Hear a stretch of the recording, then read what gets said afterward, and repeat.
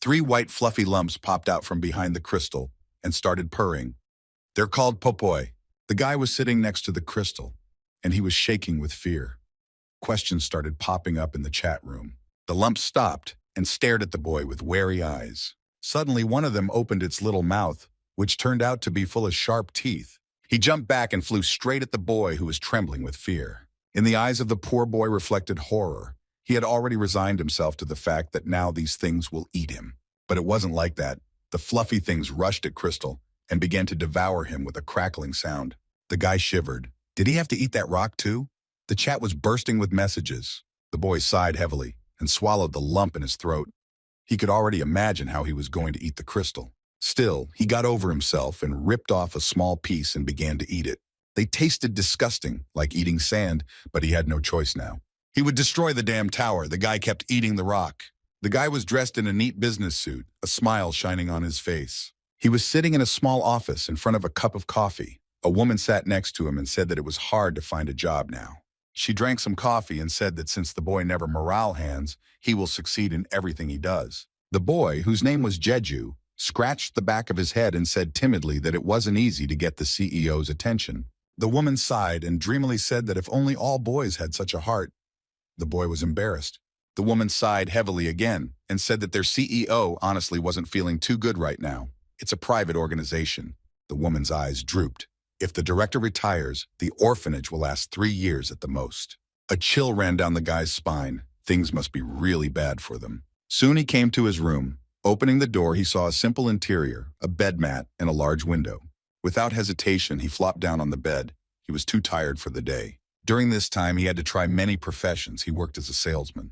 Until at one of the interviews, he was approved for a job.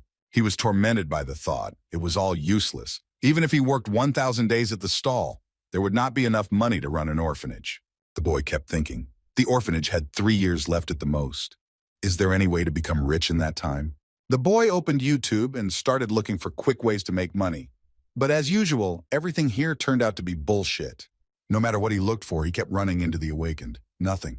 And then he thought, awakened, there's something about it. He clicked on one random video. It was the usual one about how a guy got rich in just a few days.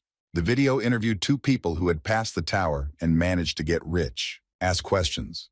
What was their biggest change after coming back? The man smiled and spread his hands. He said it would sound strange, but the main secret of success. He paused rhetorically. Of course, his secret to success was getting drunk. The boy stared at the whole thing with his eyes wide open. What the hell is this? 7 years ago, a tall tower suddenly appeared in their world. No one knew what to do with it at first. It picked people at random and dragged them away. After that, people weren't seen for a long time. It was horrible. The most important thing is that only a few people could come back from there alive. No one knows what happens there. The most important thing is that the people who came back from there have no comment. The people who came back from the tower are called the awakened. Their bodies contain the mana that has fueled humanity's progress. Magical engineering is a skill that shouldn't exist in the real world. Therefore, the awakened are highly sought after in many companies. The one who could successfully pass the tower becomes a celebrity. The guy was lying on his bed and envied, wish he could find that entrance to the tower. Suddenly, Kim received a notification. His phone buzzed. The guy looked at the screen in surprise. What was it even? The sender was not known. The messages were pouring down like rain. They never stopped coming, and they were quite strange. The guy got goosebumps on his back. What's going on here? Had he been hacked? He decided to delete it for good, not to clog up his phone. But he accidentally clicked on the wrong one. The guy shivered. He was clumsy as well. What if it's a hacking file? We need to knock out the cell phone. He reached for the off button, but noticed something strange. It was like someone was broadcasting live. On the screen appeared a boy who looked just like him. His face was frightened. And then it began to dawn on him that it was him. The face, the voice, the manner of speech, it all belonged to him. But how is that possible? He was apparently fighting someone, waving his weapon. Something was definitely going on. However, he couldn't remember anything. It was all a blur, not a single memory. Suddenly, he saw himself wearing a beautiful black cloak, with a black axe in his hands. He looked like some kind of superhero. What kind of video is this? Suddenly, that same furry creature appeared on the screen. Popeye! His copy on the phone freaked out. What the hell is that? Where did that furry animal come from? Suddenly, Kim remembered. It was the same thing the man from the interview had mentioned. Yes, that furry animal was called a popoi. It eats rocks with its powerful teeth. The boy wondered if that's what that monster was called. Is that why that guy stopped talking about it? He kept looking the whole time. Many different windows of information appeared there. They gave him information about objects. They could also be used to recognize the path. Quite useful stuff, as it turns out. Goosebumps ran down his spine again. The video was getting more and more interesting. It's a video of the future, him conquering the tower. The Awakened never talk about the tower. The boy kept looking behind him the whole time. He ran up to the registration table. The portal won't open until 2 years from now. He needs to start in better shape than he saw on that clip. He signed up for the gym. It would be best to study the video so that the tower sweep would go smoothly in the future. Then he went to the store to work. After all, he needs to get his money from where? The boy had a smile on his face the whole time. He realized to himself that he would conquer the tower. He even started praying, which was becoming more like fanaticism. Every day he prayed that the portal would appear today. So far, however, everything had been unsuccessful. He quit his job last month to wait for the portal to appear, but he still needs money. It's all been useless. The boy sighed heavily and reached for the phone. Had he misunderstood the tower's hint?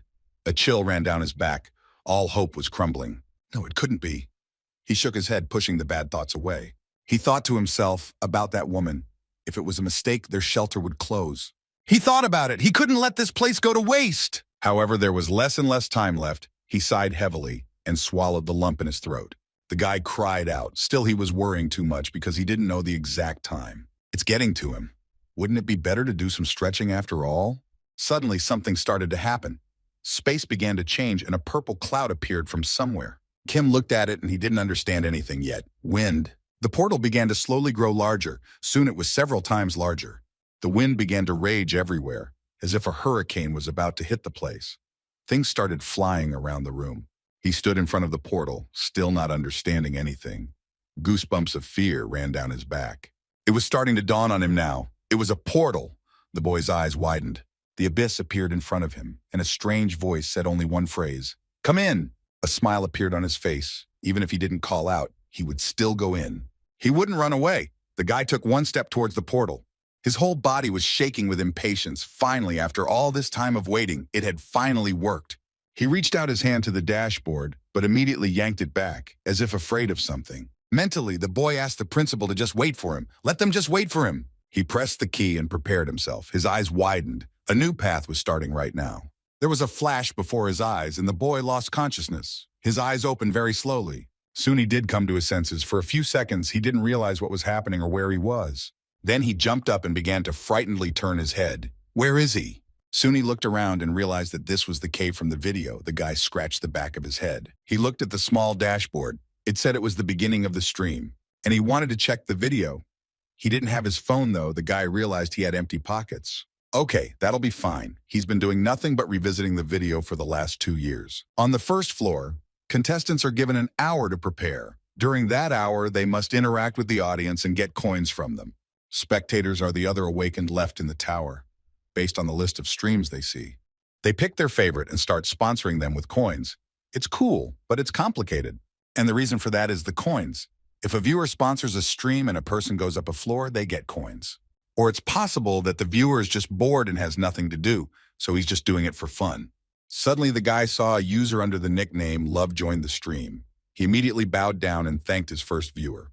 The boy thanked him for the first coin and asked, "Can he spend it in the store?" The spectator laughed. At this point, Kim was very glad he had studied those videos. He thanked the viewer once again. But what would he spend the coin on? The guy thought about it and said that it seems worth waiting. He doesn't know what challenges await him, so he should prepare himself. The viewer liked it and signed up. The guy glowed with happiness and thanked him for subscribing. Great! He didn't even expect to get a coin on the first day. The spectator said he would watch the other guys and disconnected. The boy waved him goodbye. He was in a good mood. Everything was going as it should. A great start! If he keeps this up, he could soon be winning a viewer award. Getting a subscription from a viewer is an incredibly valuable achievement.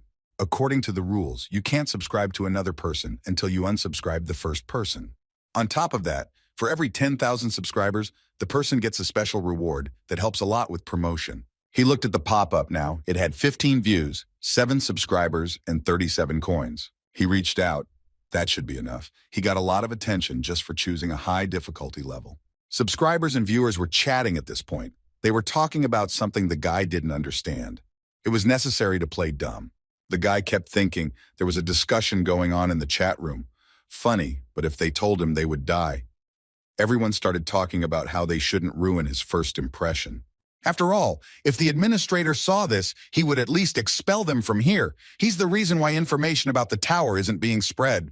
The reason why no one is talking about the tower is not because they want to attract information for themselves, but because the administrator is silencing them. Still, the time was almost here, and the boy snapped out of his musings. He stroked his cheeks and slapped himself a few times to regain his composure. He respectfully addressed his viewers. He said he would start getting ready, so he couldn't look at the chat room for now. By the way, user love is back again. The time for preparation is over, and there is a task to destroy the enemies that will just appear. The guy couldn't even imagine what lay ahead of him. Perhaps kobolds, since the portals are quite small. However, no, out of the portal appeared several furry creatures, surprising familiars. 3 furry beasts jumped out of the portal and hopped towards the boy.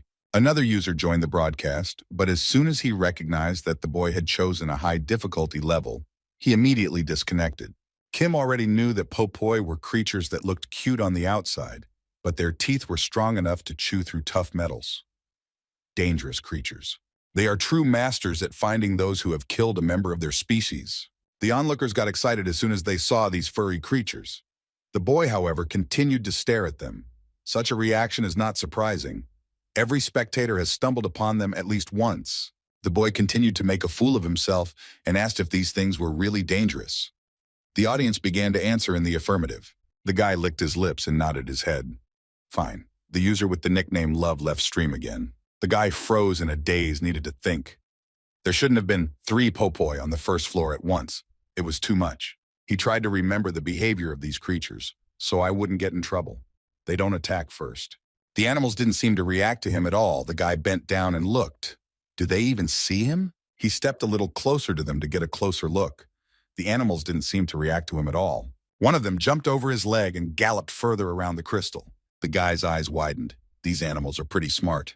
They're definitely aware of his presence, but they're not doing anything yet, just watching him with a wary eye. He moved even closer to them, but was careful not to arouse suspicion. He made the decision to mimic their behavior so that these monsters would mistake him for their ally. At this time, a discussion was going on in the chat room. People were starting to get frustrated. They had originally found him amusing, but so far the place was boring. Everyone started to disengage. However, the guy wasn't going to back down. He would act as he intended and only fight as a last resort. At this time, one of the spectators was watching him through the monitor sitting in his office. One of the participants fought with goblins. This caused a great excitement among the spectators. The same person sitting in his office smiled. This guy is pretty smart, so we should give him a subscription. He wanted to click on the subscribe button, but it was impossible because he was already subscribed to someone else. The man smiled, so the kid in the cave is still alive. Wait a minute. Is there more viewers than there were? The rookie still hasn't died. All they did was jump around the crystal and make a funny sound. Poi! They kept jumping, and they seemed to be contemplating attacking. So far, the beasties were doing nothing. Kim started jumping with them to become part of their pack. The onlookers began to laugh in amazement. This was something they hadn't seen before. Suddenly, the guy saw that a user named Love sponsored him with 10 coins and sent a voice message. Usually, these brutes quench their needs with stones. Their favorite mineral is mana stone. It's used to make magical devices or simply jewelry, a valuable material. They perform a ritual of sorts when they find rare food. But these wary creatures, if an intruder approaches, they'll circle around the food instead of eating it. But now they even invited him to their meal, so he can't refuse. The guy thought that he understands their feelings now, so there's nothing to fear for now. Right now, they are happy. A cold sweat of fear settled down his face. It was only a matter of time before he made a mistake, and these cute animals would tear him to shreds. A drop of sweat fell to the ground. The sound seemed the loudest in the world to him. The critters became wary and looked at the guy. They began to growl. While opening their huge mouths and putting their fangs forward, they lunged right at him. The guy stood there and didn't move so as not to annoy them. Disgusting creatures. Suddenly, one of them bounced off the ground and flew straight at him. The guy was almost speechless with fear. Are these things going to eat him now? However, something else happened. They pounced on Crystal and began to devour him with a crunch. The chat room continued to chat.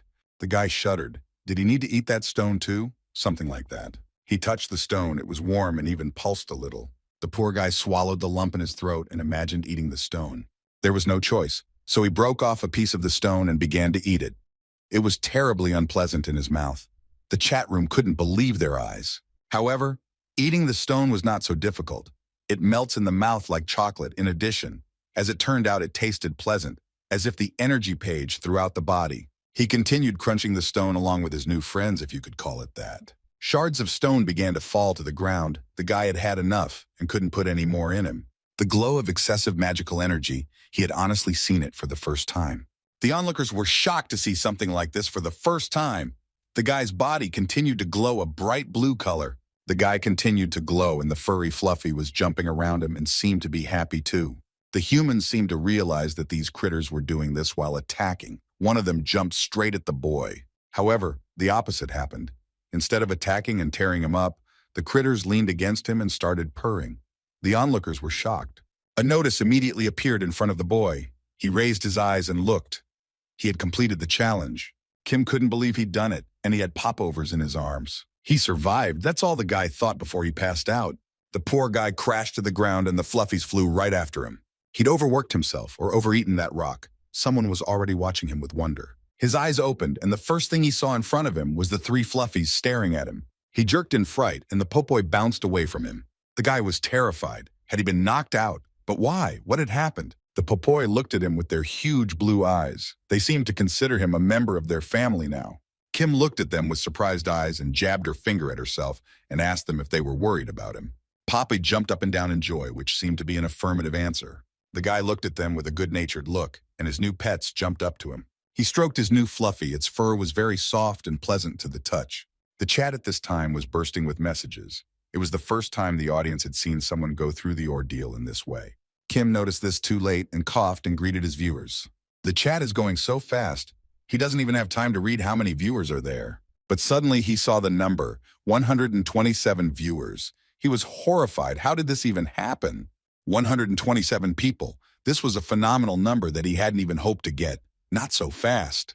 The guy started to play to the audience and pretend that if it wasn't for the audience, he definitely wouldn't be able to pull it off. He thought, as it turned out, these stones were mana crystals, and these Fluffies are using them to satisfy their hunger. People started asking in the chat room, how did he do it? The guy was embarrassed by his answer, which they weren't going to like.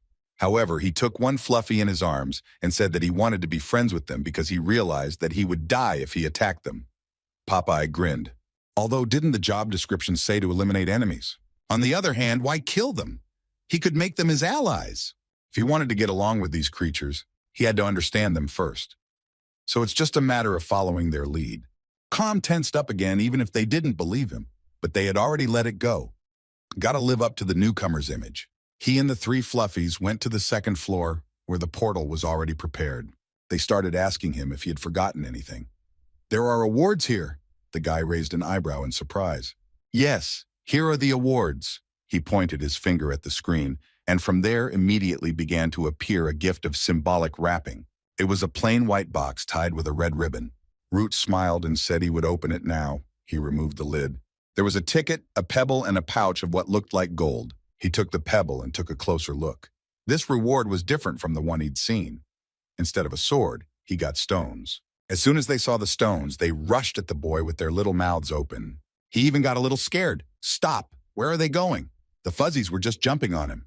The usual mana stone is bright and blue. This one is not like that. It's completely different, so the onlookers haven't noticed yet. In the store starting on the 10th floor, but such stones are too wasteful to give to pets. He put out his hand, ordering the Fuzzies to move away. He'll give you something better a little later. Meanwhile, the onlookers were talking amongst themselves. How is he going to verify information about the subject? He continued to make a fool of himself as an inexperienced newcomer, so he picked up a ticket and stared at it intently. It was a voucher for a free nickname change. He could change his nickname once for free, but why did this thing show up on the first floor? The guy slipped it into his pocket and said to put it away for now. It can be used after the 5th floor. Then he pulled out a bag of coins. It was pretty heavy. Well, that's too standard. They give them to everyone.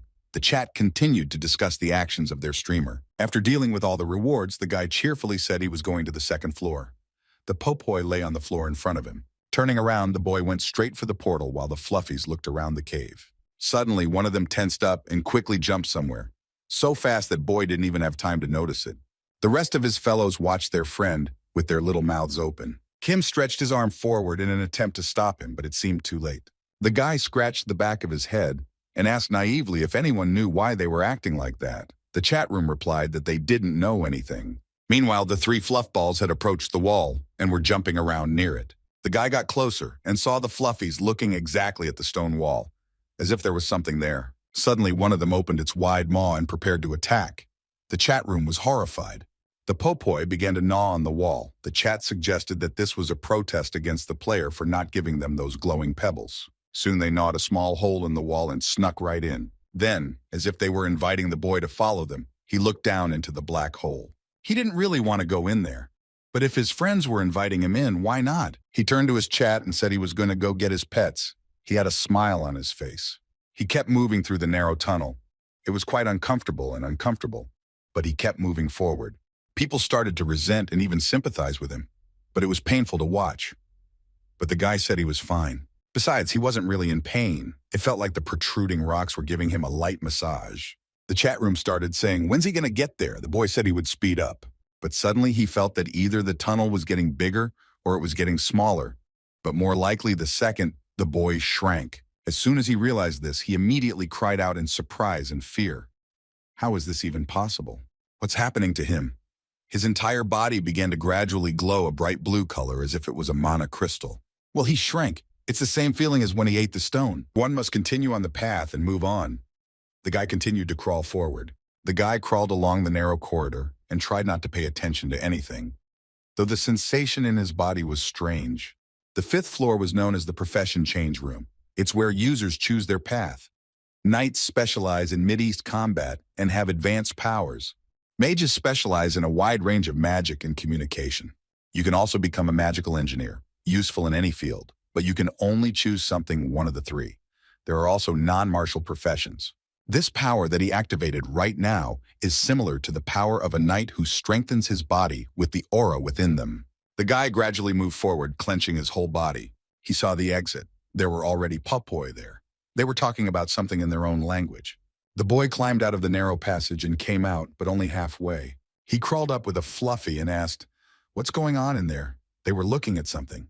There was a lodestone, a rather rare artifact, and by the looks of it, very valuable. It was glowing. The chat room started laughing. Even these fluffies are showing him the way. The boy examined the object. He dropped to his knees and screamed, "No!" The fluffies started going crazy all around him. He looked closer and saw the characteristics. It was a rare level talisman necklace. It was said to bring good luck. As soon as the guy saw it, his eyes widened in surprise. The chat started to say indignantly that he was a cheater. One look was enough to determine that this item is good. The guy took a closer look. He remembered the video where he himself used this talisman to survive on the 15th floor. This item is obtained after the minimum floor. Except the problem is that it's too early. The boy squirmed. His stream had been sponsored for 10 coins again, plus the user love. He sent him a voicemail too. In it, he told the guy to make a mascot. The guy obeyed and put his mascot around his neck. Nice, it raised their interest. Mentally thanked this user. Then he turned back to the chat again and said he was going to crawl back up and go back to the portal. He was about to crawl back when he saw the glow and was stunned. There was nowhere to go. The portal appeared right there in front of him. He was holding little furry animals in his hands. That's right. Let them come with him. They didn't seem to mind and started rubbing against his cheeks. Well, that's settled then. The boy coughed and prepared to step into the portal. There was already a discussion in the chat room. The guy had a suspiciously high number of top items. Well, he got ready and took the first step towards the second floor, now in the company of his furry friends. There was nothing left to do, just step through that portal. The boy had already lifted his foot. His body began to absorb the blue glow a moment more, and there he was, already on the second floor. The portal completely engulfed him and opened up on the second floor, which was very different from what he had seen. First, his foot emerged from the portal, and then he himself. First, for some reason, a strong wind hit him in the face, and he squeezed his eyes shut. Kim raised his head and looked forward in surprise. If this is what he thought, how did he get here? The boy stood in front of a large and tall tower, the very same tower that towered into the sky. He opened his eyes wide and began to look around in amazement. The place was incredibly spacious. He needed to look around first. The guy opened the chat board and began to look around. On the walls, he noticed inscriptions in some incomprehensible language. The guy tried to read, but he was weak. Thank God there was a translator here. On the wall was written, "Remember the pro-summer and the blood of those who are called heroes." He grinned at what he read. A little creepy. Then he looked to the side. There was another plaque. He looked closer and read another inscription. There is both nobility and no honor in effort, so don't think all effort is the same. Right. There was, after all, because in his world he had been born with a dirty spoon. He had nothing. But still, effort was still effort, and it was better to try than not to try at all. He stepped closer and opened another plaque with an inscription on it. It said the challenge would begin in 10 minutes. You have to survive for 30 minutes against the monsters. He wondered, 10 minutes? Something was too little time to prepare. He decided to check the store first to buy some needed items for gear. The chat continued to laugh, but the boy didn't seem to be paying attention at all since this was a high difficulty. If he was unlucky enough to get red bears, it would be bad. If not 2 sea snakes, the red bear's whole body in flames. He can spit fire, yes, and he's gigantic himself. It's pretty hard to stand against. Sea serpents may seem very intimidating at first glance, but without water they can do nothing. One would have to avoid the tail. He clamped his eyes shut. The hope that everything would go as needed did not leave him. There was a good chance that things would not go according to plan here either. But he tried to keep the bad thoughts away. No, it would be fine. They wouldn't give him an impassable ordeal on the second floor. Eventually, the trial began. A small portal began to loom in front of him. The guy got ready. The portal was so small. Could it be a sea snake? Not so. It started to get bigger, so is it a red bear?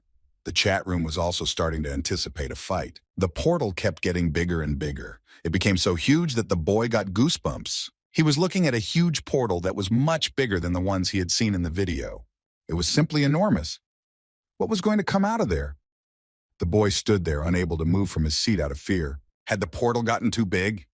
The boy looked at it with astonishment. Suddenly, a horrible guess visited his head. It just couldn't be. His eyes widened. The portal began to open, and a huge green feet appeared from there. There was a rumbling sound. Some huge monster was coming straight out of the portal. A real monster appeared from there. It was a huge turtle. It opened its mouth and roared. It was a dragon turtle. The poor man stood in front of it and stared with his eyes open. He started frantically searching the dashboard for anything. The worst of all things he had envisioned had happened. At the store, he decided to buy a large axe, at least some kind of weapon. He bought a rare axe. This thing would probably be able to help, at least hold this thing back. He prepared to jump. When he killed monsters during the live broadcast, he would get a hidden reward. The turtle looked at him with its burning red eyes, and a roar was heard. The monster was furious. Go! The guy ran at it straight ahead. The chat room was surprised by such an act. He ran too close, and the turtle had already raised its huge leg to crush the annoying guy. There was a rumbling sound. She stepped right on the spot where he was standing. Was he dead? The smoke was starting to slowly clear, and a silhouette appeared there. He had survived after all. He concentrated in time and hit the turtle with the axe. The axe got stuck in its skin, and now the guy was hanging from its body. He wanted to climb on its back, but it was unclear how much power he got from the stone. The turtle saw him, and her eyes lit up with renewed vigor. Now she was truly furious. With a roar, it opened its wide mouth, and a beam of energy began to erupt from it. Lee swung his axe and still managed to knock the beam away. He landed on the ground, breathing heavily. The impact was incredibly strong. One more second, and he would have been torn apart. The guy smiled and realized that he could kill it after all. Then the hidden reward would be in his pocket. The monster apparently didn't expect his victim to be so tough. She growled and pointed her eyes at him. The guy started moving with incredible speed, pushing off her legs. Paused then, needing to immobilize her. He grasped his axe and began to chop her down. The boy swung his weapon to deliver a precise blow, his furry pets perched on his shoulder. It wasn't too hard to hit the turtle. He hit it right in the leg, and blood spurted from the wide wound. The turtle roared in pain. Its mouth was full of sharp teeth. It could have easily torn the guy apart, but he was too fast. It swung its foot in again to finally crush its victim, but the guy deftly dodged. It was necessary to move in such a way that the turtle couldn't know his next move either. He looked at the monster with his back. From afar, the turtle looked even more intimidating. It had huge spikes on its shell. Most likely, the turtle was thinking of how to catch the guy, however. He was moving too fast. Suddenly, she began to hide in her shell, most likely to strengthen her defenses. Soon, her paws and head went completely under her shell, and the turtle began to glow with a green light. This is the healing mode. The reason why it's so hard to defeat the dragon turtle is because of its fighting style. Its armor is very dense. The guy stood in front of it and pondered on how he would have to defeat it if it had such a defense. There was only one option. He pushed himself off the ground and flew straight at her back. He was moving incredibly fast, so she didn't have to worry about her safety just yet. In a moment, he was already on her back. The guy charged his hand with power and grabbed hold of one of her spikes. He needed to pull it out of its shell. Great. He'd managed to win the moment, and getting on its back would be much easier now. People who fight this kind of monster usually climb on its back, but the spikes glow red and explode.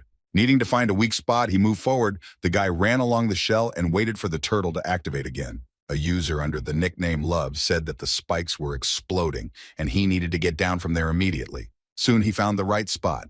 There was a small spike that was much smaller than all the others. This must be the weak spot. He swung his axe to finally finish the thing off in one blow. There could be no mistake. There was a cracking sound. He hit the target. The spike started to crack. Probably it wasn't very strong. It didn't work the first time. He would have to try again. He put even more force into the next strike. One more punch! The spike started to crack and broke. The guy held his trophy and prepared for the next throw. In the chat, everyone fell silent in anticipation. Turtle started to show his head. This is his chance. We need to hit it right there. The monster shifted his eyes to his victim and roared. Now the turtle was ready to devour him. The turtle began to accelerate and run straight into the wall. It wanted to throw the kid off by all means. This was his last chance. He gripped the spike tightly in his hands and tried to jam it into the shell. He begged for it to work. The kid swung the axe to hit the spike that was sticking out of the shell. A thud was heard. The air began to be infused with electricity. It seemed he was beginning to shift. The turtle felt a great pain. Opening its mouth, it began to roar and kick.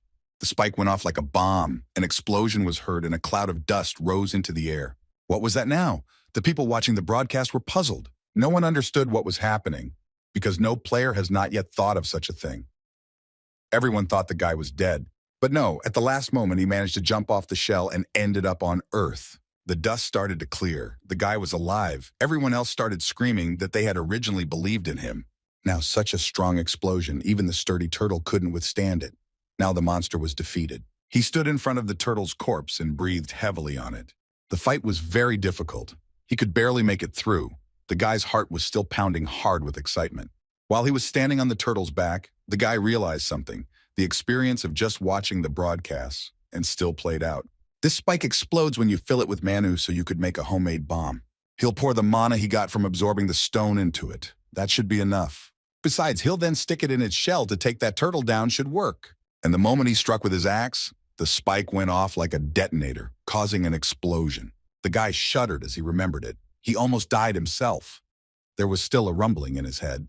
He turned his eyes again to the dead turtle, which even in this state was frightening.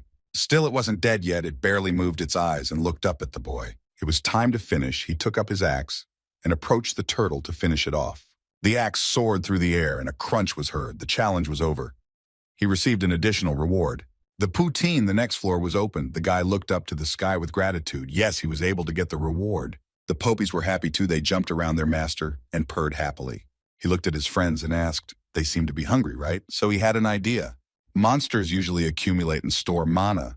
For these creatures, the dragon turtle is like a huge block of mana. Well, the guy nodded and said they could eat it. The fuzzies immediately went for their prey. The chat room wondered if they understood what he was saying. The nubbins began to devour the corpse of the turtle. It looked disgusting to say the least. The guy and himself shuddered at the sight. After all, these cute fluffies are quite dangerous creatures. Meanwhile, the chat started accusing him of being a cheater, of playing unfairly. It was getting on his nerves. After all, the excuse of luck would sound implausible. People were already starting to guess something. All right, we've got to go for broke. He said he just wanted to try it and suddenly it worked. It's a lame explanation, but there was no other way. His viewers watch him because they play along. They watch his stream because of the terrifying difficulty. They're interested in watching people overcome challenges, and the number of viewers is proof of that. To think that almost 200 people are watching it. A smile appeared on his face. He was happy with his result after all. First, he had to check the awards. He opened the tab to check the items. He got several rewards at once, a hidden one, and for reaching 100 subscribers. He first decided to look at the reward for passing the floor. There would probably be something valuable there. As soon as he clicked on the icon, a symbolic gift immediately appeared. It flopped to the ground and immediately opened. Something began to glisten there, the onlooker staring at the screen. The guy received an ordinary level coin sack and a rare level spatial backpack, the invention of a genius magic engineer. He picked up his rewards and began to examine it. The coins were standard level rewards. That was to be expected. The backpack, on the other hand, he got lucky. So that's not bad. He took the mana stone in his hands and thought it would be best if he didn't show the description of the item. He stashed the crystal in his backpack. The mana stones would come in handy when he got to the 10th floor. He opened the panel. Need to set up another topic of conversation before they started discussing the stone. The guy said, "Now we need to look at the hidden reward." The stone flew straight into his backpack. The chat started discussing that he treats rare items like that. It seems like he's just taunting. The next reward appeared. It was some kind of stone with a symbol painted on it. It was an enhancement rune furthermore. It was of heroic rank. A good thing to keep for now, the guy decided to hide it in his bag as well. Everyone suggested using this rune on their axe. As soon as the guy heard that, it was as if everything in his head went fuzzy. Somehow he felt bad. His head began to spin. His thoughts became confused, and he felt like someone had hit him on the head. He tried to find the next reward, but his head was all jumbled up. He felt like he'd been poisoned by something. For his 100 subscribers, he received the blessing of all characteristics. That's a pretty good start. These were the kind of passive skills that wouldn't do badly in battle. Out of all of them, mana helped mages and magic engineers the most. However, he chose something else. Guy pressed the confirm button. He chose his blessing. Everyone started discussing. It's useless if he doesn't want to be a mage. The onlookers were shocked. However, the boy didn't listen to them, but was thinking about something of his own with his eyes blissfully closed. He paid no attention to anyone at all. Unlike mages and knights who are strong from the start, the path of magical engineers is thorny and difficult.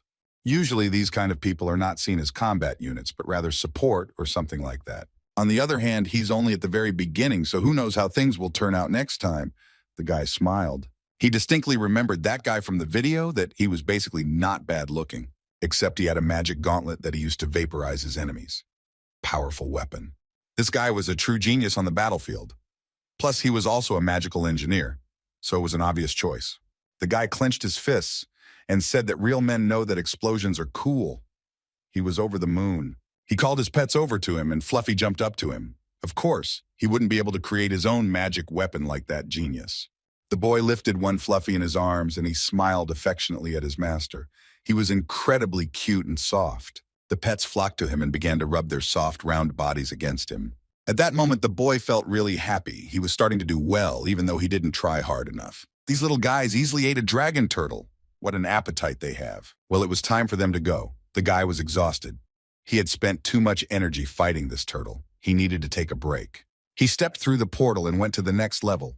The next floor was much bigger. There were majestic buildings like ancient Greek temples. Much better. He felt so much better now. The guy clenched and unclenched his fists. Now he looked refreshed. It seemed like he was well rested. Everyone in the chat room continued to watch his ascent. Suddenly, a sign appeared in front of him, saying that the third floor trial was about to begin. The Garden of the Great Ancient God. It was necessary to defeat the defenders. The boy pondered. The first and second floors were much more difficult than he had seen, but the third seemed to be little different. He continued to study the table. If the third floor was of the same difficulty, it would not be easy. Suddenly, he heard someone's loud and ringing voice. It seemed to be another player thanking his donator. As it happened, a boy about his age appeared from another portal and smiled. Kim looked at him warily, who knew what to expect from him. The stranger looked at him in the same frightened voices. He probably didn't expect to meet anyone here either. Perhaps the difficulty is higher here and it requires teamwork. The stranger continued to stare at him. They continued to stand across from each other, staring at each other with uncomprehending looks. Kim looked at him in disbelief. Maybe this would be his opponent. He looked at the guy. He looked shabby, and it looked like the second floor had not been easy for him. Kim held out his hand to greet him and said hello. They shook hands. This kid's hand was strong, though it was still trembling with tension.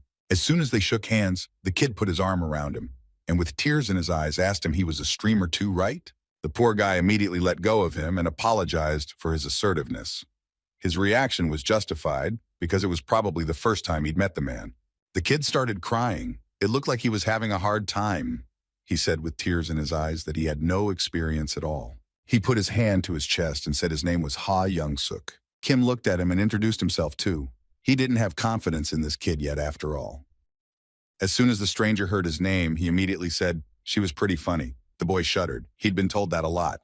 Ha looked away and was embarrassed. He seemed embarrassed. He timidly asked what was on his shoulders. It was a papoy, right? Kim smiled and nodded his head. Did the audience enlighten him? Ha nodded his head and smiled. Yes, the onlookers are just freaking out.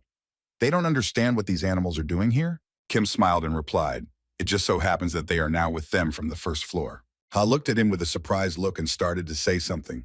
However, their conversation was interrupted by a rumble. The ground under their feet began to shake. Something very large and apparently dangerous was approaching him. Suddenly, the boys saw some huge block of stone moving towards them. They froze in place, unable to move. Kim said it seemed like they needed to talk later. The kid next to him was just terrified. Something very large and very heavy had crashed a few dozen meters away from them. The assumptions were the worst. Yes, it was the guards. Two huge statues made of pure stone landed right in front of them.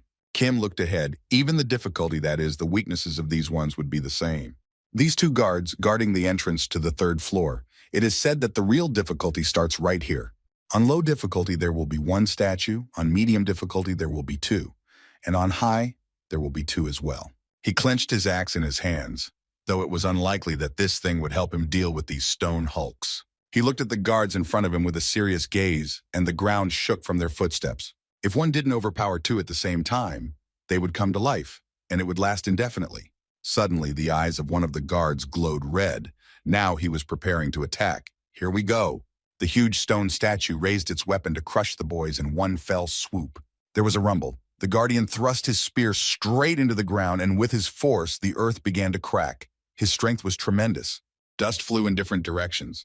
The guys managed to bounce to a safe distance at the last moment. Ha flew back a few meters and landed on the ground. He didn't expect this the first time. The poor guy immediately started looking for his comrade. He was incredibly scared. Kim ran straight at the statues. He seemed to have lost his mind. He came dangerously close, and one of the guards had already brought his huge shield to crush him. There was a rumbling sound, and the guard lowered his huge shield right onto the ground, seeming to crush the guy. Hatta thought so too, and was horrified. He thought his comrade had been crushed. The guard raised his shield and prepared for the next blow. His eyes continued to burn. However, there was no one at the point of impact, only the cracked earth. The boy managed to slip away. Kim, holding his axe in his hands, approached the guard from behind. The boy pushed himself off the ground and flew upward to strike. He landed right on the guard's leg to chop it up. It was necessary to deny these statues the ability to move. Charging his axe, the guy struck. The leg began to crack. The statue staggered and fell to one knee. The guy who was watching from the sidelines marveled at such strength. Suddenly, the second guard reached out to his fellow guard to help. They began to help each other, and that posed a problem. There was no way to defeat them this way. Kim stood and prepared. There was no time. That statue would come back to life if nothing was done to the second one. He couldn't let those two be revived all the time. The boy bit his tongue. He got ready and made a dash. He ran straight at the statues to chop the two down in one fell swoop. Once he got close enough, he struck the axe again at the legs. If they fell this way, it would be easier. Another blow. It needed more power. He charged his axe even harder and swung for another strike. There was no margin for error. The blow was really powerful. There was a crunching sound, and stone chips flew in different directions. It hit him in the leg. The statues started to fall down. He was just in time, so now he just had to finish them off. Two statues were already on the ground. It couldn't be better. It's done! There was a rumble of impact, and clouds of dust rose into the air. Soon it began to disperse, and a leg, or rather its stump, appeared. I think it's out. The guy looked at the defeated enemies. He had to aim again and finish what he had started. The two guards were lying on the ground, seemingly unmoving. Ha already ran to his comrade, waving his arms. He was terrified. As soon as the guy saw what Kim had done to the guards, a chill ran down his spine. Who was he anyway? The eyes of the guards had gone out. They didn't seem to move and were no longer a threat, but something was still wrong. Kim noticed at the last minute that something was wrong. The guard's eye suddenly lit up. He's still alive. He immediately shouted to the kid to run away. Look out! The boy didn't seem to be listening to him, but was staring off into the distance. That bastard! He's distracted! The boy heard the scream at the last minute, but it was too late. It seemed that something irreparable was about to happen. The boy turned around and at the last moment saw a huge spear flying at him. It was too late. Kim put out his hand to prevent the inevitable, but he wouldn't have been able to do it in time. The spear was accelerating at an unbelievable speed. 1 second more, and the boy would be gone. He grabbed his comrade and threw him aside. A centimeter away from them, there was an explosion. The guys were on the ground, breathing heavily. It was very close. The guards began to rise. They were approaching the guys, already on their knees. It was still just beginning. This seemed to make them angry, their eyes burning red with rage. Kim looked at them with frightened eyes. Now that's bad. Who knew they would throw a spear? Turns out it wasn't enough to just drop them to the ground. Gotta end this. He drew his weapon. The guards were on their feet, preparing for the next attack. Kim prepared himself. While the spectators admired him, they didn't expect the guy to have so much strength. He pushed himself off the ground and flew straight at them. He had to finish them off, or they wouldn't rest. He pushed himself off the ground and flew up and jumped on one of the guards. He was standing a few centimeters away from the monster one more second, and it looked like he would be finished. The guy held on with his hands to keep from falling to the ground. He clutched his axe tightly in his hands. One more jump to get to him. Need to finish them off immediately. Pushing off the ground, he flew straight at them again. It was a frontal attack, a real madness. He only had one chance. He pushed off the rock and flew straight into their faces. He charged his entire body with mana and put all his power into this strike. With only a few meters between them, the guard looked up at him, and the boy continued to fly at him. There was a cracking sound. The blow went straight into the guard's shoulder. The boy had done his best. The arm he hit immediately snapped off with a crack and fell to the ground. Then the guard broke in two.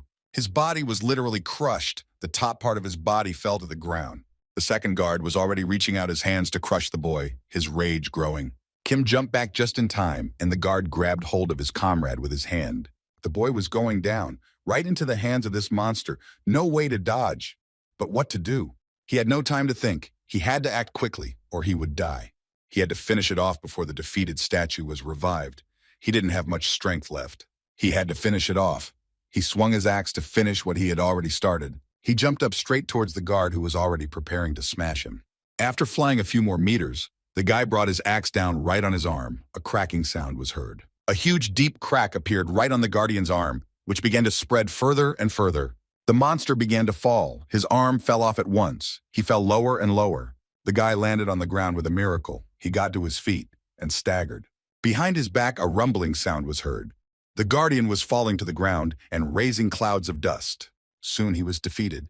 His body crumpled, and he lay on the ground almost motionless. Soon his red eyes went out. It seemed to be the end. The guy passed the test. After the spectators saw how skillful he was, they immediately started sponsoring him. He scratched the back of his head. The task had been difficult, admittedly, but he had done it. He ironically asked his audience, had he made them wait too long? They were surprised. They hadn't even had time to boil their food. He started to swivel his head in different directions, but still, he didn't see the portal to the next floor. Where is it? He's too good at fighting, so it's worth pretending he doesn't know anything. The guy who was next to him held out his hand to him. Kim looked at him with surprised eyes, though it was clear that the guy was in shock. Ha really was stunned. He asked if they could talk for a while. Kim didn't feel like doing that. He would waste too much time as it was. He waved his hand at him, and with a brilliant smile on his lips said that maybe another time, and immediately ran off. Ha was left alone and seemed to realize that he had been tricked. There was a passageway ahead, but they had to climb the steps. The battlefield looked pretty creepy. Kim walked up the steps. There had to be a portal somewhere. There was a folio on the table. It was wrapped in a tube. The boy walked closer and unwrapped it. There was some writing. The boy began to read frantically. We awaited our destruction. The cries of starving men and the spirits of fallen soldiers roamed the empire. The year 957 of the Astrodome Empire. The mad ruler triumphantly proclaimed the beheading of a young general returning from war. The reason was simple. He didn't listen and was executed for it. If you are a wanderer reading this text, one piece of advice: never the emperor. Kim smiled, though goosebumps ran down his back. Well, obviously, he must not understand the meaning of this text now. A portal began to appear next to him. The guy turned his head in its direction. First, before entering, he had to check the reward. He opened the control panel and started reading. A small gift wrapped in the same red ribbon fell into his hands a second later. He opened the box. There was a bag of coins, the same standard reward. There was nothing else there. Frustrated, he pulled out the bag of coins and grimaced. However, it wasn't that simple. There were 5,000 coins in that pouch. From something like that, the guy opened his mouth in surprise. Well, now things are changing. It's pretty good. A smile appeared on his face.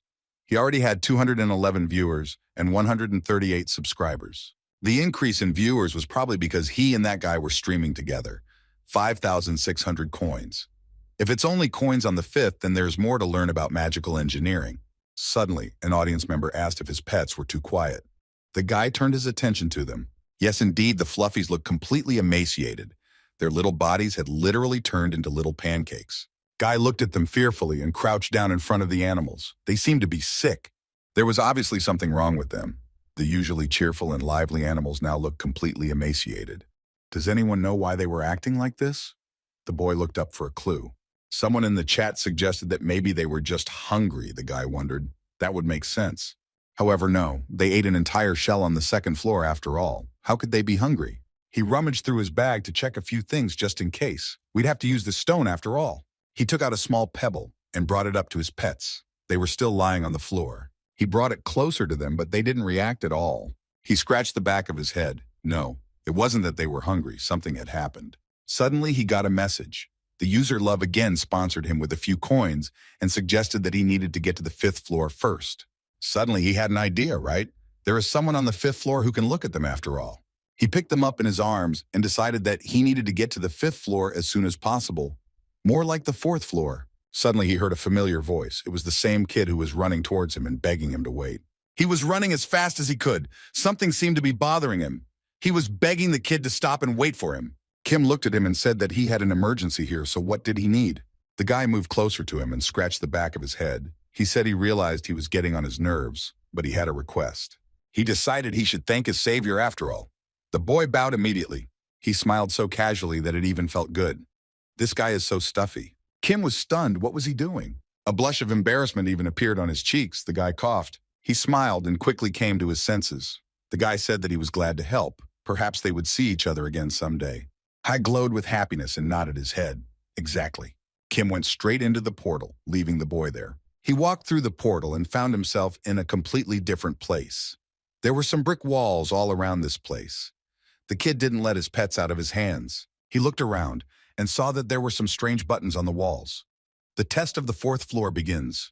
This is a temple sealed with a rune. Break the seal and open the door. 6 hours to go. Kim almost fainted. What a bummer. Of course, they put it more blandly, but it basically means he's going to die.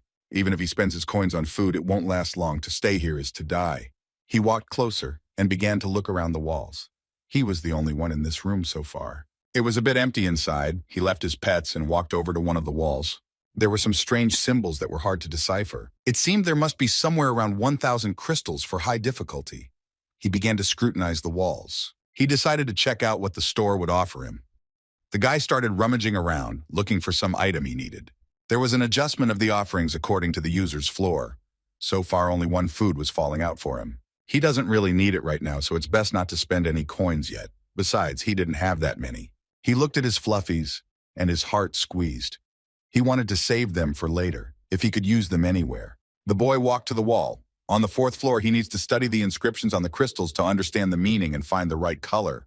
These crystals change color just by touching them. He reached up and pressed one of the crystals.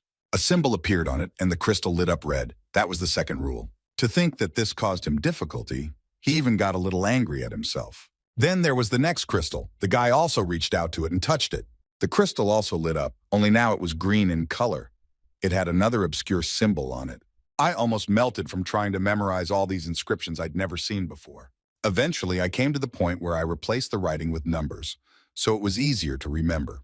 Now it's going to be harder. The boy touched another crystal. After he pressed the crystal, a completely different one lit up, already blue. The really annoying part of this floor is that some crystal can spontaneously change color. But to him, it's just an annoying Rubik's Cube to be assembled. He began to click on the crystals, which immediately began to light up in different colors. The chat started laughing. It seems like he's just clicking them like that.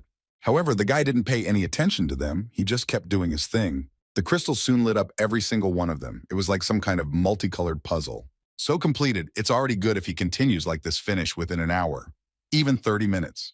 Time was passing faster and faster, but there was still plenty of time, almost 6 hours. He kept hitting the keys, and time kept slipping away just like that.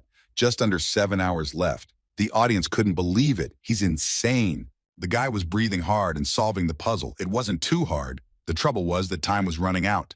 Soon almost everything was ready. Only one crystal was burning green instead of blue for some reason. He pressed the last crystal and it began to turn blue. That was it.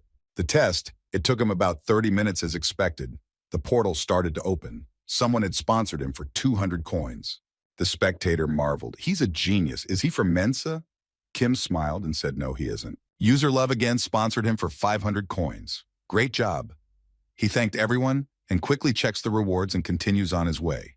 The guy opened the gift. There was just a small bag of money. Amazing. But still, there were 10,000 coins in there.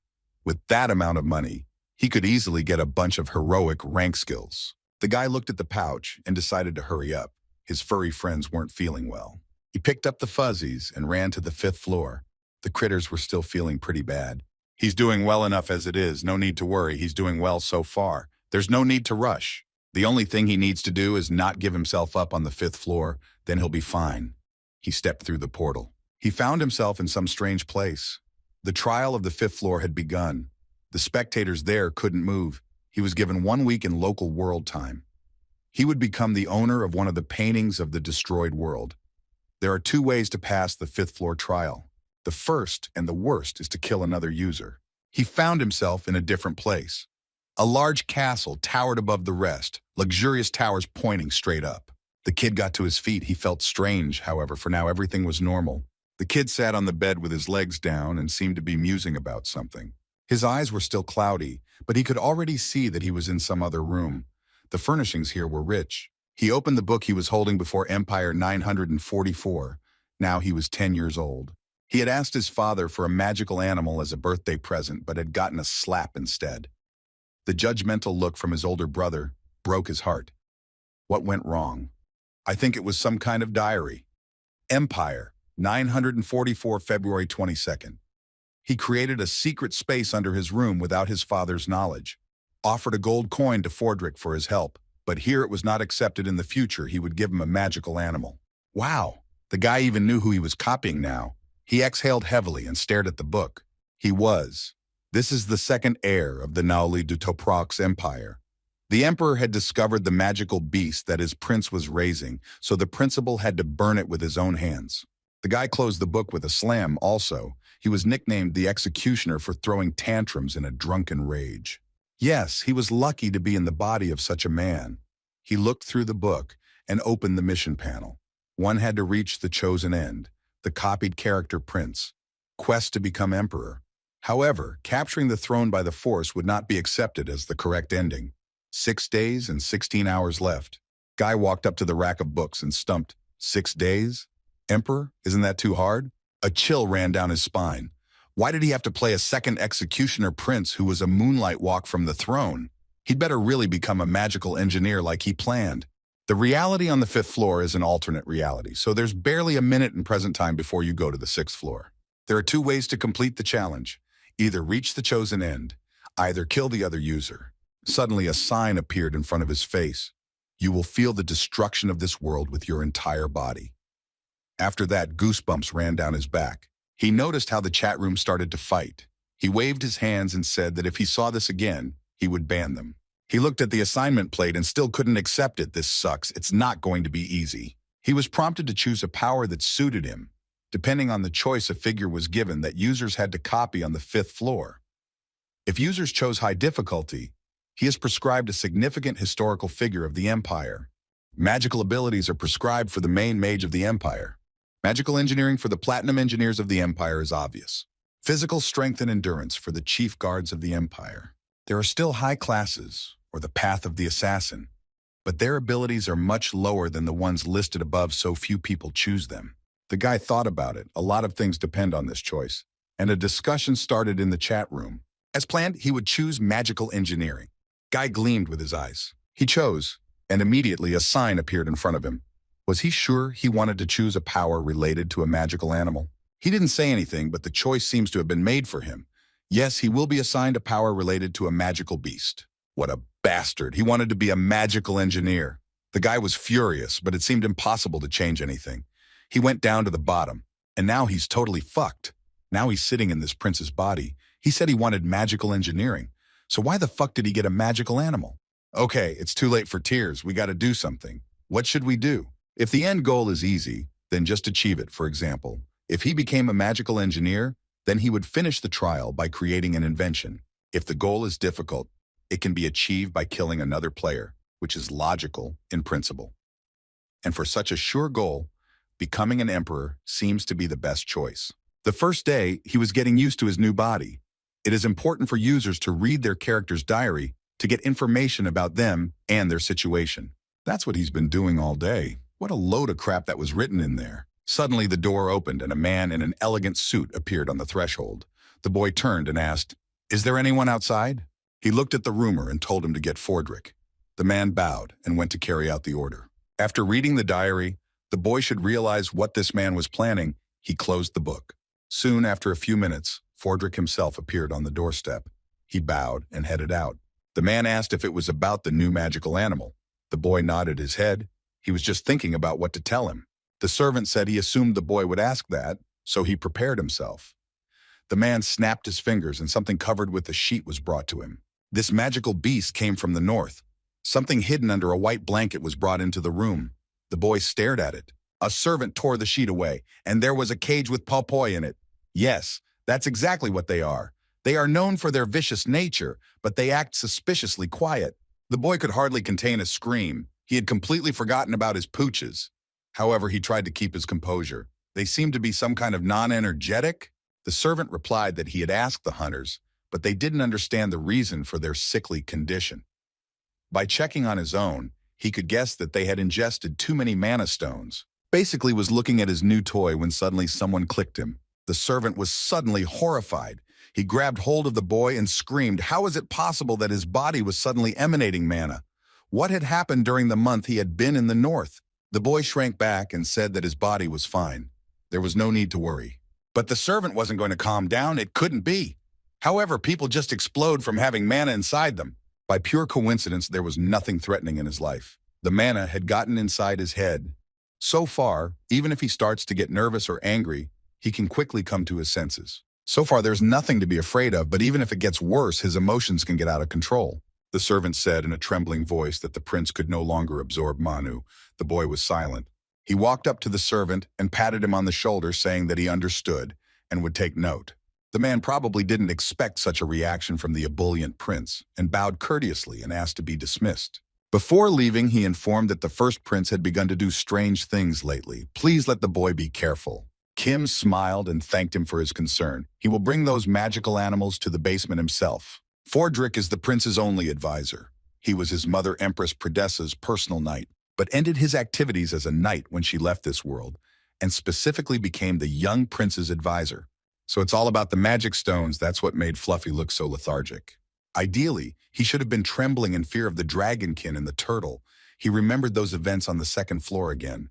Still, far more worrying was the fact that the principal was up to something. In a week, he has to defeat the first prince and become emperor. Killing the enemy is easier, but if he reaches the end in another way, he will get a better reward. Like the diary says, you have to do it this way. He pulled a new book from the shelf. As soon as he pushed it aside, the closet began to move, revealing a secret passage. There was a hole in the floor with steps that led down to the basement where the prince had done his mutilations. The boy held a cage of fluffy animals in his hands and headed straight down. Soon he was down in the basement. It was gloomy, and there were cages and chests everywhere. A pop-up appeared in front of him, and the boy stared there. The cages were full of animals who had no idea what was waiting for them. It seemed that instead of wariness and fear, they were happy to see their master. He put the cage with the fluffy animals who looked at him with a pitiful look. Tears came to his eyes as he left his fluffy animals here, for he didn't know what was waiting for them outside. The animals cried. They recognized their master, but he couldn't take them with him for their own good. Perhaps he should buy a skill book for them. Maybe that would help at least. The good thing about skill books is that he doesn't need to read them. The content of the book goes straight to his head, making the mastering process extremely easy. He confirmed the purchase. A basic level 1 animal magic skill was created. He didn't find anything, but it would be good for furries. He didn't find much, but at least this cheap skill would come in handy. He climbed out of the basement. The boy closed the door behind him. He had somewhere else to go. Guy squinted his eyes. His rival first prince had probably chosen the knight or mage class. Head mages have their own room for research, and knight captains have their own training grounds. If he thought in terms of rewards, he needs to hinder the other streamer as much as possible to be in an advantageous position himself. The man held his sword in his hands and pulled it out worn. He prepared to deliver a crushing blow. Only a few seconds passed. He swung the sword a few times and chopped the training doll to shreds. It took a lot of strength, and the man was breathing heavily. This was insane. This was another streamer. He had only used the skill book, and it felt like he had been training his whole life. His name was Lee Sunjae. He swung his sword over and over again, practicing like a beast. His skill level grew from the movements. There was a crazed expression on his face. He was killing himself with his strength. He chose the high difficulty of the first floor so he could get a lot of donations. And on the second floor, with his skills, he easily defeated the monsters. The guy was probably thinking about Jeju and was very jealous of him, but now he's going to get even with him. Before the guy could finish his celebration, a guest came to him. The chat room started saying he looked like he'd been seen somewhere before. Rich clothes. What was his name? There was a boy standing in front of him. It seems to be the second Prince of Kaoli, right? The man looked at him with surprised eyes and was stunned.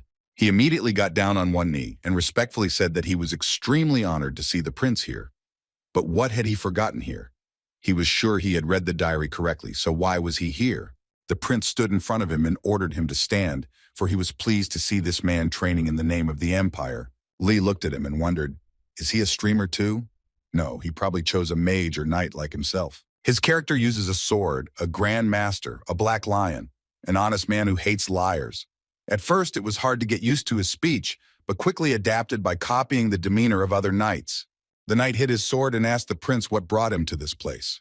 He smiled and said he seemed to just remember what kind of alcohol he liked. Didn't he tear up at his last birthday party when he didn't find his favorite alcohol at the banquet? The prince smiled, so he thought send him his favorite drink. But he doesn't know much about it, so he completely forgot the name. Will he remind me? Lee was at a loss for words. He was one step away from being exposed. This is unthinkable. He didn't even understand anything and turned to the chat room for help. Where the hell did this happen? What the hell is this? The chat room didn't know anything either. The knight bowed and said that this alcohol was called Purtail. The guy looked at him with a surprised look and said he'd bring it tomorrow. He would find it tomorrow and bring it to him as a gift. A smile appeared on his face. Lee was startled. He was one step away from giving away his presents. He bowed to the prince and thanked him. However, it seems that wasn't all. The prince smiled and said, come to think of it, he completely forgot to ask. What is his Korean name? The boy held out his hand. He seemed to have guessed everything. Lee looked at him and said, this guy is crazy. He looked at the boy and asked, is that even who he is? The prince looked at him and smiled. Is he blind? The second prince. The smile never left his face. The man moved closer to him and asked again, is he really the prince? But he didn't even bring his advisor with him for protection, so why the hell is he provoking him alone? The second streamer seemed to have guessed everything too, so let him ask how he figured it out. He was trying to act natural after all. The prince laughed. The thing is, this prince is a complete introvert and wrote down every little thing in his diary. Lee tried to talk to the chat, but he failed. He made such a grimace that he was ready to die. Lee looked at the prince and said he was just a piece of shit without any talent. Who can die with one swing of a sword? Kim wasn't going to back down. He had sensed the vulgarity from the start. He wanted to pretend he didn't notice, but that disgusting smell stuck in his nose. Lee was furious. He had already grabbed his sword to finish this lousy guy off. Suddenly, the courtier Fordrick burst in and ran straight towards them. What do you mean? He immediately grabbed hold of the prince and started to examine him. Is he injured? The knight veered away from them. The servant didn't calm down. What is he doing? He had seen the man raise his sword with his own eyes. However, the prince decided to still cover for his opponent and said that he just wanted to see the wielding of the weapon. So he asked him to demonstrate his skills, right? The soldier replied with a nod. However, the servant didn't calm down. He said that he felt bloodlust from him. He made a fearful face. The prince was convinced that he had just told him to show his skill, all he was capable of. He seemed to calm down and patted the soldier on the shoulder, telling him to be careful from now on if he didn't want to be accused of an assassination attempt. Then he leaned over to him and whispered in his ear that he would have his limbs torn off, tied to a horse, and driven through the city. Scared to death, he bowed, and in a trembling voice said he had made a mistake. The servant said that enough was enough.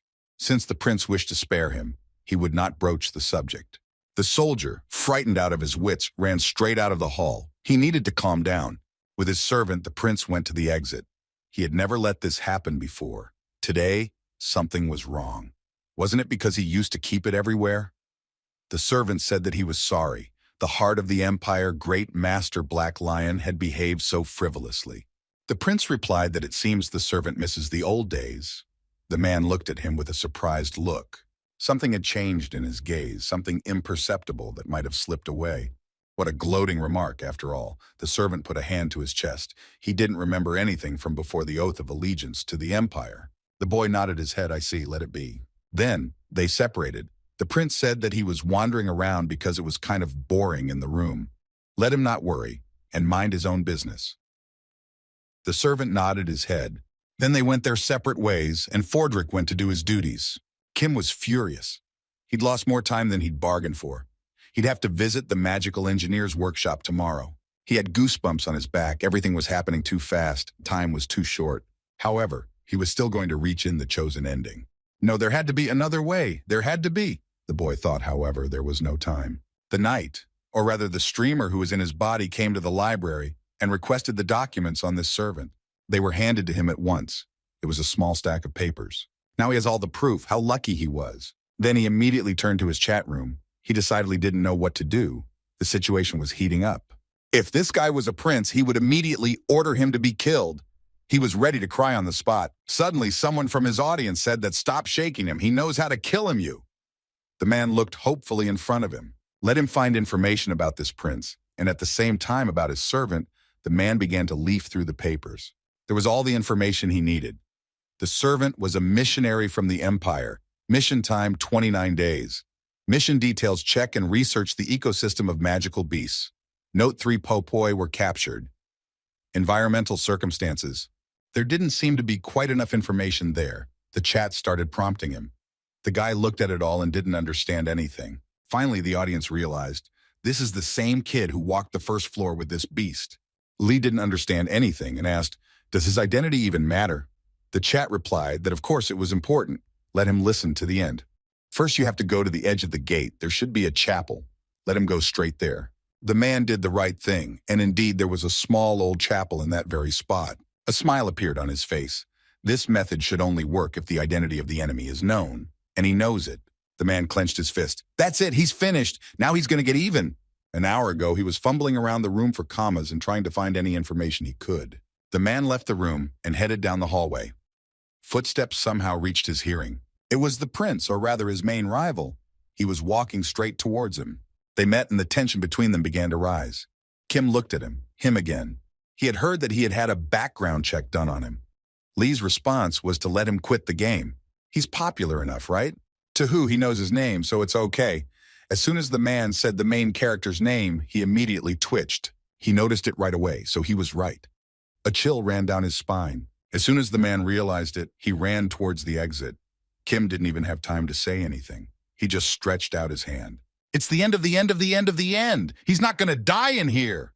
The man had a fierce smile on his face. Soon he was already on the secret place of the 5th floor, which the spectators had told him about, and was climbing somewhere in some bushes. The man pushed back the bushes and saw before him the very chapel he needed to find. If he revealed the name of his rival in the chapel, he would immediately pass the level and get to the next one. However, this easy victory would cost him the opportunity to raise his skill level. In addition, if he makes a mistake, he will receive a serious penalty, so this method is not particularly recommended. But who cares about raising skill levels when your life is at stake? He entered the chapel, and there was already some kind of altar there. A man walked up to the altar and put his hands in the water. There was some kind of key. He took out the key and started looking at it frantically. This was his salvation. Suddenly, a tablet popped up in front of his face. As soon as the man read something written there, his eyes rounded. His wisdom will be tested. Let him utter the name of the participant that passes the same test. He said the name he recognized. His voice trembled. It was incredibly scary to depend on it. He began to check his answer. A sign popped up in front of him, confirming his answer. He immediately pressed yes. Suddenly, everything began to shake. Something had gone wrong. What the hell? The answer was wrong. He was cursed by the evil spirit that laughs at wisdom. The statue's eyes glowed red. The man's entire body was also covered in a red veil. Current user character Rojans Carlson. The chosen end of acquiring the 5 sword skills of a first-level Empire Knight. Curse.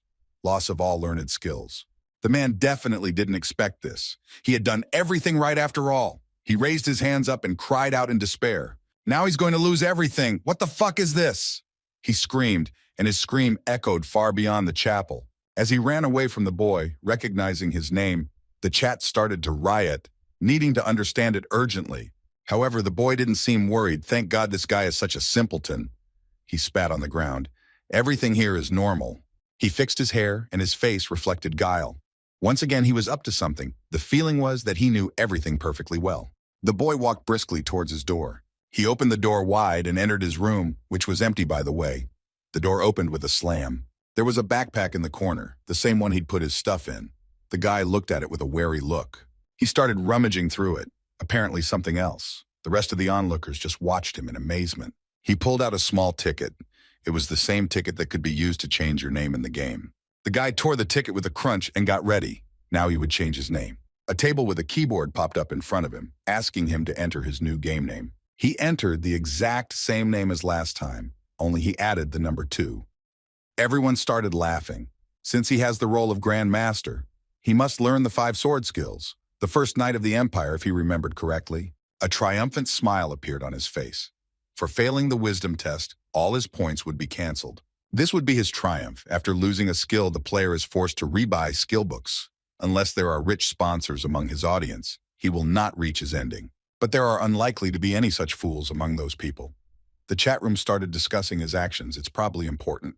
The guy couldn't take the ridicule, so he started yelling. What the hell is wrong with the power of a name? He was just in a hurry and didn't have time to come up with something interesting. It's just a nickname, and not much different from his previous one. Any questions? Perhaps it was too hasty a decision, really. Well, to be fair, time was really running out. Suddenly, a voice was heard from somewhere. The person was apparently trying to break free. The guy looked in that direction. He came out of his room and was surprised to find that there were guards standing near his door, apparently holding someone. The knight was standing there. He was furious. The guard said he had to talk to the boy. His eyes glittered with madness. He gritted his teeth and asked if he had a moment. It was obvious by the look of him that he was clearly worried about something. The boy hummed and said he could go through. The guards looked at him in surprise, but obeyed. The door slammed. The chat room began to discuss what had happened. Doesn't this prince have his own army? It seems his servant is an army in one person. When the two of them were alone, Lee was furious. He was ready to tear the boy in half for setting him up like that. His face contorted with anger. Who the hell was he? His eyes were burning. The boy looked at him with his green eyes and smiled. He thought he had said this before, didn't he remember here? The man was furious and grabbed a nearby chair. He swung it around and threw it right at the boy. To get even with him, he shouted angrily, "Stop playing around!" Kim dodged the chair and didn't react. The chat room was celebrating. They were laughing at the loser. However, the man seemed to be serious. He grabbed his weapon and roared that this was how it was going to end. Now they would see which one of them would die first. He approached the boy and prepared to attack him. The boy watched him. This fool moved somehow completely different. Maybe because all his skills were gone. I don't know. He deftly parried his blow, dodged, and grabbed his arm, squeezing it to the point where it released his sword. There was nothing the man could do. He was clearly weaker. He had confused all his skills, and now there was nothing he could do. Kim squeezed his wrist, even though it wasn't very hard, but even that was enough for him to let the weapon out of his hand. He looked at his failed assassin and whispered that he would still be useful, so the guy would let him survive. Then he got close to him and whispered in his ear that he shouldn't take his mercy for fear. The poor man fell silent. He was ready to cry now. Then the boy let him go and pushed him lightly in the back. It wasn't hard. The loser fell down and gritted his teeth with rage. There was nothing he could do. He had lost, and he realized it. The guy looked down at him and said that if he understood everything here, then let him get out. The poor guy jumped to his feet and headed for the door, almost falling on the way. The prince smiled. Well, this loser won't bother him anymore, so there's nothing to worry about. But he shouldn't have pushed him so hard. The chat room wondered what his plan was now. The boy went to the table and said he'd think about it. He could kill this man anytime he wanted, but it was a little early. The day was coming to an end, and he was tired, so he went straight to bed. If the current emperor doesn't die, there won't be another emperor. The boy plunged into his own thoughts. But even with the sudden death of the ruling emperor, the next in line would be the first prince. The best option would be to learn magic engineering before the final day. Then, he will get rid of his rival. But then he'd have to get rid of the rewards for the ending, and that's bad enough. On his first try, the boy chose the way of the warrior. He practiced hard, but he wasn't making much progress. Are they sure it's an axe? It's too heavy. The chat told him to stop whining and keep practicing. The guy smiled and said he was just curious. Suddenly, he saw some procession walking past him. The guy looked over there with interest. What's going on? The onlooker said that he is again looking for a reason just not to train. The guy got embarrassed and said that's not true. If there's an event there, then you have to go there. The boy looked up with a studying look. The 6th day of the trial had passed. The boy standing in handcuffs. Now he would be on trial. Trial? The guy looked up there with a surprised look. Who is being tried? He looked at the chat room and asked to be shared. He didn't know anything. But then he was allowed to go and see. The guy was overjoyed and started jumping on the spot. He went inside and there were already several people standing there, talking among themselves. Apparently something terrible had happened there. Suddenly the doors opened behind him and another man walked in, looking at him in surprise. At that moment he found himself in the body of the sword master. He greeted the man and asked what happened. The count looked at him in surprise and said that he didn't seem to know anything yet. The imperial court would be coming soon. But what did that mean? The boy still didn't understand anything, and the man began to swivel his head around looking for someone to listen to them. He leaned over to the boy and whispered in his ear that the second prince had been taken into custody and charged with the murder of the emperor. The boy could not believe his eyes. The count smiled, and without a shadow of doubt, said that it might be for the best. There was nothing to think about. The second prince was of no use. The boy looked forward and saw that there were already a lot of people gathered here. So this crowd had gathered for the trial of the prince? The count nodded. He looked over there and shivered. It looked like something interesting was about to happen. Suddenly, someone poked him in the shoulder. He turned around and saw a familiar face. It was the courtier of the little prince. He looked at the player and apologized. The look of him was not very good, to say the least. The man immediately tried to hide in the crowd. The emperor didn't trust anyone, so he put guards everywhere. And besides, his death by a stranger is already crossing all limits. The guards stubbornly watched everything that was going on. In addition, all the knights guarding him were converted beastmen. The prince himself was very weak and could hardly handle him. Well, we'll have to see what the court has to say. Soon, the hall here was completely memorized. The most noble people were here. The ceremony should start soon. People were chatting that it was obvious that there was a prince involved here no other way. However, the guy sat and silently watched. Since the matter is quite serious, that's putting it mildly, the hall here is filled to the brim. He circled the stands with his eyes. All the top mages and warriors were here, the cream of the crop, great masters of all stripes. Then the man interrupted the hum that reigned in the hall, and the bell that signaled that the ceremony had begun. The judge, who was seated in his seat and dressed in a cassock, put down the bell and began to speak. He realized that all the nobles were gathered here. He was a man with neat, stern glasses. He said that despite all this, the trial would be strict and fair. If anyone initiates a disturbance, it will be punished severely regardless of status. The lower house representative of the commoners is Kane.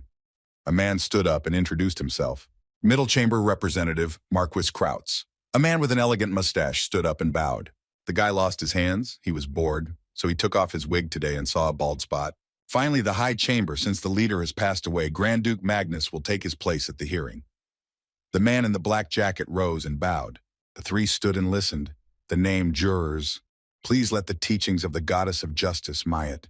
Do you swear to judge with an open mind and without giving in to emotion? All nodded in the affirmative, affirming their impartiality and fairness. The judge leaned over and proceeded to say, before they begin, let it be noted that this trial was organized in haste because the defendant was caught red-handed. Therefore, the testimony has not been collected thoroughly enough, and the defendant has not confessed to what he did. With that, he asked for understanding. This trial is necessary for the official record. In principle, everything is clear. The tribunes began to murmur and discuss what was happening. Everyone was interested. That means they don't have to prove the crime. Is that clear? The judge ordered the defendant to rise and take his seat in the courtroom. The boy with handcuffs on his hands rose from his seat. His face contorted with fear or no expression at all. The boy began to walk slowly toward the podium. He approached his podium on shaky legs. You could see how worried the guy was. The referee asked him to introduce himself. The boy gave his name. Does he understand that due to the confirmed fact of the crime, the question of the identity of the suspect is not before the court, and the lawyer will not be present at the trial? The boy nodded his head in agreement. He didn't seem to care at all right now. He was incredibly scared.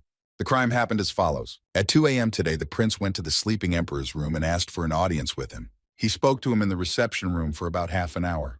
The court turned and asked the witness, does he confirm what he said? One of the guards turned there and nodded his head. Yes, when the reception sounds stopped happening, the Knights Guards opened the door with suspicion. The man had scales on his face. He was probably a lizard.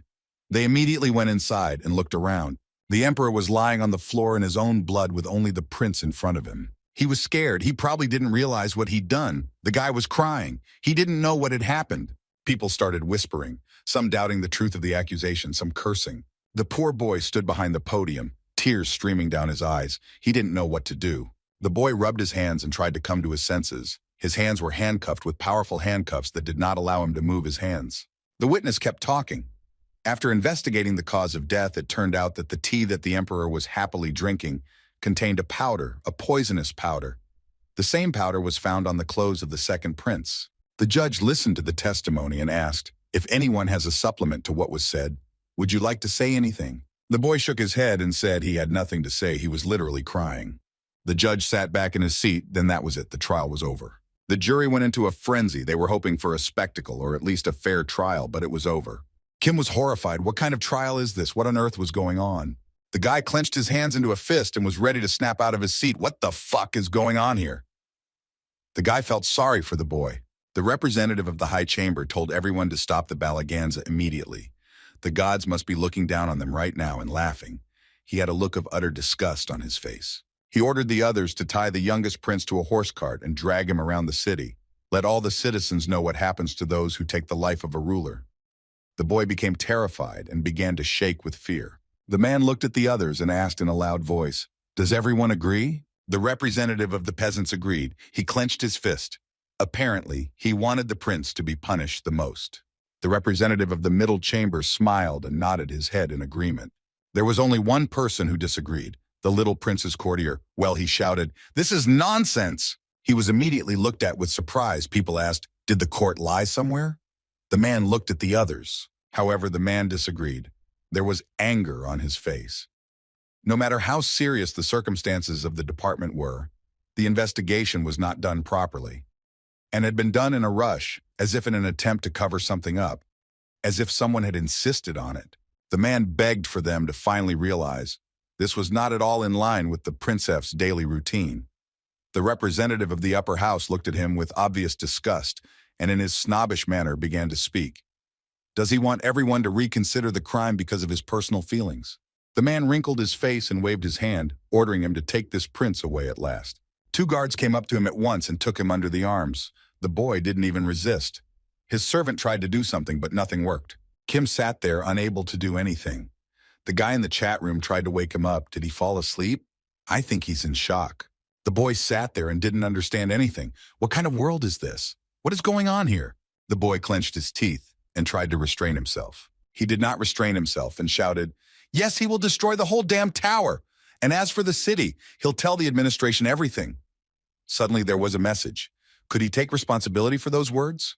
He finally woke up. It was just a dream, a very fucked up dream, but a very intense one. The trial of that prince from his dream, it was just a horrible sight. He was still getting goosebumps. Because of all those videos, he got too excited about the outcome of the trial, and it was affecting his sleep a lot. They started asking him, so what's he gonna do? Just let him kill him, but the guy had already made up his mind. He got up from the bed and in full confidence went forward, the boy home that after all, there is one loophole that can be exploited. The boy was sitting on a chair, reading a book about beastmen. He wanted to study their habits. He opened the book to one of the pages, otherwise read. The reason why Kaoli was so fixated on animal magic was because of the emperor. There was nothing about the prince in this video, so we'll have to find out for ourselves. The boy continued to read, thinking about every word, but it was difficult. He was starting to boil slowly. It was hard, and there was minimal information. Fuck, what's the matter? Why do you have so little information here? Maybe you should ask your fate. As soon as he said that, the doors opened and a man appeared on the doorstep. As soon as the boy saw this, his jaw dropped. How did this happen? How long had he been standing there anyway? The boy coughed and took on a pious appearance. He wanted to ask him something. The man walked over and bowed his head. The boy started to talk about when his father slapped him, when he asked him about the magical beast when he was a child. Did the man remember crying, or the boy, or not?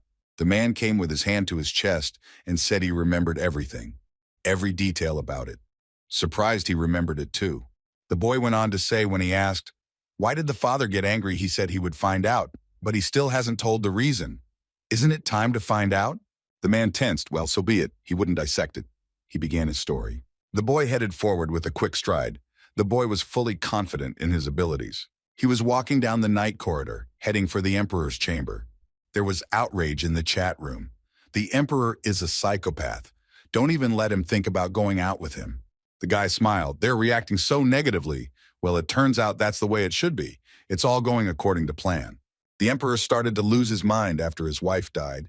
He believed that everyone who was responsible for ending her eventually stopped trusting anyone. He loved his wife so much that such hate for his left-behind child seems completely illogical.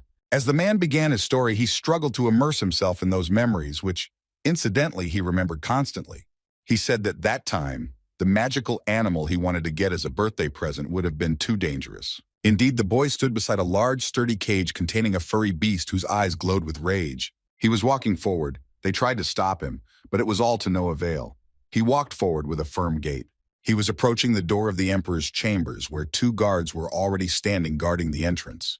He looked at the panel and said that before he entered, he should turn off the chat room, as he would need to maximize his concentration. Okay? The chat room was starting to riot. He scowled and told them not to worry. They would see it all for themselves when the time came. There was still resentment.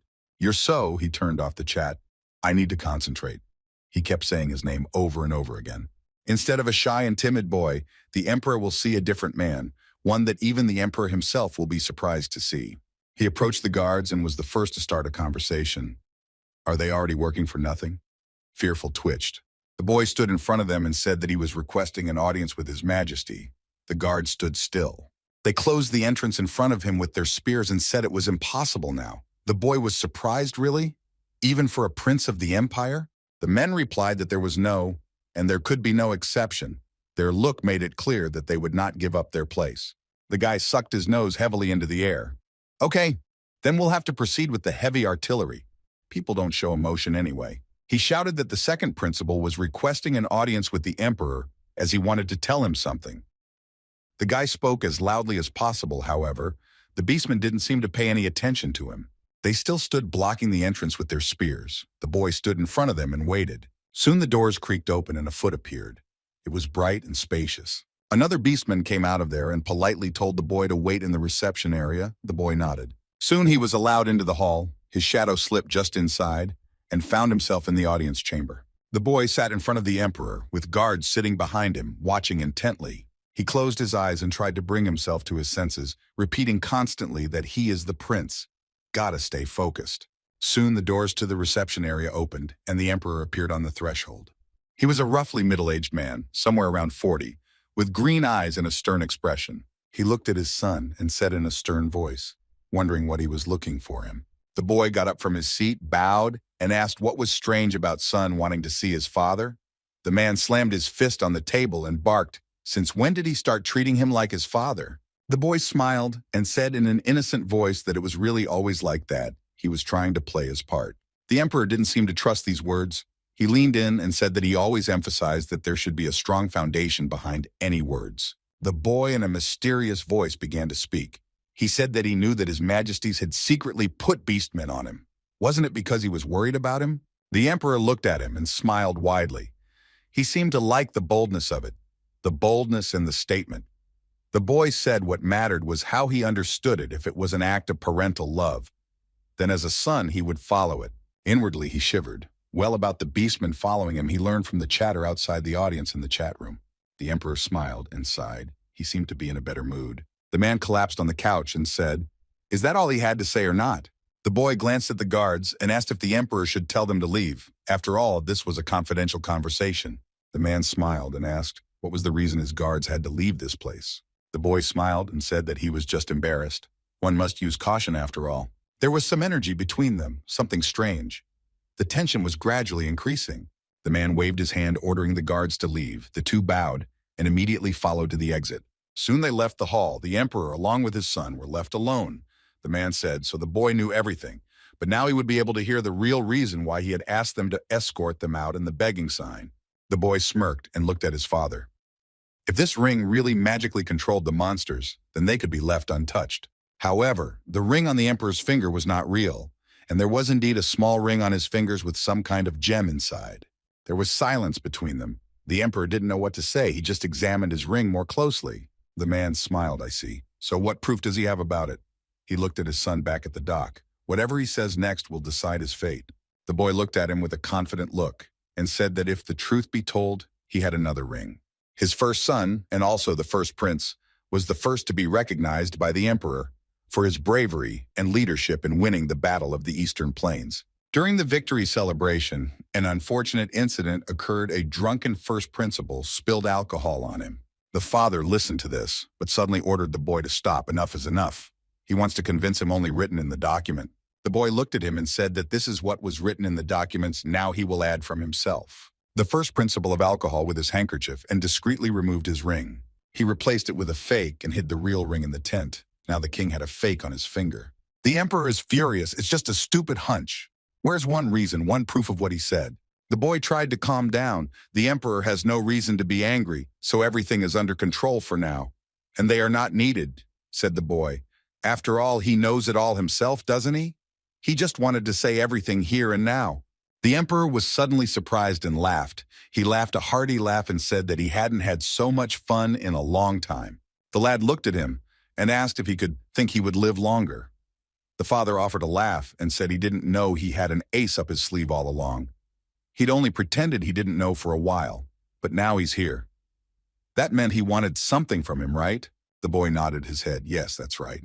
The emperor continued to look at him. The boy said in a confident voice that he wanted to become emperor. His voice sounded without a shadow of doubt. The emperor looked at him and smiled. Is that so? But in an empire, the seat belongs to only one emperor. The boy nodded his head and said that he understood all of this perfectly, a smile beginning to spread across his face. And so please let him die.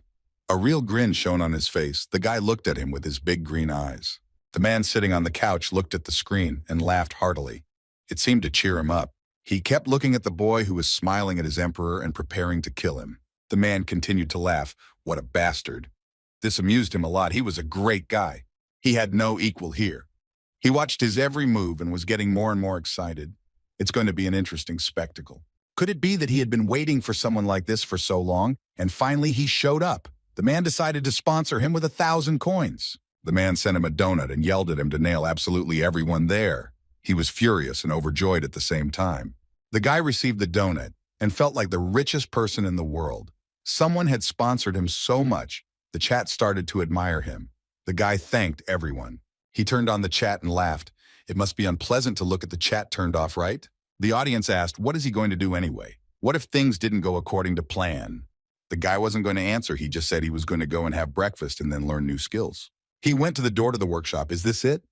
He could finally get to study magic engineering. Everything inside him was literally trembling with impatience. He was about to go inside, however, someone called out to him. What was he doing here? The boy turned his head there. It was the first prince, and also the main heir to the throne. He was looking down at the kid with obvious disdain. The boy looked at his brother and asked the same question, a grimace on his face. Apparently, he was not very happy to see him. They looked at each other like that for a few more minutes. The elder prince laughed. He had slipped into manners since the last time they had met. His father had kept him out of his hair to some extent at least once, and he was glad. The boy looked at his older brother and said nothing. He must have been curious about what they were talking about with the emperor. Is that why he came here? Unable to wait any longer? The boy thought for a moment and said that he did see the emperor at dawn today. It was true. It seems like he found out about it because he received information from someone, right? The eldest prince turned cold. He didn't know what to say, and from fear, he even started stuttering. This little brat used to hide behind his servant's back, trembling in fear, and now he dares to speak to me as an equal? What a bastard! The boy had already raised his hand to slap him. But it wasn't meant to be. They were stopped by a rough male voice. The man appeared literally out of nowhere. It was the master of the pre-imperial court of Bran. The man was smoking a pipe, releasing puffs of thick smoke. What was all the fuss being made under his workshop? The elder prince rudely replied that it wasn't his rejuvenation. The man became indignant. What do you mean? They were the ones who stood outside his workshop and started making a row. The eldest prince started to get indignant. The eldest prince shivered and tried to control his anger. He's not even an emperor yet, the man said it with a kind of sneer. He's already asking for respect from him? He would have wanted and could have earned respect if he hadn't made a scene here at the workshop. The elder prince stood there trembling with anger. He clenched his teeth and you could literally hear them grinding. He shouted that he would never tolerate such humiliation. He would not forget this. How dare that bastard consider him such a question? The old man spread his hands and said let him do whatever he wanted, even if it was to the moon. Let him howl, he frankly didn't care anymore. The man smiled and said he'd write something on his grave as his last will and testament. Prince Elephant is a piece of shit, trusting the first man he meets in a spitfire. This is where the Bran rests. I just don't know how it sounds like it's from some mythology. They stood like that across from each other for a few more minutes. The younger prince looked at the master, who was pulling up his pipe. The older prince looked at all this with clenched fists. Only he would be the emperor. He would finish this freak first. Let's see him talk with his head cut off. There was only one plan in his mind to avenge his humiliation. In the end, the prince's delicate nature couldn't take it anymore, and he turned around and ran out of here. He couldn't be here anymore. The boy thanked the master for his help. He puffed on his pipe and replied as if he had helped. He was just pissed off that he'd been making noise since morning and distracting him from his work. The boy went up to the old man and said he had something he wanted to ask him, or rather ask him. If it's an order to kill the first prince, he refuses. The old man shook his head. The boy immediately said that was not true at all. The master said, with some regret, that if it was true, he might have changed his mind. If he wanted to look around, let him come in. The boy apologized and entered the workshop. He hoped he hadn't made a bad first impression. The boy crossed the threshold into the workshop and found himself here in the realm of engineers. He smelled the typical oil smell of the workshop, and he even felt a little lightheaded. How cool is this place, however?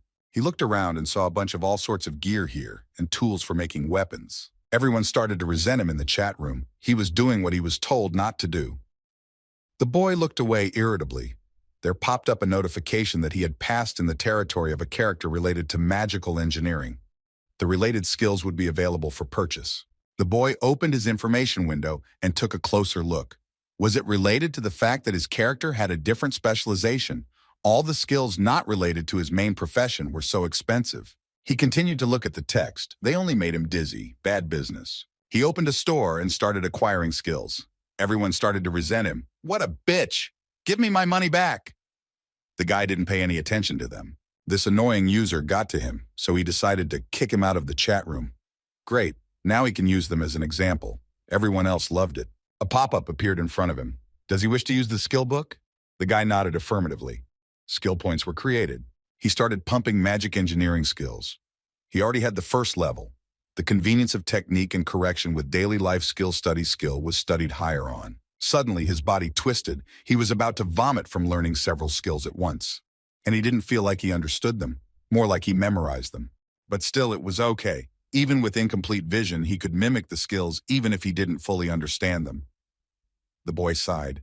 He grabbed his head, which was still spinning. Now would have to raise his skill level. Where was he even in a hurry? He turned to the master and said he would stay in his workshop for a while. The master didn't seem to be here anymore. Well, here we go. The guy started exploring, closing the door tightly. He knocked on the master's door after a while. He needed to ask something. The old man opened the door and, continuing to smoke his pipe, asked, "Did he need something from him?" He squinted his eyes. The guy nodded his head and said he had a favor to ask. The old man opened the door and invited him inside. The door creaked open. The boy stepped inside and apologized for the intrusion. He was terribly embarrassed to disturb the old man. They walked down the steps to the bottom of the stairs. At this time, the older prince was walking down the hallway. He literally ran. He had heard that the nasty asshole had met with his father this morning, so he thought he would be hiding something. It might take a bit of courage, but overall, basically nothing would change. The man had a fierce smile on his face. Poor guy. He'd better keep lying in his crib. The guy was furious. Now he would watch his coronation from the grave. The eldest prince had that very ring on his finger, and it began to glow red. At this time, the boy walked to the workshop, where the master was already standing, and asked what brought him to such a place. The boy shamelessly said that he wanted to use the workshop. The old man folded his arms across his chest and said that if he just wanted to play, that was out of the question. Magical engineering is not a space for toys. The guy replied that he had a basic understanding of the subject, so no need to worry about that. A bit awkward to say it, the basic knowledge of thermodynamics and mechanics of materials he has too. The old man took a drag from his pipe and hummed, "This is very interesting." He looked intently at the boy. Let him wait a second. The old man dipped a fountain pen into the inkwell and got ready to write something. He pulled out a piece of paper and began to draw some sort of alchemical circle there. He held out the drawn one to the boy and asked if he could interpret it. The boy accepted the piece of paper and gritted his teeth in surprise. Was this some kind of exam? He certainly didn't expect this, but he said he'd give it a try. The old man invited him to sit down and pushed back the table. He was curious himself. He leaned over and said that this magic circle is often used to create a material called Leighton, so let the boy solve it. The boy thought about it. This material is used often as a substitute for steel, the three materials that are used in the circle, he began to think. He began to write diligently. The old man looked at him occasionally, and each time he got more and more interested. Soon the boy finished. On the sheet was the solution to the problem. The old man looked at it, squinted his eyes, and said that offensively, it was only half true. The boy nodded. So he's not allowed to use the workshop? The old man shook his head. It's not true even though it's only half true, but the interpretation is quite bearable, so let him not worry. Let him use it as much as he wants. The boy glowed with happiness. He had succeeded after all. The boy was over the moon. The old man took another drag and told the boy to think carefully this time. Such a young boy shouldn't dive into such a craft, especially a prince. He seemed to let that pass his ears and with a smile replied that hopefully his guidance. Does he listen to him at all? The old man nodded and turned around and walked towards the exit. He said that he would make sure that the elder prince would not even put his foot in it. Now nothing would distract him from studying magical engineering. The boy smiled and nodded his head, saying that let him enter the situation if it got too boring. And then his long journey of learning magic engineering began. He practiced harder and harder every day, and the materials were complicated to say the least. But the guy wasn't going to back down, even when sometimes he didn't understand a damn thing.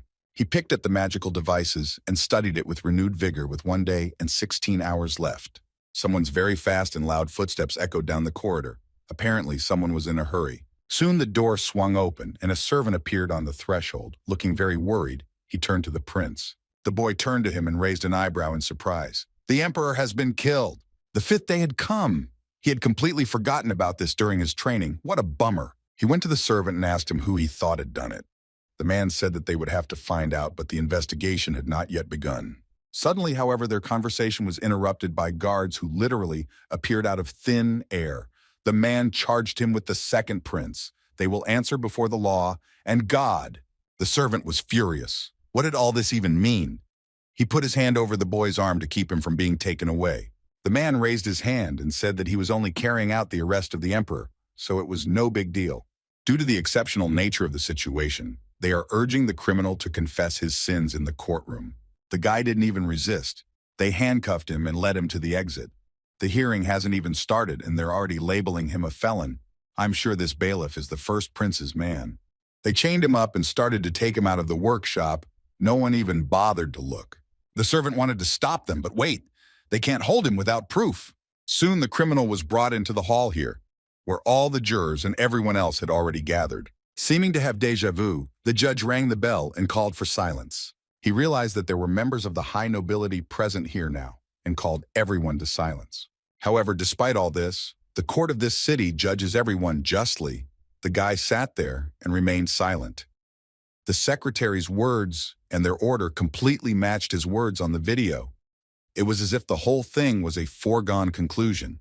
The judge asked everyone to introduce themselves. The defendant stood up and gave his name. He gave everyone a wary look, so that's how that boy felt. Everyone looked at him with rage. And the only person in the hall, his servant, was looking at him with unspeakable pity. He still couldn't accept it. Of course, most of the nobles are on the prince's side. It's understandable. The second principal was brought here by force, where there are no allies, and he is knowingly considered an outlaw. However, no one understood how even in this position he continues to stand still and say nothing. Does he really have a way out of this situation? The servant clenched his fists and looked at his ward. He sincerely wanted everything to go well. The judge began his tirade about this court being fair and that the lawyer would not be present. The guy agreed to everything. He started reading out the charges and the offense. It was exactly as it was on the video. The same witness was there, the guard who had scales on his eyes, the same man. There it was. The guy looked at him with a wary look. He continued to listen to the accusation. This was an ostentatious and fully planned trial. No one here was going to judge anyone fairly. He just stood there and listened to these baseless accusations. For accusing and eliminating a rival is just the thing. The guy looked at them and didn't say anything. He didn't even raise an eyebrow at that moment. They read out the cause of death, poison in the drink, so no surprise there. Then the judge asked if anyone had any objections. The guy asked if he had an objection, would they listen? The judge nodded his head and told him to go ahead. The boy got to his feet and said that he did not kill his father, the emperor. His voice sounded absolutely firm.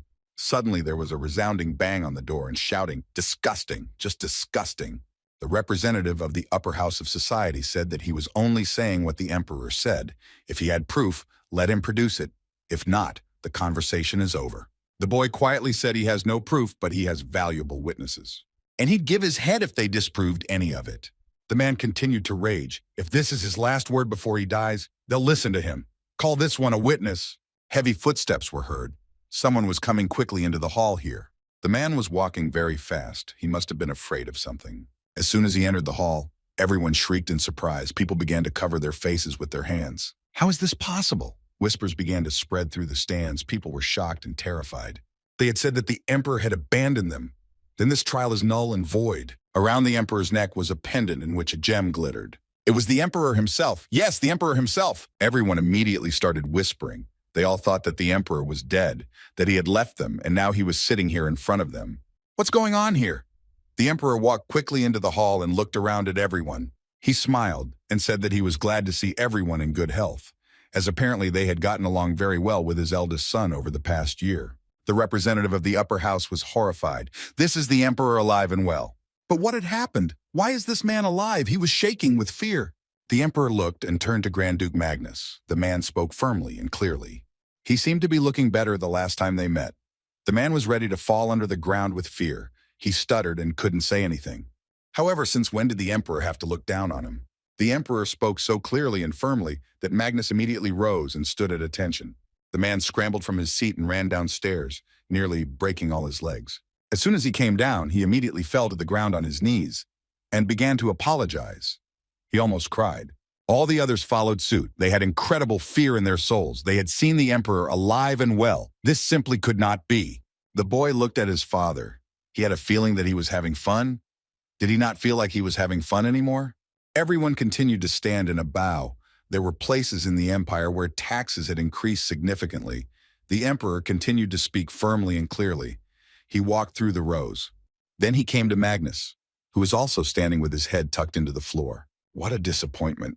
The man looked at him with obvious disgust. He gritted his teeth. He ordered the man to stand up. It was not proper for the Grand Duke to wipe the floor in the presence of such dignitaries. Magnus raised his head. There was pure horror and nightmare on his face. He listened and didn't say a word. The emperor asked him who should sit on the throne. The man immediately replied that it was the emperor, your majesty. So it's okay if he gives the final verdict? The man smiled and looked at him. Magnus said it was his will.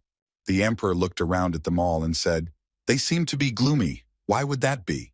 The man walked to his throne and sat on it. It was time to continue the hearing. The man bowed his head and watched with interest. He turned to the representative of the middle chamber and ordered him to outline what was going on. He immediately looked at the representative of the upper house and literally saw the man looking at him with hatred. At that moment, the poor man regretted that he had cooperated with Magnus. His life was in danger now. What a bastard. He remembered when he'd signed the deal that had become his death sentence. Magnus had been very slippery then and assured him that he was worth trusting and even gave him a gift. In that chest were many gold coins. Even the most sophisticated man could not resist such a bounty. The man began to stammer, searching for the right words, but nothing came to mind. He had trusted this duke for nothing after all. The emperor chuckled and said that this man was of no use to him.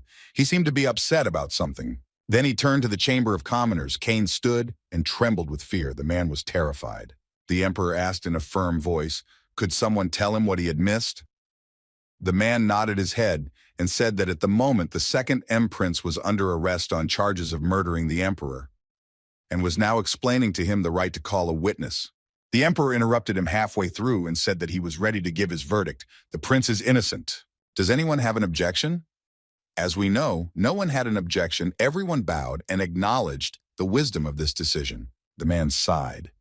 Judging from what was happening, Grand Duke Magnus had done a lot of things during his absence. In addition, from this moment on, he is removing him as a judge blessed by the goddess of justice. He approached Magnus and asked if he agreed to this. The man just nodded his head. Good. Now he can do what he wants.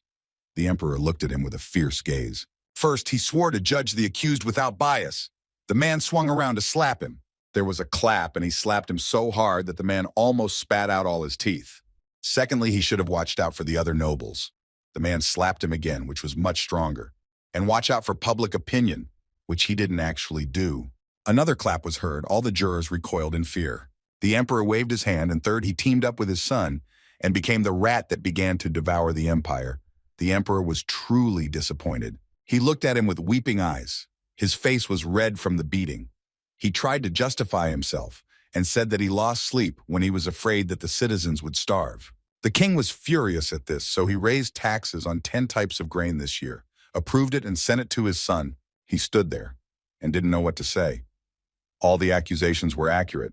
The man didn't know what to do now. Fear had completely taken over his body. He said he didn't see an ounce of responsibility in his words. The emperor was furious. The emperor turned to the fourth and fifth great weapon masters. The two men stood up. The man said that from now on, Magnus is a first-class criminal. Let them take him away like a dog and lock him in a dungeon. Magnus was terrified. Magnus tried to make excuses and break free of the two men's heavy grip, but they held him tight. He shouted that it was some kind of conspiracy, but His Majesty did not believe him. He just looked at his traitor servant, who dared to go against his will. He was dragged towards the exit. The man tried to shout for something. However, it was too late. He was under arrest. A conspiracy? The man sighed. Right, maybe there was a conspiracy. And he listened to this conspiracy. The man looked at his son, who stood behind him and stared back at him. 4 days ago, in the emperor's reception room, they sat talking. The emperor looked at his son with a surprised look. He was now asking him to kill himself, a begging sign. The little prince sat in front of him and nodded his head. Yes, that's it. There was no doubt in his words. The man folded his arms across his chest and told him to continue. The boy said he had no patience to watch his brother's pathetic actions. The emperor leaned back and asked, what did this even have to do with his death? The boy began to explain if the emperor dies based on his brother's character, he would try to eliminate him, just for the fact that he is like an eyesore. The emperor was starting to get bored. He looked at the boy and asked, so what? The boy replied that this behavior is among the childish. But is this what grown men do? Before doing so, he would want to humiliate him publicly, blaming him for his death and holding a public hearing. The emperor approached him and said that it seems the boy has some cunning plan to overcome this situation. The boy clapped his chest and smiled. That's right, he has a plan. But a smile appeared on his face. Yes, that plan is already in place. The emperor put his hand to his chest and smiled. The man seemed to believe him. So it's time to conclude this trial and release his prince from custody. In addition, the emperor paused, arrest his eldest elephant prince for attempting to assassinate the emperor. The first principal tried to justify himself. He was dragged under his arms, but there was no way he could break free. The boy looked at all this and inwardly rejoiced. Finally, he could get even with this fucker. He shouted, but no one listened to him. He was just dragged under the arms, and no one paid attention. He was dragged behind the accused tribune and presented to the guards. The prince screamed, but no one cared about him. As soon as the first prince saw the emperor, he immediately began to justify himself and shouted that it was only a conspiracy of that thing called Kaoli. The emperor looked at him with a fierce look and smiled. Did he look like his father now? What was the reason for him calling his name without respect? As soon as the prince heard that, goosebumps ran down his back. He didn't expect such a direct "you" from his father. The boy immediately apologized and addressed the emperor with proper deference. A chill ran down his back. The player stood nearby and sighed heavily. Let him freak out. What does it matter to him? Everything is going according to plan. In addition, another user had sponsored him for as much as 500 coins. That's not bad. It was the same user who had insulted him. Now he was apologizing. The boy smiled and pressed the button. That was a good try. The emperor raised his hand up and said that now they would start a fair trial, not the same as before. But he was interrupted. The boy interrupted him and told him to wait a bit. Not long ago, he was standing behind the stand of the accused, so let them ask him. He felt insulted. That was it. Yes, that's how he felt. Everyone else began to murmur, wow. He had interrupted the emperor. Now he wouldn't have any luck. The emperor smiled and told his son to continue. There was genuine joy on his face. The boy thanked him and continued. So from all of the above, he would like to personally prove his brother's guilt. He asked for a chance to prove his innocence and bring out the true culprit. The emperor put his foot on his leg and smiled and said that he would give his permission. The man was really curious about what would happen. The others were indescribably horrified at this. The emperor had given him his permission. Everyone else was shocked. The boy thanked the emperor and smiled, his eyes shining. Yes, it's hard to believe it. If you were the emperor, everyone knows. But he'd rather take him out of here for such a liberty. But it's all part of the plan. The guy started his presentation. Now he was on a horse. Here we go. Defendant, they're starting the elephant trial. The boy came up and asked the name of the first prince. He didn't know what to say. He was furious. His eyes became angry, according to the will of the law. Refusing to answer could result in a decision without hearing the case. So he asked him to answer. The first principal clenched his fist and tried to control himself. He was filled with rage. How dare this little asshole? However, he still answered. He clenched his teeth and nodded his head. The boy continued, then let him get straight to the main question. Then in that case, he would get to the main question. The boy asked him if he was going to attempt an assassination attempt on the emperor. The elephant was silent. He just stood there staring fiercely before him, anger boiling in his soul. The guy repeated his question. Was he going to kill the emperor? His voice sounded cold and clear. The boy couldn't stand it and slapped his hand on the table. This is some kind of nonsense. The rage was bursting out after all. He screamed, but he was powerless for now. Everything was against him, and the boy didn't know what to do. He was just thrashing around in powerless rage. The guy asked him if he had any evidence to refute the accusation. Under normal circumstances, the demand to show proof of innocence would be less than measure not summer, but the lad knew how he would react under such pressure. The first prince began to laugh. His laughter turned to hysterical laughter. Soon, he burst out with fur. It seemed the guy was starting to get a little crazy with everything that was going on. What a cheeky bastard. Proof? Did he say proof? He had a devilish grin on his face. He's being catered to by his attempts to imitate the emperor. He moved closer to his younger brother and began to speak, his voice turning to a growl. Does he want to take over as emperor?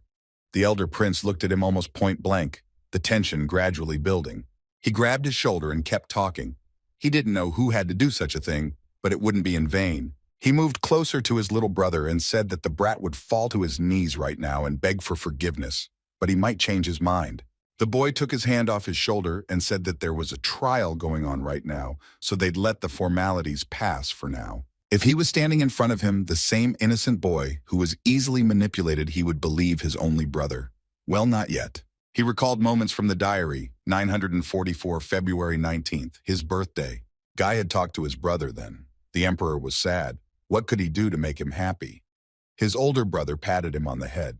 When he asked his older brother, he smiled and said that his father loved magical animals, so he would be very happy if he asked for a magical animal for his birthday. The next day, now he was 10 years old from the genus. He asked his father for a magical animal as a birthday present, but got a slap instead. The next day, his faithful servant asked in surprise, what happened? The boy was lying in his bed crying. He said not to worry and promised to find out what had gone wrong. Why did his attempts to soothe his tears only make it worse? The next day, the boy went to his secret laboratory. He created a secret space under his room, without his father's knowledge, and offered a gold coin to the servant for his. But he didn't accept it. In the future, he will give him many magical animals. The boy thinks he will sleep well tonight. The next day, the boy went to his secret laboratory. He created a secret space under his room without his father's knowledge and offered a gold coin to the servant for it, but he didn't accept it. In the future, he will give him many magical animals. The boy thinks he will sleep well tonight. It was like everything inside of him was turning upside down. The guy couldn't believe what happened. The next day, something happened. The boy couldn't believe. His father found the magical animals he was raising and got terribly angry. He trembled with fear and was ordered to burn them with his own hands. However, how did he know? The boy still could not believe it. Tears flowed down his cheeks. He hadn't told anyone besides his brother from his servant. At that moment, he began to have suspicions. Did the servant really say it? It couldn't be. He didn't want to think about it anymore. On the 23rd of May, 948, he did burn all his animals. It left a lasting impression and trauma on him. He went to a commoner's bar to get drunk. No one would recognize him there. He wanted to drown his sorrows with alcohol. Then he promised himself to raise magical animals again, but not to tell his brother about it. At this moment, anger settled in his soul. The magical beast hunters were sitting next to him and bragging about the results of today's hunt. Without noticing, he threw down his mug and shouted. The guy had gotten another magical beast after all, and it was a big wolf. It seemed that animals were better than humans. He was more and more convinced of that every day. Now in his body was a different person who was delivering justice, real justice, not a fake trial. He said that they would now proceed with the trial. The elder prince shouted, well, if he wants proof, he summons the beast man who was guarding the defendant as a witness. The guy looked at the guard and told him to take his seat. The guard obediently stood behind the tribune. The first prince said he would ask the guards a question. The guard tensed up. He fumbled in his pocket and found a ring that could be used to control magical beasts. The boy took it out, hid it discreetly in his handkerchief, and asked a question that would justify him. A smile appeared on his face. Who did the guard see in the king's reception room? Now he would have everything in his pocket. He has the ring controlling these creatures, so he has unbreakable witnesses that will ensure his innocence. Controlling in speech is easy. All you have to do is think about it. The guy points the ring right at the guard. Just that little asshole is going to lose today. The prince stood there and didn't say anything. He just watched. The guard started to speak, his lips moving and his voice sounding quiet for now. The guard said in a firm voice that it was the elephant prince who was there. His eyes lit up with a bright yellow flame. The man definitely didn't expect such a thing. What did he just say? How was this possible? He clutched the ring in his hands. The guard said he was blessed by the goddess of victory, and with all the honor of his knight, confidently states that it was the Elephant Prince. The man was ready to fall over with fear. He couldn't believe what was happening. How could this be? He has the ring. The emperor looked at him and asked with a kind of mockery, "What is it?" He looks like he's upset about something, just as the emperor had that ring on his finger. What's bothering him? The emperor continued to look at him and looked at him as if he was mocking him. What a fucking joke! He waved his hand and the ring slowly lit up with a red light. The Elephant Prince shuddered in fear. If the emperor had the real control ring now, then he was dead. Well, he had no more tricks up his sleeve. The man lowered his head and accepted defeat. He unclenched his hands and the ring in his handkerchief slipped out. With a loud sound, the metallic object began to roll across the floor, heading straight for the younger principal. It rolled up to his foot and stopped right in front of the boy. The one lowered his eyes and looked directly at his feet. The boy bent down and picked up the small cold object in his hands. He looked at it with a steely gaze, while the elder prince was simply furious. He himself had handed them the proof of his guilt by depriving them of the burden of the search. Now, he is definitely guilty. He's accused of attempting to assassinate the emperor. The prince was terrified. He didn't even know what to say. He had every emotion possible on his face. The boy looked at the emperor and continued speaking. The ring the defendant was holding was painfully familiar. "His Majesty, does he have anything to say?" The emperor smiled and said in a joyful voice, "It looks very familiar. It looks identical to the ring he uses to control the guards, and which was created by a master craftsman. However, it is a fake made by a greedy apprentice using stolen blueprints, not even close to the original created by the master." The eldest prince was horrified. The emperor looked at him again with a fierce look, and smiled at him, and told him to stop tarnishing his name with his presence. The younger prince raised his hand and addressed the emperor. "If he doesn't mind, can he make the final judgment?" The man nodded. The eldest prince was furious. He gritted his teeth but realized that there was nothing he could do. He was completely powerless here. The man shouted that he would not accept this. This is a court that doesn't obey any rules. Besides, take away this arrogant bastard who for some reason thinks he can judge him. The guy was pointing his finger at his junior prince. Besides, there are people here who are gossiping, but they took money from him themselves. I don't accept any of this. The guy was surprised and raised an eyebrow. He even admitted to taking bribes himself. That's just great. The boy said that since he'd gotten this far, let him ask the audience. Would any of the jurors present like to come forward in defense of the Elephant Prince? Everyone else fell silent. They began to look amongst themselves. No one even dared to say a word. The prince looked around at everyone with his hunted cat gaze, looking for support, but no one seemed to even think of helping him in such a situation. The guy started to speak if no one wanted to. Then with the judge's permission, he would give the final verdict. Inside himself, he pondered. Poor guy. The associates he bought with money turned away at the most crucial moment, and now the outcome is obvious. Since the accusation of assassination was confirmed, please have them arrest the prince immediately. Immediately, the guard swooped down and grabbed him under the arms. Madmen, immediately let them release him. The prince was still screaming. The boy turned to his emperor again. He asked that before he was taken away, could he give the criminal a message? The emperor grinned and asked why. The boy replied that he had been falsely accused, so he would like to get a little payback. The emperor nodded affirmatively, and the boy thanked him. The elder prince was furious. He had not experienced such humiliation in a long time. The prince began to speak. He said he would tell him at once. Let it be taken as partial payback for all he had done to him. The elder prince looked at him with frightened eyes. He saw the boy rubbing his hands together. "This is going to hurt a little bit, brother." The boy swung his arm to give him a huge slap. His hand glowed blue, and a loud slapping sound was heard. He gave him a huge slap, besides putting all his strength into it. Secondly, he laughed at justice, at the emperor, and at everyone present. The boy was getting furious. He did it for his own gain. The prince is very disappointed. Guy clenched his fist to deliver the final blow. His fist came down on the elder prince's face and immediately broke his nose. Guy grasped his bleeding nose and looked at his brother in horror. And thirdly, because of his own greed, he did something else. He tried to kill their father. That in itself is not disappointing, but disgusting. The king sat and watched all of this. The pendant around his neck began to shine and crack. The boy looked at everyone with serious eyes and said that the message had been passed. He clapped his hands. Now it was time to give the final verdict. He said this in a cold and emotionless voice. He looked at his elder brother, lying on the floor, choking on his own blood, and continued speaking. The elder prince had done something unimaginable, an act unbecoming of a prince. The poor man was lying on the floor, not saying a word, just sobbing quietly, trying to stop the blood. Kim continued to say, everyone else should know about his sins, so the criminal should be tied to horses and dragged through the settlements. The eldest prince came to be horrified. Besides, they asked the gods for justice and forgiveness. Let the court and the judge give a fair sentence. That's the end of it. The boy shrank back. The moment was incredibly crucial, and he was only a little bit away from the chosen ending. The emperor stood up and nodded his head.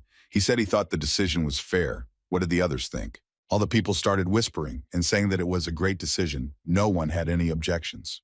The emperor slammed his hand on his throne and said it was a good judgment, fair. The eldest prince was to be tied to horses and dragged through all the cities of the empire. The guy covered his nose with his hand and tried not to freak out. Additionally, there was something else.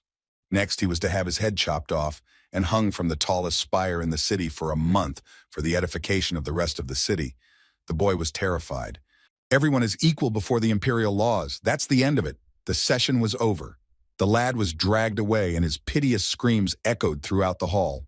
The first night, or rather the player who was in his body, dragged the prince, who tried unsuccessfully to break free and screamed. The emperor stood up and said that if that was the end of it, the jury could dismiss. But the boy interrupted him. He raised his hand and asked, since the first prince was no longer a prince, could he be considered a prince and not an heir? The emperor paused and asked, does this have anything to do with the court? The boy shook his head. No, but it should be voiced right now. The emperor thought for a moment and said he would listen. First of all, the guy apologized for speaking on unrelated things. The reason he wants to voice it now is because of one thing. There are people in their hall right now who are driving their empire to prosperity, so here it is. The emperor didn't understand anything and asked, what's this all about? The man frowned. The boy lifted his head up and said he dares to say something. He aspires to get closer to the gods that watch from on high. Furthermore, he wants to become the son of the empire that will light its way, so he is now asking permission from the emperor.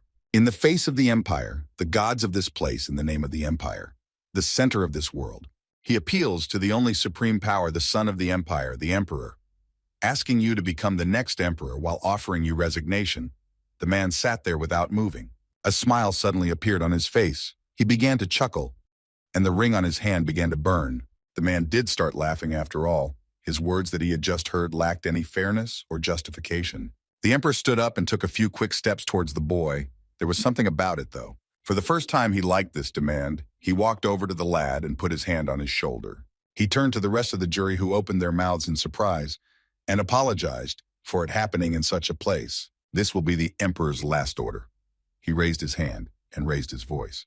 Now at this moment of sober mind and bright state of memory, he hands over his throne to his son. He is handing over the title of emperor to him. The man pressed his son against him, who stood and did not utter a word. It was finally over. The guy exhaled. Everything had gone perfectly according to his plan, so it would be possible to sleep well. However, suddenly something changed. Time around literally froze, stopped, and the boy felt it. Everything around him felt like it was in a black and white movie. Everything stopped in the same positions it was in at the last moment. The boy looked at his hand. His body began to weaken. It felt like he was shedding his clothes. He saw his body begin to delaminate and literally dissolve into thin air. It all started too suddenly. Everything was disappearing. He was even a little frightened, although it was understandable. The emperor standing next to him had already started to dissolve. This can't be happening. The guy was scared to death. He felt like he was dying. He was now standing in some strange place, completely white. Was this the place of administration? Suddenly a sign appeared to his right, a sign congratulating him on the successful completion of the 5th floor. The guy turned his head and asked, "What's the admin?" An affirmative answer appeared on the icon. He looked in front of him and asked what was required of him now. In front of him, a sign popped up to make him the administrator of this game. The guy didn't even have time to answer anything, as the signs with only one word started circling around him. "You will!" He grabbed his head and tried to come to his senses. It was literally driving him crazy. The guy didn't know what to do. Everything was happening too fast. He couldn't control it. Then second plaques. If you refuse, death, death. If you refuse, the player dies. The guy screamed that he was refusing. It was incredibly scary. Scary that he had no choice. Suddenly everything disappeared as fast as it appeared, and the boy found himself in some abyss that was exclusively black. The administrator asked, "Is he not at all worried about his future begging sign?" The boy was breathing heavily. He said that if the boy refused, it would kill him, right? Out of this darkness, 2 burning eyes appeared and squinted at the boys. Silence reigned for a second. The test passed, but the boy pressed the button. There was still time. Everything around began to spin, walls disintegrated. People dissolved into thin air literally before his eyes. The little prince stood in the middle of it all and understood nothing. It was as if the boy had woken up from a dream. He stood there wondering what had just happened to him. The boy couldn't come to his senses for a few more seconds. Now, however, he felt someone's hand on his shoulder, and he twitched a little. He looked at his father standing next to him. The emperor looked at him and asked. He wanted to say, "Boy," I was still looking at him with frightened eyes. He's an emperor now. For him, a new title is going to be a big responsibility. The guy apologized and tried to smooth things over. He was terribly embarrassed at this point. The emperor, now ex-emperor, said that it was not appropriate for him to apologize now. The little prince looked at him and smiled. The man looked at his son and with a wink told him that he was no longer emperor in these parts. He was handing him the title, Emperor of the Kaoli. The boy still couldn't believe it and looked at his father. He nodded his head and said he would take it into consideration. Today they would celebrate. The man put his arm around his son and cheered up. The man was not like himself. He held out his hand and asked, "Who wants a drink? Today is such a great occasion." Everyone shouted yes. The party began and lasted until almost morning. At that time, the eldest prince was led downstairs to detention.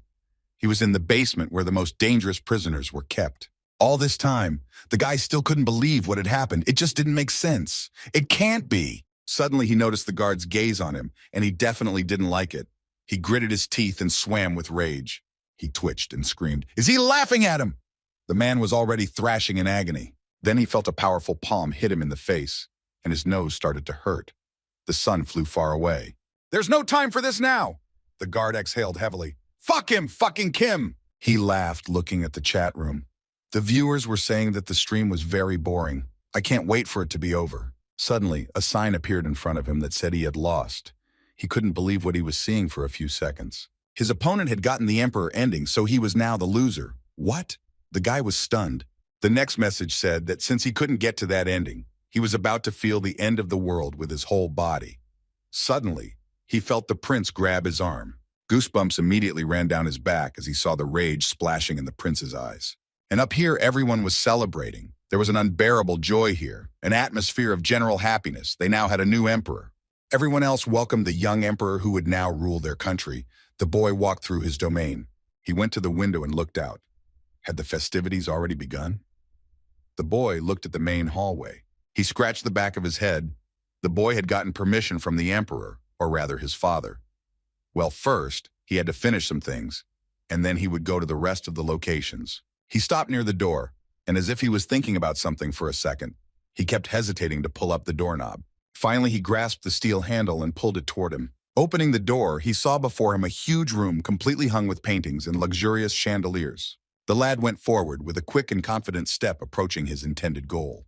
Then he stopped, and even for a second held his breath. He could not believe that he was right here. It was just something he had imagined. The guy looked in front of him, looked up, and froze for a second. He had imagined something. The boy stopped in front of the picture of his character's mother, that he should come here first, stay here, at least for a little while. At this time, his opponent sat in the room and looked at the phone.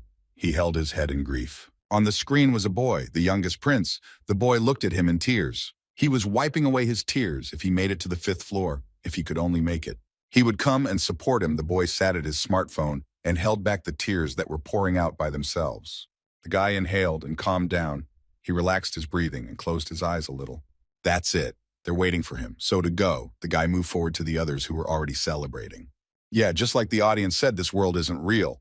Everything here is fake and doesn't need attention. There's nothing to hold on to. Besides, he's not a prince, just a man who's in his body out of choice. But the guy hopes that now this boy will finally be happy. A happy smile appeared on his face. He approached the door and grabbed the handle. The cold metal pierced the coldness of his whole body. When he opened the door, he saw his father and the rest of the people who were celebrating. There was an atmosphere of complete merriment. 17 hours left until the automatic transition and the completion of the mission. The guy was lying in his bed with his stuff strewn about. He felt as lousy as possible, like he'd been run over by a truck. He begged for water. The guy had a terrible hangover. Oh, he was drunk. The audience looked at him and laughed. Yeah, silly to argue he'd had too much to drink, to put it mildly. I mean, he could refuse when offered, but everyone was too insistent. What demons? The poor guy stood up and tried to hold back the gagging. His mouth felt like a cat had pooped in it, and he tried to come to his senses somehow. In the chat room, they laughed at him. That's it. It's time to bury him. The player is dead. But the boy turned off the broadcast so that the others would not distract him. There was an icon that there was no signal. He sighed heavily. It was almost a disaster. Stealth mode disables the video, leaving the chat active. But there was no sound either. The viewers in the chat were telling him to use the coins he had been donated yesterday. The guy wiped his head and gave a surprised look. He apologized and said he couldn't remember shit. He was hungover, so his head was all messed up. The guy tried to excuse himself. He said his brain just wasn't working right now. Everything was so lousy that he wanted to fall through the ground. But suddenly he saw something that made his heart skip a beat. He had earned 16,500 coins. That amount of money made his eyes widen. How much did they donate to him yesterday? Everyone else started laughing as the prince began to sway from side to side. He checked the donation history. The user loves sponsored again by as much as 10,000 coins. He sent a voicemail message praising the boy and saying he did a great job. The boy didn't understand a damn thing. Now he has a lot of money, but he doesn't know what to spend it on. As soon as he saw such a significant amount of money, he immediately started bowing and thanking, saying he would try even harder. Is he finally being recognized? Since this user had donated so much money, and this was within the 5th floor, he must have done his best. The boy saluted and said he'd check a couple more places, then head to the next floor. The boy knocked on his father's door and said he was coming in. The former emperor was reading a book. The man took off his glasses and greeted the boy. He looked tired. The boy stood in front of him and, putting his hand on his chest, said that he finally got to see him. There was joy on the boy's face. The man sighed and said that the boy should have rested a little longer. There was a lot to prepare for. The boy reassured him, saying that everything would be all right. First, it was worth meeting him. The man put the book down and said that the boy seemed to want to shoot something to talk about. What was it about? The boy brushed it off and said it was nothing. He had just recently reread his journal and wanted to ask something. When he was a kid, when he asked him to buy a magical animal, his father reacted extremely negatively, so he wants to know something different. Why did he do that? The man looked at him with a serious look and apparently realized that he couldn't avoid this conversation. How did the boy manage to anger him? The emperor sighed heavily. He still doesn't know. So the servant didn't tell him after all. Okay. There was no reason to hide it any longer. The man looked tiredly at the boy. When he looked at his son's collection, which was a lot of exotic animals, he had a thought. He saw among these animals those who were ready to be mad at this moment. Their eyes were really full of rage. The boy finally began to realize, in the maddened beast, so that's what this is all about. The emperor exhaled. He thought that due to his lack of experience in raising animals, it would be dangerous. But soon he realized that the reason for this whole mess was something else. He looked at his son. He thinks now he realizes who it was. The man had said he was tormented by mixed emotions, but there was a reason for that too. He clenched his eyes. He saw his son as his own mother. It was a pathetic sight, a behavior that made him easy to manipulate, and he couldn't take it anymore. The man realized that he seemed to have blabbed too much, and said that if he had satisfied his curiosity, it could go. He's on a tight schedule, so don't let him waste time. The man immediately stared at the book and collapsed on the couch again. The kid said he'd come back. The boy was about to leave the door, but stopped and turned to his father. The man looked at him with a surprised look. What else did he want? The boy bowed and said, thanking him for loving and raising this disgusting creature until the very end. Having said that, the guy turned around and quickly left the room. The emperor sat there for a few more seconds and didn't understand anything. He was ready to laugh. He couldn't stand it and hit himself with a book right in the face. That's the devil. He changed a lot when he became emperor. I'll have to learn a lot more. The man began to laugh. His son looked funny after all. The guy ran out of the settlement and sighed heavily. That was it. He was done. Now there was still someone to say goodbye to, and he needed to go to the next floor. In his chat started gossiping. He couldn't take a night with him. Physical strength is great, but the guy didn't want to hear anything. Magical engineering is a cool topic. The guy kept walking to the workshop. Approaching the familiar gate, the guy knocked. The master was already inside and was pulling his pipe. Who's there? The man smiled and asked wryly, is that the sunshine of the empire has come down to their level? The guy walked up to him and said he came to express his gratitude. How does he feel? The man said, let her leave her pointless worries. He'd lost a drinking battle to him, and already he's worrying, and he's a small one at that. The man said this without any malice. The guy laughed. He apologized for going to hell. The old man waved him off and said that it was time to end this lyric. He came for the gloves he made. The boy nodded. The old man frowned and said seriously, this stuff is pretty unstable, so let him be careful. He doesn't know why the kid would want this dangerous thing, but if it's his will, let him have it. The boy thanked him point blank. The old man looked at him over his back and squinted his eyes. He saw the boy bow respectfully. He has manners after all, even though he is the emperor. The boy said let him stay healthy and create many more wonderful inventions. As soon as the man saw this, he waved his hands and shouted, "You're the emperor." He's also bowing. He couldn't believe it. You'd think they'd never see each other again. The old man started muttering something to himself and the boy smiled. The old man gave him his invention, and the boy walked back with the box in his hands. That's where his glove was. After the test was over, this whole place along with the people would disappear. The boy was even a little sad. 13 hours to go. This boy's unjust death will become part of history again. He hopes that the time spent here on this floor will be of any use. The guy started to feel sad. At the same time, there were several other people on the third floor trying unsuccessfully to get through. A man was climbing the stairs heavily. It was incredibly difficult for him. He didn't expect the ordeal to be so difficult. It was one of those people who, inspired by the example of the protagonist, chose high difficulty. His name was Beck. So where's the portal? The guy looked around the place, but there was no portal to the next level. He looked at the scroll that was lying next to him. Those fucking things. He's risking his life here and they're fucking around. Here on this piece of paper was written the following: the year 957 of the Empire. For the first time in history, a just ruler has ascended the throne without a shadow of misbehavior. A wise emperor full of courage. All the citizens were incredibly happy and constantly praised him. And the nobles bowed in awe and respect and didn't even dare to cross his orders. Happy sounds of celebration resounded throughout the empire. The others in the chat room couldn't even believe it. There was a different story there. If you are a wanderer reading this, I beg you, may you never play with the good heart of our emperor.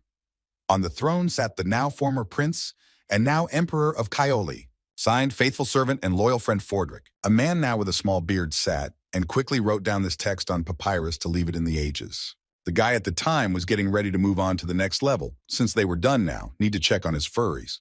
The guy shouted and called out to his servant. The chat started to get indignant. Later, "What's with the shout?" The servant appeared literally out of nowhere. He regarded him, bowed, and greeted his master. He was one step ahead as always. The guy looked at him and asked in a serious tone, did he find out why his pets were in such a state? The man bowed and said that it was impossible for now, but he was trying. In addition, he managed to find out something. These animals have no symptoms of insanity. At the moment, there is no anomaly, so he is not very worried. The boy hesitated and let him go. The servant bowed and immediately disappeared somewhere, went to do his business. The boy rejoiced after this news. Well, since no anomalies have been detected, he will go and get his animals. There's nothing to worry about. Hooray! Better emperor! Chat cheered. Guy walked over to his hiding place and began to look for the animals, which were standing in one of the cages. The popoi were in the cage and seemed to be resting. There was a slight snore coming from them. They seemed to be sleeping. They immediately perked up as soon as they heard the familiar footsteps. As soon as the boy approached them, the animals immediately greeted him with a smile. How were they feeling? They seemed perfectly fine. They just needed to rest. Now the boy opened the door. It seems his servant was taking good care of them, pretty good. The animals looked at him with eyes full of love. The boy reached out his hand and one of the fuzzies licked him. His tongue was warm and rough. The boy was opening the cage. As soon as the cage opened even a little, the critters rushed right at him without waiting and squealed with joy. Of course, they hadn't seen him for a whole week. The pets immediately began to cling to him and purr. The guy started stroking his pets, who tried to cling to him even more. In the chat room, we're not so suspicious of magical engineering. Someone even thought to do the same point. The guy picked up his pets and headed back. He had already finished what he was doing, so it was time to knock out the chat. Someone had suggested setting up chaos lately. At least let him play with his pets. The guy let the fuzzies out and they immediately started bouncing around on the floor. The sight was cute. He walked into his lab and approached the table where the gauntlet was already lying. The critters followed him all the time. They missed him terribly. The guy looked at his gauntlet. This thing was too unstable, as I said, master. So one must take here responsibility. But he will try, though it will be too difficult to deal with the magic circle. While he fixes one part, a completely different part breaks, fix it again, something else breaks. It's an endless circle of breakdowns that makes you respect Reynolds all the more. This This famous genius of magical engineering that he learned about from the video, the history of magical engineering in the tower was divided into before and after his appearance. The guy kept working on his invention. He's no genius, but he can't just give up. 10 minutes to go. He seemed to be finished. Something glowed inside the magic glove. Does he seem to have succeeded? Really? In this form, it can be used already. The guy looked at the result of his actions and smiled. Basically, it was no big deal. He concentrated and felt the energy spilling over his body, and now it seemed to work. The glove began to fill with mana, the light spreading stronger and stronger. The guy could feel the energy building up there. Enough mana had accumulated there, and he tried to move his hand. Sure, there was a slight delay, but it was better than it could get after all. It was his first invention. He realized that this thing was more useful than it was supposed to be. The guy started to smile. He was happy with his invention. Not bad at all, not bad at all. Now there was an alarm clock that said that the time of staying at this location was exhausted. The guy, along with Fluffy, looked over there. The chat pause time was over. The chat would be back on. As soon as the guy saw this, it immediately changed in his face. He started laughing. He apologized to the others he needed to concentrate, and completely he forgot about them. There was already a little riot going on. 5 seconds left. The room he was in began to dissolve into thin air. Now moving to the next floor was imminent. The boy took on his usual appearance, and a portal immediately began to appear in front of him, growing in size with each passing moment. A message popped up in front of him. He had reached the end and passed the test. The way to the 6th floor is open. The boy stepped forward with confidence. However, it wasn't that simple. A prohibition to go inside appeared. The user is deactivated, beginning to transfer viewers of another stream of the same floor. God, yes, what happened? It was some strangers. It seems to be Sonia's people. The guy didn't want to ruin the atmosphere in the chat room, so deactivated the chat room for viewers who added in the last 12 hours. It was much better that way. Guy suggested to calm down a bit and check the reward. He needed to settle this situation. He pressed the button that was responsible for calling the level reward. As soon as he did that, a box appeared from whence you came and started falling down. The gift stopped right in front of him, and the guy was a bit dumbfounded. He was confused about something. Immediately, voicemails started coming to him, one after another, criticizing everyone. The guy decided to put a limit of 500 coins. These people will not give him such a large amount of money, given that they came from another stream. This is the way to solve the problem. An Onion user sponsored him for 1,000 coins. There was a voicemail message. Honey, are you sleeping? He dreams of being able to write, so we'll let Write pity him and begs for his pity. He will even shave his head if he wants to. Let him remove the ban. The guy laughed and said he wouldn't let him. Let's open the award. As soon as he opened it, it was just normal clothes. Kind of weird for a reward. Maybe it has some properties. There's no option to get an extra reward. So who the hell knows what he's using it for? The guy took the clothes. It seems he was starting to guess if the admin was provoking him. Well, that was to be expected. The guy smiled and realized he shouldn't do that. Kind of a message from the receptionist. He's trying to say he's the same guy as in the video, implying that he can't do whatever he wants. The guy put his clothes down. Ass went to the clothes and started to chew on them, but realized in time that he wasn't tasty. No, it's not a rock. The boy yelled at him not to eat it. The boy opens the next box. I wonder what will be in there. His pet sat next to him and seemed upset. There's nothing tasty in there. Opening another box, the boy saw something beautiful in there. His eyes lit up with joy. It was the leather shoes of a 7 serpent master. Rank heroic. Shoes with which he controlled the snakes. Each shoe has its own properties made from the skin of the snake died after childbirth, keeps the abilities of the snake. Now that's the fucking thing. The guy immediately rushed to pull on the shoes. He did not understand what this administrator had in mind. That shoe was sitting on him. Great. There's a reason why no one is surprised by the subject of heroic rank. This stuff is very hard to control. It's unstable, so it's dangerous. A boy tried to climb a wall with these shoes. However, I wonder how dangerous they are. The boy Kim saw in the video tried to climb the wall but immediately fell off. Poor guy went straight down where the river was raging. It's hard to control things like that. The boy sighed. He couldn't use such things himself, so he had to learn from others. He opened his eyes, which immediately lit up with the blue color of mana. With magic and transformation, he had hidden the true appearance of those boots, turning them into the ordinary sneakers he had been wearing before. The chat did not know that these sneakers could be worn so easily, but the boy managed without much difficulty. People were starting to get jealous. The boy scratched the back of his head. He thinks it's okay. The only downside is their bad reputation. It probably helps that he ate the mana stone. The next standard reward was a sack. The guy rummaged around inside and fumbled for a bag of jewelry. There were 5,000 coins in there. Standard reward, rank normal. And why do people think that 5,000 coins is not enough now? The discussion continued in the chat room. Kim reflected that he wanted to learn other skills, but with this amount of coins, he could buy that already on the 10th floor. That's the 6th floor, now another challenge. There he would have to work in groups. The guy took a breath. The other people will freak out if they see these fluffy things. The guy shifted his gaze to them. We need to hide them somehow. He opened the space backpack and told Fluffy to get right in there. It was like outer space inside. No one in the chat room agreed, so why bother?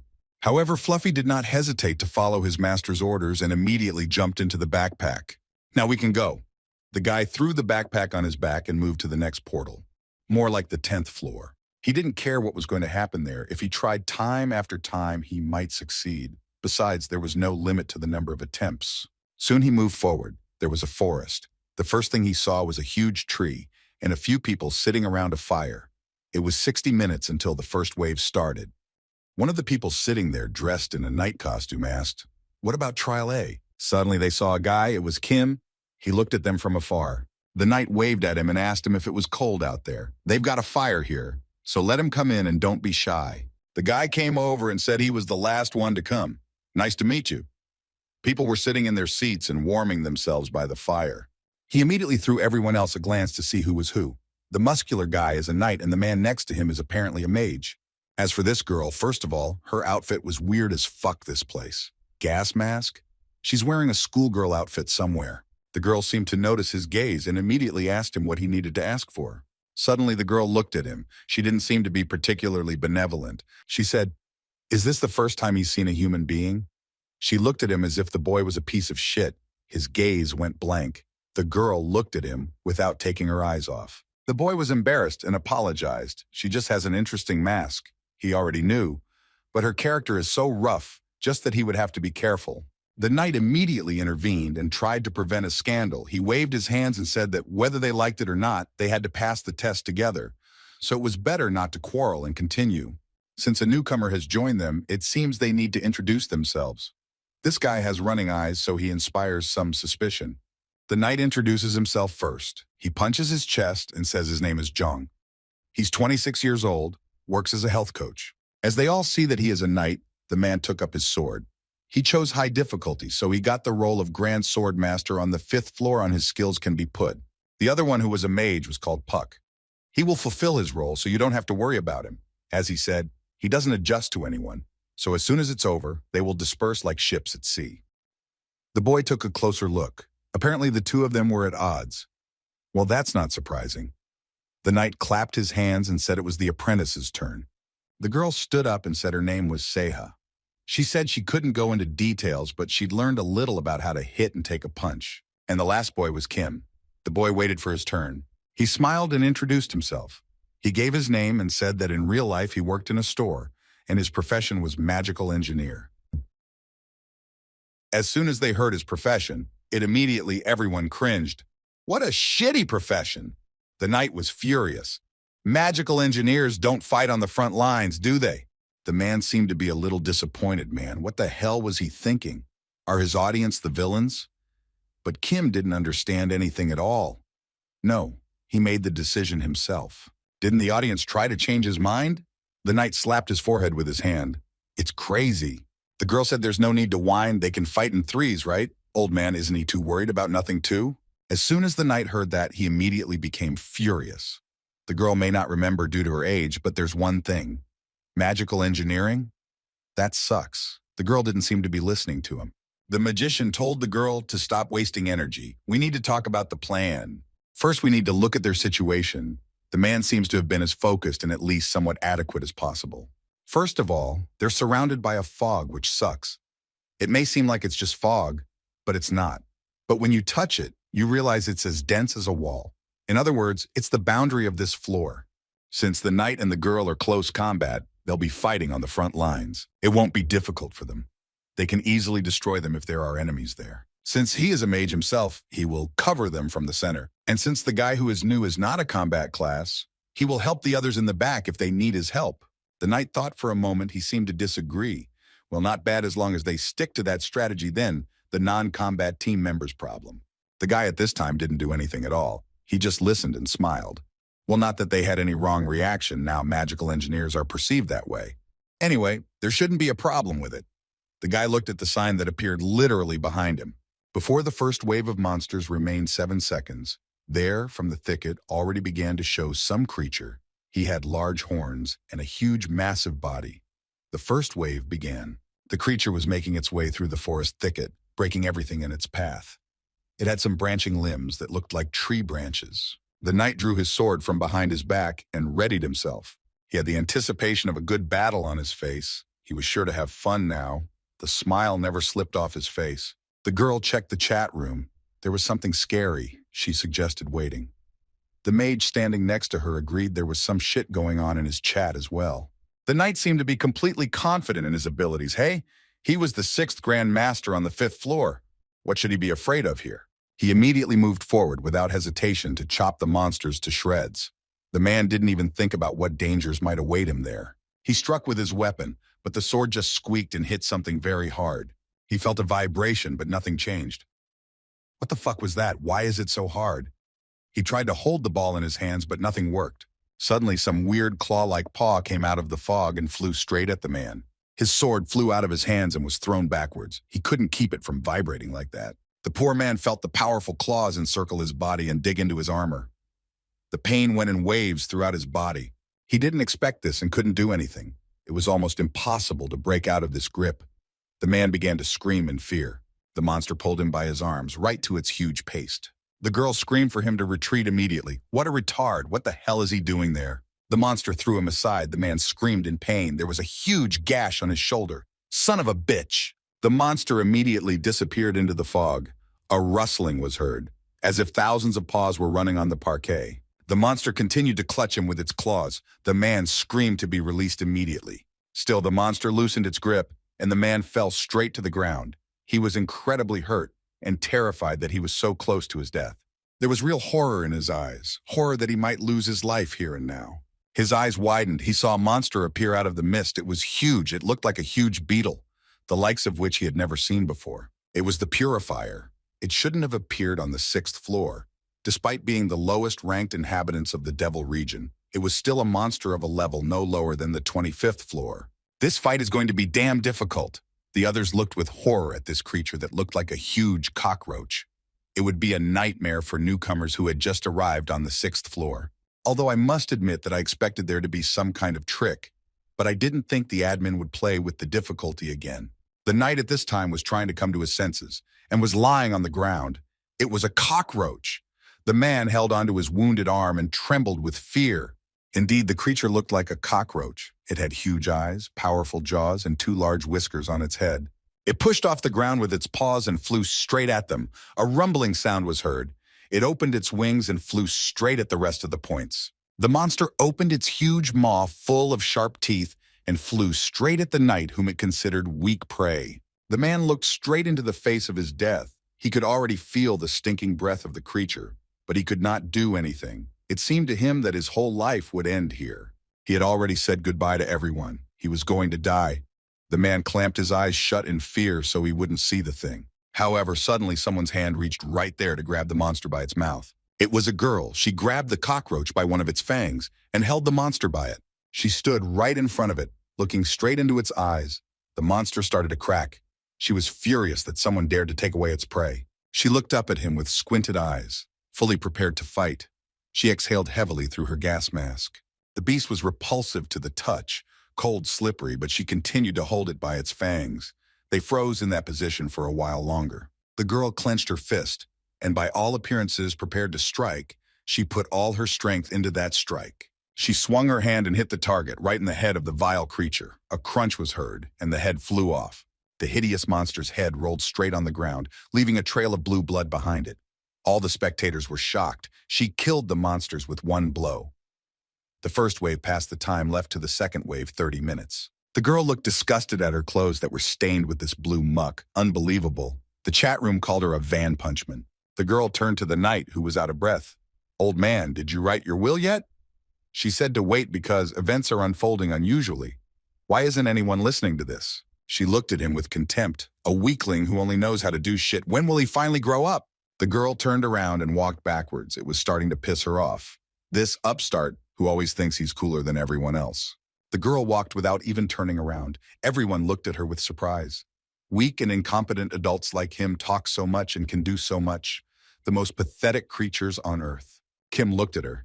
This girl in his video was already a known awakened, a strong fighter, so it was better to cooperate with her. She looked at him with a sizzling look, but didn't say anything. A look like that would make anyone a little scared. She looked at the boy's gauntlet. Magical engineering means, the girl pondered.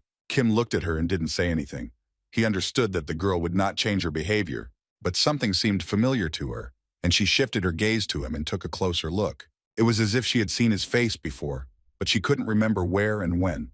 The guy looked at her with a completely indifferent look. He stepped on the head of the defeated monster. It was hard and incredibly ugly. But thank God he didn't have to make his move yet, which made it easier. The guy looked at the corpse of the monster. Some more weird user had joined his chat. The schoolgirl chat spy team was back. Ugh, what's wrong with her stream? There seems to be a completely opposite atmosphere to the one here. The guy turned his gaze to the girl who passed by him without even looking in his direction. He didn't really want to talk to her. Everyone thinks she's his daughter and does whatever she wants, and then dramatically dumps her with donations. But no, the people here are loyal only to their emperor, Great Kim. The boy scratched the back of his head, a little embarrassed. The mage looked at the girl and asked what she was doing on the 5th floor that made her so strong. She said it was none of his business. Why is this dude so upset? The atmosphere of his chat room is so sad. The mage bit his tongue. He didn't expect such a harsh answer and preferred to shut up or just didn't know what to say to him. At this time, the wounded knight was sitting somewhere aside and tried to come to his senses. He was very hurt and very ashamed that he had behaved in such a way. Kim went over to him and asked the man how his wounds were. The guy kind of came to his senses and twitched. The guy took his hand and asked him to let him look at his wound. The man's hands were shaking with either fear or rage. The man almost cried. He thought he was the most pathetic man on earth. So fucked up. Now this shame would stay with him forever. The guy said this place could hurt a lot, so it would have to wait. Knight didn't even get it at first. What do you mean? Suddenly the guy pointed his glove at him, which glowed a bright blue color. The knight didn't even quite realize what was happening. There was a scream. The guy shot him in the arm and lit his wound. It'll hurt, but he won't bleed to death. The mage walked up to him and asked the guy, did he magically engineer that glove? He nodded his head. The man was surprised. Wow, that must have been hard. How did he do it like that? Cockham smiled. Yes, it was difficult, but still accomplished past it. The mage wondered again, really? He should learn the basics when he got to the 10th floor. They talked like that for a few more minutes, and the girl watched them from the sidelines, and it was starting to piss her off a bit. Even if it was magical engineering, it was still no big deal. She tried her best not to show interest. The mage turned to the girl and said he was impressed with how well she fought. Have her stand forward, and he would support her from the middle. And the magical engineer stays behind as before. Agreed? Everyone seemed to be in agreement. Then everyone looked at the knight. He was still lying somewhere in the distance and whimpered quietly. It seems his mental trauma was too strong. In this state, he'll only be a nuisance, so let him lie there. It's only better if he stays here. The second wave was beginning. The man continued to lie there crying. Several more of the same creatures appeared out of the fog, and there was not just one cockroach, but several. Well, this is going to be tricky. As soon as the chat viewers saw such an abomination, it immediately began to call for a disinfector. You need to spray all this fog. The girl jumped forward, not even thinking that she was in danger. It seemed she was used to fighting face to face. She destroyed the cockroaches one by one, crunching them and sending the nasty Jija flying in different directions. She didn't care about getting dirty now and wanted to kill them as soon as possible so they would stop bothering her. The huge cockroach looked at her, and it was like something clicked in his head. Their gazes crossed. The girl had nothing but fury in her face. Her gaze was cold, a true killer. In a few leaps, she jumped up to the cockroach and hit it with her fist with all her might. The cockroach crunched and fell to the ground. Its head hung a lifeless piece of meat. Blue blood flowed from its mouth. Chat was ready to vomit right there. It was incredibly disgusting. And the second wave was also past. Only now did the girl notice that her clothes were soiled again. She was furious. There she was in that stuff again. The guy looked at her. She had made it through 2 waves on her own. Respectable. Well, of course they called her a close combat gift for nothing. She was an incredibly strong and talented girl. She had climbed to the fourth floor only through luck and donations from users. On the fifth floor, she was wandering the streets playing a commoner, a lame idea. Stumbled upon a reclusive master who trained her in melee combat, thus helping her awaken. And after that, rumors of a skinny girl capable of throwing incredible blows gave rise to the nickname, the gift of close combat, that spread throughout the tower. The boy knew she was of the same generation as him, but never thought they would meet under such circumstances, a great blessing to meet her on a level with incredible difficulty. Since there were 2 bugs now, there would be 4 in the next wave, so it was worth preparing. The mage ordered the girl to delay them as much as possible. He'll support her from the back, and this guy, if any slip through, let him take care of those critters. The man smiled and said he was counting on them. He could finally save face. Seems like he's all about himself. The time left for the 3rd wave is 0 seconds. The others have already prepared. It's not going to be an easy battle, so it's worth the effort if they want to survive. The creatures came again, and from the fog, there was a familiar clicking sound that was already annoying. The girl looked closely and wondered. It was the 3rd wave of beetles, and there were only 2 of them. She didn't care. The main thing was to kill them as quickly as possible. She swung her arm and prepared to run straight into a frontal attack. Pushed off the ground, she literally flew forward. It seemed the bugs were doomed. Kim looked her way and shivered a little. Surely she was going to be okay. And he felt a little uneasy that she was coming so fast. The mage was standing next to him and asked him, also uncomfortable with the begging sign, "Why are there only 2 of them?" Exactly. Something was definitely wrong here. Suddenly the boy heard a squirm not beside him and looked away. There was probably a cockroach there. The little critter had snuck in after all. I wanted to attack, but the boy was ready. So there weren't 2 of those things in the wave at all. The guy gritted his teeth. The cockroach was closing in on him. Just so many coming out at once, and now there would be more. The creature had already shown itself out. It was truly huge. The mage shouted for the guy to retreat back immediately. Kim looked at him, but remained standing where he was. The sorcerer began to use his spell, and soon he had a fireball in his hands. Now he would charge up and incinerate the thing. "Let's go." He threw the fireball straight at the monster, and it flew at the monster with a crackling sound. However, nothing worked. The cockroach just scratched the back of its head in bewilderment and remained completely unharmed. The poor guy didn't even know what to do. A mask of horror appeared on his face. It didn't work at all? What the fuck? He trembled with fear. He couldn't believe that his spell was so weak. This can't be happening. Suddenly he felt a cold touch, as if someone had placed something metal on his shoulder. Kim told him to step back. He'll figure it out on his own. The guy started picking at his glove, adjusting it to combat mode. The mage obediently stepped back and continued to shake with fear. His chat was cheering. Their emperor was entering the battle. But now all those bugs were fucked. The girl, meanwhile, continued to fight the bugs, destroying him one by one. The army was thinning with each passing second. Soon she stopped. "How is it back there? Are they even all right?" The girl looked into the fog where there were already a few beetles. "What's going on back there?" It didn't work at all. A scream came to her ears, a scream full of terror and despair. So there were 2 more purifiers. Goosebumps ran down her back. She'd fucked up. The girl was terrified. Several monsters were approaching. They were snapping their huge claws in an attempt to catch the hapless humans. At the last moment, poor girl noticed that a bug was closing in on her and was about to hit her. Damn it, she's lost her guard. It was too late to attack. She was ready for that brood to devour her now. She had to defend herself. The girl covered herself with her arms to soften the blow. She was prepared for the incredible damage she was about to take. But no, it didn't. All she felt was the ghastly blood splattered on her. The monster froze just a few centimeters away from her and opened its mouth and hissed. It looked like it was already dead. The monster's body began to fall, and behind it was a familiar figure. It was Kim. He got there just in time. The guy was smiling. His glove was bloody. He asked the girl, "Did she hurt herself?" He stood firmly on his feet and waited for the next attacks. There were still plenty of monsters left. "The next wave, they're coming." A cracking sound was heard. Everyone else prepared themselves for what they would have to fight. Going up against the purifiers for the first time, a mage could become an easy target. These monsters have a tough body, or rather a shell, so it would be hard to break through. The monster pounced on him, but the boy was ready. He adapted his magic gauntlet and prepared to hit it. They are capable of flying at high speeds, making them quite dangerous opponents. He struck right at the monster. They also possess a hard shell, impenetrable even by steel weapons. However, if you look at it from a different angle, you can see the vulnerability. The guy stood in front of the monster and breathed heavily. That's all they have. a hard shell, and the ability to fly, they pose no other danger.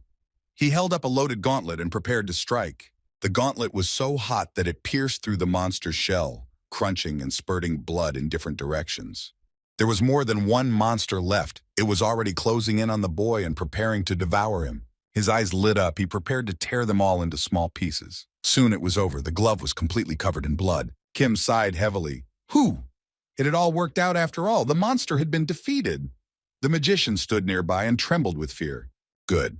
As for the rest of yours, that's something that needs to be hurried, though the girl can basically handle them easily.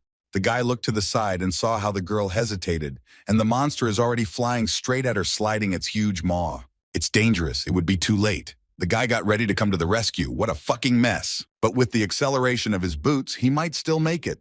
The guy tensed up and prepared to run to the rescue. The boots started working at full power. After a second, he pushed himself off the ground with such speed that the ground beneath his feet began to burn. The boots do their job after all. He pushed himself off the ground and jumped high up. The guy flew straight at the monster to finish it off with one punch. And lo and behold, his glove pierced through the monster. He made it in time. Now the girl was safe. He stood behind the monster's back, breathing heavily.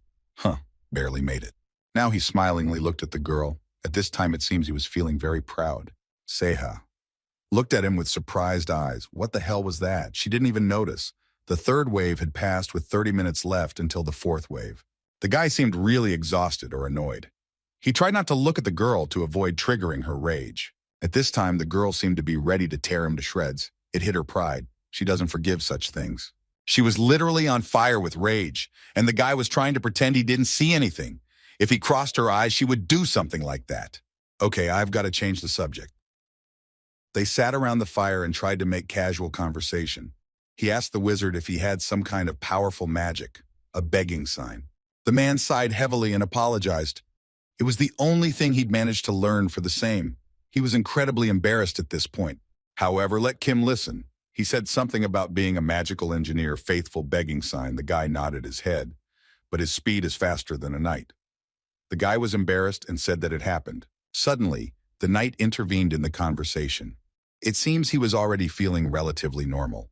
He suggested that everyone try their best. Despite the fact that the prospect is not rainbow, they are strong guys, so there is nothing to worry about. The man laughed. It didn't make it any better. Let's be honest, everyone gave him an ironic look. He was the first one to pass out. The fourth wave was 2 minutes away, almost time we should get into position. The guy smiled. The knight kept talking. This time there will be 8 purifiers, but it seems to be nothing to them. The mage standing next to him said through gritted teeth, yes, just like he said there will be 8. On both sides. The man shivered. He was embarrassed himself. It was frightening to realize that they would be fighting such creatures, and there would be so many of them. They stood in a circle, each defending his side. The guys are prepared. The battle's going to be intense, to say the least. As if the change from monsters to purifiers hadn't happened, but now the number of monsters hadn't doubled, but squared. The guy felt like there were more than there should be. It seemed like the administrator didn't really want them to just sweep this floor like this. Guy gritted his teeth. That asshole. Okay, fuck it, we have to fight. The guy swung his fist and hit one of the monsters. Okay, if that bastard wants it, he'll get it. Everyone started fighting. The girl fought like a beast. She tore the monsters apart. At this time, the knight who was bragging the most was just running away from the monsters in fear like a child. Everyone looked at him with rage. What kind of brute is this? However, he didn't seem to feel guilty. Okay, the fourth wave has been passed, and there's still 10 minutes left until the fifth wave. The fire was crackling as the people were trying to recover from such a heavy fire. The expression on people's faces is quite depressing. They seem to be scared as hell. They're probably imagining what's in store for them in the fifth wave. 16 squared is 256 purifiers. That's a whole fucking army. Indeed, those things were already approaching, and they were simply huge in number. The sorcerer sighed. He's going to lose his mind. The spectators complained to the administrator. But their complaints went unheeded, of course. Who would doubt it? Suddenly, the knight became animated and shouted at the mage, "What did he say? Why is he fucking yelling at him? What am I supposed to do with this?" The sorcerer was furious. There was only 26 seconds left until the fifth wave. Kim was preparing himself for what he was about to face. There were going to be huge waves of monsters now. What was expected? This was the only way. The guy shivered. He really didn't want to resort to this, but there seemed to be no choice. He got to his feet and went to the knight, who by then had recovered and did not understand anything. The guy in a serious voice told everyone to move away and lie down on the ground. Everyone stared at him with an uncomprehending look. The guy started to charge his glove. Let them listen to him if they want to live, sure. Everyone looked at him with surprise. The fifth wave was coming. He could already hear the stomping and the chattering of those things, and his gauntlet began to charge more and more. It was completely covered with blue light, and a beam of energy was about to burst out of it and burn everything. The girl tilted the knight's head so he wouldn't have to look, but the poor guy only managed to grunt.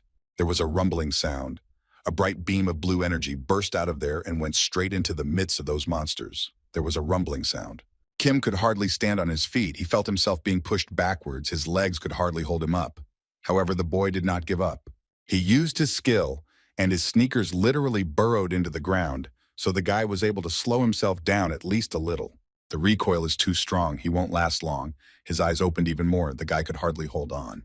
He realized that he had to finish all these things off in one blow. Otherwise, this scum wouldn't let them live in peace. Swinging his arm, he intensified his wave even more. Even though it was a crazy tension, but he kept shooting. Everyone stood and looked at him in a daze. The bugs started to vaporize one by one. The immense temperature was literally dissolving them. In a second, it was over. Only ashes remained where the explosion had been. The army of beetles had vaporized. The mage was shocked, all the purifiers in one blow. He couldn't believe something so powerful existed. Seha walked up to him, stunned. Who the hell is this guy? It didn't make any sense. He stood there, and with his back turned to them, he didn't say anything. They all looked at him like they were mesmerized. It was an amazing sight. Kim took off his glove and threw it on the floor. The glove's time was up. It was worth a little rest. The guy had overdone it, and so much so that his strength was almost gone. He started spitting blood, coughing, and filing to the ground. There was admiration in the chat room. The Emperor had done everything. He had spent too much magical power, much more than he had planned. The guy looked at his bloody hand. That sucked. Yes, he had placed a magic stone in the glove, but unfortunately, it wasn't enough. It took all of his magical powers to strike. Without the blessing, he would have passed out before he killed anyone. However, everything went perfectly. The test was completed, and the way to the 7th floor was open. There was complete admiration in the chat room. The girl approached him with timid steps. She was still even a bit afraid of him. She addressed him by calling him uncle. The guy looked at her with surprised eyes and wiped blood from his face. He seemed to have overdone it. The mage and the girl approached him. They seemed extremely concerned. The guy said that everything was fine. The girl didn't have much faith in that, though. If he was fine, he wouldn't be coughing up blood, so that sucks. He was picked up under the arms and dragged. The boy fought back and shook his head. He's really okay. It's just a side effect of the depletion of magic power. Magical engineers use magic too. The man who was holding him nodded. I see. He turned to the girl and called her apprentice and told her not to worry. The girl was furious at such nicknames. Just when she heard that he thought she was worried, she immediately looked away and snorted. The banter started almost immediately, and the audience loved it. The guy was asked again, "Is he okay?" He continued to say he was fine and not to worry. The user sponsored him with 500 coins and asked, "Who the hell is he anyway?" The guy said he would check the reward first and they could move on. The portal had already opened, by the way. However, everyone was standing in their seats. What's the big deal? The portal is open, the test is passed. Why are they here? The knight started to speak but was interrupted. The man's voice was still weak. The schoolgirl approached the Kim and turned to him. The guy looked at the girl with surprised eyes. What was she even up to? The girl started to take off her gas mask. She removed the mask from her face, and it turned out that under this mask was quite a beautiful girl. The girl repeated her question. Is she actually talking to him? What's his real name? As soon as Kim heard that question, he was immediately confused. Really, why is she talking to him? He said his name. What's wrong with that? The girl shook her head. No, that's bullshit. The people on her stream say that name isn't on the list. And then the guy finally remembered he changed his name. And as soon as he realized it, the dumb shivers went up his spine. He'd just gotten an F. That's fucked up. The girl thought, judging by the reaction of her viewers, stream viewers are very loyal. What can't be said about the viewers of this night? It seems he is cursed by absolutely everyone. The guy did not think that many people will run over to his stream after this, so do not spread your lips. You can say purely to observe the reaction of other viewers. He said all he had to do was add the number 2 at the end. The girl didn't get it right away, so the guy explained, just add the number 2 and that's it. Well, fuck it, he was flooded with viewers, too many of them. So I even had to turn off notifications about new viewers. It's getting annoying. Suddenly, a knight walks up to the guy and in a shy voice starts apologizing. All his viewers are leaving. Well, as I expected, the rest of his audience goes to him.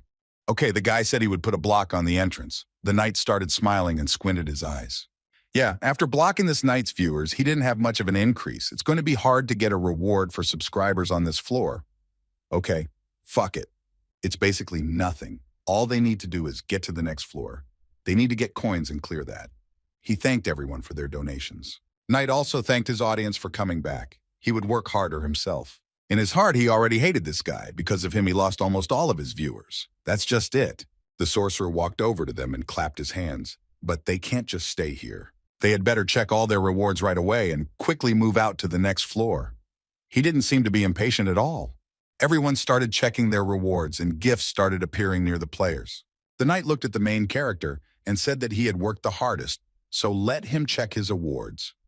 The guy said without much interest that he would do that. The guy didn't want to dig around in public. Since there are other streamers here, the award is unlikely to stand out too much, right? Suddenly, the girl turned to him.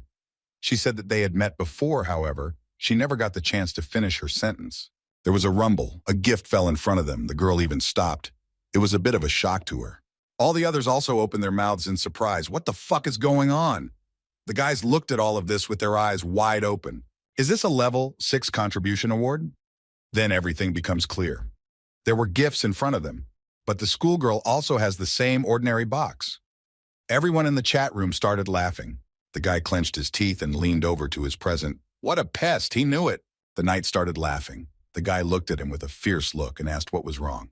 The knight calmed down too. They are watching and curious. Why only his box is unique? The knight leaned over him and just burned with rage. Gotta be so stingy. The guy opened the box and a bright purple color immediately started pouring out. It seemed there was something incredibly valuable in there. He pulled out the gloves.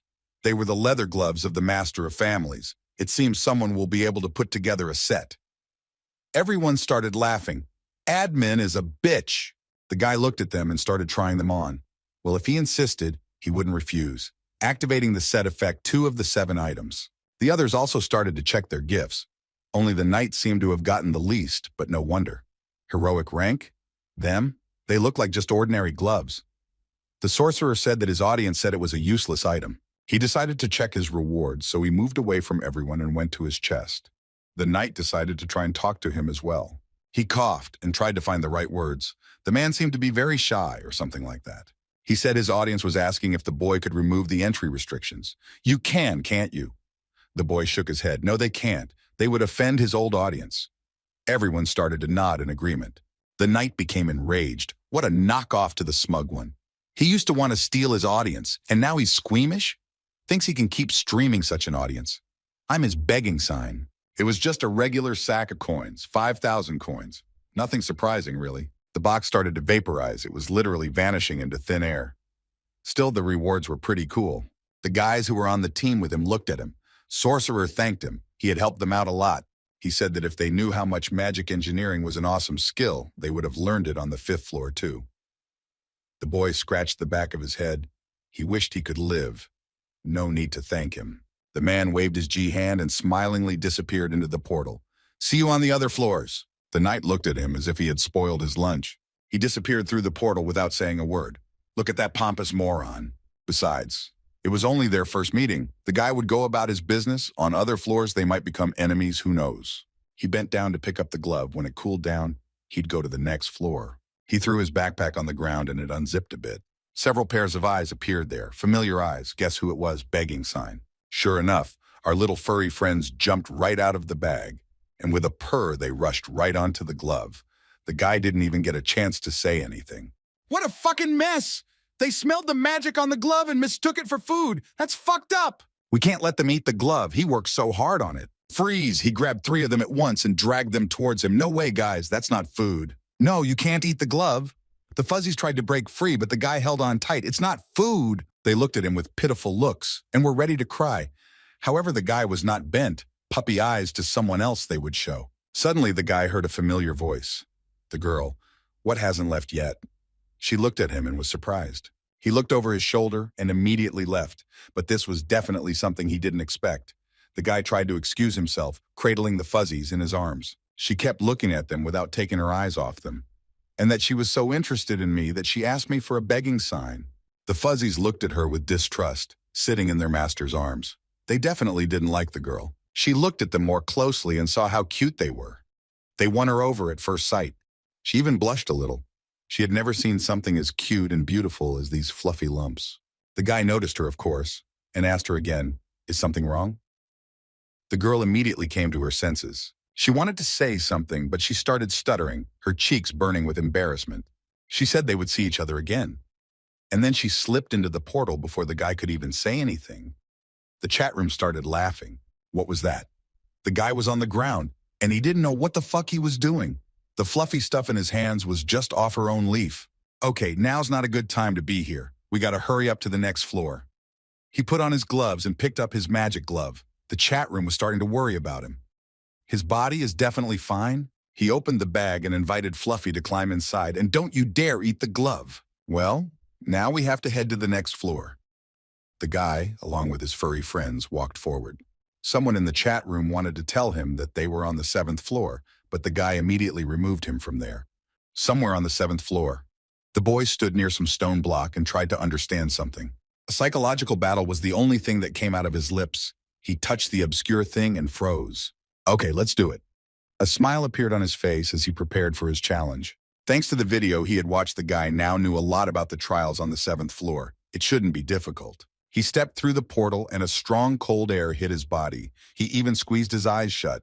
2 more people entered the floor. The required number had been reached. Well, now they could begin. They stopped at the 7th floor. There was a statue looking like some kind of Buddhist god. He was holding a weapon. A man was already standing there. Kim stared there and began to study the space.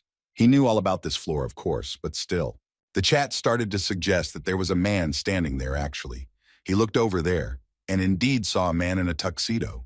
The stranger turned around and looked at the boy with a distrustful look. He had a heavy look on his face, like he hadn't slept in a few nights. As soon as their eyes met, the boy got a chill inside. This man, he looked too familiar. He remembered the video. It was exactly the same. A feeling of déjà vu came over him immediately. The man shook it off and said he wasn't going to hurt him. So let him just mind his own business. Then in that moment when he was watching the video last time, he started going at him. Why did he kill people who weren't involved in the trial? Yeah, that's not what happened then. The stranger's eyes lit up, and he asked in a droning voice, "Boy, what do you want to join them?" As soon as the boy heard that, he got goosebumps on his back. His eyes widened with fear and surprise. Now he knew that this man was dangerous, and it was better not to get into an argument with him. The man looked at him and asked him what his name was. A predatory smile appeared on his face. The guy introduced himself and asked the same question. He tried to be as friendly as possible. The man said his name was Han. His voice sounded very strange, and it was clear he was not to be trifled with. Kim asked, what was his job before he came to the tower? The man smiled, already studying him. They hadn't even checked the details of the test yet. Wasn't it a little early for such questions? Inside himself, as he tried to keep his anger in check, this man is the first person he would like to hit when he meets him. Thank God he knows what to expect from the video. But he's the worst possible opponent. Besides, he knows the ordeal that awaits them. A so-called lie detector. A psychological game where you have to catch your opponent in a lie, or deceive him with a lie of your own. The rules of the 7th floor challenge flashed before them. The description made them dizzy. There was too much text. Kim looked at the man and said, in that case, let him ask, did he go into the tower of his own free will, or was he dragged in by force? Han replied that it didn't matter. Was he evading the answer? Did the man look at him with an unkind look and say he came here of his own free will, now he was satisfied? The boy nodded his head and thanked him. He sighed heavily. Really? Has the game already started? He looked at the man, who continued to stand still and not move. To catch him in a lie, what kind of question to ask him? Han stood motionless. He just stared ahead, not paying any attention to the boy. 1 minute left. Han looked at him and said, as long as he's standing here, he'll go to that board. Her color has changed too. Time 0 minutes left. The statue began to move. It looked at Khan and pointed a finger at him. The man stopped and was stunned for a second. The statue asked the user to ask a question. He was given a minute to think. The man pondered for a moment. Han looked at the guy and smiling asked, did he know him before he got into the tower? The boy looked at him and became wary. He wanted to ask himself, how is this even possible? However, he immediately dismissed those thoughts. It was obvious from his first reaction. The boy shook his head. No, he didn't know him. Han couldn't know for sure yet either. One must go into denial. The man pounded the button and said it was a lie. A crazy decision. There was triumph in his chat room, checking the result. The goddess's eye glowed blue, indicating that it was true. Then the finger pointed already at Kim and demanded the same question from him. The boy thought, if it was necessary to kill people, though if it wasn't required by the test, would he do it? Han smiled. Of course, even now, the test of the result began. The goddess's eye glowed blue again. What a lunatic. The man took his turn and began to think about the question. He didn't think long. He asked the boy, did he know what the 7th floor test would be like before he got here? Kim tensed up. What the hell is he talking about? The guy didn't know what to say. He seemed to be cornered. Lies. Han put the object back. The results were verified. The eye of the goddess glowed blue again. It was true. The boy tensed up. What a bastard. How did he learn so much in such a short period of time? Their gazes crossed again. The tension was building. The boy clenched his teeth. Was his emotion at seeing this bastard so obvious? No fucking way. As soon as he entered the 7th floor, he probably noticed he wasn't studying anything. That's his mistake, but he knows him better still. The guy looked at him with clear eyes and asked if he had the need to kill his wife, would he be able to do it too? Han looked at him and cringed. An idiotic question. The guy repeated it, so would he be able to handle it or not? It was obvious how nervous Han was. He replied that the guy doesn't even know if he's really married, whether he can handle it or not let him answer. The man tensed up and said that he couldn't do that to his lover. It was obvious from the look on his face that he was lying. The guy shut up for a moment and began to speak. His words sounded muffled. It's a lie. He put the object back down. Their gazes crossed and he saw how horrified Han was. A test of the result began. The goddess's eye lit up red. It was a lie. Han looked at the boy and asked, did he already know he was married? The boy shamelessly replied that yes, he knew. Time to play big. The results began to check out. It turned out to be true. The audience wondered, how did he even know that? Well, it was his turn again. The guy started thinking about the question. He already realized that there was a lot he couldn't hide. He gritted his teeth and became wary if his wife had followed him into the tower. The boy paused rhetorically. And besides getting in his way, would that be reason enough to kill her? Guy looked at him with a stern look. Cut her in half and scatter the remains in the street. He said it through clenched teeth. Han looked at him, and you could see the man shaking with rage. His questions were going too far. Would he be able to kill her? Yes or no? The statue determines lies based on facts. It also takes into account their mindset and their thoughts. Han was getting visibly nervous. He didn't know what to answer. The man was breathing heavily. No, he couldn't do that. The man shook his head and sighed. Clearly, the boy exhaled. If this was love, it was basically expected.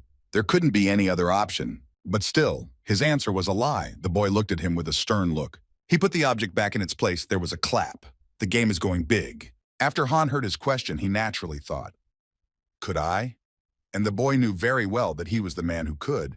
After that question, the boy tensed up. He didn't know what to say or what to do. He looked at his adversary with frightened eyes. Now he was scared shitless. The test of the result began. The goddess looked at them, and everyone's blood froze in their veins. Much would depend on this answer. And lo and behold, the red eye opened. It was a lie. The chat began to cheer. This streamer must have lost some sympathizers. His viewers also began to suspect something. Khan did not know what to do. He was scared. He realized that these questions had gone too far. But still, the man tried to come to his senses. He smiled, and it was a crazy smile. And he's funny.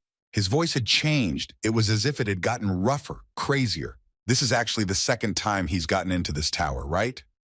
That predatory smile again, he knew which levers to pull. After that question, Kim was puzzled. And that was bad. If he was found out, it would be hard to justify himself. The man was still standing there, staring at him with his crazy eyes. It was a truly horrible sight. The boy did not know what to say. It seemed to him that the earth was falling away from under his feet. He gritted his teeth and tried to regain his composure. It wasn't. The boy gritted his teeth. And then Han laughed. So it is? The man felt he had caught his rival. He should stop lying. His smile grew wider and wider. He looked like some kind of psychopath now. The man inserted the last object into the hole. It's a lie. A crunch was heard. The result is being verified. Everything around began to shake. I stopped a little uneasy. It seems now something terrible is going to happen. The statue began to move. First, the hand in which was a huge axe moved. The whole room began to shake. The statue of the horrible deity began to move. It got up from its seat and approached the two test subjects. Her eyes were closed for now, and that was the worst part. The anticipation of death was worse than death itself. And so when the goddess' eyes opened, they all burned red. The devil will inflict punishment on player Ha Jisok. The man backed up, goosebumps running down his back. What? He didn't understand anything. There was a phone lying here with interference on it. Do you wish to become an administrator? You can do it. The man's voice continued to speak. To make everything he wants come true? Isn't that a gift of fate?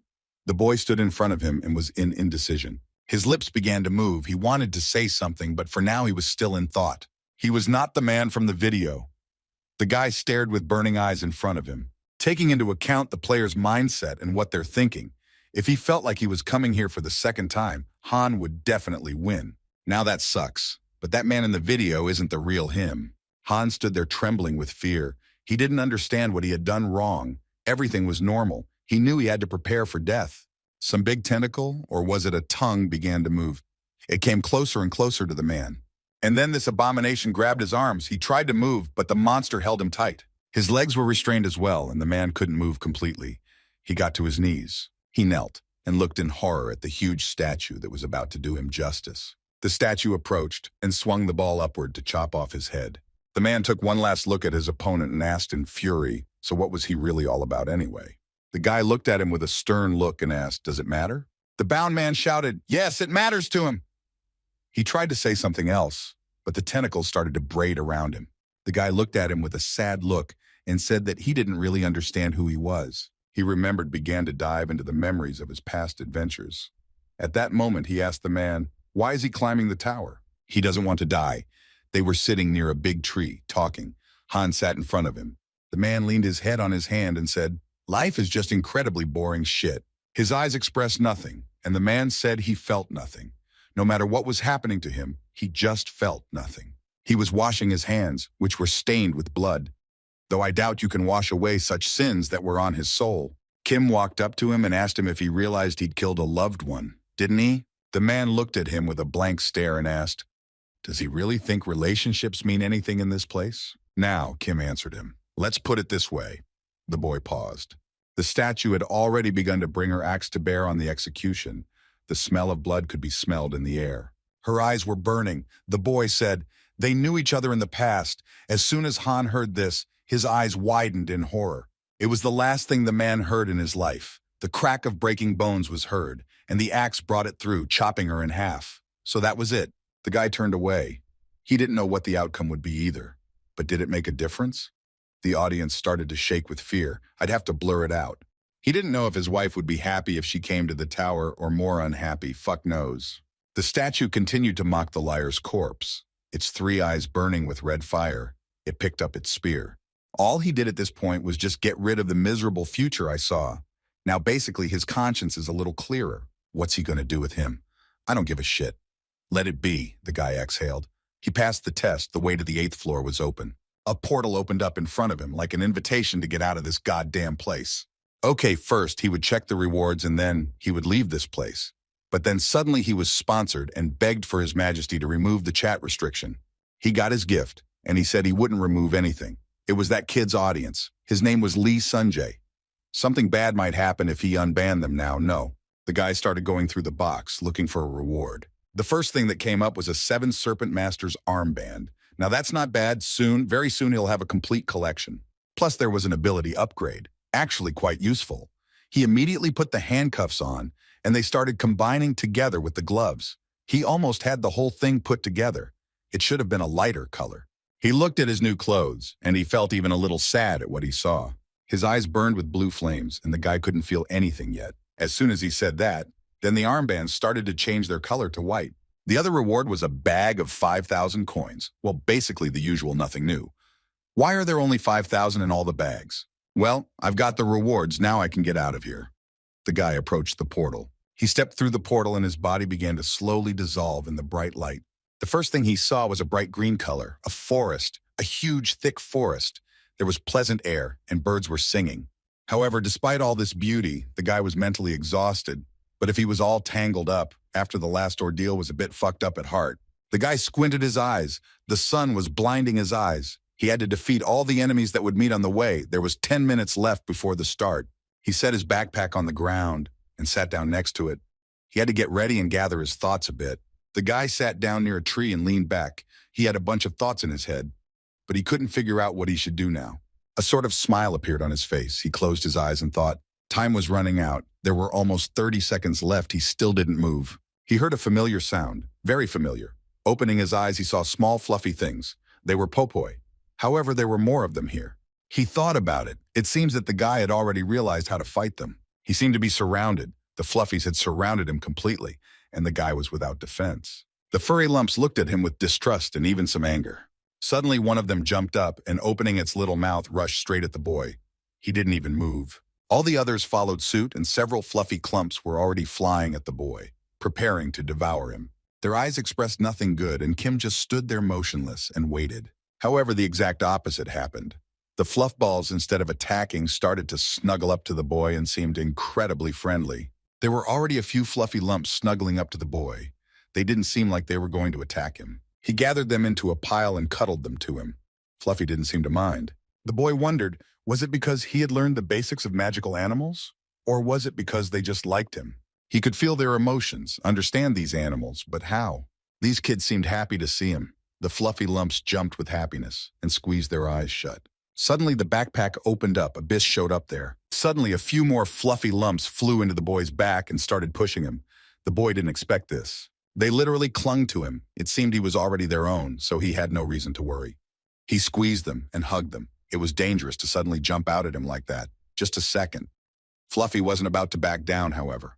Something seemed to be bothering them. The guy looked at them in surprise and asked, "What's wrong? What the hell?" But suddenly he realized.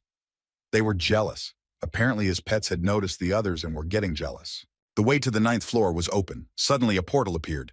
The test passed too quickly. The guy opened his arms and told everyone else to come down. The fluffies jumped out of his arms. Only his pets remained. Now they seemed happy, so they were actually jealous. That's funny. Obviously, it's the same situation as the first floor, so no surprise. Since there was no hostility coming from these brutes, the system considered them to be his allies now and counted the task. The guy opened the plaque to view the rewards. The fluffies continued to sit on his shoulders. A portal appeared, another from which something fell out. It was an obscure object. It was a parchment scroll that flopped a few meters away. Everyone looked at it in surprise. The boy picked it up and unfolded it. He had to see what it said. The lives that will come from the broken world tree. Lives that would inherit the will of the world tree. Lives that would mourn the death of the world tree more than anyone else. Lives that will want to grow a new world tree and sapling. Until one is broken, it will grow again. The boy felt a strange sensation, and the scroll in his hands began to dissolve literally into thin air. Soon, there was nothing left in his hands. Foreign and Forden, 2 world trees. This world tree name is one of the factors that confused the fate of the world of this tower. After the world tree suppressing the devil spirit fell, the city fell into utter chaos. The test of the 25th floor will take place in a confused world. So far, so good. As long as he saw the fall of the world tree as an opportunity to grow, the guy walked forward and Fluffy followed him. There were an inordinate number of them here. The guy flopped down on the soft grass and apologized to his sponsors and audience. He needed a nap to regain his strength. The guy lay with his eyes closed. The fluffies surrounded him. He didn't seem to pay attention to them. They enveloped him like a mother and warmed his body with their warmth. It was an incredibly cute sight. Soon he dozed off, but he didn't get much rest. He heard the sound of fluffies. They jumped all over him and started jumping. The boy wanted to get some more sleep, but it wasn't meant to be. He got up and threw the furry lumps off of him. They scattered like fluff. He thought he'd slept for almost an hour, so it was time to get on the road. He had to get moving. He grabbed his backpack and headed out. Taking his pets, he opened the portal and approached it. The other fluffies were sad when they saw their friend leaving. They didn't want to be alone. They thought of him as one of their own. They crowded around the exit and started to look in the guy's direction. He told them to take care of themselves. He went into the portal, his body beginning to dissolve. Soon he found himself on another floor. It wasn't so cozy. There were gray walls everywhere. Time limit 2 hours. Warning, if he can't break the seal, he'll be locked on the 9th floor. Let him make the crystals on each wall become the same color. All the walls don't have to be the same color. Inside himself, the guy started cursing. That fucking admin, he won't let him rest, right? Well, that's to be expected. Besides, why is the time halved? The guy squinted. Now that's fucked up. Suddenly he saw another person. It was a girl in a hoodie fiddling around the wall. The guy walked up to her and said hello. The girl shrieked in surprise. Apparently she didn't expect to see someone here. She turned around. Her face was hidden under her hood. The girl said hello too. She began to remove her hood and spoke. Her voice sounded kind of muffled. She apparently noticed his pets and asked, "Does he have a real one?" The girl looked at him like she was seeing them for the first time. She grabbed his hand and started chirping. How did he get along with them? They're so cute. The guy was even a little embarrassed by the pressure. They'd better pass the test first. His cheeks flushed. There was some kind of fragrance coming from her. The girl apologized and pulled away from him. "What's his name?" The guy introduced himself. As soon as the girl heard his name, it was immediately a radiant smile. Her name was Jean.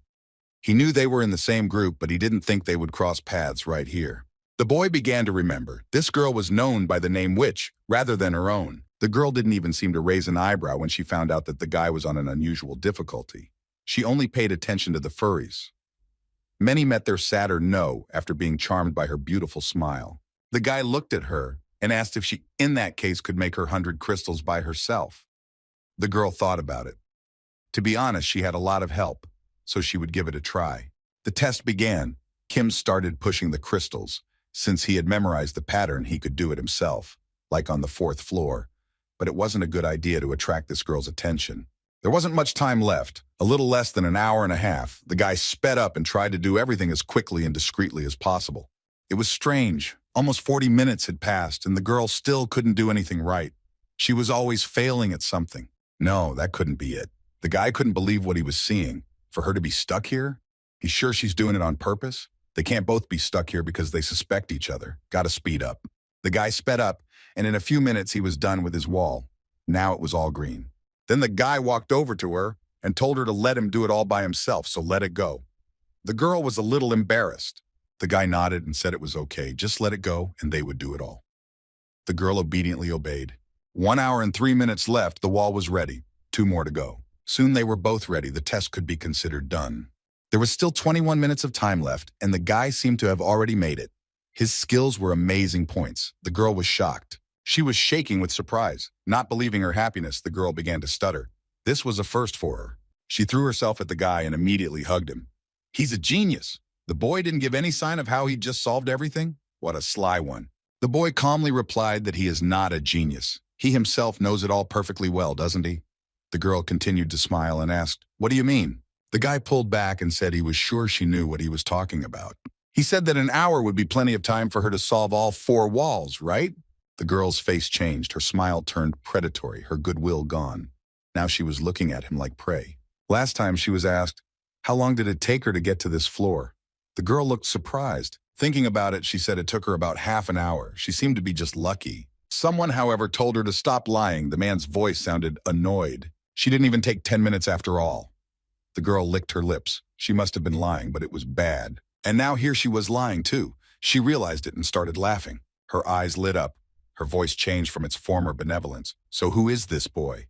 Is this really his 2nd time in this tower? The boy tensed. Yes, what is she talking about? Does she think that's possible? The boy looked at her with tension. The girl nodded. She agrees. The new guys on her broadcast were suspicious of it too, even handed over a bunch of coins. The guy tried to act natural, whether it was possible or not. Let's say it was his 2nd time here. If it were true, he'd kill her with his own hands. The girl was frightened. She hesitated and said she was definitely sure it wasn't the 2nd time. But he's being too cautious. Maybe it's reincarnation or regression, right? The guy thought about it. Did she have a reason to think that? The girl continued talking, her voice sounding very sweet. Her boyfriends gave her a coupon for a rerun, and she watched his trials on the 7th floor. So basically knows something. For the 2nd time, he doesn't look like he knows anything about this tower. She's been watching him the whole time. It's more like he knows a lot about that man. Is she right? The guy kept looking at her tensely. The girl suspiciously knows a lot about him. You can't give yourself away. She's a witch known for the fact that if they lay eyes on someone, they'll chase them to the end of the tower. That prospect is a headache for him. If he answers intelligently, he can avoid it. He sighed heavily. He had no choice. If she was so interested, then so be it, he would tell her. But he would demand something in return. The girl moved closer to him and looked straight into his eyes. In return? Really? Let her give him her capes, then he'll tell her everything. The guy turned away from her. The girl seemed stunned. Was he joking or something? The guy said he was totally serious. She looked at him in disbelief. If he was joking, she wouldn't get off him that easily.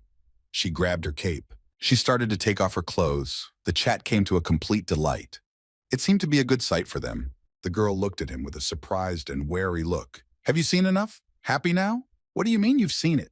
The guy just asked to give him the cape. You can't fall for her looks. She's a witch. It seemed that the girl was getting annoyed that this strange boy was not falling for her tricks. His devil.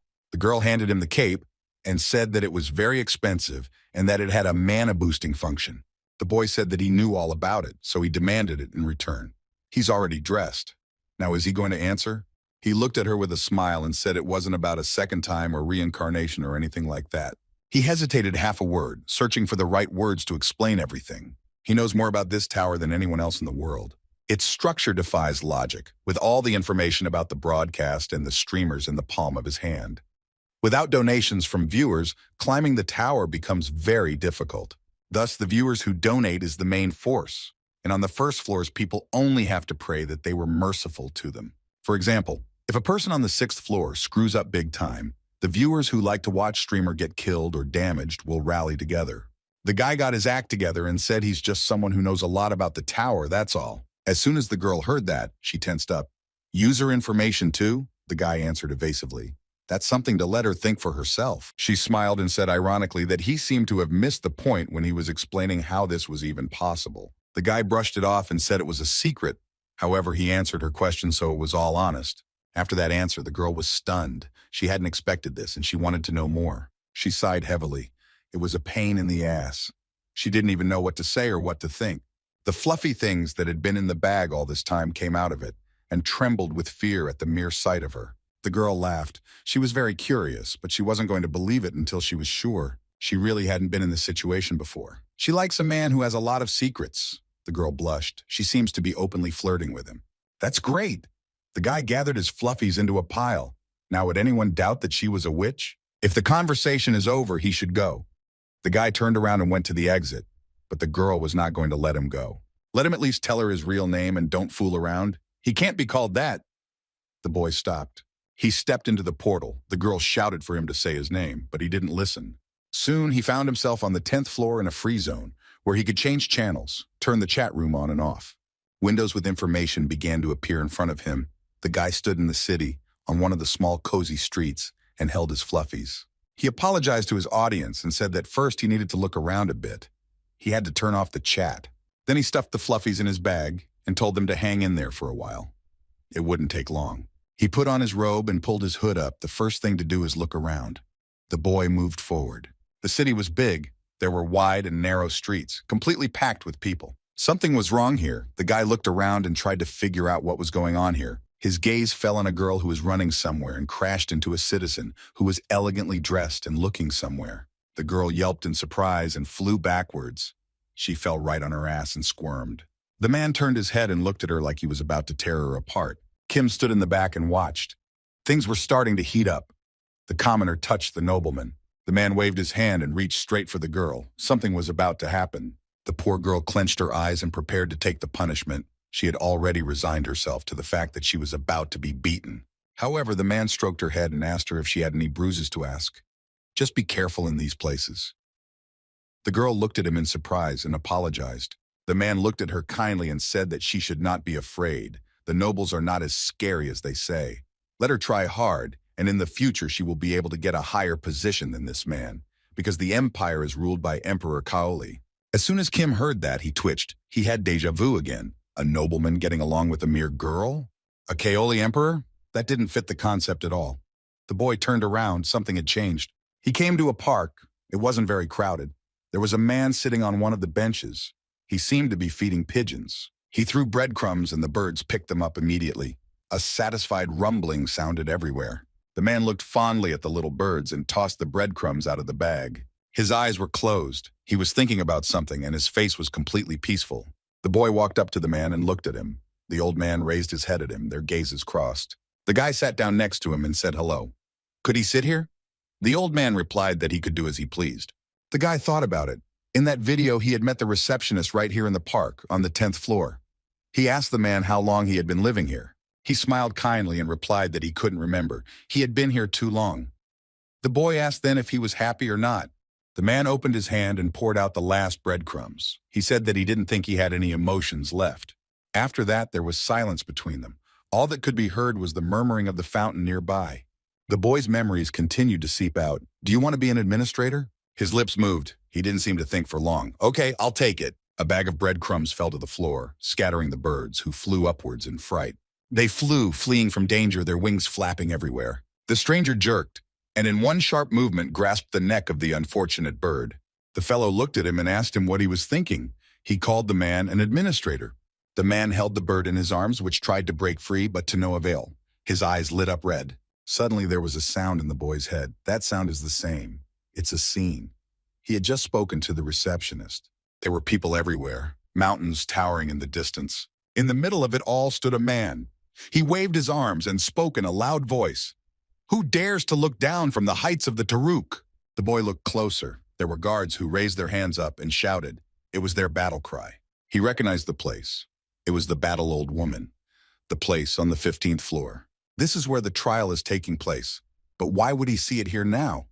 A crackling sound was heard. Some powerful paw began to appear literally out of nowhere. This place was destroyed after the demonic monsters came. They were incredibly ugly. Their heads were elongated, their bodies very muscular. The monsters were truly horrible.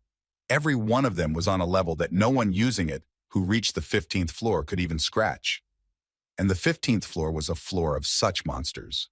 The guards tried to defeat, or at least hold back the wave of monsters, but it was getting worse and worse. They fought, cutting down the monster one by one, but they did not become less. They kept coming and coming.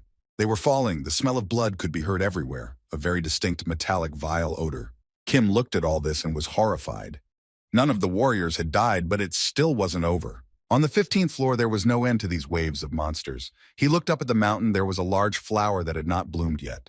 It was a huge bud that was sticking straight up the mountain. Suddenly, it began to open. There was a vile sound and an equally vile odor. It seemed like this flower had teeth.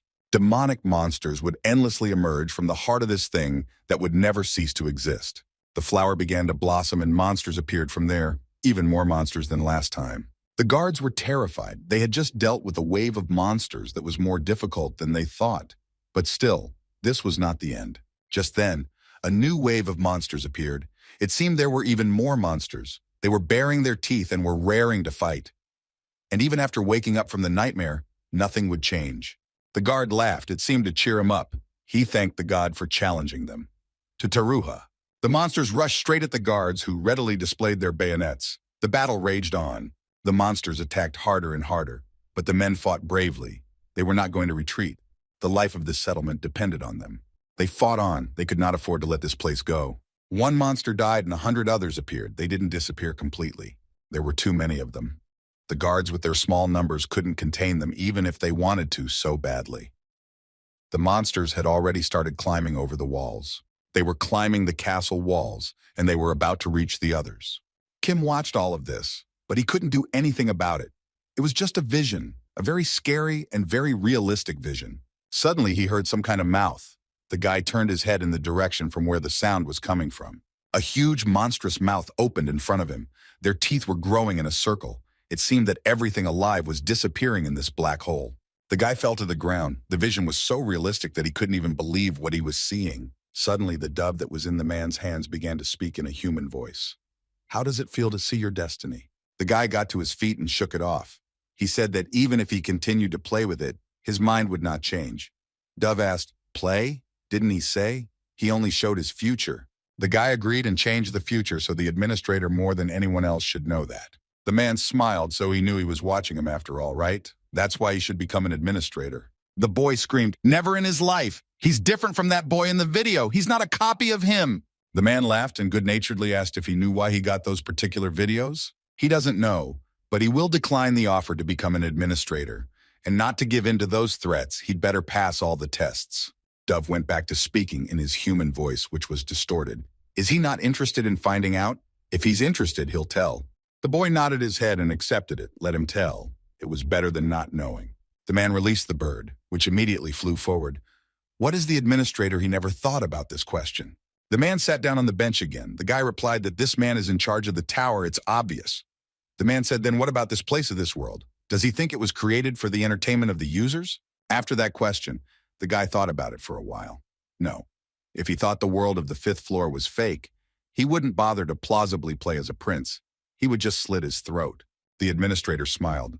He supposes not. To be honest, there were a few other users besides him that could have gotten admin positions. Were they before his invitation to the tower? The men nodded. So there are a few admins then?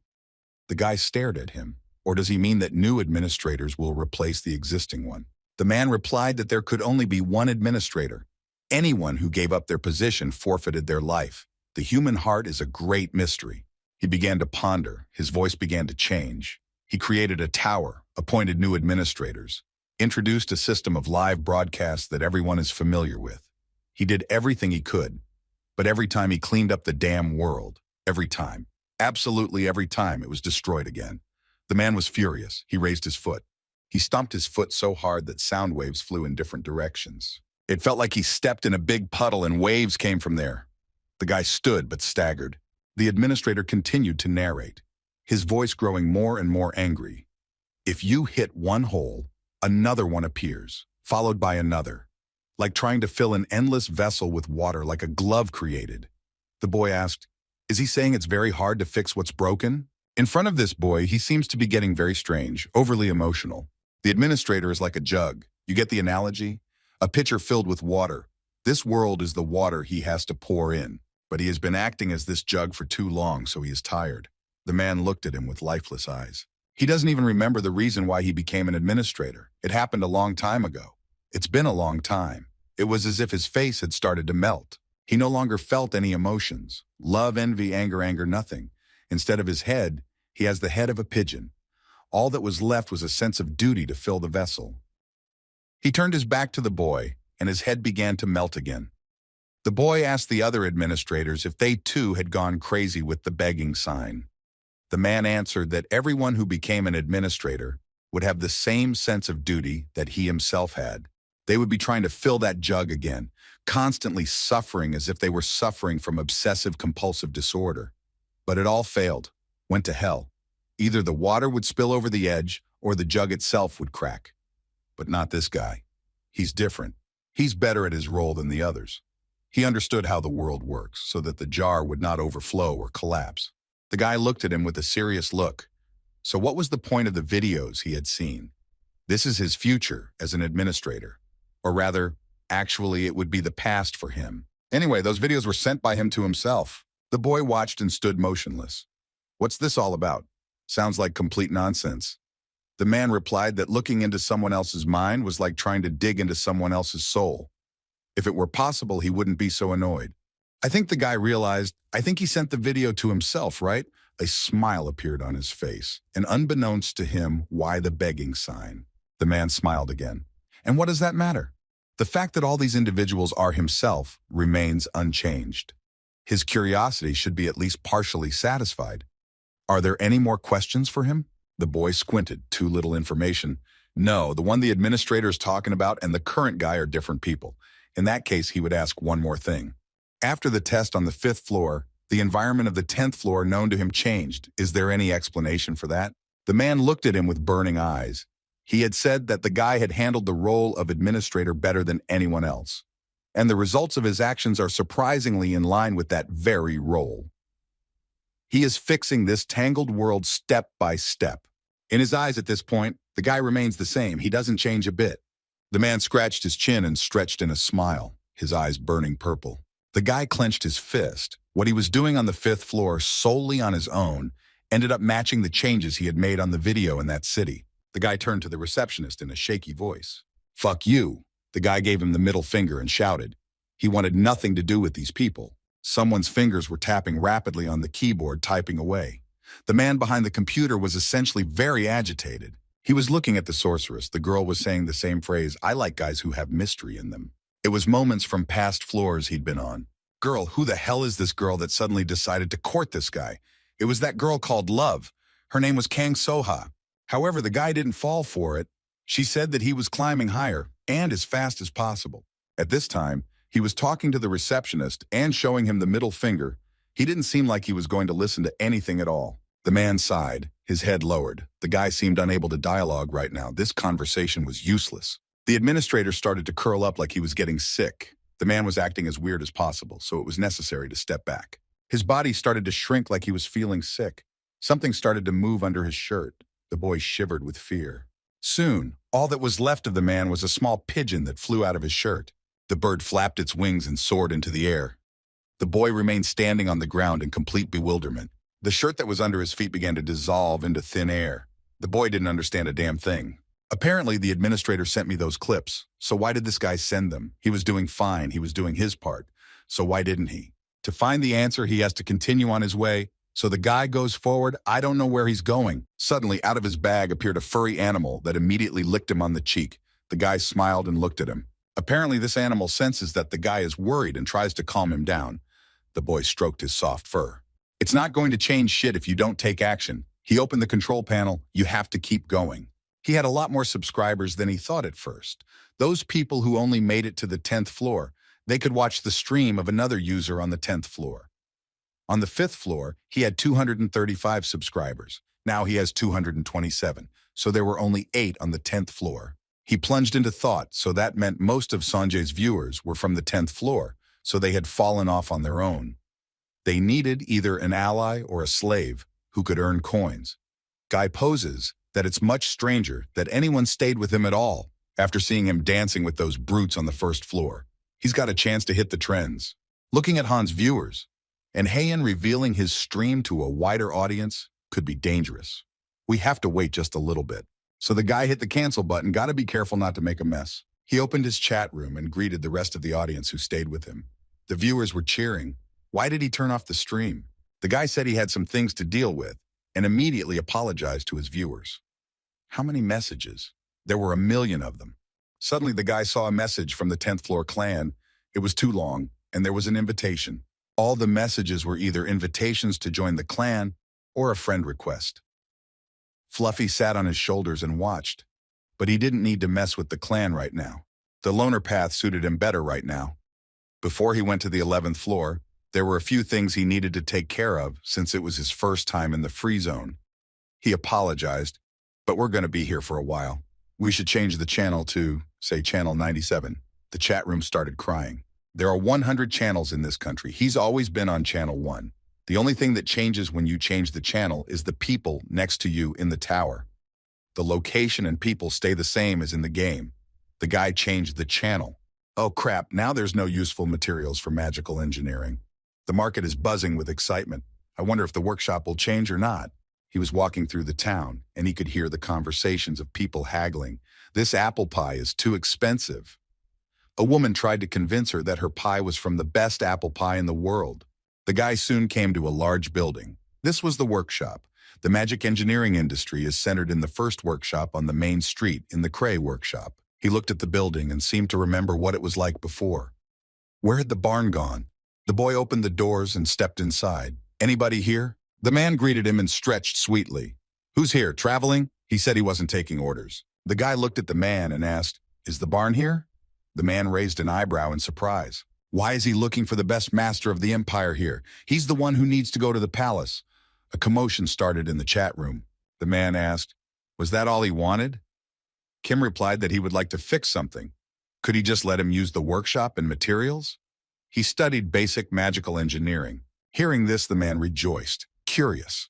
Usually travelers didn't have much interest in magical engineering. He introduced himself and extended his hand to the boy. There they were, getting to know each other. Travelers have interesting names. The man, as soon as he heard the boy's name, was immediately surprised. The boy was a little embarrassed and laughed to lighten the mood. Yes, funny. The man asked him what he wanted to fix. The boy opened his bag and showed the item. As soon as the man saw it, he said that this glove looks like it was made in a hurry, and it has extremely dangerous magic in it. The man said it would be fun. When he's done with the repairs, don't forget to get a magic stone so he can check the quality of the work. The boy thanked him and said that she was going to get the magic stone as soon as possible. Well, there is a new task. You need to go and find the magic stone. In principle, it was not such a difficult task. The city continued to live its life filled with people. Starting from the 10th floor in the community tab appears free auction house, in which users can sell or buy items. But only items that match his level can be seen there. Therefore, it is quite problematic to find something like magic stones. However, in addition to the free auction house, there is a real auction where you can also find stones. That's where the guy is headed. The disadvantage of this auction is that there will be no information about the item, so he can only rely on his eyes. However, he should be able to find a good magic stone. He thought about it and thought that he would like to get the bloodstone, but not that you could get it, just if you wanted it. He continued walking, immersed in his thoughts, when suddenly someone called out to him. The boy was stunned. A man dressed in knight's armor caught up to him. He smiled and turned to the boy. Is he a user? Judging by his clothes, he's a sorcerer. The boy turned around and said he wasn't a sorcerer. But the knight didn't seem to be paying attention at all. He immediately summoned someone. Kim started to come in furious. Once again, someone was holding him back. A girl's voice was heard. Immediately, a girl with white hair appeared and leaned against the man. He looked at her with eyes as if they were in love, though they probably were. The guys looked at the guy and asked if he was going to the auction house. Apparently, he couldn't find the items he wanted at the free auction house. The guy nodded his head. The people looked at him and the man said that no matter what, it wasn't worth it to go there anyway. He didn't want to show off, but he had 10,000 coins in his account and they wouldn't let him in anyway. And he's not going to see the information about the item, so it's not fair. And the audience won't help with advice either. He can convince him to join once he's earned their trust. After all, they need a mage, so it's to everyone's advantage. The man looked at him and offered to join their party. The girl looked at him with hopeful eyes too. They had gotten to the 12th floor, so they could easily go to the 11th floor. Of course, it sounded plausible. However, the guy looked at them with disbelief. Starting from the 10th floor, once you go up to the floor above, then you can go back to the free zone. 10. Most likely they are here looking for members for their team. However, the guy immediately turned away and without delay said, "Thank you, of course, but he can handle it himself and he has some things to do." The guys looked at him with horror and surprise. The girl tried to persuade him, "Don't be like that. Could they talk somewhere quietly?" She seemed to be terribly persistent. She even grabbed his arm. He yanked his hand, breaking into the girl's contraction, and said it was okay. Besides, he wasn't a sorcerer. This girl was starting to annoy him. He pushed the girl away, and the girl shrieked, backing up in surprise. The man looked at Kim with angry eyes. Why did he have to push her? Okay, if he was so determined, then let him do as he pleased. He hugged the girl, who almost cried. A smile appeared on the guy's face, reminding him of Ha-young. He had overreacted a bit without realizing it. The guy apologized for pushing her, and now, have a nice day. They started talking amongst themselves, and the girl asked her companion he couldn't get in even with 10,000 coins. So why is this guy so stubborn? The man hissed at her, in case this guy heard. Of course, Kim heard everything. Yeah, they don't even try to keep their voices down. The male knight was furious. They don't fucking need him, since he's not a sorcerer. Bitch, let's see how he gets in there. At that time, Kim approached the guards as if nothing had happened. They asked him to stop. If he was a traveler, let him prove his worth. The boy took out the information board without any problems and started looking for information about his income. He looked and clicked the affirmative on the tab that asked for their income figures. He had more than 42,000 coins, and the guards immediately invited him to the auction court when they saw the amount. Where did he get that much money? The two who tried to persuade him to his side opened their mouths in surprise. That's impossible. But no, it was just like that. Kim walked forward and looked at them over his shoulder. The boy was quite pleased with himself. He walked past the guards and went deeper into the corridor, where the auction was taking place. The guards continued to patiently do their duty. This was the auction court of the Silliman. The guy walked down the large carpeted walkway straight to the registration table where several people were already waiting for him. A man greeted him and politely inquired if this was his first time here. The boy lowered his head and nodded. In that case, let him fill out the verification window. He handed him the tablet that had the user verification on it. He just had to enter his name. The guy was embarrassed, for he realized what a stupid name he had made up for himself. Well, since things were like this, it was necessary. The guy put his pen to the registration line and started typing.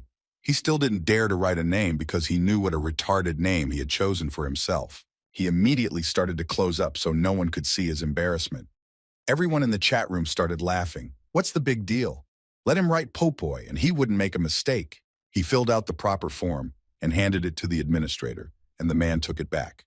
He thanked him, and now they're going to check everything.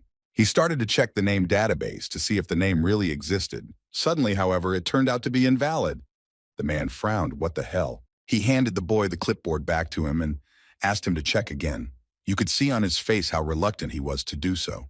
He just added a D to his past nickname. The chat exploded with laughter. What an asshole! They hadn't laughed like that in a long time. The man waved his hand and smiling said that the verification was successfully completed. Let him wait until the auction in the waiting room. He asked the boy to leave his clothes here and he will hang them in the closet for safekeeping. It's for security reasons, so he hoped for his understanding. Soon the boy was in the waiting room. The new emperor had lowered the passage tax for commoners. Mind-boggling. Instead of lowering taxes for them, he should have increased the number of available and stable jobs.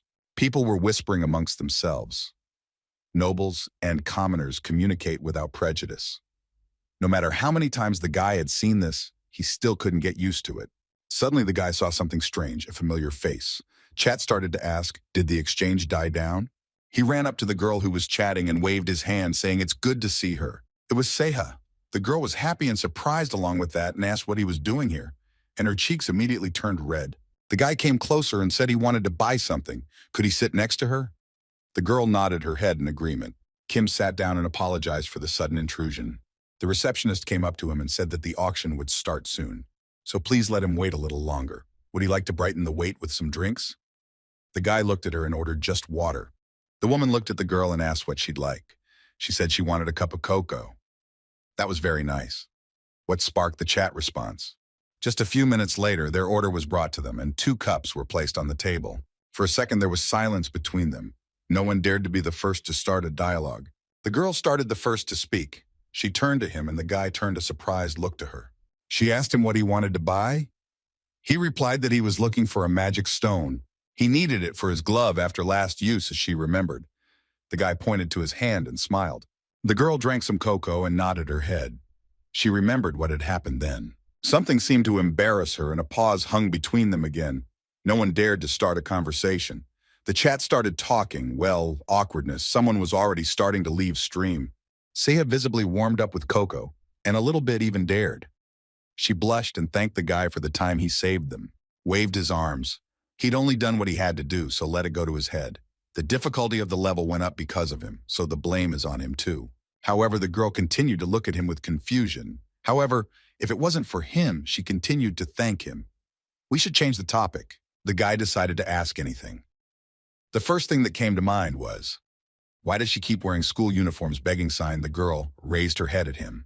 After waiting a bit, she replied that these clothes hold memories, a very precious memory. The guy smiled. That's how, then it's understandable. He tried to make casual conversation to take his mind off you somehow. Even in the video, that girl wore a school uniform all the time, so there's a reason. He remembered the times he'd seen her. After the 5th floor, she'd have a power that would be impossible to ignore. She had a nice, easy smile. It wouldn't be so bad to be friends with her before then. The guy moved closer to her and in a serious voice asked, would she like to be friends with him? There was a smile on his face.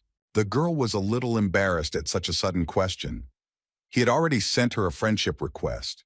She didn't even know what to think. Her cheeks flushed again. It was so sudden, even in the event that they wouldn't become friends in the full sense of the word.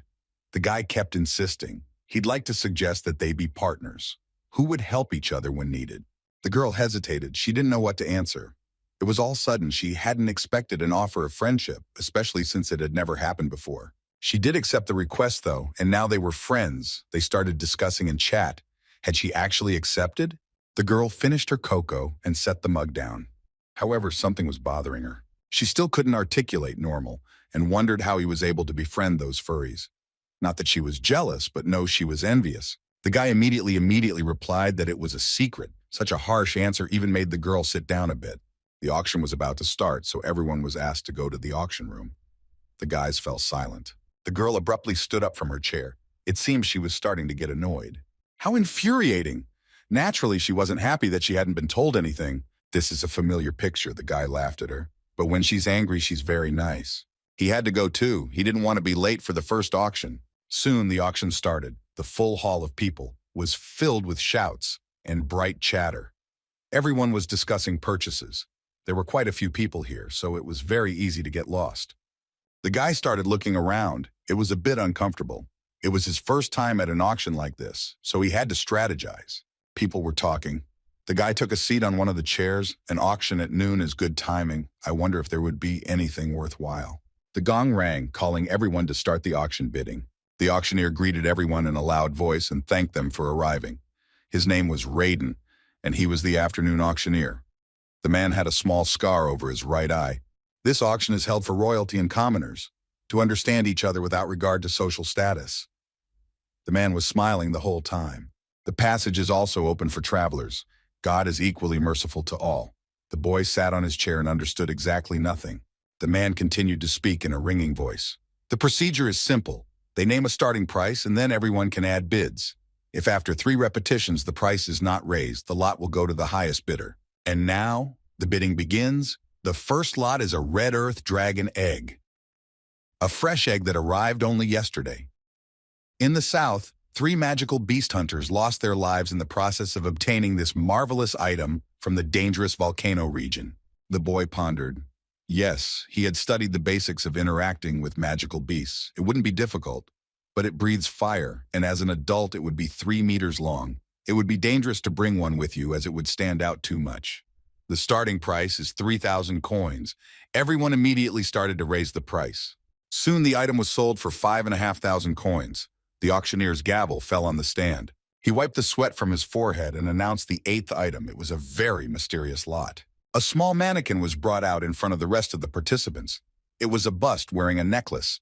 The daughter of the royal family of Claudie sold this item to the auction. The maker is not known as well as the materials. The jewelry was beautiful. All that is known is its incredibly prestigious and beautiful appearance. The starting bid was 10,000 coins. It was a ruby-like stone in a gold setting with a gold chain. Immediately the bidding started. The guy made a down payment of 10,000 coins. He immediately raised his 71 badge. Yes, they have a first bid of 10,000. This is it! This is it! Goosebumps started running down his back. There was no way he could miss out on such a valuable item. This was exactly the item he needed. The guy got goosebumps. You couldn't miss out on something like this. The auctioneer tried to keep his composure. The bidding began too quickly. The jewelry stood in its place, and Manila to you the gazes of the traders. It was a very valuable item, so it was impossible to miss it just like that. The pebble glistened in the hall's spotlights and was waiting for its buyer. Of course, a stone expert would not be able to identify this material. The guy was determined to get his hands on the item at all costs. In addition, this stone is not precious, but its value is not in this at all. The auctioneer has decided that the minimum bid increase is 1,000 coins. Who wants to bid 11,000? Number 47 raised his plaque and bid 11,000 coins. The bidding continued. All right, this is the esteemed young lady Gray. She's a famous jewelry connoisseur. The girl had ashy hair and yellow cat eyes. The guy shifted his gaze to the girl. This was the youngest daughter of the family who owned the jewelry business. He'd heard she wasn't interested in the family business at all.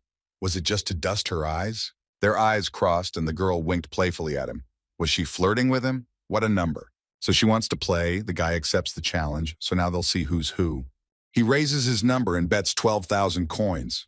He'd already gotten the idea and he wasn't going to back down.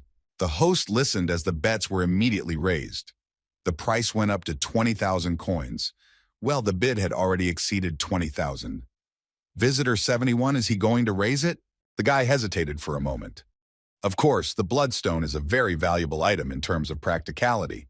However, there is one thing. He won't lose anything if he doesn't get it now.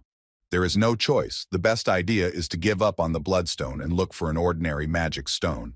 Suddenly, however, another visitor, number 70, broke into their debate. She made her bet. 000 coins. It was Seha.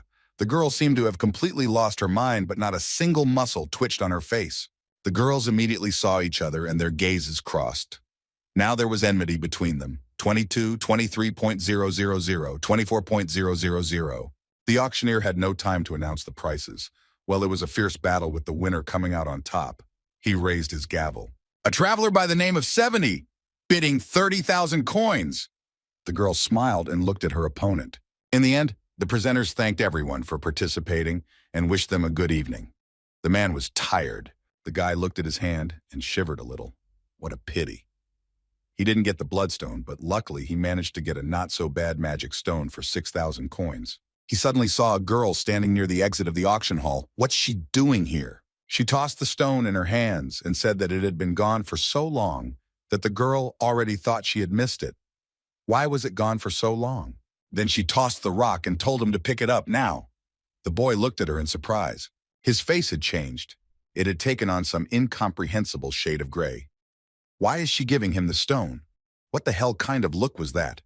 The girl was indignant. She wouldn't ask him to give it back, just let him have it. The girl put the stone in his hand. This is a magic stone, right? Apparently so, since he was betting furiously. Right, but she spent a lot of coins on it, didn't she? The girl blushed and said that he'd once said they should be friends, right? And friends give each other presents, right? Her cheeks were getting redder by the second, so she quickly said goodbye and waved goodbye and went about her business. And let me try to pretend I didn't know her the next time they met. The boy was left standing there in utter bewilderment. Chat began to marvel. What a schoolgirl. He held the stone in his hands and understood nothing. But why did she do it? Does she want to make friends after the last ordeal? However, she's not that kind of person anymore. Well, 30,000 isn't such a big fee for saving her from life. But still, he has no idea what's in her head. The guy's getting gloomy. Seiya walked out of the auction room twice and stretched sweetly. The girl was pleased with herself. The girl stopped and thought that it seems Uncle doesn't understand anything right. There was frustration in her voice. She remembered her distant childhood when she was still a little girl and stood near the schoolyard. She was outraged. And why were school uniforms so expensive? She clutched a piece of paper in her hands. The girl reached out her hand to open the door, and with a creak it opened. On the threshold appeared a man suspiciously similar to our protagonist. They met eyes. The man said, "Let her be a good girl, and obeying the principal was a good thing." The girl nodded her head. She didn't realize who it was. A guest? She had never seen him here before. The girl introduced herself and was allowed to go inside. She timidly opened the door. She found herself in the principal's office. The woman asked, "What brought her here?" The girl began to talk confusedly. The high school she was assigned to had sent her a warning to buy a uniform because it was a new school, and she was short of funds. The principal smiled. She was a middle-aged woman with glasses. She oohed. It was time for a new school uniform, don't let her worry. He left her some money to buy a school uniform for the new semester. In front of the girl lay an envelope with money in it. Maybe it was just shyness, but he asked her to keep it a secret. As soon as the girl heard it, she shuddered. Who was it? And then it began to dawn on her. It just couldn't be. Her eyes widened in surprise. Could it really be the uncle she had encountered near the entrance? Goosebumps ran down the girl's back. She sighed heavily now. Those memories were weighing on her. Okay, basically whatever. The girl adopted her usual haughty look. He didn't need to know. Soon the boy returned to the workshop to fix his glove. The master smilingly greeted him. He turns out very quickly. Anyway, the item he is currently working on seems familiar to him. Kim took a closer look. There was something lying on the table. Although it had changed a lot, it was still the shape of a magic glove. It looked completely different now. The man smiled and said that engineers like to work on the most laborious tasks. He smiled and crossed his arms over his chest. The boy smiled. He was lucky. He pulled out the very amulet he kept in his pocket. The stone shimmered red on his hand. Now all that was left was to insert it into the gauntlet. I didn't expect him to be done by now. And yes, since the bloodstone was smaller than he thought, he went in to ask for a size up. The craftsman immediately pulled on his glasses and said that there was nothing to worry about. Everything would be ready. Based on the structure of the glove, he had already figured out where the stone should go. The man took out the tongs and started working. Since the size of the stone he wanted to use might be different from the final size of the glove, the man decided to do something. He looked at the stone through his glasses and smiled. He said he decided to add just a mechanism that would shrink the opening for the stone. It would be hard to explain in words, so it was better to see it once. The boy stared there with all his attention. The master showed a small button and said that if the boy pressed this button, the size would start to change. The room filled with a bright glow and an opening for the stone would open. Indeed, a small opening immediately appeared in place, which of course was larger than the stone itself, but that was no problem. The man carefully placed the stone into the opening with tweezers. From there immediately appeared a few holders that fixed the stone tightly in place, so there's no need to worry about its safety. Now I don't have to worry about its size, the man smiled. Apparently he was very pleased with his work. It's safe to use any stone, and to change the stone you only need to press the same button twice. Magic stones that are broken or depleted will be discarded automatically. As soon as the boy saw this, it immediately turned red with joy, and his eyes filled with tears of happiness. If so, then he wouldn't have to worry about size at all. He was the most grateful person on earth at that moment. But this is so much work. How much will it cost? However, the master immediately put his hand forward to show his refusal. No need to worry about it. Let him not even think about it. The man continued to smile. He was having fun. That was already enough for him not to charge. What a selfless man. He said it would take him about another hour to finish the small touches. Could the boy wait outside? The man nodded his head and thanked the master. The boy went outside. It was already night and crickets were singing everywhere. He thought about leaving, but at the last moment he shook his head. No. The portal was starting to close. We'd have to wait a little longer. It hovered in the air, as if waiting for the boy who would enter any minute. Tomorrow he would definitely go to the 11th floor, but now he had to wait, and he could use a break. He went into the hotel room and immediately fell on the soft bed. Too many incidents needed to put his thoughts in order. He was about to fall asleep and had already closed his eyes to sink into the kingdom of Morpheus. The bed was incredibly soft, and he started to pass out almost immediately. Suddenly, a fluffy little boy peeked out from under the blanket at him and started flapping his wide eyes. He exhaled and mewed. These animals didn't seem to want to rest at all. Suddenly, Fluffy saw something and his eyes lit up with anticipation. He immediately transformed and his huge teeth showed. A second more and he was ready to devour his master. The boy woke up, tears of fear glistening in his eyes. In front of him was a fluffy lump that looked at him with expectant eyes and licked. It looked like it was hungry. The boy was frightened, and yet he woke up instantly. Fluffy was sitting on his stomach and licking. It seems they hungry. As soon as the Popoi heard that, it immediately started purring. The guy decided to subvert the broadcast first. The animals circled near him and waited for a treat. There were as many as 200 viewers on the stream. The guy was surprised. Do they not sleep at all? Night was invented for sleeping. Viewers began to say that they had not seen each other for a long time, and someone called himself Lark. The boy wondered. He had 227 subscribers, so most of them seemed to be waiting for an opportunity to join. He started going through his backpack. Soon he pulled out a large and weighty rock. As soon as Fluffy saw it, their eyes immediately lit up. He threw the rock to them, and the animals immediately began to follow it with their eyes. They prepared to devour it. A crunch was heard. The stone was destroyed in just a few seconds. Yeah, he was a little late with the food. So, the spectator asked, had he thought of a name for the glove yet? The guy hesitated. A name. Somehow he hadn't even thought of that at first. The guy looked at his hand and realized he really should name it. The guy took his glove from the workshop and tried it on. It fit on his hand like it had always been there. Handy thing, much more comfortable to wear. The boy appreciated the craftsman's work. The man noticed the smile and surprise in the boy's eyes and smiled too. He seemed to like it. The boy looked at the master and said that he could not accept such a gift just like that. But the man shook his head. He would not take the payment, but if he got the money, it would be the best day of his life. The guy didn't even know what to say, but the man put his hand out and wanted to say something. He got serious and gave him a meaningful thumbs up. Please let him give him a name. No matter how fancy an object is to me, it has no life without a name. The boy looked at the man with a smile. Okay, he would definitely think about it. That was the end of it. The guy didn't lie. At least the master, she hoped so. He was clutching the glove in his hands now, and thinking of a name, gotta think hard. What's the point of keeping promises if you don't offer any effort? The next day, the town was incredibly crowded. As usual, it was crowded here. There opened a portal to the next floor, however. It was impossible to go through it. There seems to be something behind it. It is blocked by an invisible wall that is impossible to pass through. In addition, except for users, no one from the city can see the portal and anyone entering it. Even though the guy had changed the channel for broadcasting, the place was still full of people. It would be easy to get lost. He approached the portal and prepared to go inside. Starting from the 11th floor, there will be a lot of cooperative tasks. Therefore, users often formed a party by studying the recruitment page in the community tab. He wanted to work together with those who had watched his stream from the beginning, since his very first adventure. But since the guy doesn't know what tricks the admin will offer him this time, he needs to make sure of something first. If he forms a team and those people with him get sucked into those psychological tricks, it's gonna suck. He put his hand on the portal and a sign popped up in front of him, telling him to choose a difficulty level of low, high, and medium. The reward would depend on the difficulty. Users who became stronger and more confident on the 5th floor increased the difficulty level, which is natural. At the same time, spectators who are frightened by the trials, on the contrary, set a lower difficulty to save their lives. No need to worry about that. The guy immediately chose a high difficulty level as usual. Okay, here we go. He approached the portal with quick steps. Holy shit, but 2 people were standing on the deserted island. Only their silhouettes were visible from here. The man was screaming, "He thinks the answer's gonna fall out of the sky!" They seemed to be furious.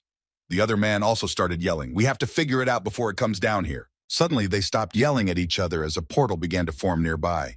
From there, a man dressed in a robe began to appear. Everyone fell silent. 2 people, a man and a girl dressed in a knight's uniform, turned their angry looks on him. The guy stepped into the light and stopped looking around. The users entered the floor. There were 3 people in total. The required number of participants had been reached. The difficulty level of the magic beast was adjusted to the average of the user's difficulty level. There was 20 minutes of time left before the start. As soon as the girl saw Roba on the boy, she immediately realized that he was a magician, and her face set with happiness. The boy said hello and took a few steps towards her. The man beckoned him with his hand and told them to come over to chat. The guy looked at their weapons. There were 2 swords and a spear, so that's why they were happy to see a man dressed as a mage. The man pointed his finger at the gauntlet and asked, "He's a mage, right?" The guy shook his head. No, they probably mistook him for a mage and the robes, but he's a magical engineer.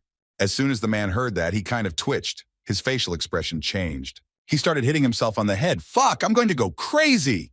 The girl started laughing and apologizing. It's just that they're in a situation that he himself realizes, right? She didn't know how to phrase it. How many items does he have for a support role? She looked at him with a good-natured look. She had heard that one could carry up to 20. As soon as he heard about the items, it immediately faltered. 1. As soon as the girl heard such an answer, she was immediately embarrassed. However, time was running out. The guy looked up. The test would start soon. All the others stood near the shore and prepared to take the fight. The sea was still as calm as ever. The man was furious. He begged. He was ready to fight even 10 sea serpents, but not this. The water began to bubble. There was apparently something going on, something big and very dangerous apparently approaching from the water.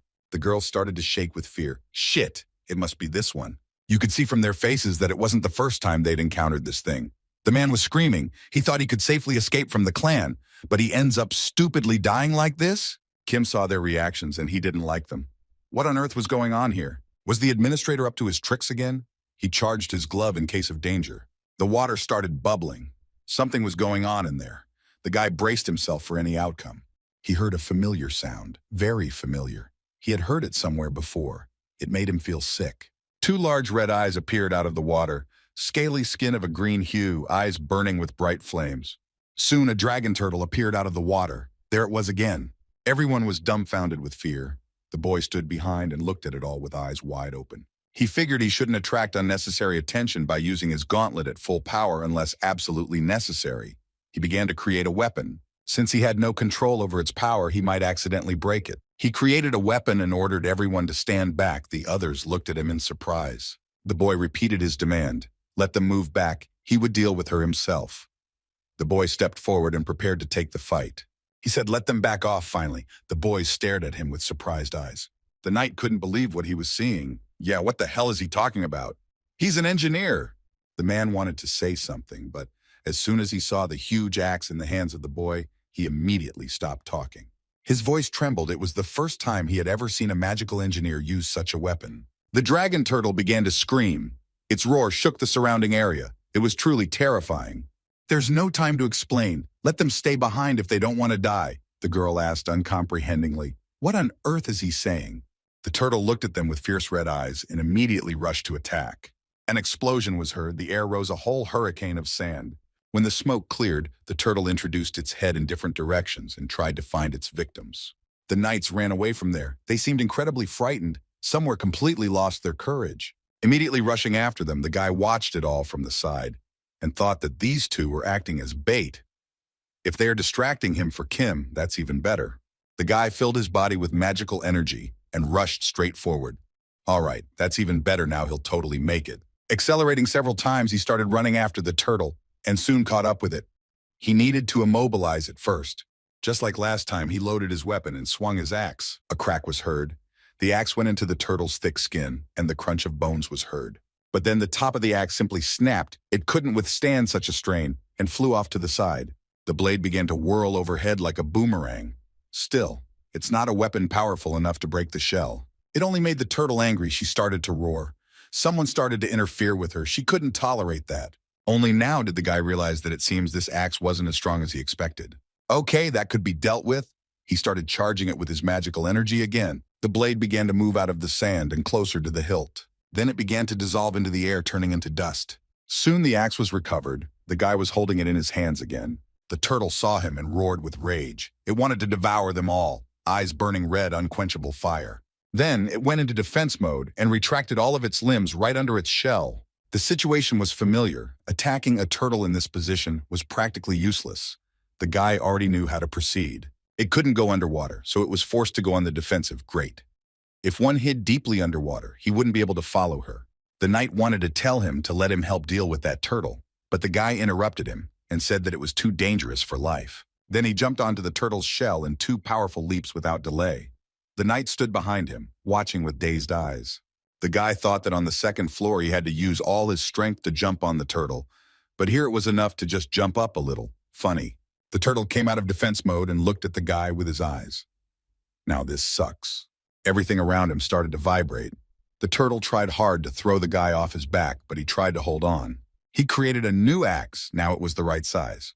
All that was left was to do the same as last time. Swinging it around, he chopped off one of her spikes with one blow. There was a crunch. The turtle didn't even immediately realize what had happened. It just whirled its head around, trying to find the enemy. The guy was holding the spike in his hands and energizing it. Looks like the turtle's on a rampage. We gotta move fast. If it explodes, everyone will survive. The guy snapped out of his seat and ran to look for the turtle's weaknesses to blow it up again. But these two can't escape the explosion, so hopefully they'll be okay. The girl and the boy looked at him fearfully. The boy continued to energize the weapon to finally blow this thing up. He tossed the shard upwards and ran on. The boy accelerated faster and faster. He wanted to hammer it right in the air so the efficiency would be greater. After running a few meters, he jumped away from the turtle and flew into the air. The shard flew up with him. The guy got ready. The impact should be strong enough. He was a few centimeters away from the spike, and all that was left was to strike with his axe. He energized his axe and took good aim. Yes, his level of baseball play was limited to playing arcade machines, but still it was worth a shot. He squinted his eyes and prepared to deliver a devastating blow. Taking aim, the guy swung and hit right at the shard, which bounced back at him with a loud thud. Immediately, he flew straight back at the turtle at great speed. All that was left was to wait for it to stab into its back. Its speed was staggering. There was no way the turtle would have been able to hide in time. Soon it stabbed into her thick skin. Without much effort, it was already red hot. Then, there was a deafening rumble. An explosion so sudden that everyone crouched down in fear. Clouds of smoke rose into the air. The boy landed on his feet. So far he had succeeded. He could only hope that the turtle was dead after all. He immediately looked towards the monster, hoping that he had succeeded. Basically, it worked. It died instantly. It couldn't withstand such a powerful explosion. Now her huge body lay on the island. 2 portals opened behind him. One was red and the other blue. The boy sighed. He had finally made it. The axe in his hands began to melt. He had done everything right. It didn't take long to kill the turtle. Soon his weapon was gone. All that was left was to collect the rewards. Suddenly he heard someone's frightened voice. The guy turned his head towards him. He already guessed what he would see there. 2 knights bowed to him and thanked him for saving him. If it wasn't for him, they would hardly be alive. The guys were very happy about their rescue. The man thought that the truth would die. Here the girl literally glowed with happiness. The guy threw a hood over himself and somehow indifferently said that it was all nonsense. He also had to pass the test. It's okay. Let them go on. The knight scratched his head and said that he was very grateful, so he would like to know his name. The boy's eyes rounded and he became furious. No, he's against it. Let him just move on. Far be it from him to chase away not because of the name. It was just the audience's jokes and was starting to piss him off. The guy coughed. Now that they were off, it was time to look at the awards. He opened the panel. The 11th floor remained normal, but the 9th floor had a change of difficulty. He didn't want to attract even more attention with huge rewards in boxes. The guy pressed one of the buttons that was responsible for summoning the bounty. Soon 2 boxes fell to the ground. One was traditionally wrapped with gift ribbon and the other was just a wooden box. The guy decided to open the wooden box right away. He removed the lid and looked inside. There was a bag of money, as is tradition, and also a small magic stone. The guy thought about it. A reward with no change in difficulty is still pretty ordinary, which was to be expected. Then he started rummaging through another box, needing to check what was in there. There was also a bag of gold with 5,000 coins in it. The guy wasn't even surprised anymore. He kept digging in there because that wasn't all. There was something else at the bottom. Soon he pulled out something that made him very surprised. Did his eyes fail him? It was a cloak, black in color, which gave off a sort of glow. It was the leather cloak of a 7 serpent master. Now that's pretty cool. He had replaced his cape with this cloak. He was about to have a whole set. The cloak was too big on him. The sleeves were long, making it uncomfortable to use. When he gathered everything, the kid effect activated. He had to adjust the leather cloak in length. It stands out too much, so we'll change the texture too. And add a hood. Soon the cloak changed according to his request. Now everything was normal. It looked as it should. The onlookers marveled. It was quite stylish. He stood and examined himself. Everything seemed to have worked out according to his request. He thought there was one more thing to check. The onlookers wondered what was there to check. He said he needed to go through the 11th floor one more time. The audience wondered, what the fuck is he doing that for? The guy laughed and said that even if the bridge was stone, he would have to knock on it first. He went back to the 10th floor. Soon he defeated the turtle again. The axe stabbed it in the neck and rivers of blood poured out.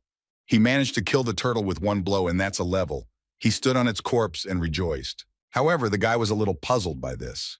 He tried again, but the difficulty remained the same. Now the people who were on the same floor with him, they were with everyone else. The others were just thanking him.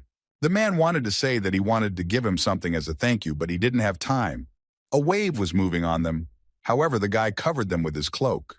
Then he just walked into the open portal and said he would go to a quieter place. Someone wanted to say something, but the guy wouldn't listen. He ended up back on the 10th floor. He came to this park, but the man was no longer there. The boy was a bit alarmed since he is where he first met the administrator. It seemed to be the quietest place he knew, so it couldn't be helped. He set his backpack next to him on the bench. It stirred. Papoy immediately crawled out of there and looked at their master with big, round eyes. One of them jumped to the ground and galloped off. The others followed his example. They seemed to want to walk around a little bit. After all, it was all ready to sit in one place.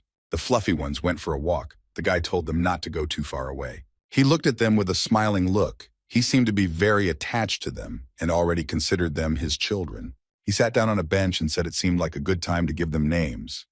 How's that for an idea? Any suggestions?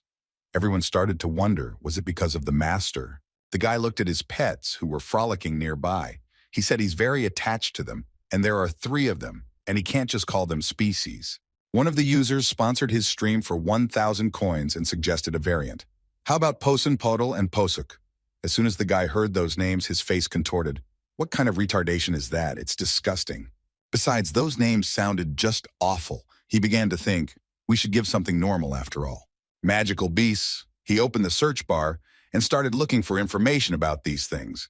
At a discount, you can buy many books that are related to them. Plus, they are very cheap. He sighed heavily. Well, who would spend money to buy skills related to magical beasts? Seriously, he's spending money to buy unnecessary books to give to his pets. He bought a few books that immediately materialized in front of him in the form of a hologram. The boy absorbed all this knowledge and literally felt his level increase. Of course, it's good that I have to read these books right away, and I can just study the skills, but the overstretch of such a thing is still taking too much of a toll on him. He took hold of his head. The pets immediately saw that he wasn't feeling well and jumped up to him. He looked at them with great affection. He suddenly felt something. Was it the skills? The pets were giving him 2 different sensations now. Completely different. He stroked one of them and felt how soft its fur was. Okay, he had made up his mind. The boy quickly got up from his seat. The pets twitched. In honor of the goddess from they would be called La. Although he likes to eat, he always makes sure what the others get. The second one he gave the name Kodin, in honor of the god of courage. The beasts seemed to like it. It's a name for brave men who take it upon themselves to protect others in times of danger. May God's blessing be upon him. And finally, to the last one, he gave the name Baron, in honor of the goddess of wisdom. It suited them perfectly, the beast smiled. She is the most caring and tactful of them all. May the goddess's blessing be with her. After all that, all 3 of them threw themselves on top of him and started snuggling. They seemed to really like their new names. He grabbed them in an armful and came to himself. The feeling was very different now. Suddenly it hit him. He was still on the air. The guy coughed and took a serious look. Now that he had given them names, time to head to the next floor. He called each one by name and opened the bag to stuff them in there. One by one, all of the fluffies proceeded into the back of the bag without any objection. He needed to keep a low profile until at least the 15th floor, so let them sit there for now and not make too much noise. The guy pulled his hood over himself. Since it was easier to get in, maybe it was because of his skill, but he felt kind of bad about keeping them locked in his bag. The next level was a wide field. There was a man. He was moving his lips. He's here. Kim stepped out of his portal and said hello to everyone. It seems he was the last to arrive. There were 3 other people there. One was in a uniform that looked like a guard. The guy said hello first and said his name was Jayon. They shook hands, and our hero introduced himself too. Suddenly, the knight looked around. He said he just heard a snake. What was it? The girl standing next to him snorted irritably. Yes, what snake? Her name was So-hyun, Kim said, looking forward to working together. It seems they already know each other. The girl smiled she did. They met on the 10th floor and formed a team. By the way, his clothes are quite unusual. A long coat with a hood, she had never seen such a thing before. Did he make it himself? The boy smiled and said that somehow it was basically like that. There was one more person left, a guy who stood far away from everyone. He was wearing the same armor but black. He was standing there, and he was looking at the other dots in silence. He had this strange look in his eye like he was in love. Why was he staring at him like that? Kim looked at him and asked, "Is something wrong?" It was as if the boy had woken up. The boy immediately got embarrassed and said, "It's all about his name." The protagonist was getting really fed up with this, for crying out loud. What's wrong with his name? And then the third guy asked if he was the emperor. Everyone was stunned at that question. Kim didn't even know what to say. A chill ran down his spine. Had he been exposed? He jumped up to the boy and put his hand over his mouth, nearly knocking out all his teeth. He wanted to say something, but he couldn't. He looked at him with a look that gave the poor boy goosebumps. Not a word more. It was a predatory look. The guy wanted to get on his knee, but Kim forbade him. Why would he do that? He slapped his face and exhaled. No need to do anything. Just let him introduce himself, your mother. The boy saluted like he was an imperial knight and said his name was Chan. Kim tried to come to his senses. However, this situation knocked him out looking, and he didn't think he would cross paths with any of his viewers as he threw off the stream of the entire broadcast full of laughs. Should have moved to a foreign channel. A girl looked out from behind his back and said it looked like they knew each other. Chan hesitated and did not know what to say, but the main character saved the situation. He said that they crossed paths on the 11th floor. The girl smiled and nodded her head. Better that than being strangers at all. Jae-jung looked at the others and said that Jung was strange. He had been bragging about how cool his equipment was, and he was suddenly so nervous that he waved his hands. He wanted to say something, but Kim stopped him at once. Don't you dare, he was furious. The operation was on the verge of collapse. The boy coughed. Anyway, are those two in the clan? He said. The girl laughed and said that life in the clan was not for them. The man said that they didn't help them at all, but asked for contributions to the treasury. So they freaked out and left. Kim asked the others, was this their first time conquering the 12th floor?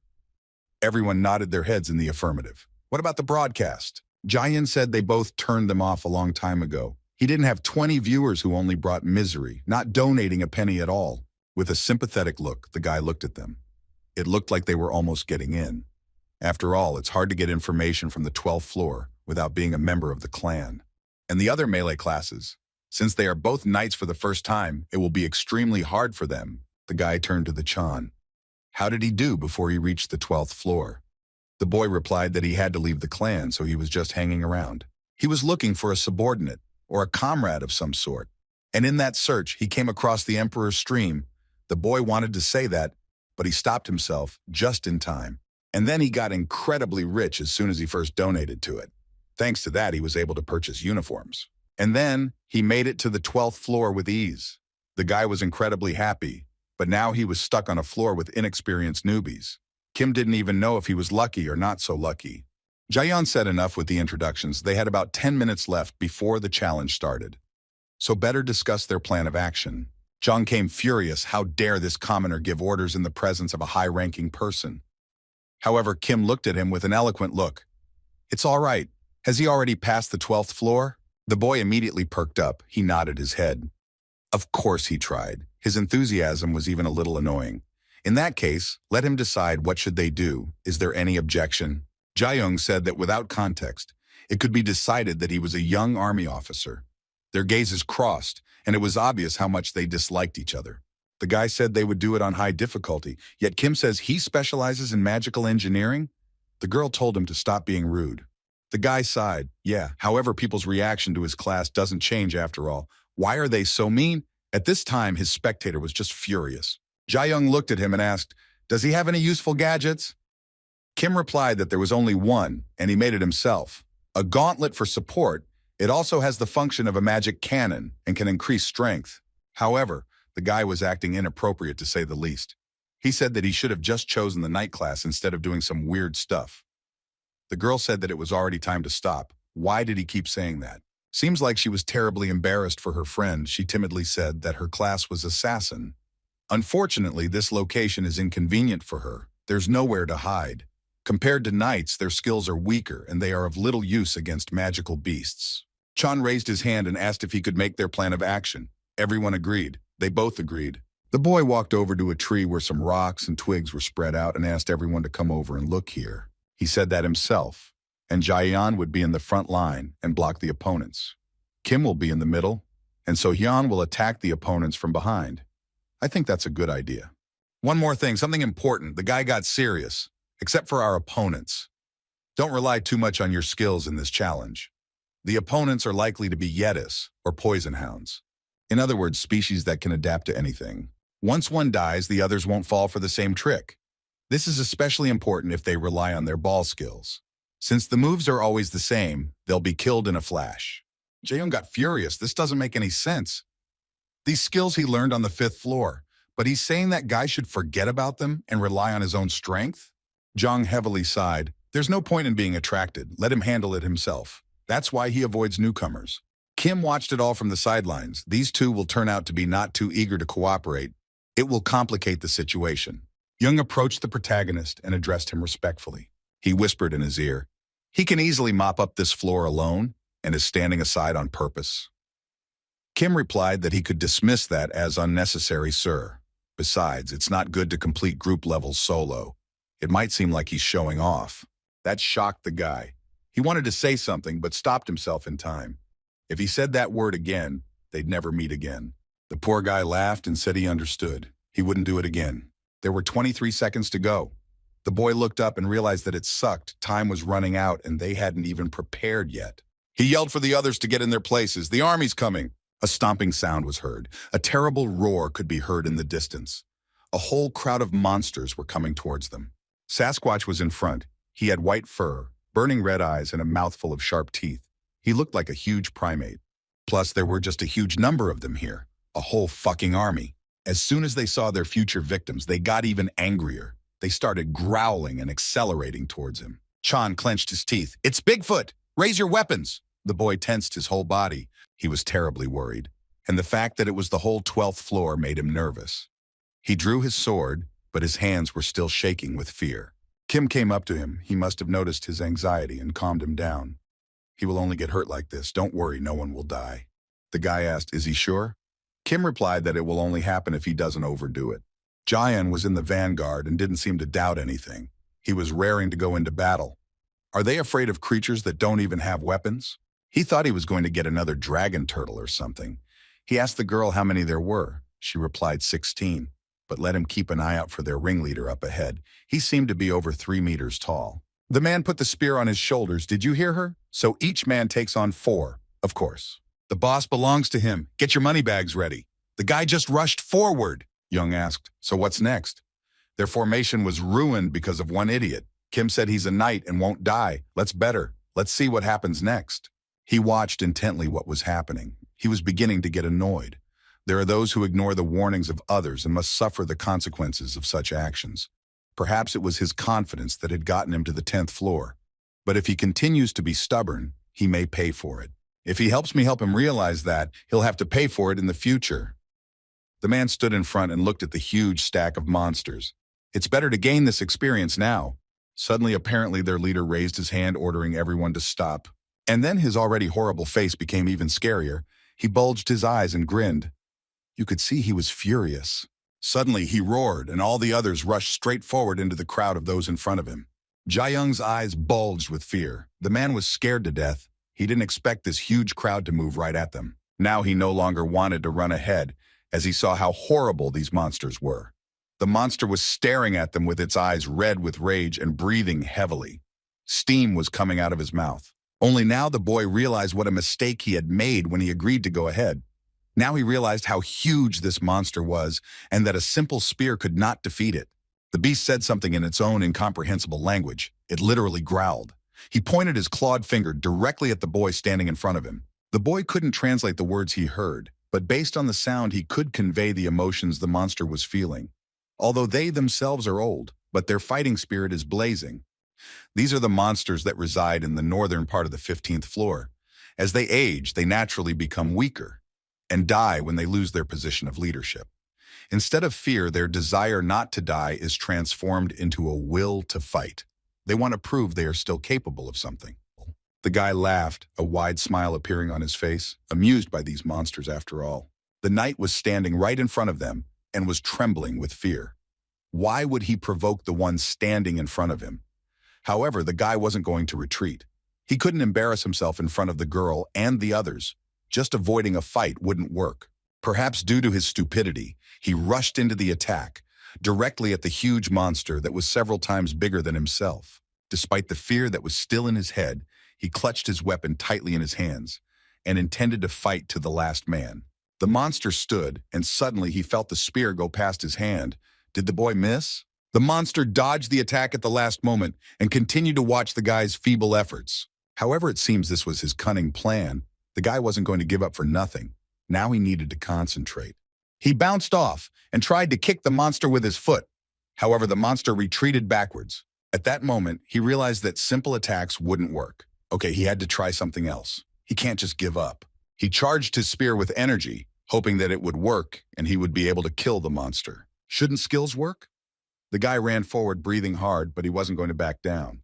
Bullshit, it's the only way to stop them. He'll blind them with his aura and then attack. It's the only way, although this basic skill, but it's great for fighting monsters in close combat. He ran forward, straight at the monster that was standing still. However, it didn't work. He closed his eyes and simply became immune to it. Because his aura was too bright, the guy wasn't going to back down because it was too late. He would finish him off right now. He really laid down to run forward. However, he saw that something had changed. The monster walked up to him and was breathing heavily. He was furious. The guy stopped a few meters away and saw the monster looking down at him from above him. The monster looked truly horrible. Now it was only a few centimeters away from the guy and was ready to crush him. The terrified poor guy stood motionless and couldn't even move a finger. He saw the monster swing, but could do nothing because of his fear. At the last moment, he realized how big a mistake he had made. However, it was too late. He had resigned himself to his death. He was already expecting the monster to crush him, but for some reason, he was still alive. The boy opened his eyes. He saw Kim holding the monster's paw with his axe. It was standing firm, and the monster couldn't penetrate it. As soon as the boy looked at him, the boy immediately yelled to get the fuck out of here. The frightened boy ran away, saving his life. Kim stood at this time and held on. Obviously, this thing was very strong. He strengthened his legs with magic. We need to finish it off as soon as possible before it studies him. The guy held on. It was costing him a lot of effort. However, if he lost now, everyone would die. The monster roared again and swung his other hand to finish off the annoying fly. Kim saw it coming and now anticipated his move. This was his chance. He swung his axe and hit him right in the chest. The monster roared and reeled back. The boy moved at top speed, immediately moving out of the line of attack. He realized that one mistake could cost him his life. The monster wanted to do something else, but his movements were too slow. He could do almost nothing. There was a crack of tearing skin, the axe sliced its flesh, and a stream of blood spurted out. The monster was defeated, killing him with a single blow. He's smart, but not that smart. The guy put the axe on his shoulder and looked at the defeated enemy. That's power! I think his stuff is starting to work. The boy's eyes were hard and clear, and he looked at all the other monsters to let them know that the same thing would happen to them. The monsters stopped and stared in horror at the corpse of their leader. Their spirits were greatly weakened from seeing the death of their leader. So, needing to finish them off right away, the guy rushed straight at them, right into the thick of things. The sounds of a furious battle could be heard, the roar of monsters mixed with the sounds of blows. Soon it was all over. The boy raised his head and looked up into the clear sky. He was covered in blood, but he didn't even seem to notice. Here was the scene of the carnage. He stood in the midst of the corpses and held a weapon that began to melt. The test was passed. The way to the 12th floor was open. The way to the 10th floor was also open. He looked at the others and said they did a great job. The guys seemed to be pretty banged up. They could barely stand on their feet. Everyone thanked him for his help. Their eyes lit up with joy, and only the knight was almost out of it. Apparently, he's a pro who's already made it to the 19th floor and back down, right? The girl said it was obvious. Now I see why Chan was acting like that. The guy wiped his face and nodded his head. Of course he had to reveal his power, but he didn't have time. Let him not be embarrassed, the girl smiled. He was the reason they had gotten to this trial and passed it, and so his asshole partner was not the problem. The two went straight to the 10th floor. They needed to regain their strength. They're going to need a lot of time. Suddenly, before exiting, the knight turned to the boy and said since he had reached the 19th floor, he should know the meaning of that word, sumek. The girl looked at him and asked, "Is it that important?" To him, yes, he still couldn't forget the cold look the monster had on his face. The boy thought about it. It was the first word he had heard from the video. He had to think about whether it was worth saying. It meant child. The boy didn't quite understand, the Kim repeated. He said the monster had called him a child. That explanation made the lad blush and thanked him. They moved towards the portal. The guy suddenly came to his senses and quickly ran towards the portal. The girl didn't have time to say anything. She waved her hand at him and said that she would go too. If they ever met again, they should eat something tasty. She had a bright smile on her face. The boy scratched his head. He was embarrassed by this sentence, started to tease him. Are they dating? Jong all literally glowed with joy. Even those who meet him for the first time, they cannot fall under his charming charms. He walked up to the guy and asked if he's broadcasting now. Then he's like a rookie who's stuck on the 10th floor. He should get the hell out of here. I bet his viewers are probably yelling at him. That's it, he ran. The guy got close to the 10th floor and was already entering the portal. By the way, was he watching it from the first floor? The guy shook his head. No, he was just curious how he would kill the dragon turtle. So he went in. Kim thanked him and looked back. The guy was already entering the portal. They said goodbye. Kim thanked him for watching him and donating all the time. As someone from the 10th floor, it probably wasn't easy for him to do that. Thank you very much. The kid stopped. A bright smile appeared on his face. Yes, what is he even talking about? It was only because of this person that he had gotten so much coins and experience. He got down on one knee saying that he hoped he would get to the cellular floor and live a happy life. Oh, come on. Kneeling? Kim was embarrassed by this treatment. He had told him not to do that. The boy waved his hands. A look of extreme indignation appeared on his face. He fiercely resisted, but it seemed to go unheeded. Suddenly their gazes crossed. Chong glowed with happiness. What did he even see there? His eyes lit up as if he saw a real treasure there. Suddenly he jumped into the portal, and the last thing he said was ass. Everyone in the chat room started laughing. It's the bitch from the first floor. How adorable. Running away after lying. The guy didn't know what to say. He didn't understand how this was even possible. What just happened? He was still standing there bewildered and trying to comprehend what had just happened. However, he quickly came to his senses and said he would leave as soon as he checked the rewards. He opened the panel. Reward received. The guy hit the confirm button and a vibration started around him. Obviously, if the difficulty level is normal, so the rewards would be perfectly normal too. He got a bag of gold and some sort of book. He decided that he wasn't going to learn the art of sword wielding when he just couldn't even master magic engineering properly. Well, he put all his stuff in his backpack and moved on his way. It had to be finished soon. He decided that he would return to the 10th floor, change the channel, and straight to the 13th floor. The guy approached the portal. A blizzard was raging around. Snow covered his eyes. There were huge snowdrifts all around. A few people were sitting near the fire and warming themselves. From where you started to appear a portal. One of the men dressed in a night costume smiled. There was nothing good in that smile. A new friend appeared. The guy came out of the portal and immediately felt cold. It was a little cold in here. He saw people sitting by the fire, so he said hello and went straight to them. The bald man looked at him with a serious look and asked, "Is this your first time on the 13th floor?" The boy nodded his head. Judging by the movement of his mouth, he tells me in English, "Change the channel, right?" The guy scratched his head. Even though his speech is translated automatically, his mouth movements remain the same. He instantly realized he's not Asian living in the States. He's got good observation skills. Yeah, he's Korean. The man laughed and asked which north or south. He said he was kidding. Nice to meet you. His name was Kyungter. The man immediately extended his hand. They shook hands, and the guy introduced himself. The man immediately asked, "Does he stream?" The guy shook his head. He said he didn't have an audience, and that was embarrassing. What a liar. The audience started to sneer. The man pointed to the others and said he would introduce them now. A few people were sitting around the fire, their faces frowning. The boy smiled. He had just met them. But he did not doubt for a second that this was the man who was supposed to introduce them. It was obvious that they had known each other before. The boy tensed. You had to be careful with these people. They were a bit murky. The Black Scorpion, one of those clans that commit terrible atrocities, they enter a trial that requires 8 people, a team of 6, pretending not to know each other and waiting for other players to join. First conducting friendliness so that the participants let their guard down, and then revealing their nature when the trial begins. Such groups will either purposely make mistakes luring out enemies or let the killer sick monsters on outsiders. Then after rescuing two unfortunates, they shake out coins as compensation for the thwarted sortie. Very sneaky and nasty tactics, but these guys are even worse.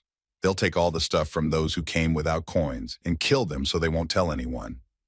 Since they mostly get people who don't belong to a clan, I have to worry about the consequences.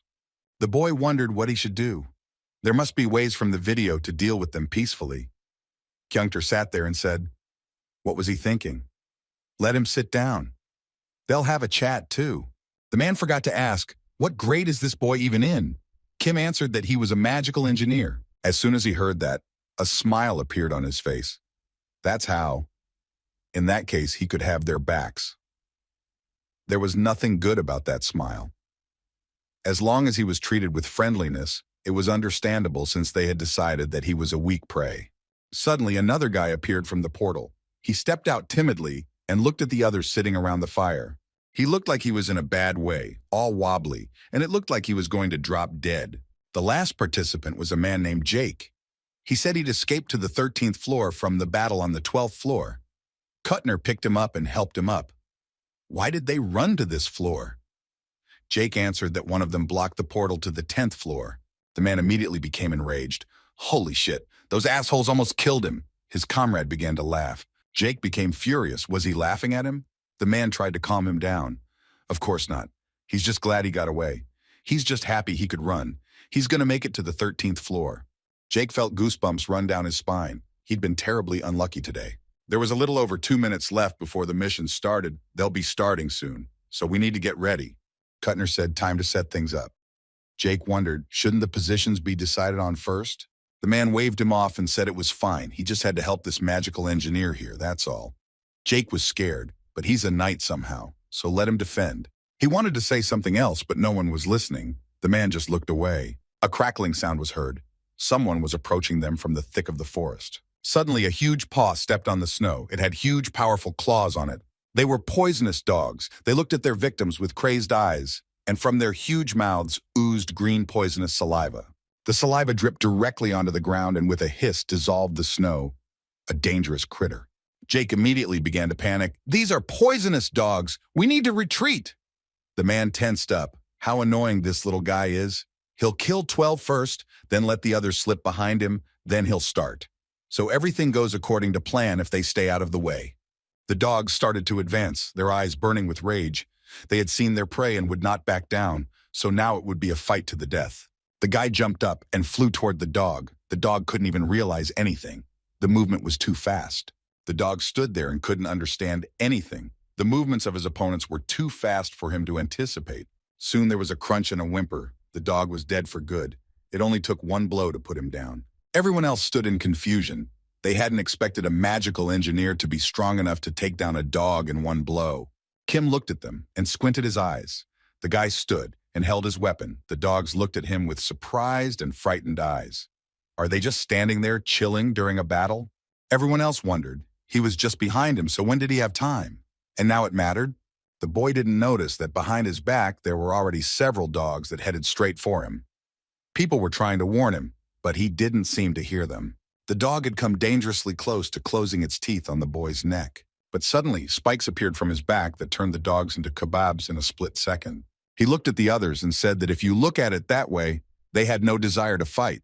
Instead of pointing at the dogs, he would have just swung his sword. The man looked at him with frightened eyes. So he said that the boy was a magical engineer. So what kind of cloak is that? The boy waved his hands and said it was just an item. What's so special to ask for a sign? The man yelled for everyone to gather immediately. The battle was just beginning. He stood with his co-commanders and looked straight at the boy. He is so dangerous, it seems even more dangerous than the dogs.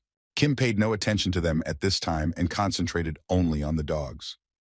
Since he is the strongest here, and these animals have well-developed intuition, they will concentrate on him. The dogs began to surround him. The guy stood motionless and waited for a convenient moment. Are they up to something now? He looked at them with a surprised look. The dogs came closer and closer to him, their eyes glowing red. They sensed prey and wanted to eat fresh meat. The man looked at the boy and put his sword forward. His eyes lit up with a very bad light. Was he a hunter or a criminal? The man's voice sounded as if from within. They stood opposite each other and measured each other with glances. There were dogs in the back and dogs in the front. Apparently people who wanted to kill him, so it was a very fucked up situation. The boy calmly replied that it seemed the man wouldn't believe any words he said. The dogs were standing behind him and seemed to be starting to get a little afraid. The man became furious. The fact that the boy said he was a magical engineer was also a lie. Did he think they wouldn't find out? The guy sighed heavily. He said, "It seems the man doesn't fully understand what's going on and is greatly mistaken." The knight struck his weapon. The items on it are known for making a snake-like hissing sound, the guy thought. Since he's a criminal, he's not broadcasting. Kim smiled and asked, "So what does this have to do with magical engineering?" The man threw him an unkind look and shouted, "When a man not of knightly class wears these items, his body can't take it. He must have thought he was an idiot." Everyone else also looked at him with very bad eyes. He had underestimated them. It seems another problem was about to appear. People started to come closer, and making a circle squeezed the boy into an uncomfortable position. Kuttner was furious. He drew his sword and looked at the boy with eyes full of rage. Did he think they were just show-offs? Everyone did, but the only ones who survived were the ones the boy could see in front of him. Poor Jake was terrified, shaking his head and trying to come to his senses. This was too much for him.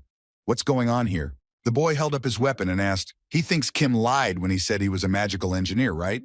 Another man came up to the man and said that this glove had just turned into an axe. The man smiled. "Yes, these are rare items that only fall from the 20th floor. They are very expensive and can cost up to several tens of thousands of coins. Heroic class." Another man standing behind him glowed. Heroic. He seemed to be the greediest. Kim put his backpack on the floor. It seems a battle can't be avoided. Well, he will defend. What will happen? Kettner saw this and smiled. He put his bag on the ground. The guy was going to give up? That's right. He'd better submit because it's better for him. The guy at this time just rolled up his sleeves and asked, "Is it because they saw it with their own eyes? Now they don't believe him? Well, he'll have to show them." Now he'll make them believe. The guy rolled up his sleeve and there showed the glove of a magical engineer. Well, in that case, he'll prove he's not a liar. He readied himself and began to load the glove. The weapon began to fill with mom, the light spilling out more and more, and the guy was getting ready to strike the final blow. The man smiled and said he was just wasting their time, so let him stop doing stupid things. The dogs were already running at him, baring their teeth. There were dozens of them at least. The guy made a U-turn and the dogs got a little scared. They shrieked and started to stop. On their faces appeared bewilderment. The monsters turned their heads in different directions in search of their victim on the boy as if vaporized. One of the dogs turned its head to look for him and was stunned with fear. Her eyes reflected horror and also the silhouette of the boy who was approaching her with incredible speed. He flew at her with his fist in front of him, his mana glove glowing. There was a screech. Bright red drops of blood fell on the snow. The dog was dead. Another dog was horrified when it saw this. Its legs began to shake. The dog began to whimper. Kim stood in front of it, just looking at it with his dark eyes. He was ready to tear it apart. The man was terrified. What he saw gave him goosebumps. So this guy was no weakling. Fuck, fuck, fuck. It could get very dangerous at this rate. Suddenly everyone stopped and looked ahead. There was something out there, something more dangerous than all those dogs. They were gathering together because they felt threatened. They hunted in packs, so it made sense. The boy looked in their direction. They posed no danger to him at the moment. The only thing left to do was to destroy them. It was even better for him. They would just gather together and he would fry them. The guy put his arm forward and prepared to deliver a devastating blow. There was an explosion. A bright beam of flame pierced the dog pack, and they began to vaporize one by one. Soon, instead of a pack of dogs, there was only a scorched earth that continued to vaporize moisture. This was the perfect moment to test the gauntlet. The boy was pleased. This gauntlet is more stable, at least the fighting power is weaker than during the battle with the scavengers. But there's still plenty of energy left in his body, so the gauntlet consumes much less. If he controls the power properly, he can use this attack 3 times in a row. Plus, the recoil is so much less, he can easily stand on his feet. He can only hold on by the strength of his legs. Suddenly, a silhouette appeared from somewhere. It was barely visible. Kim was standing there not noticing anything. Now that he had dealt with the magical beast, the assassin had a chance. He leaped at the boy and flew at a breakneck pace. His movements were fast and precise. The killer flew at him with his knife in front of him, his eyes burning. Kim didn't notice anything, or pretended not to. He just looked at his glove. Now he's going to die. The assassin had already pulled out his small dagger and prepared to finish the kid off. This, of course, was not meant to happen. The boy's cloak worked instantly. It pierced the man and knocked the dagger out of his hands. Poutine, the next floor opened, also opening the way to the 10th floor. The people looked amongst themselves. They were incredibly scared. One of them immediately rushed to the exit to the 10th floor. His comrade asked to wait, but it seems that no one listened to him. Kim was already standing in front of the entrance, where they were in such a hurry begging sign the boy was not going to just let them go. People stopped. Fear was evident on their faces. They wanted to justify themselves, but it seemed useless. Kim pointed to the exit and said that Mr. could be free to go. He had a benevolent smile on his face. As soon as poor boy heard that, he nodded his head and ran towards the exit. It was the happiest day of his life. Then, with the same smile, the guy said that he intended to have a little chat with the others. If they cooperated, they wouldn't waste much time. He wouldn't just let them get away with it. Should we just kill them? His gaze changed. If there was any objection, let them voice it right now. He smiled and looked at them. Well, now let's have a better conversation. How much coin do they have? The guy smiled and shook his bag. The others were horrified as they realized that they were about to be robbed, and so the hunter became the prey. One of the knights started to make excuses. It seems that there was a slight misunderstanding between them. However, Kim stopped him. They are not friends, and there is no misunderstanding. There's nothing wrong here. It's clear as day. They wanted to kill him. If they were just a regular group of bandits, he wouldn't have remembered the name of their group so easily. Black Scorpion. Although now they only occupy the 13th floor, they rob whoever gets caught in their net. With the increase in wealth and their power, they create more problems, making more crimes. Once they reach the 20th floor, they will become infamous. People started to make excuses for him, saying they were just messing around.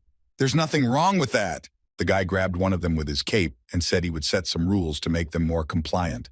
Judging from the video alone, their group committed foul play and murder. And you think that's funny too?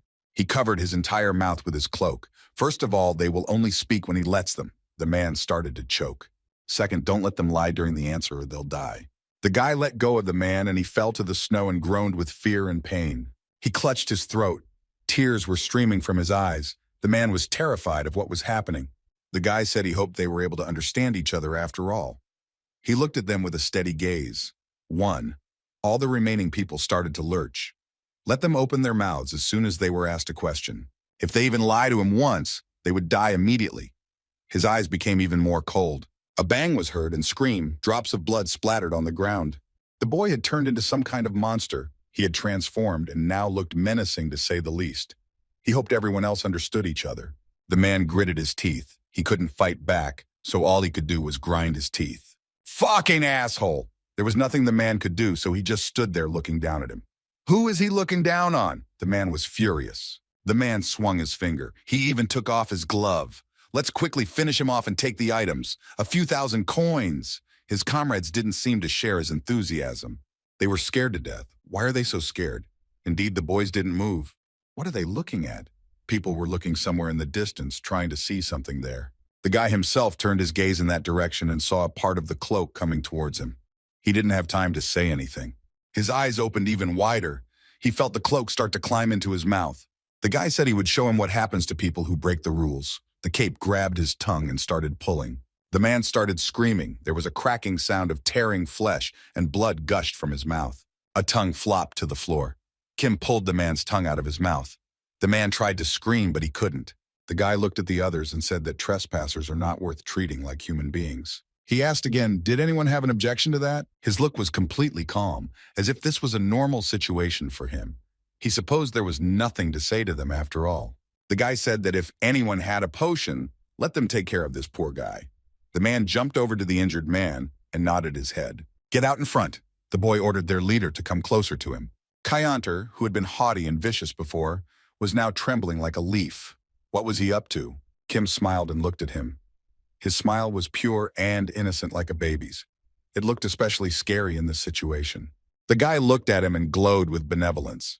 He said that to others, this man is a disgusting piece of shit and a criminal that no one wants to deal with. But he sure was a leader to his comrades, and he was a good one. That's why people gathered and reacted to his words, right? And like 2 knights with just one wave of his hand, right?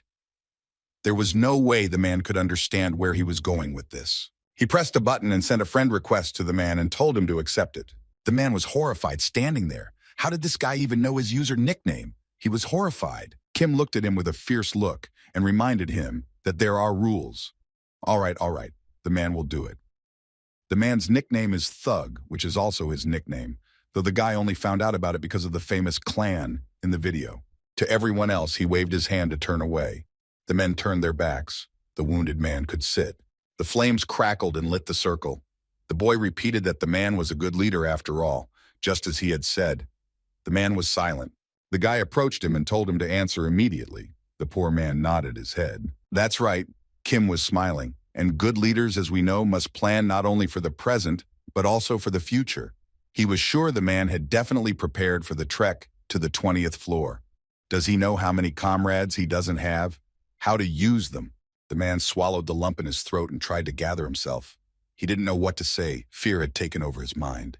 Seeming to finally get it, the boy repeated the question, how many coins did he have? Let him send the data through private messages. He will tell at once, it is better not to lie, with the consequences they are familiar. The boy squinted and looked at them. If, after investigation, a significant contrast is found, he will be extremely disappointed. The system works, so it is strong to take coins, cannot be taken away. When a player dies, the coins disappear with his corpse, unless he gave them to me through trade. That's why even this bastards group used sophisticated methods to steal the coins. The man punched himself in the chest and said, it's bullshit. He was filled with rage. He didn't know how to behave. What kind of money he expected from them, who had survived only by a miracle. The guy leaned toward him and whispered quietly in his ear. Upon reaching the 20th floor, he would say the following phrase somewhere in a bar. What I regret is that he left the guild task magic stone hidden on the 10th floor because he was running away too fast. That's the way it is. The man was horrified. It was the truth, but he was trying to lie with his last strength.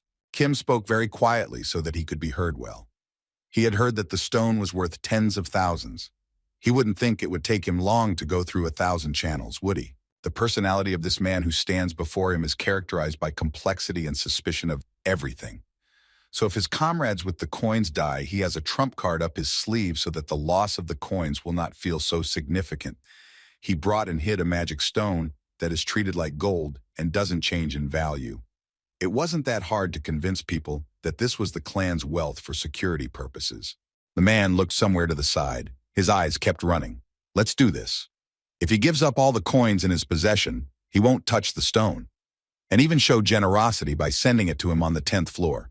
The man thought, this guy is the one who easily found out the user's name that was never revealed. So he would find the magic stone quite easily. The man sent him a message. Great, so they have a deal. Well, now the next one. The boy turned to the knight, whose name was Jerry. Oh, right, he can't speak without a tongue right. If he has more than 2,000 coins, let him deposit it. If he has less, he'll shake his head. The boy shook his head to the side. Strange, if their boss was to be believed, then with the vacation expenses included, he should have at least 3,000 coins in his account yesterday. Jerry was startled. He became terrified and started gulping for air with his mouth. The boy grew dark again and said he'd better stop fooling around or there would be consequences. If he withheld a single coin, no one would leave here alive. 000 coins. The difference between their knight's testimony is 150 coins. He thinks he can write it off as food expenses, so he decides to take it under advisement. He'll ask again. They're not hiding anything from him. His forgiving sign, people started to lower their heads. Good. Now have them put all the remaining potion in one bag and hand it to him. One of them was just furious, also taking all the potion away from them. That bastard was much bigger and more evil than they were. But still they obeyed and handed it over. The guy accepted the bag and nodded his head. Good, now it's all settled. He said that now it was time to say goodbye and pointed to the 10th floor. The portal was right in front of him. Now one more thing, the guy hesitated. It was like he wanted to do something, but he was thinking about it. People were smiling and waiting for their release. The cloak behind his back began to move and take on an ominous shape. Of course he wouldn't let them out so easily. Such people simply cannot be left alive. Robbers or murderous marauders stealing and killing one person a day. Scammers like all the trash society has gathered together and chatting amiably amongst themselves. He decided to cut off just one of their feet. That seemed to be enough for karma. The guy started pouring out the potion. They poured right onto the ground, and it was a heartbreaking sight. Kuttner was furious. That son of a bitch, he's gonna kill him. He's gonna kill everybody. What does that mean? Damn bastard. But he heard nothing but laughter. The boy said nothing in response, only jumped up to him and grabbed him by the scruff of the neck. Did he know that the next floor was the labyrinth? Besides, it's a test for 6 people. They had foreseen it and had already formed a group of 6, so he would help them. They started stopping him to wait a few more seconds. No, he promised to send them to the 10th floor. People were terrified. They didn't know what to do in such a situation. Everything was terrible here. The condition was that he wouldn't withhold a single coin from him. But he said that such a difference was acceptable. People began to shout. It's only the difference between the amount known to the boss and the total. But he never said they could keep it. Even though there were unaccounted coins left, no one thought to give them away. The man was terrified. He'd just realized how badly he was in trouble. He's not getting out of here after all. Damn cheater. The guy double-crossed them and took everything they had. The guy said he wasn't lying. It's all about the remaining coins, so it's only fair. A gift flopped in front of him. He shook out his hands and clapped his hands in anticipation. Chat demanded that he tell all the things he'd said to that ringleader, but the guy said he didn't want to. It's a secret. There was a present in front of him, and the boy still didn't dare to open it. The gift stood there, beckoning to him. No matter how many times he clears the 13th floor for me, he always gets at least a coin as a reward, right? The guy said it was all business as usual. The man said that was too much. However, Kim just wished him a pleasant ordeal. He grabbed the man and threw him into the portal. Since they're in the same group, they'll traverse the next floor on their own. If you try to traverse the maze without one leg, it's more like suicide. He threw the man into the portal and the man started screaming, "The bastard! Damn him!" He shook his head and said it was time to check the rewards, so we should get the loot. The loot was quite ordinary. A bag of 1,000 coins, and there was, and a magic orb of the usual class. It was as expected so-so. The guy took the bag of coins and transferred it to his account. Going back to the 10th floor would be a waste of time because his backpack still wasn't that heavy. Luck plays a crucial role on the next floor, so it's hard to call it a team challenge. Well, either way, he's moving on. Welcome to the hall maze. The difficulty and size of the maze is determined by the level of difficulty selected. A starting point had to be chosen. The boy stepped out of his portal and looked around. The maze was not particularly welcoming. Two men were talking to each other, one of them unsure if they should split up or start. The other was saying that now that the last member was here, they could discuss it together. The man waved and Kim approached them. The man had a thick beard and equally thick hair. As soon as he saw Kim, he immediately asked if he was Chinese. He was brave to come here alone. The boy corrected and said he was Korean. He joked about North Korea again and laughed. The man's name was Robert. He asked him for permission to introduce his friends. He waved his hand and pointed to the rest of the dots to briefly introduce them. From left to right, Fordman, Ricky, and the caddy. There were two girls and a man. Also, Chris was here, a boy dressed as a knight. The boy wondered, they seemed to have known each other for a long time. They are first time on the 14th floor, a begging sign, he wondered. Judging by the atmosphere, they are an experienced team. Strange that such guys came to the 14th floor without a sixth member. Robert looked at him and smiled. This guy is a quick learner. Let's get started. They started to discuss the plan with each other. It was impossible to make out the words as they were talking very fast. Initially, Robert's team was 6 people. However, a friend of the Fordman was seriously injured on the 13th floor, so he temporarily left the group and went to the 10th floor to heal himself. It all made sense now, I see. No wonder their uniforms were in pretty good condition. He never once suspected something was wrong when a team of 5 had such a good understanding. Robert sighed and said that they wanted to wait for their comrade here, but he refused, not wanting to become ballast. They were having a hard time finding a 6th man, so the 5 of them went. Kim nodded. The man looked at him good-naturedly and held out his hand. He asked the boy not to think anything bad. They were not such evil bandits. He could understand his worries since he was going up alone. The boy smiled. It was all good. He wasn't worried at all. The man wondered if that kid was too relaxed. It doesn't matter, though. Before we begin, let's tell each other our classes and describe our strengths. The man stood at the head and said that they were done with the introductions and would now discuss strategy. He looked at the guy and asked him if this is also his first time going to the 14th floor. Kim nodded. Good. In that case, he will explain to everyone, so let them listen carefully. The guy himself knew the format of the challenge, but the rules had to be followed. Since the labyrinth changes every time, this time could be counted as the first, but he had to have luck on his side. First of all, the labyrinth is filled with confusing paths. If he comes to a dead end, there will be traps and magical beasts. Have them look at the scoreboard. Here you can type in the starting place. Do they see the white dots? There's only one condition of passage. Get to the center of the labyrinth by any means. The man poked his finger in the middle, and a small fire immediately lit up there. Robert was completely serious. On the 14th floor, there is a path that leads them from their point of origin to their destination. And also its length is never repeated, so it is impossible to assume any strategy. So it's up to them to decide what to do in this situation. The 6 of them can either start at one point or go to different places. The path at one of the points has fewer traps, and the magical beasts there are weaker. They will pray they get on the easiest path. Kim raised his hand and said that Robert seemed to be saying that they could split up. If they get on the easiest path, can one person overcome it? Robert shook his head. No way. Not only do they know there are easy paths, but he could die alone. That was true, the boy thought, as the structure of the labyrinth is random every time. No one can know what will happen. If he had to use the gauntlet, the other team members in the narrow space could only get in the way. Well, in that case, he'll take one of the paths alone. They'll go the other way together. The humans came to be horrified by this. Robert slammed his fist on the table and said they weren't that shameless. The man turned out to be angry. Did he really think that everyone else would let him be in danger? It seems to be a case of narcissism for him. Because he's not a member of their group, everyone else is quiet too. He said that because he's sure he can handle himself. The boy didn't seem to doubt his words. Robert looked at him with a surprised look. It seems like this guy had cleared the previous floor by himself, so he has no questions about his fighting skills.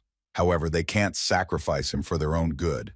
The guy bit his lip. Unlike the last group, this one's conscience was being tormented too much. Well, he decided that he wouldn't move 1 until the others had left. Resolved. There was silence between them. No one dared to say a word. Robert froze. He didn't expect such an insistence. Okay, he gives up. He can't stop this guy. He handed him a small flask of potion, however. Let him take it. It's nothing amazing, but he hopes it will help him. If he feels he can't make it, let him stay where he is. If they are on the right path, they will help him get there. The boy agrees. They'll start to the west. The man jabbed his finger at the map and his group began to vaporize. Soon they were swallowed up by a pillar of light. The boy was left alone and began to think of a route. In this case, he decided to start at the north end. It would be best there. Soon he was at his destination. The walls of the maze were cold blocks of concrete. A stroke of his sword, and the goblin was chopped in half. A vile blue blood splattered. Fordman was worried about this kid. He could handle himself surely. Robert replied that he's not easy, so he won't die and will stop if he's in danger. Katie asked, "What makes him think this Asian guy is smart?" The girl didn't seem to trust his judgment. The man replied that it seemed like this guy could tell how strong their team was just from the greeting, and also immediately pointed out that their team didn't have enough people for the trial. A team of 5 people in a trial of 6? Despite the suspicious situation, he remained collected and calm. The man was always sure that this kid still had some tricks up his sleeve, so there was no need to worry about him. The girl replied that he probably had something else besides the cloak. Something told her. He seemed confident, but it would be dangerous to go through the labyrinth alone. The girl seemed a little worried. Robert turned around and said that, of course, no matter how powerful his weapons were, there was nothing wise about going through the labyrinth alone. However, if he so chose, they should get to the center as soon as possible. Chances are this guy will stop halfway through and wait. The boys moved forward. But what should they do? They've won. Everything should be okay, but something was wrong. A bloodsucker.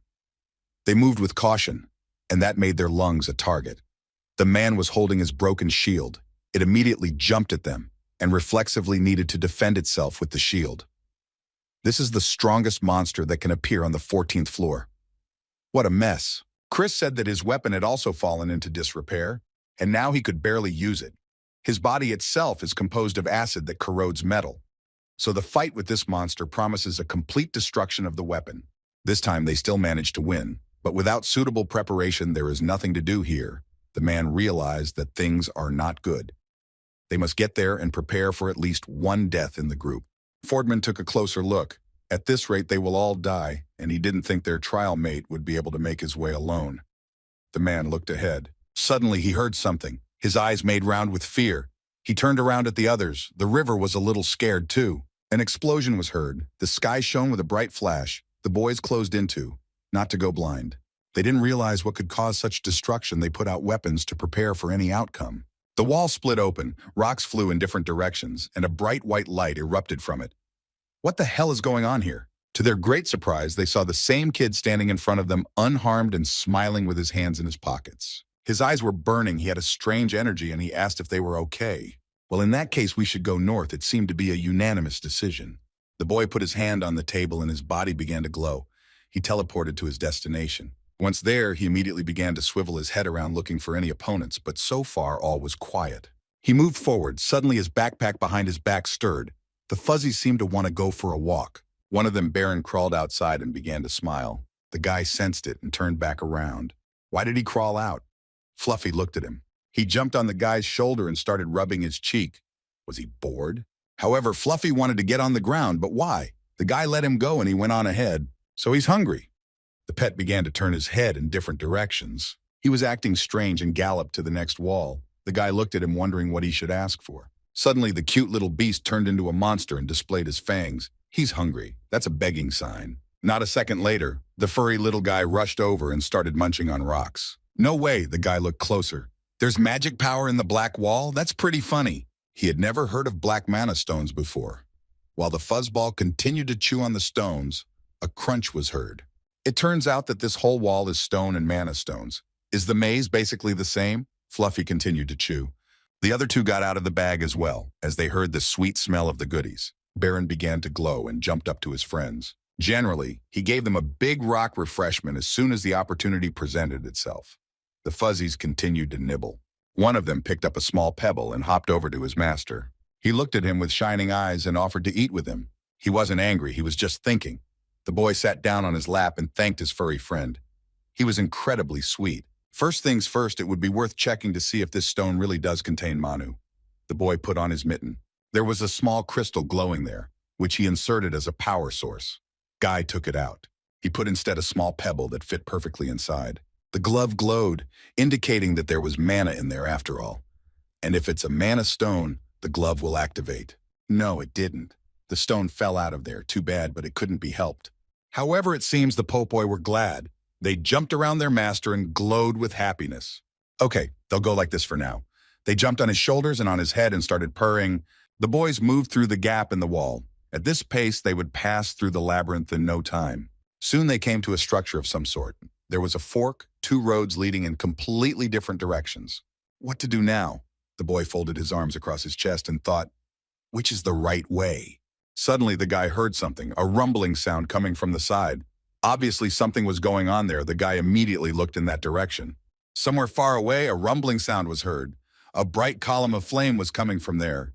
There was a bloodsucker, obviously. But that's where Robert and the guys are. He went inside, just to the side where the boys were. With his finger pointing in that direction, Kim asked, "Can't they go in there?" "Okay, there's nothing to do." The Fluffies immediately became excited, anticipating that they were in for a tasty treat. Immediately, their teeth appeared. They were incredibly happy to have such a tasty treat waiting for them. With the help of these animals, it was easy to overcome the labyrinth without any hiccups. Soon, there was a hole in the place. The Fluffy had literally broken through it in one bite. The way was clear. Loha jumped forward. It was impossible to recover. It seems that the enthusiasm of this animal exceeded common sense. The guy turned to his audience and said he would go check it out. Where had his pet gone after all?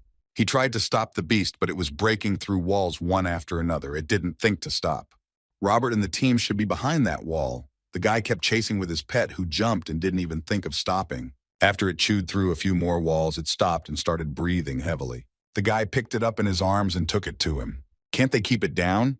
He started turning his head in different directions. If they get spotted here, it's going to be super fucked up. That's what happened. Robert and his team were right there. The guy was standing right in front of them and trying to explain something. Robert was shocked the guy was breaking through walls to get in there. The man shuddered a little in surprise. He had to smooth things over. It was hard to justify himself. As it happened, the guy was hiding his fuzzies behind his back. He was worried about the bloodsuckers, but he could see that no one was seriously hurt. Robert sighed. "Yeah, thank God everyone is okay. But their weapons, even kind of embarrassing." Chris asked, "He knows everything, right? They're poisonous and their weapons are in bad shape." The guy smiled and told them to just stand and wait here then. Fluffy got out from behind his back. It would be dangerous for them to continue their journey with such weapons. Robert didn't know what he was talking about, and the guy was acting a little strange, always looking around. He left right away. So he left, leaving the others in a state of confusion. They didn't know what he was up to. Ricky said she heard a popping sound before the wall collapsed. That was coming from this guy's side, right? Kim sighed heavily. He'd barely managed to get away, the bastard. One more second, and he would have been exposed. Good thing he'd warned them, so these people wouldn't take any chances. The guy had stopped around the corner. He let the fuzzies out and told them to go towards the pillar of light. The pets were absolutely delighted. They had a chance to have a real feast. The guys rushed straight ahead and started to chew on the walls. And now the last wall was broken. The fluffies flew forward and swept away everything in their path. Soon they reached the center of the labyrinth. There was indeed a pillar of light that came straight out of the ground. This is the center of the labyrinth. He only needs to touch the pillar to pass the test. He had already reached out his hand, but he stopped himself just in time. Footsteps. There's something to do first. We need to hide the fuzzies so no one will notice them. Don't want any unnecessary questions. As soon as he touched the pillar, the others would immediately be summoned to the center. The guy stuffed the others into his backpack. Only then did he touch the pole, which was incredibly warm. The test was passed. The pole began to enlarge and pulsate. This signaled the end of the test. The rest of the guys who were still a little ways away saw the flash of light get there. Soon the whole team was assembled. They had all passed the test without a single loss. The portal to the 10th floor will be opened. The portal to the 15th floor will be opened. The trials were over. Everyone was safe and sound and now stood in front of the portals. Robert stepped forward. His eyes were focused. It seemed the man was beginning to suspect something. He approached the boy with a firm stride, his armor beginning to jingle. He wrapped his arms around the boy and hugged him tightly, so tightly that the poor man's bones cracked. The man was ready to cry. He thanked him heartily. Kim pulled him aside and told him he didn't need the thanks. They flattered him. The bulky man hugged him with all his chivalrous strength. If his body hadn't been reinforced with stones, he would have broken every bone in his body. The man was shining with happiness. Thanks to this boy, they had passed this level without a single loss. I wish I could give you guys some coins to give him, but they poured. Everyone cheered. Chris showed a thumbs up. I thought they were finished when his ball broke. Everyone thanked the kid heartily. Now all the anxiety was gone, all thanks to this stranger. They're going to the 10th floor, got to visit their friend. Richard asked, would he go next time? The guy shook his head. Let them not worry about him. Let them go about their business. Fordman took off his hat and said that according to Eastern customs, he should say goodbye in this way. Soon they went about their business, and the guy went to the next floor. The 15th floor is the test of the northern part. This is the place where skills are obtained and tasks are done and one grows up. It is said to be easier on it than the 5th, however, there is a but. If the administrator doesn't stick his nose in here and start doing all sorts of nonsense again. The boy kept thinking about that fucking administrator. He kept giving him new surprises. What he had shown him last time had stayed in his mind forever. He remembered. The memories came flooding back. He remembered standing and watching this beautiful place being devoured. He remembered that huge throat full of sharp teeth that devoured everything in its path. It was just awful. Couldn't let it happen again. He scratched the back of his head and thought, gotta check the awards and move on. Yes, since the administrator starting on the 10th floor didn't interfere, there would be no surprises on the 15th floor. He pressed the button and a gift immediately appeared in front of him. It was somehow unusual this time. The ribbon was golden in color. Okay, he opens it. The guy took a closer look and tensed up. There was something valuable in there. A light fell on his face. A golden light. The boy thought about it. The reward was unimpressive to say the least. An ordinary sword, 1,000 coins, and a low mana stone. The boy reflected. All the rewards had been received. Time to move on. The boy went forward. Suddenly he was donated a whole 1,000 coins. He said he was going to be that box himself. He hates lousy rewards. Immediately the donations poured in. There were tens of thousands of coins. The guy scratched his head and was embarrassed. He thanked in his audience. He had a very loyal audience after all. The guy moved to meet the next floor. 2 portals appeared in front of him. He wanted to go straight to the 15th floor, but for now he had to go to the 10th floor. He blinked at the others because he needed to take what was on the 10th floor with him. He got to the city's travel control center. There was a huge building that towered straight up into the sky. The man who sat behind the front desk was obviously scared. The visitor appeared to want to know where the residence of the Black Scorpion base was. Kim stood in front of him with his hands in his pockets. The man asked him to fill out this form for identification. Also, have him remove his hood. The boy obediently complied and smiled. It was necessary to finish these things as soon as possible so that everything would be normal later. With quick movements, he started filling out the form. Soon everything was ready. The man had been watching the stranger all this time. He was dressed like a traveler, but acting strangely elegant. Is it possible it's a nobleman asking for a sign? Soon the guy finished. Good, now have him handed over for identity verification. The man repeated his name, right? That's right. Kim was confused this time, too. He was starting to get bored with this. Every name-filling procedure was driving him into a frenzy. Yes, that's right. The identity was confirmed, and the administrator said he would send his request. Is he okay with that? The guy immediately answered in the affirmative. Let's go. We need to move as quickly as possible. He took the piece of paper and headed for the exit of this building. Soon he reached the north entrance of the traveler zone, which meant there would be something waiting for him at the end. The guy was walking down the steps, which were surprisingly crowded. He sighed heavily. It was tiring to read the same question every time. Even if it was the same citizen of the empire in front of him, he wouldn't remember the channel changer, no matter how many times he had seen it until now. For them, the channel is the whole world, everything that happens around them, and if you change it, you can say that there you will be nothing. So to get into the Black Scorpion's residence, he would have to do it 87 more times on all the channels. He sighed heavily. It was going to be an agonizing job. The guy put on his hood. Is this it? He'd come to the place he'd been assigned. Gloomy Alley was just the right place for this clan. The houses were shabby. The people were not wealthy. The whole place was dreary and boring. He walked up to one of the houses and knocked on the door, loud enough to be heard. No one was inside, so he had to kick the door in. The guy hit the guest, and there was a crack. There was no one inside, and there was a musty smell of dust and dampness. Guy started to swivel his head around. Strange, where are the mana stones here? Instead of searching on his own, he has the old proven method. The guy opened his bag and let the critters out. The pets immediately looked out and jumped out of the bag. They started furiously searching for their new treats. He showed them a pebble and said that it was a few levels of mana. They would be able to find what seemed to be his forgiving sign. The pets nodded their heads affirmatively. They immediately scattered to different corners and began to search diligently for prey. Their growling could be heard everywhere. One of them seemed to have found something and was diligently jumping on one spot, indicating that there was something here. So this is the right place? The animal was nodding its head and hopping around. He was smiling and seemed very happy to be able to help. Kim came closer, and with one mighty kick of his foot, he cracked the floor and a hole appeared. Good job. There were a few dozen stones, so it wasn't hard to find at all. Laha smiled. She was glad she could help. The boy looked and smiled. The search hadn't lasted long, and the catch was worth it. He started to put the stones in his backpack. Fluffy was circling around him and looking at the pebbles with appetite. He placed 3 small pebbles as a treat. His pets had done a good job after all. Well done. That's their share. The Fluffies immediately pounced on the stones. They loved the treat, so they had to be thanked somehow. At the entrance to this city was a portal to the next floor. The guy headed straight for it. He listed all his rewards that he had that he didn't use. Great everything for sale. He even saved the Kaimni for a glove. The guy couldn't believe he made so much money. He had about 88,000 coins. With that much, he could buy items even on the 20th floor. That's easy. Okay, we had to run to the next floor. There was no time to sit around. To deal with the cold of the northern lands, he would use items, namely a temperature-controlled robe. He also has the mana stones for the glove, so the preparations are complete. He's going to switch to the Korean server after all. He wants to get rewards for his subscription.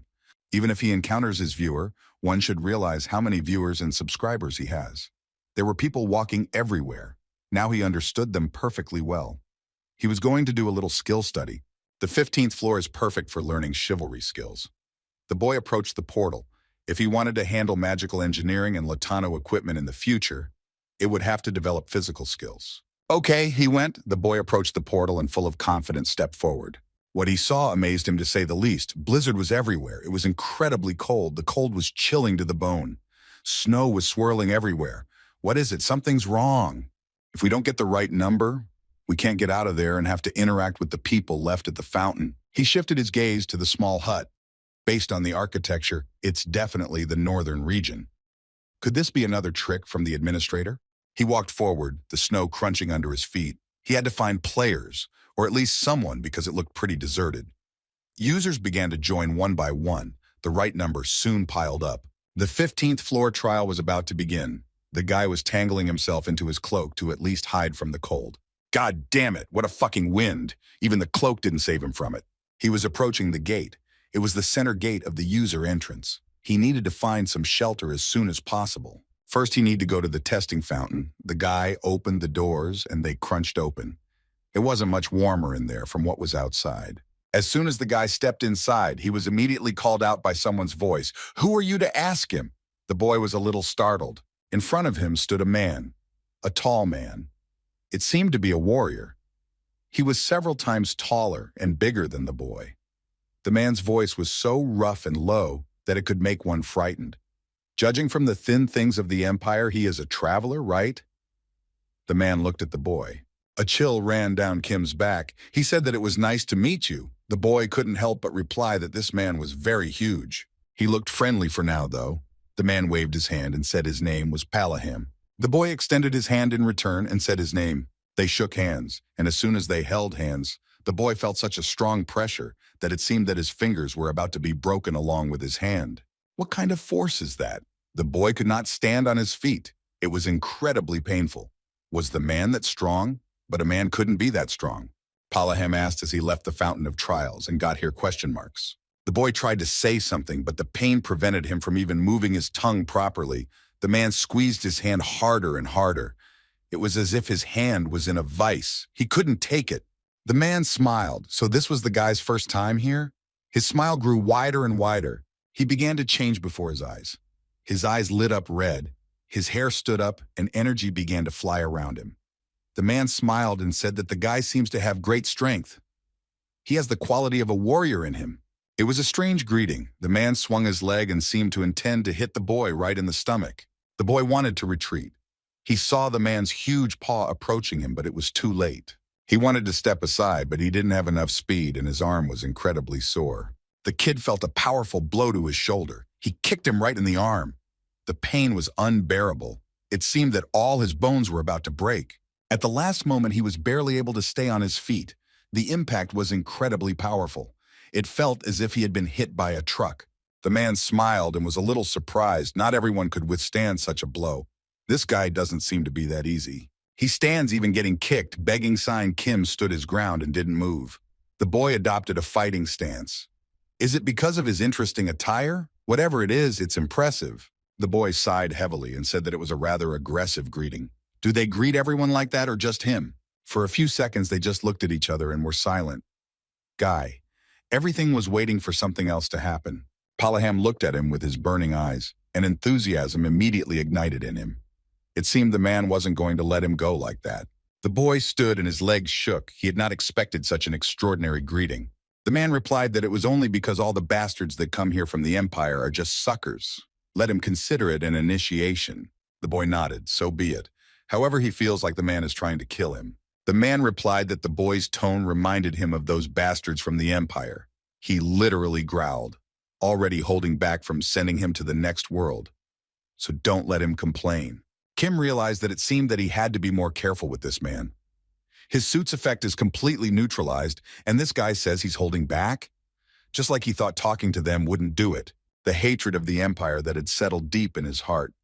It was evident the man was looking at him like shit. It was all because this man then lost a child a very long time ago, and as the Empire was known to be the cause. A small dispute with the Empire had led to the death of a son in the prime of life. Then the man fell into grief. He held his dead son in his arms and swore an eternal hatred of the Empire. It was also a hatred that went beyond the Empire. It extended to everyone, even the common travelers who came here. The boy looked at him with an attentive gaze. This man is the chief warrior of the sun, who would have thought that a better warrior would be standing on the corner of the castle tower. Quite a depressing sight. They stood opposite each other. The guy said, "If the initiation is over, can he pass?" The man shook his head. "No, it's not over yet." The boy asked, did he want something specific from him, or was he just picking his brain? The man asked if he told him he would do it. Smiling, the boy replied, if it was within his power, then of course yes, why not? Palaham smiled. He liked the straightforwardness of the boy. He takes back what he said about being like the bastards of the Empire. He moved closer to the boy and said in a conspiratorial tone, he has to shout something very loudly, not hard, right? Is that it? The boy shivered. Something was definitely not right here. There was definitely some shit going on. The man told him to repeat after him, very carefully, even though the boy knew he had the most difficult character to understand of anyone on the 15th floor. The man sucked in air, so hard that even the boy could not breathe. Then he shouted some incomprehensible word. It was so loud that it seemed that even the walls of this building began to shake. The boy covered his ears. It felt like his head was going to explode. The man had incredible voice power after all. Then he pointed his finger at the boy and asked, How's it going? Can you handle it? The boy couldn't hear anything for a few more seconds. What the hell just happened? Palaham said that if the boy didn't understand, he could hash redo. His face changed, and his voice became loud again. The boy shook his head. No, he understood everything. Only he wondered one thing. What did it all mean?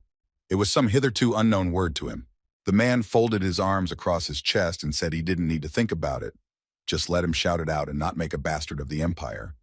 For now, he looked at the boy with a good-natured look. The man had already realized that this wasn't just a kid. The boy took a breath of air. He doesn't want to repeat one phrase whose meaning he doesn't know. The man sighed. He's stubborn. Since it's his first time here, he doesn't seem to know anything about the greatness of this country. The man waved his finger behind him. His back was incredibly wide, and he was wearing a woolen touloup. There's no need to make a fuss, or there's no telling what this could come back to. The warriors following this man is scary to me. Even though it didn't turn out well in the beginning, he was going to have to face him anyway. This man is one of the greatest warriors of this place. His strength is simply unbelievable. Still, he was going to learn how to break the skill form, so it wasn't such a bad start. The guy was wary. If you break the skill form, it wasn't the body that would move with the skill, but rather the opposite. It would directly use and control it. They walked further. There was a long bridge also covered in snow. It was quite cold all around. Soon they came to a cannon. It was quite old. Apparently it had been used for a long time and rarely. The man put his hand on it and asked the boy if he knew what it was. The boy immediately replied that it looked like a mana cannon. The man laughed, saying he had finally found someone who took it apart.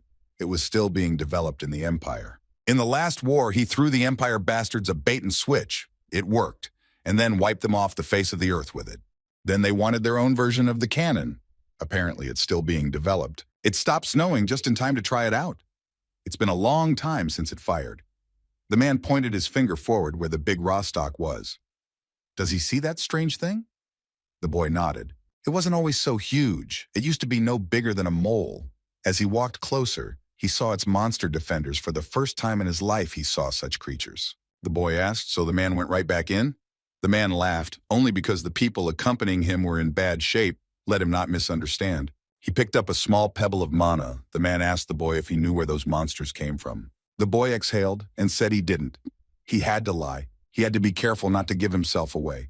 There was no way he didn't know. The man put a rock in the projectile mechanism and it immediately rolled away there. The man paused for a small electric pause and squinted. It was as if he was gaining air in his chest. They had come out of that huge fucking thing. Could he believe it? The cannon was loaded and its barrel began to glow with energy, and soon a beam began to appear from there. Another second and it would fire. There was a huge explosion. A ball of energy flew straight forward. It cut through space, and soon after flying a few hundred meters, it crashed right into this huge hulk. It smashed right through it, and it looked like the monster should have died, but no. It began to move its tentacles. It was an incredibly hideous creature. It was hard to imagine where it had come from. The explosion continued to rumble. Dust and blue mana smoke rose into the air. Palaham stood leaning on the cannon and said that the shitty thing came out of nowhere. Destroyed the great family for what it was. You could hear the frustration in the man's voice. Isn't it interesting? The world relives the same events over and over again. After annihilation, only vague memories remain, enough to realize that everything repeats itself. The boy listened attentively and analyzed what he said. Unlike the fifth floor, the people here on the 15th floor remember the fall of their kingdom, a fall that repeats itself time after time. After sprouting, the heart of this organism absorbs all the living forces around it to bloom. When the petals finally open, demonic beings will endlessly burst out of the flower, a catastrophe that will lead to the destruction of this place. The man suddenly laughed pure-heartedly. His laughter spread far beyond the castle. He said he was saying too many useless things. The greatness of this country was now only a joke. The boy looked at him with a sympathetic look. This man has seen monsters face to face, survived his own death many times, but still keeps calm. This man is really strong, not only in body but also in spirit. The man looked at the boy and smiled good-naturedly. Well, enough of this nonsense. If he needs to deal with something, then let him hurry up with it and then leave.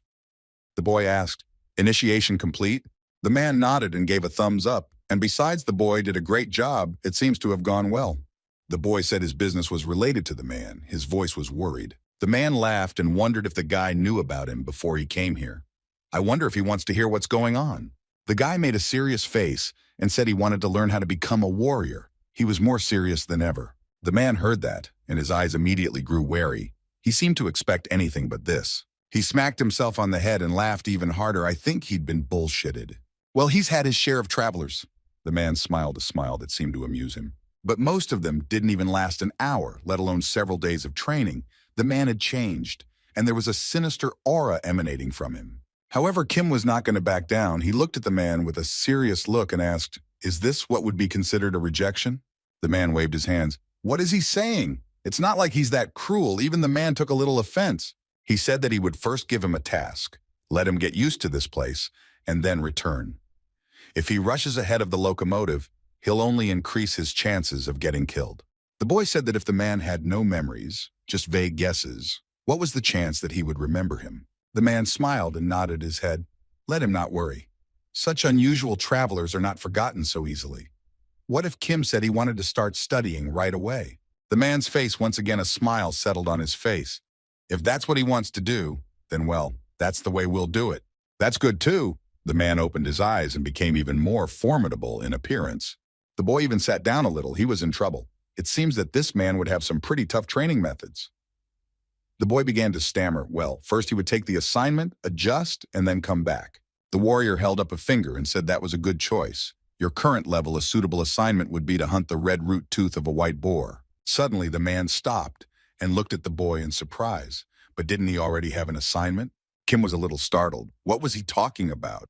His eyes widened at this phenomenon. This can't be happening. He opened the panel and started to check. There couldn't be a mistake. Indeed, he already had an active assignment. Furthermore, this assignment was to extract the heart of the body. If he didn't, the city would fall. Warning, if he can extract the organism's heart before it blooms, the city will fall. The boy's eyes were scared to death. What the fuck? What the hell is going on? The boy was shaking with fear. There was only one thing on his mind. He couldn't leave the 15th floor until he completed the task. The guy punched himself in the face. That's fucked up. If he couldn't leave, he would die the moment this city went. The man looked at him with an uncomprehending look and asked if something was wrong. The guy nodded. Yes, it's totally fucked right now. As the other spectators write, given the difficulty of the 15th floor, even if all 50 players on the same unite, they want to be able to scratch the heart of the body. The man was extremely worried. He said he didn't know what had happened, but was there anything he could do to help him? The guy shook his head. No, he apologized and asked if he minded if he came back later. The man smiled and said let him do as he pleased. Where would he look for him when he returned? The man replied that let someone come to the place where the sun shines brightest at sunset. Okay, in that case he would go. The boy bowed and prepared to leave. The man continued to watch the boy. Something urgent had happened, but the boy was still alert. He was even calmer. Kim was heading for the exit. Despite his outward calmness, he was in a mess inside. He didn't even know what to do at this moment.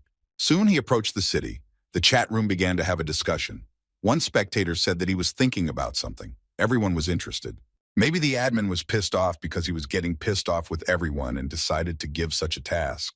The guy also realized that obviously the administrator himself had given him such a task. He wanted to play with toys again. It's only a month away, and that sucks because it's just not realistic to make it in such a short period of time. It usually takes the body less than 30 days to fully blossom. If he doesn't complete the task before then, he will simply die. This is completely unacceptable. Why is it like this? The guy squinted. We'll have to find out if he's the only one. Other users might get the same assignment. If that's the case, it might be best to team up. He could find the others near the Fountain of Trials. The boy began to move forward with a quick and brisk gait. As he walked down the street, someone was already watching him from the window of the nearest house. Suddenly, the doors fell open with a rumble and someone ran out of there. Apparently, the man was very frightened. The man's face was full of horror. What he had seen remained to be guessed. The first thing he said was one phrase. Our savior. The man immediately threw himself on his knees in front of the boy and began to beg him. He kept saying just one phrase. He literally cried and begged the boy to prevent the coming ruin of the city and let him save them all. The boy himself was not weakly frightened by this pressure. He did not even know what to say. From behind him, another man was already approaching him, who was also kneeling and trying to say something. It looked like these people had been desperate for a long time. The boy put his hood over himself and thought for a moment. To preserve the sanity of the inhabitants, the administrator created a legend.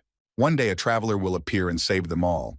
That and the legend was all the people lived by. It gave them hope. Using the name of God with a diamond halo, the herald gave the people this prophecy. If they wait, the users will escape the curse sooner or later and will be saved. This is what they piously believe in. It is hope, the only source of their sanity and sanity. I wonder if one day there will be such a user. The guy was curious himself. For them, this floor is just another level of the tower to go through and a point to reach. That's what people should realize too, but there's one thing. It's not that simple. They have no other choice, because without hope, they're just oblivion. For now, we must focus on the challenge. The boy sighed heavily. He felt a little sorry for these people himself. He walked on by while the people continued to read and beg him for salvation. Soon he approached a tall building. It looked as out of place as possible here. There were wooden houses everywhere, and here was a modern skyscraper. This was the gathering place. People were already gathered there. Some of them were talking. How are the 9? The man said he didn't know either. There must be some mistake. It's not as cold as he thought. Kim said hello and approached them. The man and woman jerked and looked at him. They didn't realize for a few seconds who this man was or what he was doing here, just stared at him with stupid eyes. He apologized and said that he was also a user and wanted to ask them something. The man looked at him kindly and extended his hand. So it comes out it's another awakened one. Nice to meet you. He extended his hand. His name was San-hyuk, and his companion was Juseon. The boy introduced himself as well and stepped closer. The man was surprised and asked if that was his real name. The girl slapped him to finally shut him up. She smiled and apologized to our hero for making her companion so ignorant. Did he just come from outside? The guy nodded. Yes, he had something to ask the other users. The girl looked at him kindly and said that she was listening to him. The girl smiled all the time and looked as friendly as possible. The guy asked if she could see what assignment she got on this floor. The girl looked at her sign, but there was nothing there, smiling. She said that as expected, nothing yet. The boy looked down. Yes, I see. But still, there must be users here or with the same assignment. The girl saw the look on his face and asked, something wrong? Kim immediately started making excuses. No, don't worry about it. Thanks for notifying me. If he's the only one who gets this assignment, the rest of us will just pass on by. She waved him off and told him not to hesitate to call her if he needed anything. Whatever happens to me, he can barely get anyone to help him. The man smiled too and said, they added everyone else as friends. Would boy like to be friends too? The boy thought, although of course it would be hard to get them to help him destroy this heart. If he added them, he could get more viewers, so no harm is done. Okay, the guy asked their usernames are the same as the real ones? The guys laughed and nodded their heads. The man wanted to look up Kim's name, but the man shook his head. No need. He would send the request himself. The chat began to burst into laughter. However, the man was persistent. No need to put this off for later. He wanted to finish everything here. Okay, since the boy was asking about assignments, he must be in a hurry. The girl didn't bother to hold him back. The boy stepped aside and saw another resident who was completely depressed run up to those of yours and started to read. He was begging them to save them. He sighed heavily. To be honest, Kim was in a lose-lose situation right now. Now we need to get back to the warrior.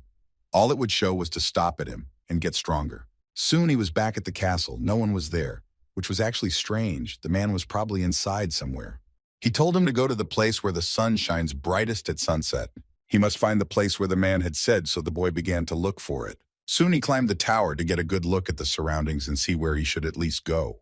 He put his palm to his eyes and looked closely. Yes, there was the brightest place, in principle logical. Surely it must have been there. The boy saw a small mountain in the distance and a cabin that was right at the foot of it. In a few seconds, the boy covered quite a distance thanks to his speed and soon stopped right in front of the place. He stood right in front of the cabin and did not dare to enter. A huge house, only from afar it seemed small. The dog, a German shepherd which apparently guarded the place, became alarmed and looked in the guy's direction. It started barking loudly at him because he was a stranger. The guy stood behind the fence. Soon he opened the door and stepped inside. The boy didn't seem to be afraid of the dog at all. However, the sheepdog was not going to let him in so easily. It began to bite its teeth and growl. The boy tried to calm it down, but still nothing worked. The man was watching him at that moment, and he was still thinking who was there. Palaham appeared literally out of nowhere, and with burning eyes approached the boy. So had he solved his problem? As soon as the sheepdog saw his master, it immediately rushed towards him, oblivious to the intruders. The man asked if he had decided to ask for it or a sign. The boy replied that yes, it's all right. It should work out somehow. He actually came to talk to him about it. The man seemed to ignore his words, and holding the dogs, he asked, "Has he eaten yet?" The guy shook his head. What was the point of that? The man set the dog on the ground and said, "Let's go inside first." The sheepdog wasn't so aggressive anymore. As the ancestors say, food comes first. The man smiled. Apparently, he wanted a good meal himself. Kim knew that he was hungry, but he was still a little embarrassed. The boy followed the man. He opened the heavy oak door and went inside. The house was not bad. Inside, it looked very neat and cozy. The living room was bright and spacious. There were tables, a lot of chairs, and a lot of things to eat. Shoes. The guy immediately wondered if he should take his shoes off, or if it wasn't part of their culture after all. So the guy went in without taking his shoes off. The man went in first and invited the guy inside. There was a middle-aged woman who was fiddling with the kitchen utensils. She looked at him with a friendly look and greeted him. Another traveler coming this time? The woman was boiling something in a huge pot. The guy threw off his hood and smiled, saying he was glad to meet her. A sweet aroma began to spread throughout the kitchen. Apparently, the dish I was cooking was incredibly tasty.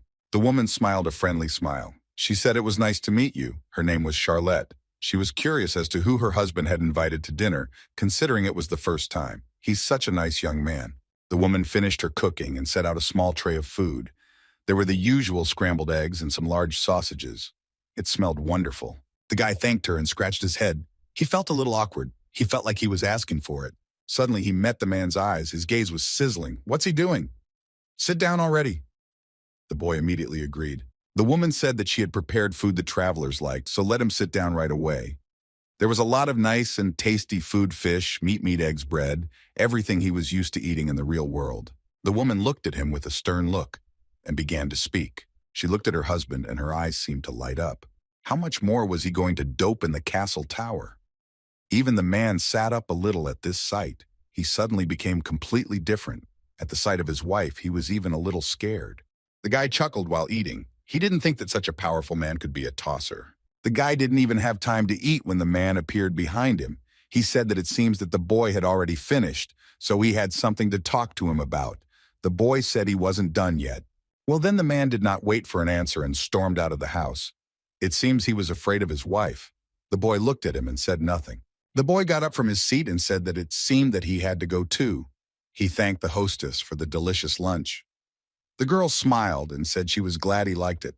The boy went out from behind the door. He had to find the man, although it was already clear that he was somewhere nearby. Palaham sat and played with the dog. He stroked it, and the dog looked at him with eyes full of love. As soon as he would look at the dog, his heart would constrict. The man began to say, if it wasn't for his wife and this baby, the man would have gone mad long ago and would have wandered through the snowy fields without a drop of hope. The man played with the dog. She's quite a nice person. The kid smiled and looked at the man. He laughed and said she was perfect for him. But there's just one thing. The man looked at the boy with a serious look and said, "Is he really traveling?" The boy felt pressured and immediately nodded his head. The man looked at him with his stern and good-natured look. Well, what do they look like to him? Even though he knows that the world is coming to an end, but continue on repeat to live their meaningless lives. Doesn't it seem strange to him? The boy shook his head. Of course not. Whether they cling to an absurd belief in the existence of a savior or live their meaningless lives on repeat, they have merely found their way, how to survive and hang on. The boy said that of course he didn't think so. His voice didn't waver, though it was sad. The man wondered, that's it. The guy looked at him. What else is he waiting for? He said, yes, that's it. The man laughed again. He really doesn't know how to cheer people up with words. Can't understand what's going on in his head at all, really. He ran up to the boy and gave him a hug. But the strange thing is, the boy is not bad. Kim asked, is that a compliment? The boy said he was in a very difficult situation right now, so he would like to become a warrior. The man looked at him with a shrewd look and asked, this has something to do with his mission, right? He seemed to already know the answer. Without waiting for an answer, he said that in that case, they would see each other in the morning. They should get a good night's sleep. Kim was surprised that the man didn't even ask why he wanted to see him. He waved his hand and said he would ask him tomorrow, but for now he could go and sleep. He could sleep here. The boy looked at his back. Under normal circumstances, he would have used the lodging near the test fountain, but not this time. He barely has time to practice. He can't waste time on trivialities. He needs to optimize his time as much as possible. His life is on the line. He needs to do everything he can to level up. The next morning, his training began. Palahan's loud voice was heard. He asked the boy, "What kind of strength does he want? A great battle technique? Or does he wish to learn the skills of the Empire?" The boy already regretted agreeing to this training. He was terribly sleep-deprived and wondered if he wouldn't even give him time to wash and eat. At least they could let him sleep inside. He had to sleep outside. The man stood in front of him and took up his boka. Washing and eating carry a good weight after a workout. Let him not babble like a wussy. The boy rubbed his eyes and said that he would like to learn training with the axe that is popular in this place. It was the weapon he was most familiar with, so the best option for him would be to choose it. It's also the weapon that the warriors of this place are best at wielding. In addition, axes are this man's specialty. The man hesitated. So does that mean he has already learned the skills of the Empire? The guy shook his head. No, he hadn't. The man was surprised. Is that so? Admittedly, this is a rather strange desire for a native of the Imperial lands. But for starters, he doesn't like his clothes. The boy wondered his clothes. The man looked at him with fierce eyes and ordered him to remove his clothes immediately. Okay, the guy obeyed his order and took off his cloak. How could he wear clothes meant to protect their owner? It would only get in the way. Well, that makes sense. The guy took off his cloak and put it on the ground. If he can control it, it will automatically react in case of danger. The man walked closer to him and patted him on the shoulder. Good physical shape. He must have a lot of girls. As soon as the guy heard that, he almost choked. Let's get started. The man turned out to be enthusiastic. He was disappointed at how quickly things ended after their first meeting. The guy didn't even quite realize it, but the man's weighty fist was already flying at him. He only had a few seconds to turn away. At the last moment, he managed to get out of the line of attack, and the fist whizzed past his face. A second more and his head would have been ripped off. The guy bounced back. What the fuck kind of greeting is that? Okay, it's understandable that it's a training session, but they could have at least warned him before they started the fight. The man didn't seem to be listening to him at all. Next, it'll be legs. His smile got bigger and bigger. Kim energized his body. He had to strengthen it somehow. The man swung his leg and aimed straight at the boy's legs. He was going to show him how to fight. There was the sound of a scathing kick. It hit him right in the knee. If the boy hadn't strengthened his legs, he would have broken them for sure. The man seemed to rejoice. This kid hasn't learned the skills yet, but he can already use the power of nature. That's really something. The boy was holding on with all his might. If he kept messing around, it better end here. Or is this also part of the training? The man wasn't even going to stop. Now the face. He had already swung his weighty fist to hit the boy right in the head. He couldn't dodge it. He had to defend himself. Kim put his arm out, and his fist slammed right into her. He felt the powerful recoil even through the defense. That's power. It was like he'd been hit with a hammer. His hands were still shaking. The man said, "That's not all. They'll keep going." And his eyes were literally burning with enthusiasm. He seemed to be just getting warmed up. So their training began. The man was throwing punches by the dozens. The guy was trying to defend himself. He was acting on automatic. His body was literally working at the limit. What the hell? Is he a monster? The guy was already tired. His body was barely holding up. His arms and legs were red. He couldn't take it anymore. His eyes slowly started to close. He felt himself getting weaker. His whole body started to pass out. He couldn't take it anymore. His strength left him, and he collapsed to the ground. He blacked out immediately. He'd reached his limit, and he hadn't even had breakfast yet. The man stood right in front of him and asked, "Is he really saying that he didn't learn the skills of the Empire?" In that case, it's possible. The man smiled even wider. He had big white teeth. The guy didn't understand anything. What the hell was he trying to say? He was barely breathing, and this man decided to start lecturing him. Suddenly he asked the boy, "How's it going?" The boy opened his eyes and saw the sign in front of him. "You've learned Taruha's fighting skills, level 1. The boy couldn't believe it. Yes, he was breathing heavily. Perfect. A smile was now shining on his face, even though he was practically exhausted. But he was overjoyed. His face stretched in a smile. He was really enjoying it, even though he was in agony. He stood up. His arms were still trembling, but his strength was slowly starting to return. He stood up and looked at his accomplishment. The guy himself didn't expect it to be like this. This training method works after all. It can't be a bad skill. Hope lit up in his eyes. He could feel something changed after this training. It was as if he was reborn. Although it is not labeled in the system, users out of habit interpret skills into two main types. Active skills that they need to summon, let's say a sword or some weapon or elemental, and passive skills that are maintained constantly. Passive skills are most often pumped up as the active ones are used frequently.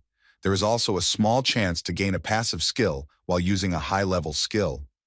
Passive skills created this way do not consume mana or aura. Essentially, passive skills increase the user's abilities. The more they use them, the better. The man stood next to him and laughed. Don't let the boy tell him he was wrong. The boy huffed. Was he worried that he might have been wrong? Continuing to smile, the man said he was testing him. He thought the boy was looking for an excuse to stop beating him up. The guy smiled. What a trickster. But you gotta admit it worked. Suddenly he jumped to his feet and prepared to fight. Did the man want to continue? It looked like someone was on fire. The boy decided to try this skill in action. His whole body began to overflow with energy. His legs began to glow blue. The boy started to advance. He felt something change in his body. His strength increased. His speed became even greater. Palaham looked at him with a surprised look. He didn't expect such speed from the guy. Everyone would agree that he deserved to be called a warrior. How could he mimic his movements after seeing them only once? The man didn't understand. The boy's fist was already approaching his face. The trainer reacted in time and blocked the blow, but it was worth admitting that he was even a little scared from such a force. However, the man noticed that of course the boy's initial breakthrough was good, but the movement was still just as clumsy. He should still have a long way to go. The man wanted to say something, but didn't have time. The boy dodged and hit him with a knee right in the stomach. He caught the moment and took advantage of it just in time. The man didn't have time to finish his sentence and stood motionless for a few seconds. What was he trying to say? The boy was smiling and apparently very pleased with himself. He had managed to hit him after all. The boy felt the man squeezing his hand harder and harder and twisting it in different directions. He was scared. The man changed his face. His face began to burn. Although it was an obvious move, it was his own fault, so he wouldn't say anything. The guy was a little scared. Maybe he was the one who made a mistake. At first, the guy just wanted to try out the skill in action, but it seems to have gone too far. As soon as he rushed forward, he changed his mind. His body felt so light, it felt like he could fly into the air with a slight movement. For the first time, he felt as if he could do anything he wanted. His body became lighter and faster. It felt like he could fly. The thought of returning to his previous physical state made him sick to his stomach. Such a dramatic change. That overflowing confidence gave him the will and desire to hit this man. However, it was probably a very shameful omission for him. The boy tried to regain his composure. Would the man please let go of his hand? The man mocked him and continued to hold it. The boy realized that he wasn't making it that easy. The sounds of blows were heard. The dog was sitting outside watching from the sidelines. The sheepdog even felt a little sorry for the boy, as he saw his master beating him without any pity at all. The boy received blows one after another. He tried to stand still, but it was getting harder and harder for him. Soon he fell down. The man laughed. What does he say? It's like being born again, right? He thought the man was going to finish him off, but he laughed. Let me exaggerate. He was still holding back. Suddenly his wife appeared from the window of the house and told them to stop fooling around. It was time for dinner. That was just in time. The man helped the boy up and led him into the house. The boy followed him in. As the onlooker said, it wasn't easy to raise the level of a passive skill. His fist became more ardent after that punch. But the man really is an excellent teacher, and the result is proof of that. The sky was so beautiful, the guy looked up and smiled. He was in high spirits. He turned to his pets and asked if they might be hungry. The guy suddenly looked away and puffed up his cheeks. He tried not to look in the teacher's direction, and the boy turned his head there. That's where the voice was heard. The man was playing with his dog. Apparently the bond between the two was very strong, and the dog trusted him completely. He brought him a treat, and the dog ate it right out of his hands. It was very cute. The boy immediately thought about his furry pets. He had to find some rocks for them. He felt sorry for them. The man suddenly turned around and asked the boy how his breakfast was. The boy smiled and said it was delicious. His wife's skills are simply beyond praise. The man turned away and said that he had been here recently thinking that the boy's assignment he had gotten had to do with destroying an ice giant or some monster, right? The boy was embarrassed, and by the clock in the back of his head said that was basically it. The man rose to his feet and took a serious look. That's what he thought, and that's why the guy asked to be trained. But something seemed strange to him. What was it? Considering his abilities and the actions of his strange clothes, he didn't really need his lessons that much, right? The guy repeated that like he said in the tower he was going to meet him anyway, so it didn't matter. The man shook his head. No, he had no reason to force himself to come here anymore. His plans failed. He got an assignment I didn't want. Either that, or it's an impossible assignment. The guy asked, and what with that begging sign, it seemed like a serious conversation was brewing. The man immediately guessed. He pointed his finger to where the flower was far away. Is it right? Is the boy to destroy it? The flower seemed to grow bigger and bigger every day. The boy realized that he was caught. It was foolish to refuse. He just looked at the man and didn't know what to say. Still clenching, the boy said that yes, the man is right. There was no point in lying. He was only asking to be sure of his suspicions. Teeth. He walked up to the boy and good-naturedly said that sometimes God plays evil jokes on them. The boy wondered what does he believe in God? The man asked, does he look like an unbeliever? Well, kind of. Kim looked away and asked again, does he really think it's useless to destroy that huge thing? Palaham moved closer to the fence. Nothing in this world is meaningless. Is he philosophizing? What is meaningless to one man is the meaning of his life to another. The man stared off into the distance and leaned on the fence. For some people, it might be the most important thing in his life. The boy clenched his fists. He understood these words as no one else could. He walked up to the man and asked, in that case, could he help him? Hope shone in his eyes. He wanted the man to understand his situation and agree to help him. It would be good for him and for them. Palaham turned his back and looked away. For a few seconds, he still said nothing, but then he turned quickly and with a smile on his face and a cheerful voice said, of course, let's go. The boy wondered where to at all. Not that they would go there so quickly. Exactly. The man pointed his finger directly at this huge flower. As they say, to defeat an enemy, you must first understand him. The flower was terrifying. It had grown to an unbelievable size. Monsters were about to emerge from it. The boy honestly didn't believe the man's words. Were they seriously going to go there? He still hadn't learned any fighting skills. What was the point? Palaham replied that if he didn't want to, he didn't have to. He turned away resentfully. Kim realized that he had said something stupid and immediately started making excuses. But if it got too dangerous, they would need to leave immediately. As soon as the man heard those words, he immediately ran happily into the house to get the rest of his things. He didn't seem to hesitate at all. No choice. The guy flopped on the ground. He was sure that this man would be upset if he didn't offer to go. Of course, he didn't want to go so fast, but still. A sheepdog came up to him and started sniffing around. The boy reached out to pet it. The animal didn't seem to see him as an enemy anymore. Suddenly, out of his backpack came the fluffies. They seemed to sense everything. One of them fell to the ground and looked at the sheepdog as if he wanted to eat it. The dog didn't understand. The guy leaned his pets against him and looked at the dog. Do they seem jealous? He looked at his pets and apologized for not being able to let them outside. The man was watching him from a distance. As he got closer, he asked in surprise, where did the boy get those things? The boy was frightened and tried to justify himself. Well, here he was burned. Just showed up? The boy tried to think of something to make it look at least a little plausible. The man looked at him with a surprised look. Of course he didn't believe him, but for the sake of fairness, he answered that it was clear to him. They were standing in the courtyard and the man was ready to go. Kim pointed to the dog and asked him what his name was. The man turned his head and seemed to have forgotten to introduce her. They usually just call him Chanta. The guy almost laughed. I see, what a cute name. He could barely contain his laughter. Fluffy started jumping off his shoulders and jumping around. They seemed to be having fun. The boy walked over to the fence and began to look out into the distance to where the heart of the body was, his main target. It was this thing that was the source of the destruction of this beautiful place. Need to destroy it as soon as possible. Would he be able to do that? No, he must. No more doubts, the boy gritted his teeth. Since the administrator had intervened, he simply could not do it. He had no choice. A few hours earlier, the men had been sitting around drinking. The man with the red hair sat and sipped from his beer. What was he thinking? Invitations from the greatest of warriors, an honor that is only presented to those who have proven their skills. What a bastard. The man grimaced and clutched his head. His name was Centurion. No matter how much God teases them, an invitation to dinner, part of an outdated tradition, but still. He seemed to be having fun again. The man handed the mug to the other guy, and he obligingly accepted it. He replied that he didn't think so this time.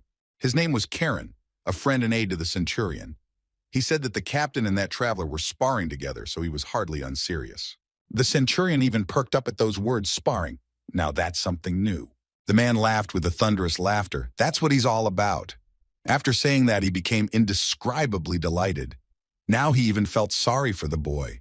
The boy replied that he hadn't looked really happy in a long time. The Centurion was suddenly silent.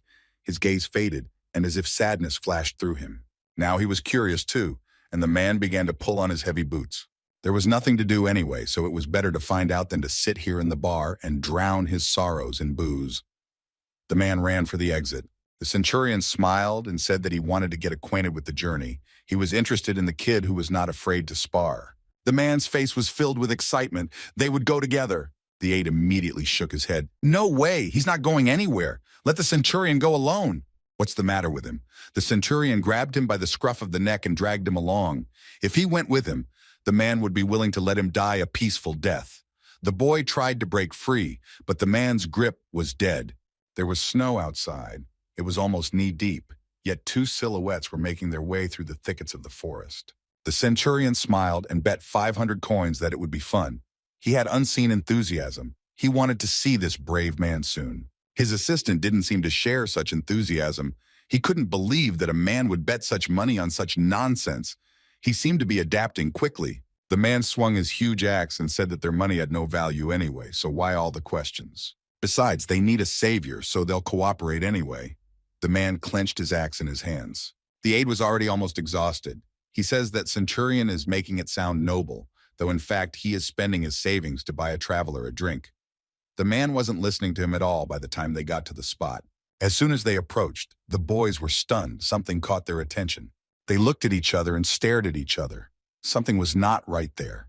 There was definitely something going on behind the huge fence. The two rushed straight there, leaving all their belongings behind. The men lurked somewhere behind the fence and watched what was going on. They were eerily curious. There was a real duel going on. Palaham was just taunting the boy. He was throwing his powerful blows, and the boy was trying hard to defend himself. His whole body was beginning to ache. His muscles were on edge, but he defended himself and did not try to break free. Then the guy dodged and kicked, but the man managed to step back at the last moment. The duel was like some kind of mad dance. The centurion wondered, did he ever control his strength? The aide said he used to hit like this when he was punishing him. The man turned to his aide and said he was completely serious. Did he look like he was joking? The man looked even closer for a moment, and it seemed to him that this guy is not a traveler, too he fights well. His movements ached precise and smooth, though of course he lacked experience at first glance. The man continued to watch, behind every movement. Very similar to the movement of a Tarui warrior. Very much so. The boy fought to his full strength, but the man was a much more experienced fighter, so easily dodged the blows. Even though his teacher still controlled his strength, this boy was still able to hold his ground, and at the same time looking for an opportunity to attack. Centurion watched from a distance. Not bad. With such skills, this guy could qualify for a centurion position. The man jerked himself. What is he talking about? His aide, too, appreciated the guy's movements. They were cool, honed as if he was a master. Because the commander was holding back, if he was fighting seriously, the guy wouldn't be able to stand for even a minute. Soon, they were done, and the man ordered him to go to breakfast. Suddenly, the man lay on the ground and stared up at the gray sky. He saw the face of the assistant above him, who said it was time to get up. The guy seemed alarmed by his colleague's condition. The man didn't seem to want to get up. He looked at him with sad eyes. He seemed to have caught a hangover. The guy wanted to wake him up, but Centurion didn't want to get up in any way. He continued to lie where he was. However, suddenly the boy shouted that there was a snake nearby. The man immediately jumped up from his seat. He began to look with crazy eyes and looked for the snake.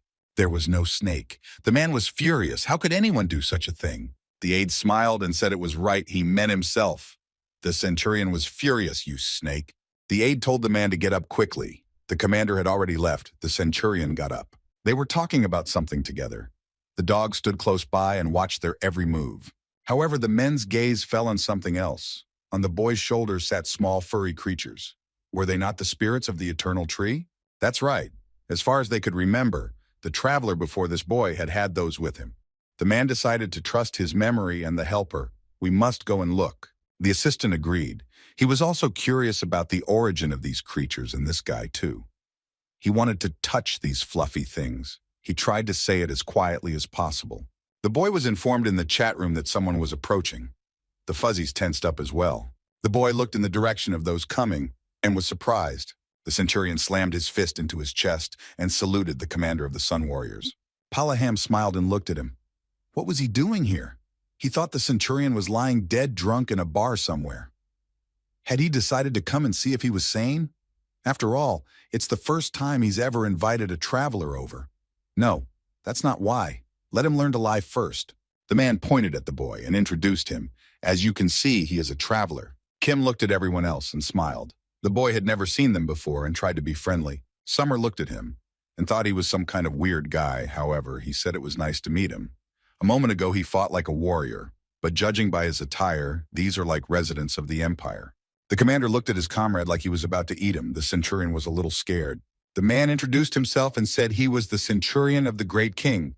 The man introduced himself and said he was a traveler. Then an aide was introduced, calling him a strange fellow. He's not a warrior, but he's pretty smart, perhaps second only to the queen in intelligence. As soon as the aide heard this, he waved his arms. He introduced himself and said with a smile that it was a pleasure to meet you. Kim looked at him. Fluffy looked at the aliens and smiled. He looked at them with big eyes. The pets literally swarmed around Kim and snuggled up to him with their soft, furry bodies. The helper immediately melted. How cute they were, even more beautiful up close. He looked at them with such a loving gaze, but already would be besolder. Let me touch myself. Perfect, the voice of the trainer was heard. The commander said that it was just about time to bring more people along. It's great that they decided to show themselves. The man clapped his hands. He asked his comrade what he thought. If he doesn't want to, let him say so right away. Summer asked, "Where are they going?" The man pointed to the mountains, which were incredibly high and apparently dangerous. Leto wondered, is he serious? However, the man told him to relax. They would just go there for a while. Then even he agreed. The aide was shocked. Seriously? He didn't think it was a good idea. However, the mentor didn't listen to him. However, he said there was one condition. The man took up his axe. He pointed his hand at Kim. Arrogant, yet he is a kid. He looked at him from afar, pointing his. He said he would like to spar with him. The man smiled and said he would show him the greatness of the city. The aide tried to stop him, but it seems the man didn't even think of listening to him. He just wanted to prove a point. The boy looked at him with a calm gaze. He didn't react in any way. The man took the axe away from his face and said that if he went there with him, he would definitely be risking his life. Didn't he think he had a right to know what he was capable of? The boy thought that he would never have imagined that the centurion himself would ask to spar. If he couldn't get approval from the commander, his next plan would be to ask to train him. The boy took off his backpack and said with a smile that of course he would agree if Centurion himself wanted him to. He could certainly use the man's approval. The boy let his pets go and told them to stay as far away as possible so they wouldn't get hurt. The tall pine trees rushed upward, and there in the distance somewhere were high mountains covered in snow. The commander asked, "Is the boy going to fight in those clothes?" Kim replied that if it was a practice fight, yes, as long as he was okay with it. The centurion wondered what they were talking about. The boys looked at each other meaningfully. The commander said that the clothes of this journey are quite special. It moves as if it were alive. The man made a mysterious gesture with his hand and a meaningful smile appeared on his face. The centurion snorted. What was he going through because of the moving clothes? That was nonsense. They stood opposite each other. Centurion said, "If you think about it, the boy needs some weapons too." The man waved his hands and said that it was okay to not worry about it. The man ordered his assistant to borrow his axe. Suddenly, he heard what he feared most, the sound of a snake. It wasn't here. The man started stomping his feet. I think he heard it. What the hell is that? A look of concern appeared on his face. He didn't understand anything. Kim just stood and watched. He didn't move and prepared for battle. Is he trying to copy the warriors? The boy held an axe similar to the one used by the warriors of this place. The boy replied that he used it a lot. The centurion was surprised. Really? It has a large blade at one end attached to a long handle. Anyone would agree that this axe looks like a warrior's weapon. Yeah, like he's a traveler. The man seems to have become enraged. How dare this traveler do such a thing? Is he making his country laugh? The centurion smiled. Strange clothes indeed. Since this is a duel meant to find out his abilities, he will not hold back. The man was enraged. Somehow this guy was too arrogant for a small fry. He put his axe forward and ran like this. He galloped a few meters and made a quick and long jump towards the boy, who prepared to reflect A like this. The man went into a true berserk-like rage. He realized he was about to split his head in two. And so the blow rang out. The axe hit something very hard. The man smiled and said that he believed that what happened during the battle with the commander was no mere coincidence, right? To think that he was able to react to his attack. Kim blocked his blow, though it cost him a lot of effort. He held on tight, though he even had to charge his mother weapon so it wouldn't break right away. The boy put his axe away and threw his opponent back. They began the battle. The boy was jumping from side to side and moving incredibly fast. He tried to hit his opponent with the axe, but his speed was still not fast enough. The man deftly dodged. Their weapons began to creak. The battle was heating up. The man picked up his axe and tossed it aside. The boy didn't have time to react and the weapon flew out of his hands. He watched every one of his opponent closely. The guy was as focused as possible. Based on the movements of the warriors of this place, Because of the fact that he uses the power of his cloak, he would most likely consider him a coward, unable to do anything on his own. The man wondered, was that all he was capable of? So of course the boy had hoped to save this for the future, but he would have to use it now. There was no other option. The man tensed. He heard something very strange, and felt it. He felt something begin to braid his arm. By day in his eyes, he saw some substance grabbing his arm and clasping it tightly. What the devil? He couldn't move his arm. The thing was holding him very tightly, so his weapon was left useless. Who the hell was he anyway? As the man looked at the boy and gritted his teeth, what was he doing here? There was some kind of incomprehensible aura swirling around the boy. He looked quite threatening. The opponents were facing each other and were preparing to attack. None of them were going to retreat back. The boy looked very threatening. He said it was best to call it a day now. His eyes were burning blue. The man was terrified. It seems he wasn't imagining it when he heard the snake. It really was. Just because he stopped its attack didn't mean it was over. The man tensed up. He tore the flaps and freed his arm from its captivity. He wanted to be sure to teach the guy a lesson. The man immediately lunged at him with a new impulse. The lad sighed heavily. This wasn't going to end here after all. Need to get this over with as soon as possible. He launched his cloak forward. The fabric began to braid the man immediately, bringing life closer to his throat. The man stopped. Guy said, urging him to stop at this point so he wouldn't have to regret it later. The man felt something very sharp digging into his neck. Not much at all, but enough to scare him. It was also best to end it there. The man was immobilized. Several spikes aimed straight for his throat. The man was terrified. It felt like he was being held down by snakes. He was breathing heavily. He wanted to be somewhere else, anywhere but here. The boy was a real monster. He was starting to become terrifying. But the boy was looking at him with a perfectly good-natured look. He was smiling, and he didn't want to do any harm. There was a clap, and the coach said that it seemed that this was the end of it. They stood opposite each other, still glaring at each other with murderous glances. Either way, the traveler wins, right? The centurion admitted what he had lost. It was a shame. The man could not tolerate such a thing. The boy removed his cloak and released the man. If it wasn't for his equipment, he wouldn't have won, the centurion said, as if to admit defeat. The lad could rejoice in his victory. The boy realized that his joy was fleeting. If it wasn't for his equipment, he would have been pissed in his pants by now. The centurion was still furious, and since it was summer, trying to prove himself in front of his comrade, he was easy to get emotional. The way he treated him was like a small child jealous of the teacher's praise. If they fight again, that man will definitely be more careful. Then it would become quite difficult to win. It was overcast in the city. The streets were almost empty, as if all the humans had died out. The chat room was in a complete frenzy. People were talking amongst themselves. Someone was urging the commander, "They're going straight to the mountains. So what kind of luggage is this?" No sleeping bag, not even mattresses to put on the floor to sleep on. Last time he'd said warriors didn't need such things, then caught a cold from sleeping outside. People started looking at the stranger, the guy in the black cloak. They kept talking. He knew this was going to happen, so he asked his wife to get everything ready. The commander hit the aide on the head. It looked like they had filled their load with alcohol again. The man wanted to say something, but didn't have time as a heavy fist came down on his head. Yeah, it takes a lot of skill to nag a commander. Suddenly the commander ran up to the boy and asked him where his ghosts were. How surprised he was. What ghosts? What do you mean what? The things that look like cotton balls. The boy finally realized what he was talking about and smiled. He said he had them in his backpack because he thought they would attract too much attention. The commander was curious. He thought they would be uncomfortable being cooped up. They seemed to like him, so let them treat them better.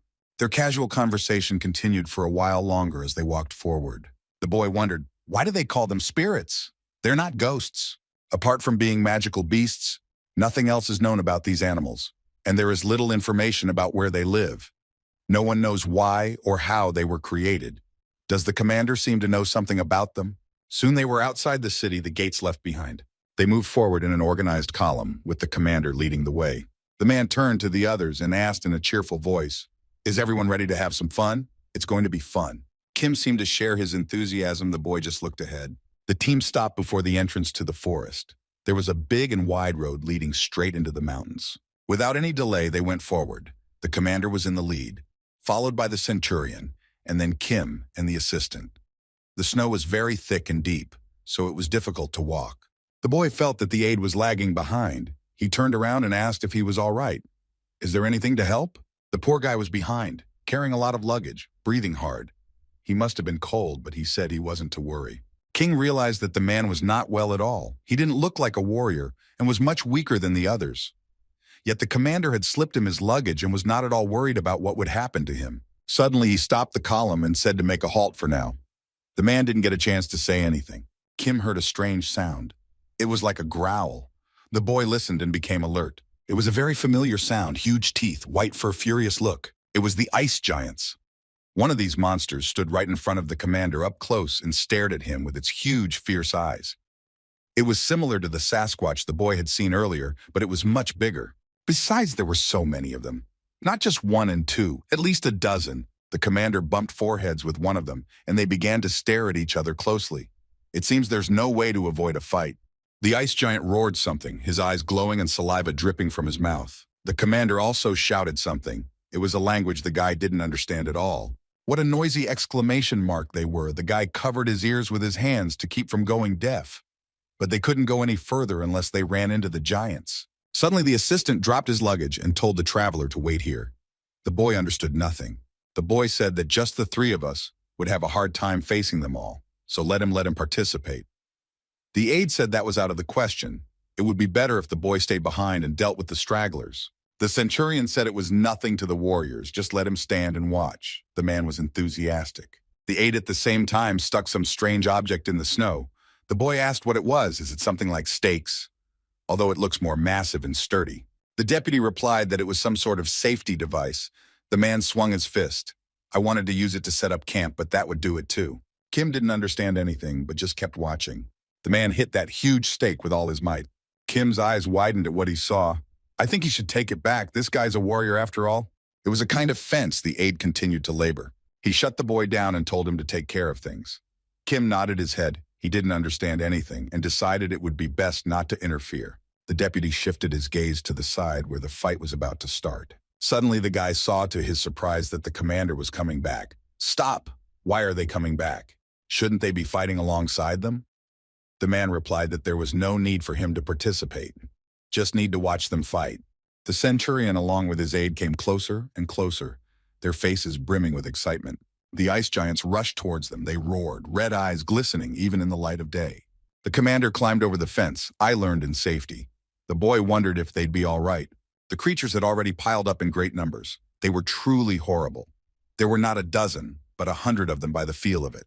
The centurion's face changed. He glowed, his eyes bloodshot. The man prepared himself and drew his axe. He pushed himself off the ground and began to build up this insane speed. Despite his weight, he was moving incredibly fast. He burst into the very thick of it, and a cracking sound was heard. The monsters roared in pain, but the man was merciless. There was blood everywhere. One of the giants reached out his huge hand to grab the aide. His eyes burned with rage. The aide stood strong. He held his axe in his hands and prepared for battle. As soon as the giant reached out his hand toward him, the man ducked and struck him back. A cracking sound was heard. The monster's bones broke, and the smell of blood was in the air. In one swift movement, the assistant cut off its arm. The man fought like a true warrior. He moved with incredible ease. How could this be possible? Kim had seen the aide barely trailing behind, but here he was, fighting like a true berserker. He looked so different from before. His face shone with the excitement of battle that no one in the world seemed to be able to defeat him. He jumped on one of the giants and clawed at its fur like a cat that had found its prey. There was a crunch, and a second later, the monster's severed head fell at the boy's feet. His eyes went out. It was simply amazing. Such a sight, the boy even had goosebumps on his back. He continued to watch the battle unfold. Leto used his overflowing power to drastically reduce the number of monsters, while his assistant, who had much less strength, was dealing with the ones the commander had missed. Between them, the only harmony that can't be achieved without complete trust.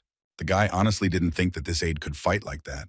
He was watching too much and didn't notice that one of the monsters had broken through and was already flying at him. However, the guy didn't even bat an eyebrow. He used his cloak and dealt with that monster in a split second. Two more were approaching him. They were dusting with rage and snapping their teeth. However, they didn't even have time to do anything before their bodies scattered, only scraps left of them. The guy remained where he was, but his shoes were splattered with blood. He smiled, and Riley said that next time he would appreciate it if the commander would warn before he attacked. Unbelievable pressure, he thought his eardrums would burst. The man said he'd only snapped his fingers. Let him not be dramatic. Did he have time to warn when the enemy was already breathing down his back? There was a distinct odor of blood in the air. The monster was getting smaller, but they were staying just as fast. One of the monsters grimaced and roared. It seemed they were beginning to retreat. Apparently, he said something to them, and the monsters turned around all at once. They stopped attacking and stood still. After turning around, the monsters walked back. The man looked at them and seemed to be very proud of what he had done. The commander walked over to the centurion and they both bumped fists. It worked. That was it. The aide looked at them and grimaced. What a show-off. He was cleaning the fence. The centurion turned to him and asked, what did he say? The man seemed to be in a bit of a bad mood. The aide repeated that they had fought well. By the way, those ice giants have gone crazy in general. What happened to them? Why did they come down here? Don't they dwell among the high mountains? And they hardly come down here to the foot of the mountain. It was unexpected. The commander stroked his beard. The aide was even a little scared. Wait a second, don't tell me they played a trick on them again. The commander blushed, right? While they sat at the bar all day. The deputy almost lost it. His face darkened even more. What a bastard. What a trashy old man. The others stood aside. The boy asked if they were all right. The aide seemed angry and asked to stop making such a show. The townspeople consider the travelers as saviors. Bringing the end closer will only make them lose their trust. They know nothing good can come of it, right? The commander scratched his head. What was he even so worried about? The world is going to end soon anyway, so why waste his nerves? The aide was silent. It was an exhaustive answer, though not the best. Kim stood behind him and thought, normally it takes a year for the heart of an organism to blossom. The organism he'd seen from the castle walls wasn't even half the size of an adult, so it would take about 5, 7 months for it to fully bloom. In other words, he would only be able to destroy it then. But this city would still meet its end sooner. All because of that smug commander, of course. The commander, the one the boy knows from the videos, is different. He will shoot this organism with a cannon from the castle walls. He'll attack it head-on, and he'll launch a coup d'etat. To recover from his heart wounds, he'll aggressively absorb life force from the ground, and it will use whatever power it has left to grow.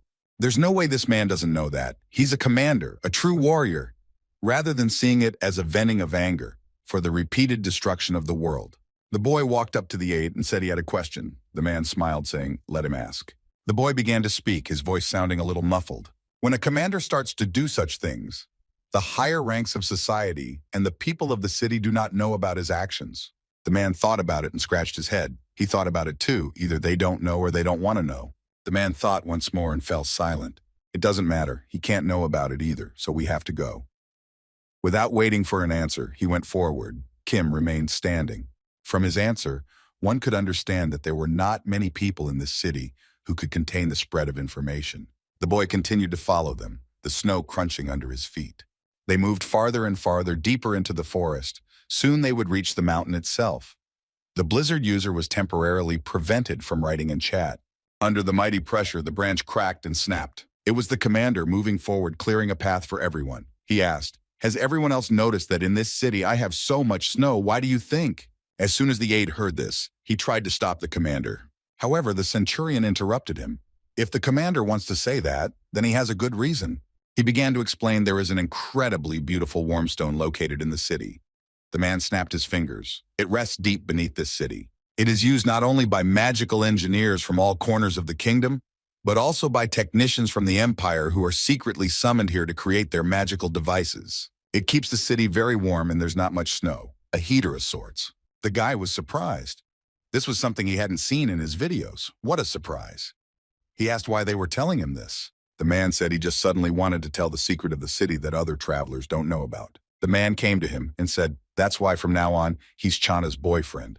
Understand? The boy wondered, that's his dog's name too, isn't it? Or does the word have another meaning? The man said he was thinking about it himself and would give him a sign when something was clear. The man nudged him in the back, and the boy barely stood on his feet. Okay, they are in place. The boy heard such a hard blow even went cold. What he saw next horrified him. This place was truly horrible. There was devastation everywhere. The trees looked like they were made of wax. They had melted and were more like candles. In the midst of this nightmare was the very same plant. Apparently the forest was so transformed because this thing had drained it of all its life force. The only living plant in the midst of all this rot. There was also an incredible stench. The boy came closer and something crunched under his feet like ice. There was a soothing sound coming from this stuff like some kind of womb. If it dawned, It was scary to imagine what would happen to this town. The guy went cold. He had no idea how he was going to get rid of this abomination. It seemed to be getting bigger. The guy twitched at the voice. He hadn't expected someone to start talking. Of course, thanks to whom? The aide looked at the commander and grimaced. By the way, it seemed to him that someone had been here before them. The aide took a closer look and looked at the ground. Centurion asked he thought the ice giants would let other monsters roam their territory and asked, I don't know. Besides, there are signs of a battle here, yet no bodies are visible. The man looked at the flower. Everything had been swallowed up by this stuff. The man shivered as soon as he looked at the scum. The deputy looked at him and asked what they should do now. The traveler is still with them, so it's better to go back. There aren't any more monsters here anyway. It seemed the commander wasn't going to retreat. The traveler where? He was muttering something to himself and wasn't listening to anyone. He called out to him, like a dog. The guys looked at him. It seemed like the commander kept going crazy. That's to be expected. Probably a signal to get the hell out of here. Shit looked closer. Right. This is a great opportunity. As someone who has fought the organism hundreds, if not thousands of times, he must know something. He needed to get as much information from this man as possible. The man touched one of the rotting offshoots, and a wet sound was heard. The boy asked, he hadn't forgotten about the promise he had made to him, right? If it got too dangerous, they would come back immediately, right? The man replied that he certainly had. He didn't seem to be listening to him at all. But it seems like they are creating a dangerous situation right now. The commander laughed. What is he talking about? Isn't his mission to destroy this thing? So let him touch it. The boy hesitated. Is it necessary? The commander insisted. Okay, he was right. The boy shivered. He really didn't want to touch this abomination, but it couldn't be helped. It wasn't. The boy touched the abomination. If the commander said he should, then so be it. Besides, it would be a useful lesson. As soon as the guy touched it, he felt wet and warm, but something else. It was as if something had gone through his body. He could clearly feel the life force. This thing was alive. It was understandable, but it felt a bit nasty. Sure, it looked like a plant, but it wasn't. The guy took a closer look at it. It was disgusting. The commander bent down and asked, does it feel in its life? The boy nodded. It does. That's right, the commander grimaced. This thing is alive. It's absorbing all the life force around it, and it definitely pisses him off. Can't stand it, the boy asked. What exactly? The commander started crunching his fist. The fact that this thing has taken up residence near his city, and it could lead the city to destruction. The man started to slowly boil. The guy noticed it and started to get scared too. If the commander got angry now, it was going to be a total fuck-up now. He tried to calm him down, but it didn't seem to work. This is bad. Isn't that dangerous? The centurion and his aide hid behind the nearest bushes. They watched from there, afraid to stick their noses out. The guy was angry, so these two had anticipated this and hid in advance. The commander smiled and told him to watch carefully. The boy tried to stop him. What was he going to do? The man prepared his big, weighty fist. He didn't listen to anyone. The man swung around to hit the plant right in its ugly flesh. The sound of impact was heard, and a wet crunch. The man hit right in the middle of its heart. As if programming an explosion, they saw a flash that began to scorch everything around them. Scraps of flesh flew in different directions. There was a disgusting stench. Centurion seemed pleased. He had seen a beautiful sight. The commander was pleased with himself. He had done what he had wanted to do for a long time. Scraps of the disgusting plant were flying around the man. The guy clutched his head. This man had defeated the ice giants without taking any damage, and now he had broken the heart of this scum with one blow. It might take me a while to recover, right? In place of the heart was just a torn hole. Suddenly, unexpectedly, the heart started to recover quickly. So quickly, already, it had some kind of insane regeneration. In a few seconds, the heart was as good as new. The man took the boy by the shoulder and walked over to him. The boy stood there and didn't say a word. The man passed by and said that perhaps the boy was destined to die. The boy even sat down from such a phrase. He didn't expect that. You must be destined to die after these words. The boy clearly imagined that the creature grabbed him with its branches and dragged him straight into its mouth. He began to have doubts about whether he could defeat this thing at all. A single blow from the commander is enough to destroy dozens of trees.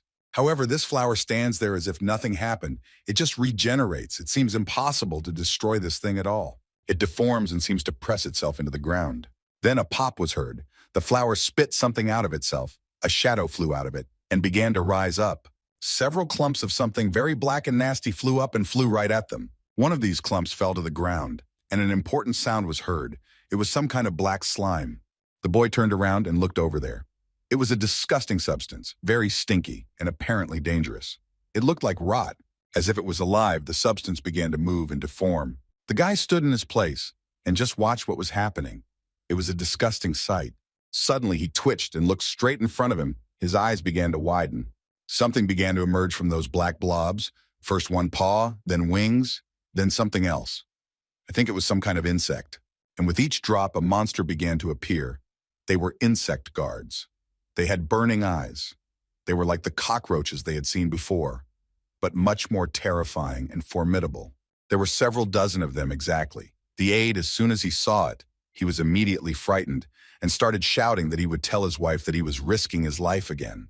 The commander paid no attention to him and said they would talk later. Right now he needs to have some fun. All right, let's get started. The man prepared his powerful fist, anticipating a good fight. It only took one punch to put a hole in the creepy thing. The cockroach crunched, it died instantly. Its body went limp and slumped to the ground with a sickening sound. Soon, it was all over. The corpses of those nasty insects were everywhere, so the danger was over. The boy held the axe in his hands and watched. The battle was not that difficult. It was easy, the guy was even a little surprised, but no, there was nothing surprising about it. Since the commander of the sun was here, I could see why there were no problems. Every movement of this man simply wipes out the enemy. The aide now and then wanted to go home. He was beginning to get bored. In addition, the man was trembling with fear. The commander asked, "Is this even necessary?" He turned to the boy and asked if he was satisfied. Satisfied. Kim at this time was looking somewhere off to the side, he was thinking, and contemplating how he would destroy the beast. He looked straight to his heart. This thing would suck all the strength out of the earth just for its sustenance. The man grabbed it, and he asked it, "What hole does it want to put in it? Better go back and have a good drink." The boy understood why the man went on rampaging. He understood why the commanders were so angry. No matter how hard he tried, there was only one outcome. Every time, when the man asked if he could get rid of the thing, he just offered to give up if he wasn't sure he could. The boy said no, he wasn't satisfied yet. There's something he needs to try. He took a step forward. Something began to crunch under his feet again. He transformed his shoes and spikes appeared on his soles. He came closer and closer to the plant. He touched the plant, and it was as if he could feel its entire body with his senses. A chill ran down his spine. He could feel the thorns inside. They were terribly huge. If you hit them, you're dead. He started to get into the heart. The assistant saw it and was horrified. What's he up to? The boy said he wanted to see it with his own eyes. The boy put on his glove and prepared himself for a hard time. He came closer. The boy gathered all his energy into the gauntlet. In order to defeat this monster, you need superior firepower, to the point where he can destroy it before it recovers. Right at the time of bud opening, the heart was motionless. It was still closed, with huge, hideous spikes visible inside. If he couldn't destroy it with his magic cannon, the disaster heart would expand even more actively. In that case, instead of a month, they would have a week or even just a single day. If he retreated now, it would be the biggest mistake of his life. The heart of disaster would just continue to gain strength day by day. The heart continues to grow. Even the magic cannon will soon be unable to do any damage to it. The monsters will continue to appear. They will get stronger and stronger each time. Yes, this is most likely the administrator's attempt to give him a death sentence for rejecting his offer. So he has no choice. The boy clenched his teeth and concentrated all his energy. His gauntlet heated up to the limit. The boy felt an unbearable temperature about to fire. His shoes transformed and began to dig into his heart. The boy would do anything he could. He released a jet of energy right into that bud. A rumbling sound was heard. Everyone saw a huge, very powerful flash of light. The boy held on from the last of his strength. He shot straight into the heart. The beam went through him. It tore everything in its path. Hold on! He could feel his body straining. His ears were bleeding. The noise was so loud that he could have gone deaf, but there was no retreat. He kept his hand pointed straight at that heart. Never in his life had he felt such tension. Suddenly, everything in his eyes started to swim. He was gradually losing knowledge and strength. He had used too much magic power. He was trembling. His body was at its peak. It was something like when you're running from your last strength. The guy didn't stop. He stood on that flower and continued to destroy it with his glove. However, it was useless for now. His heart began to deform. His gauntlet was at its limit. It appeared that one more second and it would simply fall apart from such a strain. He was covered in blood. Blood everywhere. From his ears, from his eyes, from his nose, but the guy wasn't going to back down. Damn, the output of the magic cannon is slowly waning. If this thing regenerates, he just won't get another chance. The guy activated his cloak to strengthen it. Since he was going to die anyway, at least he could take this thing with him. He started to stab his cloak right into this heart. The boy went into a rage. Everyone in the chat room freaked out. The boy began to tear the heart apart. A crunch was heard. His strength was gradually running out, but he didn't give up. He tore it open and looked inside. A very stinky odor wafted out. Suddenly, he felt a jolt. His heart spat out another clot of black Gigi. Could the heart be sensing danger? It hadn't fully grown yet, but it could still spit out high-rank monsters. He looked up. If there were as many monsters as last time, there was only one way out, and that was to ask the others for help. We have to hurry up. The boy started to climb inside. It was disgusting. However, he stuck his head in. It was very damp and warm inside. It was like he had climbed into a womb. Although that was basically it. There was slime everywhere. It was disgusting. The guy was going down. It was like he was sliding. There was slime everywhere and a stinky odor. Is this the end? The guy seemed to realize his near outcome. He would say just in case, "Thanks for watching." The guy put his gauntlet forward and prepared to fire a volley. He'd gone too far, and he wasn't going to stop. Even though he was exhausted, he kept going. A spectator was watching him, and he slammed his fist on the table. It was just crazy. Fucking psychopath! The man was pounding his fist. He didn't want his favorite streamer he had been with for so long to just disappear. The onlookers tried to bring him to his senses, but the guy wouldn't. An explosion was heard. An array of energy appeared straight out of the abyss of his heart. If the guy himself knew, he would have run away long ago. If he ran away now, he would die and not be able to save this city. Even though he was now hitting with the cannon, but his heart was still regenerating at a tremendous speed. The guy tried his best. Why is the magic cannon so weak? Fucking hell! Suddenly his spatial backpack opened. A meow was heard from there. Fluffy crawled out and cuddled up to his master. They noticed how bad he was feeling, and were very worried about their master's condition.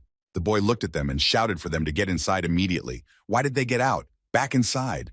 However, the Fluffies were not going to back out.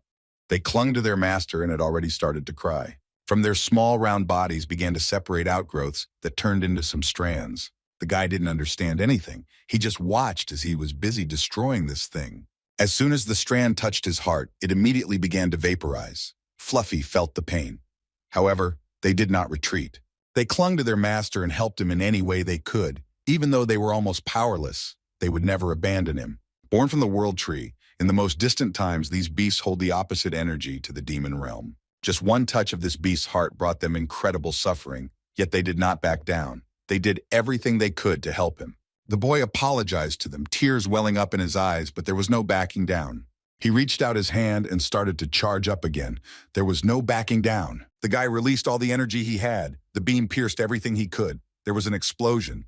A squall of energy flew out of his heart. It lit up everything around him. The whole earth began to shake. It's working. It just needs a little more. The guy was so close to his goal that he already felt victorious. Suddenly, however, he felt as if his body had been electrocuted, his strength beginning to wane.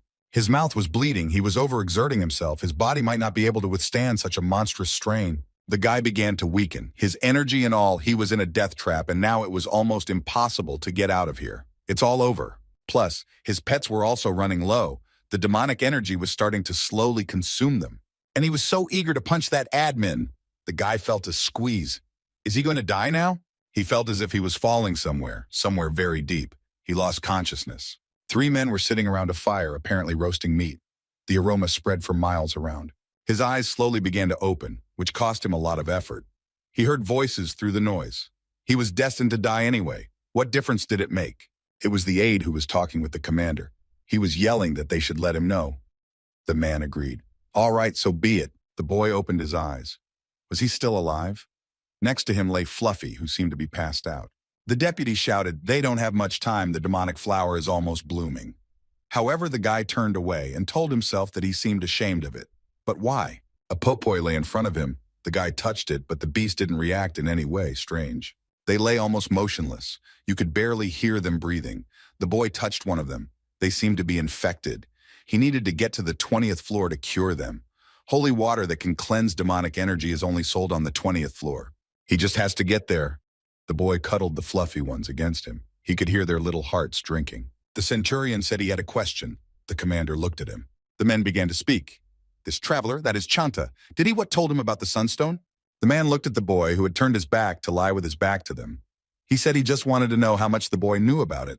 The centurion covered himself in goosebumps. The commander spoke as if the boy knew some incredible secret. The man said she was wrong.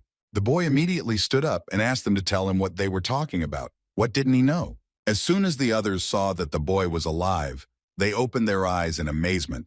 How is it possible to ask for such a sign? The commander looked at him and said they had no urgent matters, so let him go and eat normally. But the boy said it was urgent. Won't they tell us anything?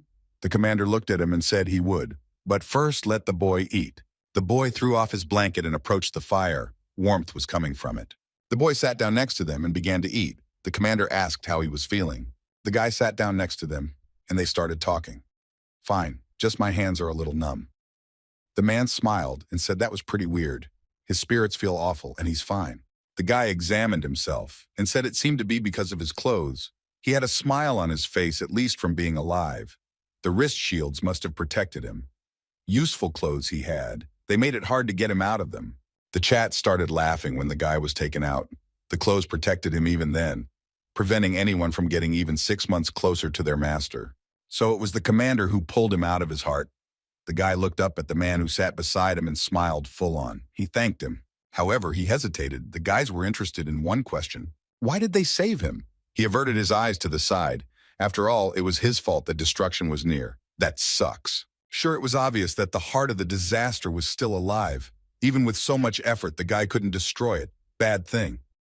Now it was even stronger and could summon even more terrifying monsters. Palaham looked at him and smiled. He turned to his comrade. When are they warriors going to leave him? The centurion replied that only when he died or ran away like a coward. The commander asked, did he have to do any of that?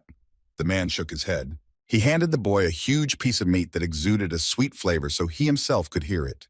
The commander ordered him to eat. He needed energy before he could do anything. The boy looked at him with an attentive gaze. Kim looked at the food and was embarrassed. He was terribly embarrassed that he couldn't help them after all. But the flavor of the meat was so strong that the boy couldn't hold on much longer. He took a bite and chewed off a large piece. He began to greedily devour the treat, and everyone else looked at him with a smile. Soon there was nothing left of the huge piece of meat. The commander looked at him and laughed. He seemed to be feeling better. The commander laughed and said it was delicious. He had a smile on his face. He really seemed to be cheering up. He handed him another piece like that and asked if he would have another. The boy immediately started to guffaw. Maybe now they would get back on topic? The commander nodded his head. Sure, let him ask. The boy asked what size is the sunstone. The commander showed with his fingers, a very small size, about this big. The boy asked, and where could it be? That was something the man couldn't know. Kim thought even the commander of the Solar Warriors doesn't know where this stone is. If you find the sunstone, you can get rid of the heart of disaster. The man who has the most power in this city and may know the location of the stone. This thought occurred to him, and he immediately voiced it and said that he wanted to meet the queen in person. Everyone was looking at the same point. Well, I didn't understand what the guy was trying to say. What's next? He wants to put the sunstone in this thing and attack the flower, right? To get the stone, he wants to meet the queen. The guy nodded his head. The commander asked him without a shadow of irony, does he even know what kind of power this stone is? The boy answered no. He immediately turned to the aide. The aide looked at him with a frightened look. The man handed him a glove and told him to count here how many bloodstones it would take to match the sunstone. The man began to count. If this size, it would take approximately 11,950. The man studied the gauntlet. The commander looked at the boy. Did you hear everything? If he uses this stone even once, there will be nothing left of it at all. The boy wanted to object something. If he wanted to offer to share it, let him forget about it. It was all right. He had prepared himself. The commander handed the boy a gauntlet. If he dies from the stone or the end of the world, he doesn't care. But he can't just stand idly by. He has to do something. The commander sighed heavily. Admittedly, he likes this boy. He is brave. He doesn't back down. He realized that he seems to be a warrior in front of him. The man smiled and seemed to agree. Okay, so be it. He will send word to the palace. The boy became animated and thanked the man. For now, we'll rest here for a while and go there tomorrow. As soon as the aide heard that, he was stunned. Seriously? They're really going to meet the queen? The centurion spread his hands. In that case, Kim decided to get some sleep. He's not feeling well. The commander nodded. Rest properly. He'll need his strength tomorrow. The boy laughed and said he understood. He knew what awaited him. Suddenly, however, he fumbled for something, his gaze traveling downward. He had a stone in his hand, the same one he had found in the abandoned city when he was searching for the treasure. He offered it to his pets. Would they like a refreshment? They always want that treat, don't they? However, Fluffy didn't seem to react in any way. They usually acted like this, always jumping and asking for treats. However, they were completely different now. The commander saw that the boy was awake and looked at him. He was already holding a bottle of some kind of alcohol in his hands. The boy looked at him and said he seemed a little upset. Bullshit! He's fucking upset. The man showed him a purple-colored bottle. A good song will do wonders. In their village, when faced with death or happiness, it's customary to sing. The boy looked at him in surprise. Are they going to get drunk? Since most warriors put their hopes into song, getting a song to honor their name is a great honor that a warrior can receive. Centurion walked up to the boy and pinned him down. FYI, there are over 20 songs written in honor of the commander. The boy even shivered. I see. The commander looked at the aide and ordered him to sing. The man was a little scared. But when he saw the commander showing him a big fist, he immediately agreed. He didn't want to get a reprimand from the commander himself. The guy coughed and prepared to five. Of course, he was a little embarrassed. He began to sing surprisingly. His voice was beautiful, gentle, and melodious. In the chat began to admire. No one could not think that a man can sing so beautifully. From these words and sounds, Kim even began to come to his senses. His bad mood suddenly began to fade away. The centurion and the commander also cheered up a little, the latter having already taken a bottle of alcohol. The fire crackled peacefully, illuminating the whole space and giving people warmth. Everyone else was already starting to slowly fall asleep. The next morning, the sun woke them up with warm rays. Everyone gathered in place. Well, it was time to go get ready for the final battle we would have to return to. The commander told the aide to stick around for a bit with the boy. The man agreed. While he, along with the centurion, went somewhere ahead. The boy asked, and those things coming out of the flower, what happened to them? The aide replied that the commander had dealt with them. The boy wondered, it seems this man is much stronger than he thought, fighting such strong monsters alone. And even since the commander can't do anything about the flower, he faces devastation every time. Almost an hour passed, the man came back, and was holding some kind of paper in his hands. Good, it's about time to meet the queen. There was confidence on his face. Kim was surprised so soon. Was he sure he had authorization? The man replied, did he have any reason to lie? Let him not worry. Let him hurry up and go. The deputy will escort him out. The guy nodded, all right. He would surely come back. There was some worry on his face. He asked the commander if he could look after his pets while he was gone. He handed the fuzzies to the man. The guy realized that he couldn't carry them around with him all the time. Even if he got a Commonsonian at his disposal, they would be in danger. Soon the guy, along with his assistant, came to the castle. It was huge.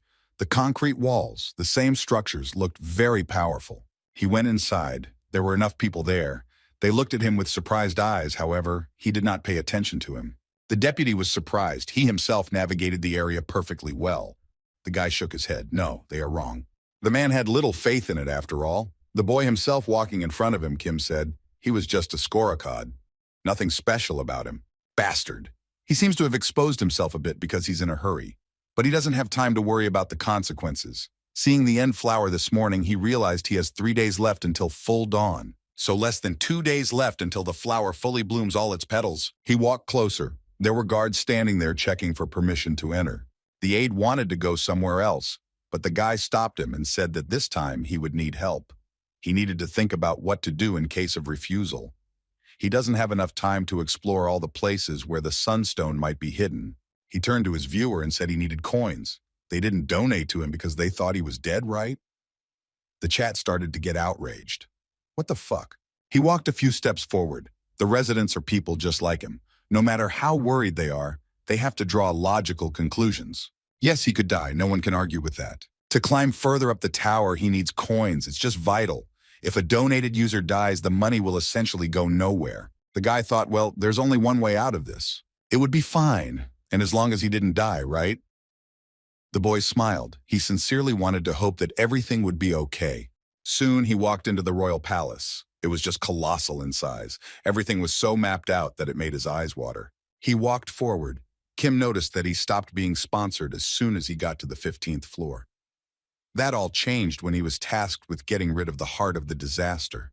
He clenched his fist. Everything was getting more difficult. He needed to get himself together and get his thoughts in order. As soon as he approached the guards, one of them immediately brought his axe down. As the aide walked ahead, the doors closed in front of him. Only the traveler was allowed to enter here. They would wait here until it was over. The man came to a bewilderment. What? What do you mean? The guy walked up to him and said it was okay. He could handle it completely on his own. The aide looked at him in disbelief. He exhaled quietly and resigned himself to the fact that he would have to wait here. Okay, what can you do? The guy was in high spirits. Once he cleared the 15th floor, he would show them how to get to the 20th floor in the least amount of time possible.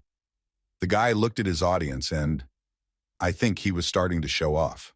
The audience didn't seem to believe him. Even if he tried to convince them, it would have the opposite effect. The guy held his head. If that's the case, he should just do it and be done with it.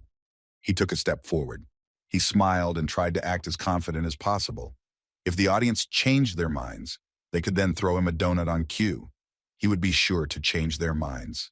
He was allowed into the royal hall. The boy immediately dropped to his knees and respectfully greeted the queen. He raised his eyes and looked at the queen. This man seemed vaguely familiar to him. The queen looked and smiled. She said that for the first time, it was Palaham who wrote the recommendation sheet for a traveler. Amazing. She kept wondering what the guy looked like. There was a woman sitting in front of him. She had advanced age but still looked fresh. She looked at him with a stern look. The woman asked, what did he want? She assumed he wasn't just here to have fun. The boy began to speak. He said he needed a sunstone. The woman asked why the begging sign. The guy said it was to get rid of the demon flower. The woman smiled and said it wasn't necessary. What is on this lady's mind anyway? The woman tapped her staff on the floor, and the boy even flinched a little. It would be very bad to fall out of favor with the queen. She approached him, and in a serious voice said that even if he did, she didn't think his fate would change. The boy continued to stand on one knee. He said that still even so, the queen should give him the stone. He already knows the secret of the sunstone. The boy looked at her with burning eyes. He seems to have already lost all fear and forgot that he was communicating with the queen. The woman asked with interest, why don't they listen to the secret then? It seemed to make her a little angry. She even started to shake a little. If he had deceived her, they would have to see the blood on this floor. Kim looked at her with eyes full of confidence. He knew what he was doing even though it was scary. He realized that before him stood the queen who ruled this city with an iron grip. Her name is Klein. The boy shuddered. One mistake and he could lose his life. He sighed heavily and began to speak. And the boy began to lead his tale. He heard that the sunstone was given by the god of victory to the Enyan because he felt pity for the people of this place suffering from the cold.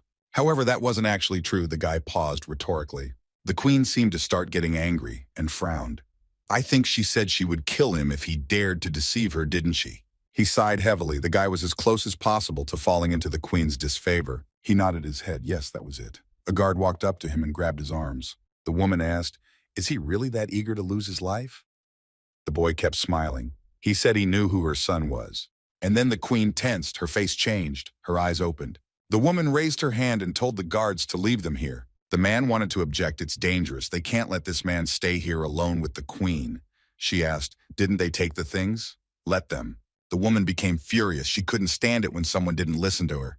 They didn't seem to take her seriously. The guards immediately backed away and slammed the doors right out into the hallway, yet they said they would be outside the door.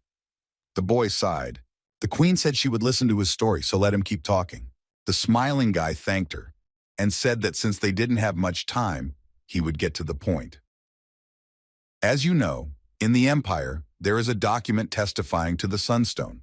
The woman was immediately startled, her body shuddering. It couldn't be. She was obviously worried. Great, the queen is confused. This is his chance. The boy continued talking as if nothing had happened, and he said that the woman was Radiak Dutoprox's mother. However, due to political reasons, she was forced to go to the far north, so now she is here. And since she has to deal with savages, in order to maintain strategic relations, the sunstone is a gift from God, was given to her by the emperor out of pity for her mother. The queen began to get angry. Her expression showed that she was enduring from the last of her strength. She tapped her staff on the floor. It seems to be a habit while reasoning. The boy tensed up. He tried to keep his cool.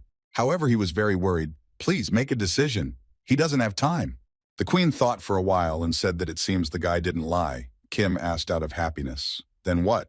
However, if she refuses to help, the guy immediately turned gloomy.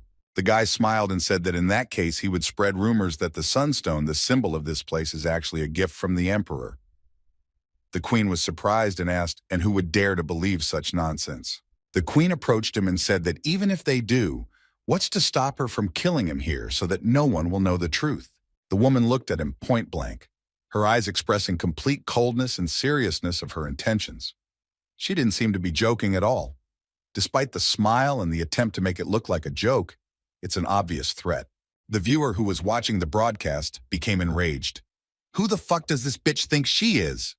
The girl was furious at what she saw. He told himself that if he died, his friends wouldn't just sit idly by. He hoped it was a clear sign that he wasn't to be trifled with. There was silence between them. They looked at each other in the completely empty room. Finally, the queen asked, "Is there someone else here? Is he out of his mind?" The kid was already starting to get nervous. This was getting out of line. Bad business needs to come up with something, he asked the queen. Is it really well known that travelers host so-called streamers, right? The woman blinked. Yes, she is well aware. However, 9 out of 10 lose their viewers and can't even turn on their broadcast.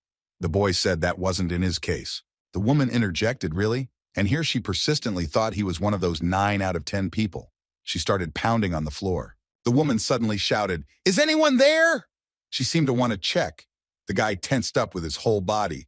"I'll slowly see that man. What a rude bitch." Suddenly the woman faltered. The user Love again sponsored the boy with as much as 5,000 coins and sent a voicemail with that phrase. The woman even stopped a little bit. Well, at that moment the boy was thanking everything he could. Here's thank you. See, I'm sure she knows what it was. His broadcast is on right now. She said, "What did the man just say?" The guy sat there. He hoped the great ruler would be so kind as to show mercy. Thank God the voicemails don't translate. She couldn't understand. If it had happened otherwise, he'd be a corpse by now. The queen didn't much believe, somehow too short for such a succinct message. The boy tried to deflect the topic of conversation, but it's an idiom. The language of his world can express any huge range of meanings using only a couple of the right words. A guard rose from somewhere, but the queen said he was free to leave. It's okay. Looks like he's got her cornered. The woman didn't know where to go. He got another voicemail, now calling the queen a fucking idiot. The woman took notice, but the boy said they were only wishing the great queen a future. Inside himself, the boy was beyond excited. Great, everything is going according to plan. Now there's just a little bit left. The queen won't be able to kill him. He's proven himself, so time is on his side. The woman asked how many people were currently watching his broadcast, and yet she wondered how that was possible. The boy said it was about 2,000. The chat room started laughing. What a tale. Well, it was a necessary lie. The boy said that these people could contact the travelers on the 5th floor and they would spread the story so it wouldn't be. The queen agreed. Okay, he won. Enough said about that. She took her head. If these rumors do spread, it's her who will have to listen to the insults and complaints for the rest of her life after the rebirth. Fine, she will tell him where the sunstone is. With her permission, no one will dare stop him in his tracks. Now that's great, the boy thanked her. The bet is on. The boy didn't even try to hide his joy. He laughed and smiled with his mouth full. Then he went out, but he didn't see the assistant anywhere. Where did he go? The boy went up to the guard at the gate and apologized, asking if he had seen where his assistant had gone. The man replied that he left because he had to share urgent news with other travelers. The guy nodded his head. He continued to cheer. The kid thanked all his onlookers. If not for their support, his plan would have failed. However, the onlookers didn't understand why so. After all, they didn't do anything. The user Love just protected him. By the way, she again threw him 5,000 coins and said that she just did not like this queen. Let her not think anything unnecessary. And yet, thanks to her, he's alive. The guy continued to rejoice. If his plan didn't work, he might have to run away from here and turn the whole city upside down. But then, no matter how hard he tried, he wouldn't be able to find anything. Suddenly, he heard something. There was a voice. Something was happening. He went to the commander and said that the man had lied to him. He said he didn't know anything. Why wouldn't he say anything? The man breathed heavily and replied that no matter how strong he was, there were laws that had to be obeyed. The boy looked at him and held out his hand. He had gotten permission, so let the man give this stone. He looked at the boy and smiled. Let him follow him. The queen said that the stone is in this man's house. Of course, the boy knew perfectly well that this man could not give the stone to the first person he met. Why would he waste his time when they were all about to die? When the boy entered the house, he saw his fluffies. They were sitting on the floor, seemingly asleep, looking just as bad. They looked even worse. The boys were asleep. However, one look at them brought tears to his eyes. The boy felt sorry for them. He leaned over to his pets and began to think, the infestation, it's gotten worse. They don't even respond to their names. The man walked over. It looks like while he was gone, they crawled over here. At least it's already good. They can move. Maybe give them more mana stones? The boy grabbed his backpack. The man jumped up to him and asked, did he know why these animals like stones? The boy twitched at this surprise.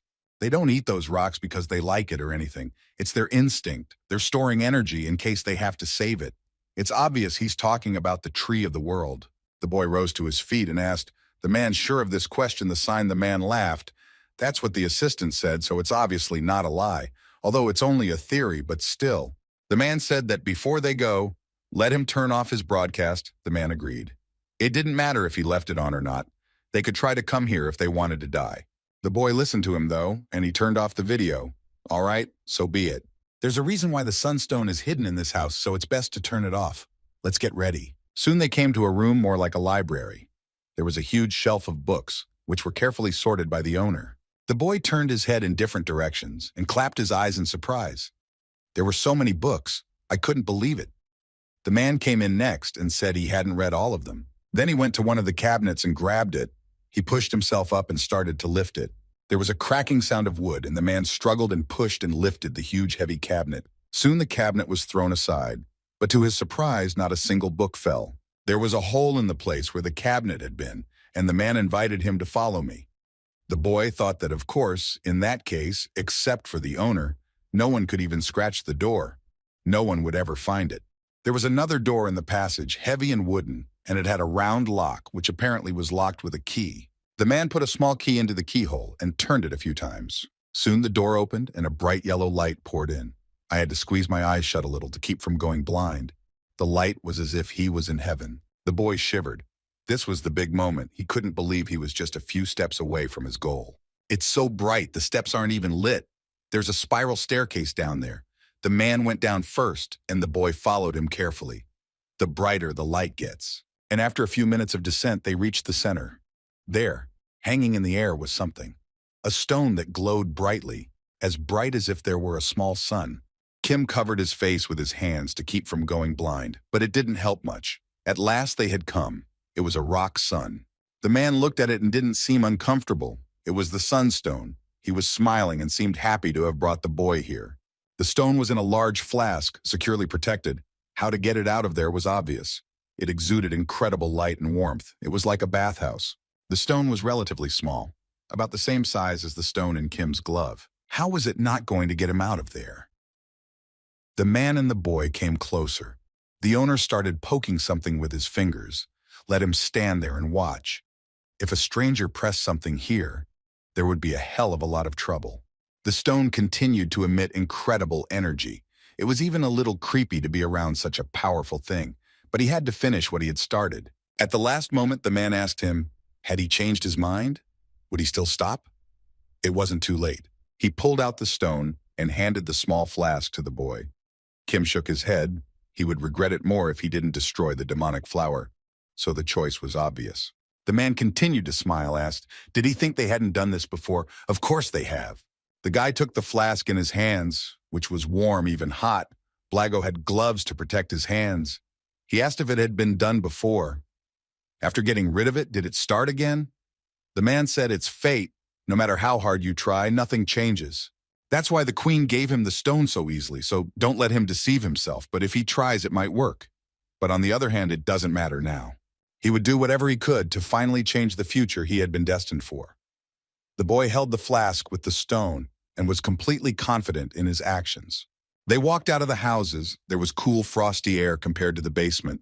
The temperature difference was very much felt. The boy, as soon as the broadcast came out, the viewers were extremely displeased with such an act. However, the guy tried to explain himself. No one even wanted to listen to him. That's the contagion. Now I will have to explain everything.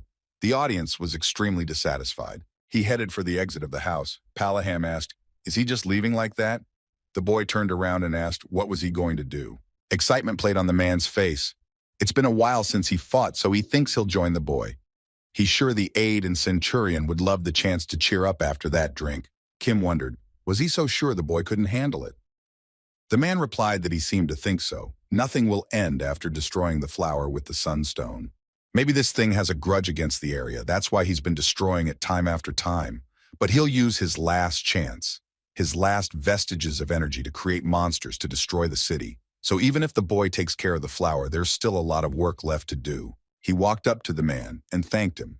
The man looked at him. If the boy was really grateful, then let him get rid of the imperial manners. The man smiled a sort of good-natured smile not even peculiar to him.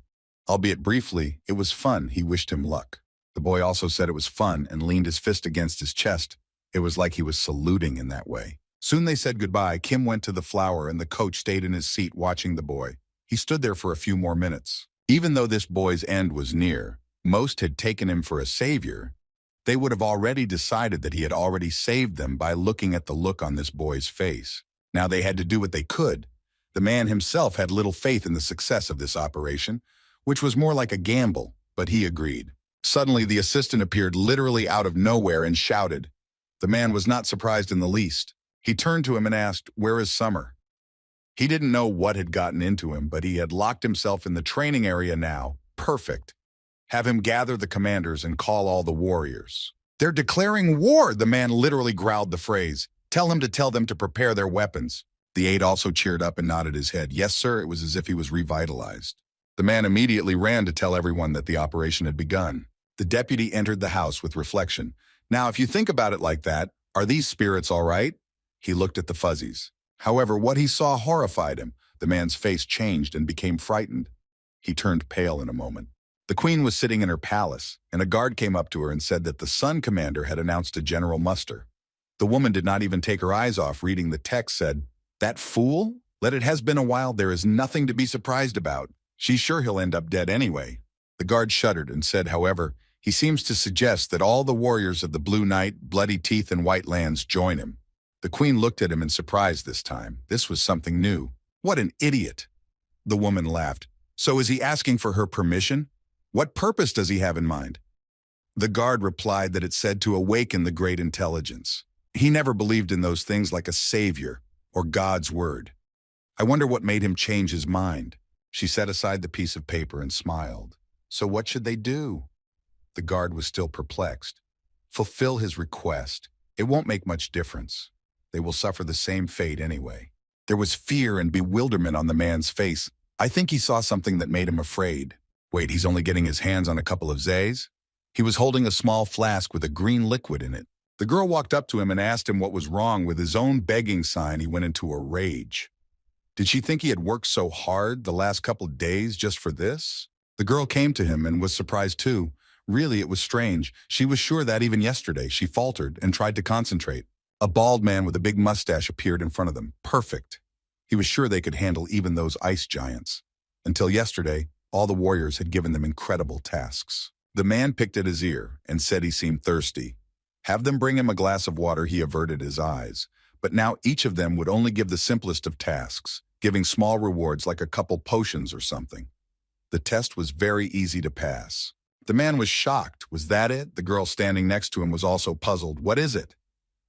There was a look of surprise on his face. Was the mission already completed? He didn't even have time to do anything. The girl didn't know what to say. Well, there's still no choice. Even though he only has a couple dozen viewers, he should turn on the chat and ask them if they know anything. He shut down stream because all he gets is cursing and whining. But this is his only chance. He opened the panel and with a trembling finger, he pressed the button. His eyes changed. Going for the heart? There was a look of sheer terror on his face. He had come to the place, and now standing on the tower, the man was staring off into the distance, trying to see something. He had come here, but there was something wrong. He squinted and tried to see what was wrong. Now it was clear that something was wrong. The heart was far away, but even from this distance, it was clearly visible. It was almost blossoming. Its ugly petals were opening and huge teeth were emerging. There were many warriors there, all with anxious faces, all realizing that something was about to happen, something very bad. Is the world going to be destroyed because of this flower? I think it's about to go down in flames. There were anxious voices everywhere. The man turned his head to try to make sense of it, but all he saw was fear and bewilderment on people's faces. Goosebumps ran down his spine. Still, his audience did not change and continued to scold him. Okay, since they do not give him coins and only scold him, he will knock out the broadcast. That's better. The audience started laughing. He's only thinking about money. They will pay him as soon as he goes along with them and does something. After this message, the man glowed. This is his chance to get rich. He imagined bathing in gold, so the choice was obvious. He grabbed his friend and dragged her behind him. The girl didn't understand, but followed him. There were many knights from different lands. Different clans joined and created a powerful army. They sang a battle march and marched forward. Their footsteps shook the earth. Their faces inspired terror. The man looked down and was very much surprised. Wow, he had never seen so many knights in one place before. Something serious was going on. He speculated that it seemed these warriors would be fighting amongst themselves. The audience began to jeer at him. What an idiot. No, he won't run away. Even though the spectators were telling him to get out of here. He's going to watch it all, even if something happens. He wants to be a witness. For the first time in his life, the man was glad to be in this tower. He put his hand to his heart and said that he would watch this battle until the very end, even if it was risky. He glowed with happiness. In return, the audience themselves know what he wants. He showed how he wants money. The chat resented it, but as usual, nothing special. The man was upset. Oh, fuck it. Well, if that's the case, he'll go too. What's he going to sit here for? And immediately after that, he was sponsored with huge sums of money. After that, the man blushed because of the glow of joy starting to thank his audience. For the first time in his life, he was sponsored. Great. He approached the girl and told her that it was better for her to leave because she might die. But she was not going to listen to him. The girl said that she would rather die with him than stay here and watch all this. They looked at each other like true lovers. The man convinced her that it was dangerous to stay here. The girl said she would never leave him. As soon as the viewers saw this, they immediately came to the delight. Well, finally on the stream, something interesting. Soap opera. Suddenly, their romantic conversation was interrupted by an explosion and a powerful flash of light that illuminated everything. Somewhere far away, something was happening. The explosion was so powerful that even the earth beneath their feet began to tremble. People covered their faces and looked in that direction with horror. There seemed to be something terrible. There was an explosion. The wind was so strong that it tore the trees from their roots. The heart that threatened to destroy everything in its path began to burst. It was being torn apart by an explosion that grew stronger with every second, and a huge pillar of light came straight out of it. It was an unforgettable and at the same time very creepy sight. The girl was lying in her room on a soft couch and watched the broadcast on the hologram. It was very dark. Apparently, she didn't want to be disturbed. Suddenly, the door slammed open, and a man appeared on the doorstep telling her to finally get her ass up. She had to be at the clan meeting. The girl didn't even move. He called her bro. As soon as the girl heard this, she cringed. How many times had she told him not to call her that? She didn't seem particularly happy to see her comrade, and in principle, what was the point of it? The man jumped up to her. They all don't even think about leaving the tower. They're going to live here forever. The man said he was sure she was well aware of what was going on outside, compared to what was going on the ground. He looked at her with surprised eyes and didn't seem to recognize her. Yeah, the clan leader is annoyed. There's been a change on the 10th floor. As she knows, he doesn't like a situation that is out of his control, therefore. But the girl interrupted him and told him to finally shut up. She is not in the best mood right now, so can he please get the fuck out of here? Her eyes made it clear that it was best not to touch her right now. The man realized the futility of not talking and headed for the exit, saying that when she changes her mind and comes to her senses, she should contact him. The girl didn't say anything in response, but just continued to watch the broadcast. There was incredible excitement on her face. She was biting her nails and watching everything that was going on. She pleaded. On the screen was our hero, who continued to advance. What a madman. The girl was worried, so much so that she couldn't control herself. There was not much time left, so we need to hurry. The guy made his way as fast as possible, but still, in some places you cannot shorten the path. Fucking. He hid behind the nearest snowdrift and watched one of the ice giants. As soon as the heart of the apocalypse is ready to bloom, ice giants will start appearing from everywhere. Then it's going to suck. And how are they going to deal with them? He tries to get rid of unnecessary battles, not to be seen by anyone, but it only wastes time. The guy still sat in his little shelter for a while. He has a sunstone and a gauntlet, the weapons he intends to use to destroy it all, but it feels like something's missing. The boy became more tense. He moved closer to the heart and rot began to slap beneath his feet. The odor here was peculiar, as vile and putrid, and here it was beginning to make me sick. The heart was about to bloom. Fuck! 6 petals! It was disgusting, and if you look at the aftermath, it was very scary. It's got to be done once and for all. The guy came to his senses and pulled himself together. It's not the time to be snotty. It's the time to deal with this, and it's over. Suddenly, he heard the voice of the assistant greeting him. He had finally arrived. The guy turned around and looked at him. The helper was standing in front of him and smiling. He said he was already tired of waiting for him. He had some kind of blanket in his hands. The man unfolded the blanket, and there were Fluffy, who looked unfortunately still as bad. They were black spots spreading across their snowy fur. He said he'd come to give them away. They didn't look good, they were still asleep, but the fact that they were alive was a big plus. As soon as Guy saw them, he was horrified. What? He knows why he's here. Why did he come with them? He came here on his own. The assistants started making excuses. The spirits were trying to get through the cold snow on their own. He only helped them. It seems I didn't realize their master was gone and decided to start looking for him. It can't be! The guy looked at his pets who were barely breathing. They can't even move. Have him carry them back. It's dangerous here. The guy touched one of them and it licked his hand with its warm tongue. The deputy replied that he didn't think these creatures wanted to leave here. Why would they do that? He didn't do much for them, only used them for his own survival for the sake of climbing up. Well, thank you very much. The boy took them in his arms and held them against him. The lumps were warm and soft, that they were alive. That was very good. He thanked him that the assistant had come all this way, and the man said that he didn't have to worry. No one forced him. And now he would go. Even though his end was coming soon, he would rather spend it in peace. Finally, he told him to let the glory of this place protect his soul. The aide turned and walked away with a quick step. The boy looked after him and smiled. He's a good man after all, even if he is peculiar. The boy took his pets and told them not to worry and to rest in his backpack for a while. He's sorry, but he'll fix them as soon as he's done here. Okay? The lumps started purring. They didn't resist, but they wanted to be with their master until the end. Now that's true loyalty. He clenched his hand into a fist. Even if he died here now, he would make the administrator pay for everything. That sneaky bastard would not go unpunished. He braced himself, crouched down, and prepared to throw. The boy clenched his palm, his eyes lit up with rage. The heart twitched, and several black clumps of slime flew out. Well, here we go. It started spewing out monsters. There were a dozen of some strange creatures. They were created as if from the dirt itself. They had several eyes and ugly mouths full of teeth. The guy didn't even flinch. His eyes lit up. He realized that it was now or never. He had to destroy this scum, so that it wouldn't be for his own sake, for the sake of his friends, and for the sake of revenge on this bastard. He sped up so fast that the monsters couldn't catch him, but only helplessly flicked their mercs. He was moving straight towards the flower. He had to make it fast. It was only a few meters away from the heart. He jumped to finally reach it. He charged his gauntlet with all the power he had. The guy was getting closer and closer. The monster appeared in front of him and opened its wide mouth and roared. The boy even shuddered a little. Fucking hell. Where had it come from? He used his cloak to quickly deal with the creature. The boy realized that he had no right to make a mistake now. The cloak stabbed him right in the leg. A wet crunch was heard, and the monster roared. Its body was soft and like jelly.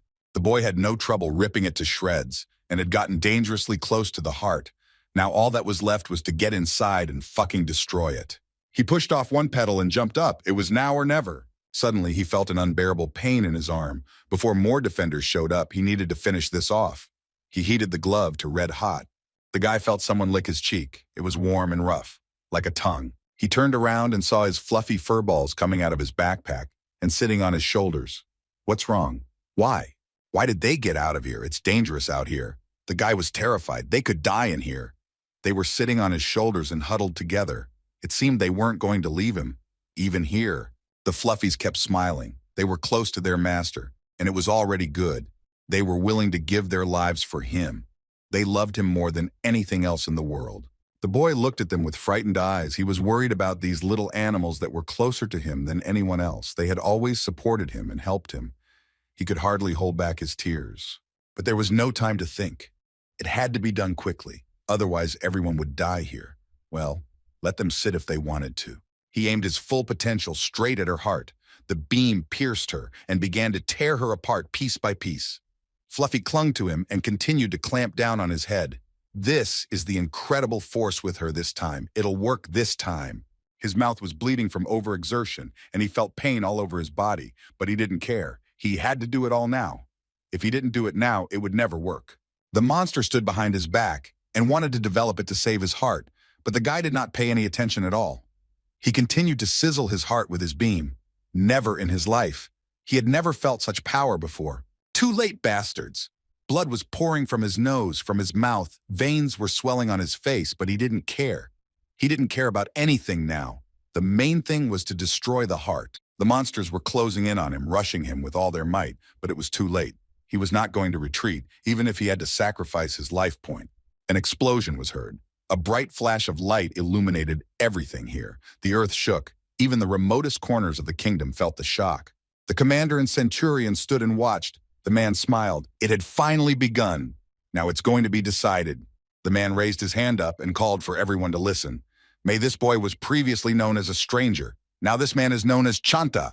He alone went to fight the flower. Since when did they become so weak?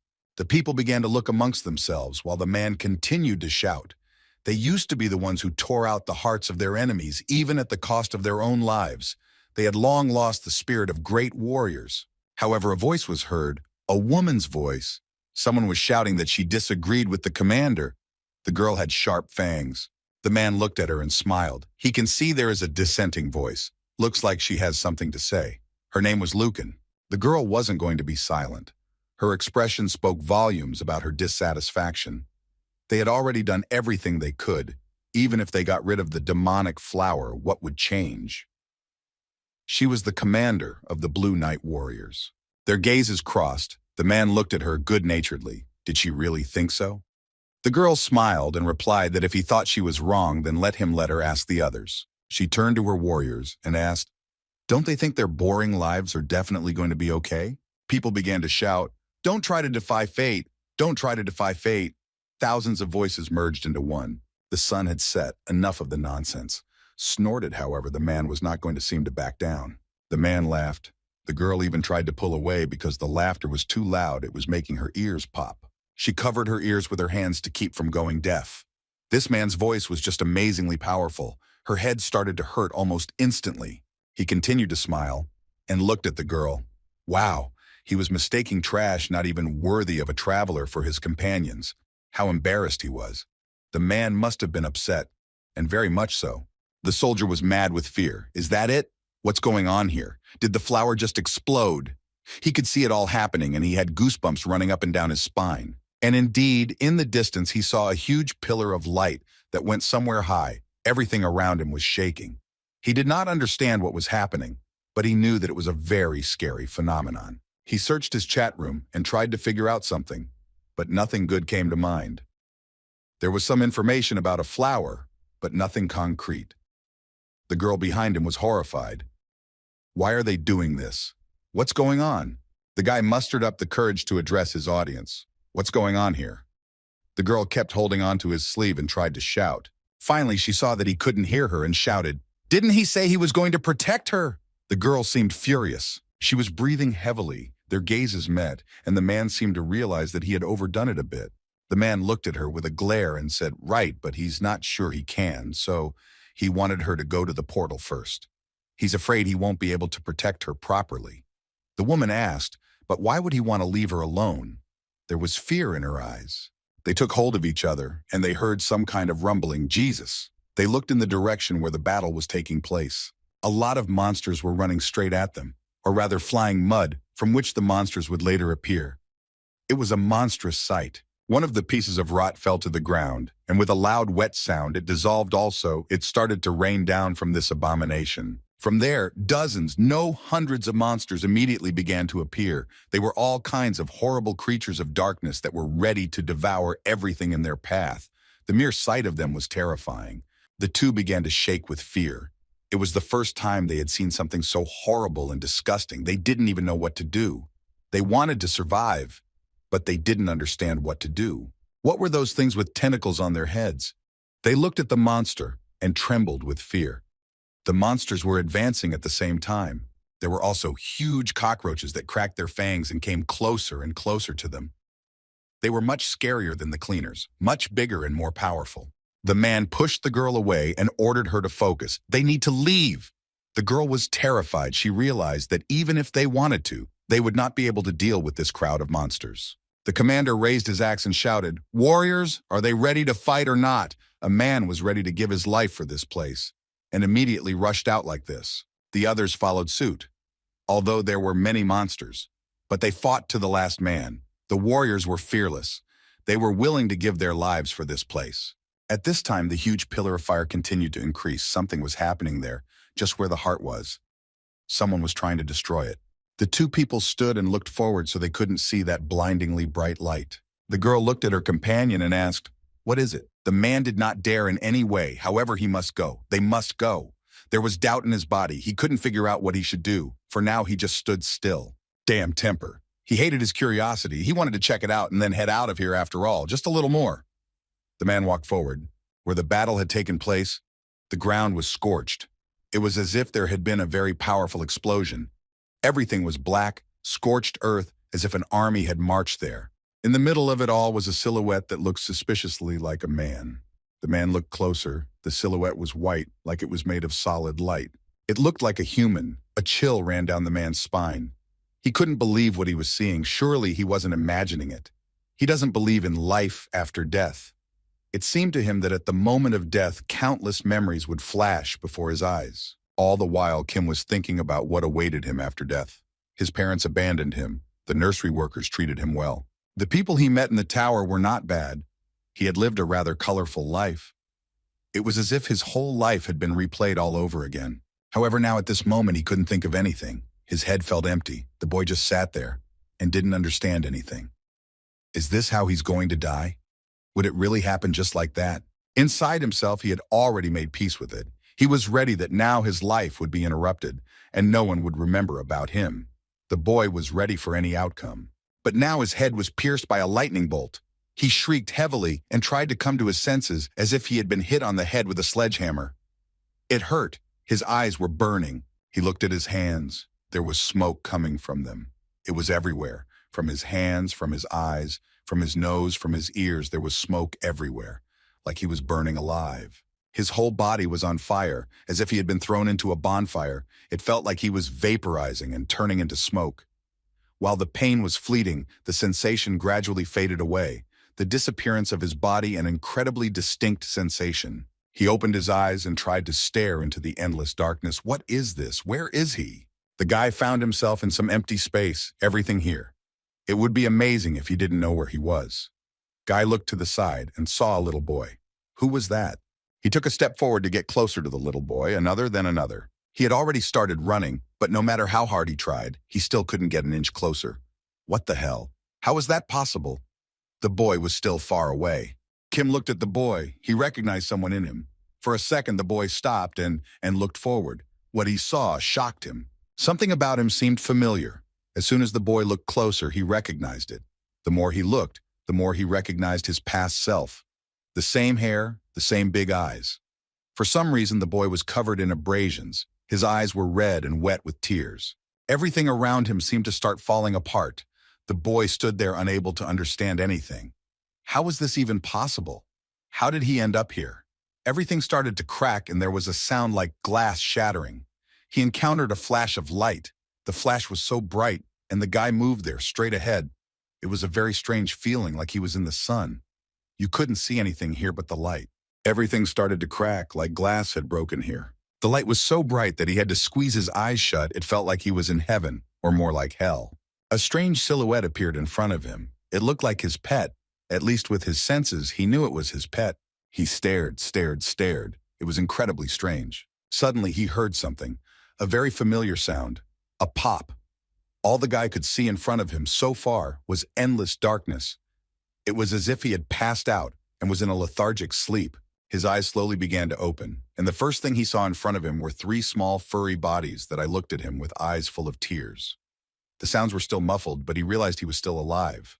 The guy jumped up in his seat. He was scared to death. Was he dead? Resurrected? How is that possible? The guy was terrified. His heart was beating at an incredible speed. Suddenly, the chat room asked him to put on some clothes. What happened? Is he alive? Tears were pouring out of his eyes for some reason. Why was he crying? The boy picked up the little fluffy things, but for some reason they were too small now, more like tennis balls. They looked at him with joyful eyes and cried. What was wrong with his body? The boy looked at himself, and so far he didn't understand anything. What was going on? He lowered his eyes and saw that he was completely naked. One of the users sponsored him again and sent him a voicemail. Seriously, could he put some clothes on? And that's when the boy realized that he's totally fucked right now. Literally. He was completely naked in the snow and the broadcast was still on. And so all the viewers he had saw him completely naked. He looked around and applied a mesh filter to hide his shame. The guy wanted no one to see him like that. The babies were on his shoulders, and it was unclear whether he had grown or shrunk. He looked around and saw his supplies. They all seemed to have been destroyed. The gauntlet, along with his clothes, were completely torn to shreds. He got to his feet, but where was the most important thing? He began to roll his eyes in all directions, looking for the flower, but he saw nothing. A single hunch came into his mind that pierced through his entire body. Could this be what he was thinking? His eyes began to widen. Did he eat the sunstone? The boy looked at his hands and his body. It was completely glowing. Is this even real? Actually, it's classified information, so I don't know if we can even talk about it. The poor guy was confused. Someone started to defend him. Can't they see he doesn't understand anything? Not yet. There was a filter, so it was hard to understand the boy's emotions. Some of the spectators reminded the boy how he used the sunstone to launch the beam. It was a magnificent sight. Yes, everyone started to confirm. It had been a long time since they had seen such a thing, so it could be considered that the boy had won. After it was over, the small one and his pets wrapped their fur around him like bandages. One of them was still conscious, but barely. It was this little guy who took the sunstone and ate it. His body began to emit light. He changed, gained tremendous, unprecedented power. They continued to watch as the broadcast was still on, convinced that the kid was still alive. Then the one who ate the rock started healing the other babies, and then gave them enough energy to move again. The viewer almost shit himself while watching. Now Fluffy's alive and well and full of energy, so it's all good. Wait a minute. The boy still didn't understand what this had to do with him. How come he survived? He's so impatient. The audience started laughing. When he saw the hair on his head grow back, he realized he was vital. He took his little ones in his arms and asked, how long has he been lying here? Okay, now it's just a matter of figuring out how many are left alive. The guy started looking around. Is this place safe now? He looked forward hopefully. There were only ashes around. Even though he managed to survive, there must have been quite a few monsters escaped after destroying the heart. Even with the commander's help, it's impossible to get rid of so many creatures. He needs to go to the city. The guy got to his feet and walked. As soon as he took one step, he accelerated to such a speed that he covered the distance with just the blink of an eye. It was an incredible speed. He turned into a flash of light. Holding onto his body, he ran like lightning. What was even going on? Where did he get such speed from? How was he able to jump so high? The boy was puzzled. Such strength was simply unbelievable. Of course it was good. However, what to do with it? At this time, there was a powerful battle going on in the city. Everyone who could was fighting at the limit of their strength. There were too many monsters. It seemed to be a bit hard to deal with them. They were powerful in numbers. They appeared again and again.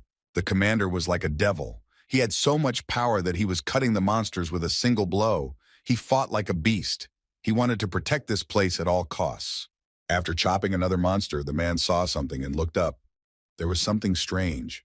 The monsters stopped too, although there were an immeasurable number of them. There was something like a meteorite in the sky, somewhere very high up. It was moving towards the earth at a tremendous speed. It was a beam of light that was about to fall to the ground right into the thick of the battle. It was an incredible sight. The monsters continued to run. Of course, they saw everything with their own eyes, but they couldn't stop. There was a rumble. A flash of light exploded in all directions, and one monster that had been hit was vaporized in a second. Something was moving at such a speed that it was impossible to see with the ordinary eye. The faster the boy moved, the stronger it became. The boy was literally sweeping away everything around him. Even the monsters were terrified. They did not understand anything. Who is this guy? No one here present? The commander stopped and looked forward with surprised eyes. He seemed to have already guessed who it was, but still could not believe in reality. There was a silhouette in front of them, very bright, completely composed of white light. There was only ashes around. The boy was glowing all over. His power was simply incredible. At this moment, he felt his whole body overflowing with mana. He couldn't control it. It was too hard. The mana was rushing out. He felt like his body was going to explode. One of the onlookers said he could go to the fountain while everyone here was sorting things out. The guy shook his head. No, he hadn't lost his conscience enough to just run away. He had to help his guys. Using their fur, his pets flew around him. The guy stood in the thick of things. He was surrounded by monsters. However, it seems that this was not a significant problem for him. He could take them all out in one blow. They were closing in on him and snapping their mouths, but the boy was ready. The aide and the commander stood aside and smiled. They realized who it was and realized that they were close to victory now. And then the guy started to move. His silhouette was barely recognizable. A real bloody meat grinder started. The wet crunch of the bones of these creatures could be heard. The guy was merciless. While the commander and his aide watched, the man asked if he remembered the story we grew up on. The aide asked, "Is it about the story of the great warrior?" The man said the boy has a good memory. He must remember it well, right? The helper said he wasn't sure, but that warrior wore a snowy white wool coat and shone brightly. The guy looked exactly like that. His silhouette was exactly like the legends. Wool, completely white in color. He could also break the ground with his fist. That's what the men were watching right now. The guy was furious. He was moving so fast, it was impossible to catch him. The deputy saw it all himself, but he couldn't believe what was happening. Wait, it's just a legend that he had heard in his childhood. It just couldn't be true. The man still couldn't accept the thought. However, the commander seemed to be firmly convinced that he was right. He was a warrior, a savior who would restore the honor of this place. The man was smiling widely and seemed pleased. It can't be that, it's just a legend. Just a story. The girl who had originally argued with him said that it couldn't possibly be true. Just an old children's bedtime story. The sign men looked at each other. The girl couldn't stop laughing. How about that? Savior of the sun, yes? It can't be that. It's empty hopes. It would only turn this place to dust, just like those very monsters. The men looked at her with eyes full of disbelief. What is she talking about? Can't she see it herself? They did not pay any attention to the girl, but continued their conversation. She was even stunned at such treatment. Well, the man reflected. Yes, indeed, this man's name was the great Lachanta warrior. His lips moved of their own accord, and here he remembered that very childhood legend. What they were now seeing before their eyes was the story of the great warrior who would one day come and save their village from eternal suffering. And that's exactly what happened. At that time, the boy fought. He tore apart monsters one by one, moving with such speed that no living thing could keep up with him. He stood in the middle of the pile of monsters that surrounded him, preparing to attack. It was nothing to him at this moment. He swung his foot and made a circular kick. There was the sound of tearing flesh and blood splattered in different directions. Looks like the guy noticed that he can raise his martial arts level even in this condition. That's great. Now it's going to work out and he'll be able to fight at full strength. If that's the case, that's a fucking great idea. A thought came into his head. Now he would deal with all of this and the monsters would disappear from the face of the earth. The monsters began to approach him, their circle growing denser and denser as they put out their spikes and prepared to strike collectively. Outgrowths that glowed with red light began to appear on their heads. They were like the spikes the guy saw on the dragon turtle. They began to transform and lengthen. Now it felt like they were going to shoot out like some kind of pimple. And so it did. Several hundred spikes flew straight at the boy who was standing in the middle of all this chaos and was about to attack. He didn't budge. The boy just stayed where he was. Several dozen spikes flew into his body. The silhouette was horrible, as if he had been pierced by 1,000,000 knives. The guy stood there and didn't move from his spot. The monsters looked exhausted. They had sucked out all the strength they could to kill this boy. However, even that proved to be safe for him. The fur held back those bayonets and kept them firmly within a few centimeters of the boy's body. His furry friends protected him at this moment. The boy smiled and asked, would they mind if he borrowed this? The monsters were shocked. How did he do that? They attacked him with their entire pack. However, the guy was perfectly safe. There was terror on the faces of the monsters. The guy held on tight. He pulled out his bayonet and pointed it straight at the monsters. He loaded everything he had into those spears and pointed them straight at the monsters. There was a rumbling sound. The monsters were terrified. They were dying one, by the dozens and hundreds. The boy was incredibly strong. Even though there were many monsters, he could easily handle them. The monsters were bleeding, their bodies falling on the spot, torn to shreds. Soon the place where the monsters were was just a bloody mess. Arms, legs, ugly faces lying everywhere. There were also spears stuck in the ground. The boy didn't expect himself to be so strong. There were still many monsters, so many that he was tired of counting them. There was a whole crowd in front of him. He could see their shadows as they quickly approached him. The guy prepared to defend himself again. Things here were not going to be as easy as he thought. The monsters began to climb on top of each other to surround him tighter. They formed some kind of big ball to prevent him from escaping and constrain his movements. At this time, from afar, it looked as if a dome of their bodies had formed there, blocking the boy's exit. The deputy was even a little scared. Maybe he should help. The commander waved his head no. If he was a true warrior, he would only be insulted if they prevented him. At this time, the guy was fighting with his last strength. The monsters were getting bigger and bigger, and after being surrounded, there is no movement. Things could end in a dire way if they didn't do anything about it. The aide shouted that he couldn't do that. He would get a gun right now and help the guy. The commander wouldn't budge. The man stopped because he heard a rumble. He wanted to fetch the mana cannon, however, something distracted him. He heard something he wasn't expecting. From where the boy was fighting, a rumble was heard, and there was a flash of bright white light. Monsters began to fly in different directions. A column of blue flame flew up so high that there was no end to it. Everything began to shake. The earth itself began to rattle. Under the explosion began to fly rocks. But the commander stood without a single movement while the assistant was in complete horror. The commander looked at it all just with delight. He didn't even move a millimeter. He was stubborn. The aide held his head because everywhere there was such a rumbling noise that could be deafening. During the hundreds and thousands of repetitions of the same destruction cycle, he had never experienced anything like it. The boy was completely different, an overflowing power that made others kneel. He felt like a true deity. His body was overflowing with energy, so much so that he could no longer feel anything around him. He could only feel the power, the endless power constantly flowing into his body. The guy was ready to tear up everything around him. Just like the commander said, this is all really and truly the appearance of this hero who will save their place. He's going to destroy everyone. Looks like it's over. We should check it out. The guys got closer. The commander moved forward. The assistant did not rush to him, as he was still very much afraid. Where was he even going? Is that where he's going? The commander stepped closer. The rocks crunched under his feet, mixed with burnt rot. The whole place smelled of garium. It was obvious how big the explosion had been. The deputy looked closer. He saw something that made his eyes widen. That's the depth. He was standing by a big hole. They stood and looked down there. There was a bright white light coming from down there. Something was definitely going on down there. It didn't seem to be over yet. The commander immediately went there and started down the steep slope.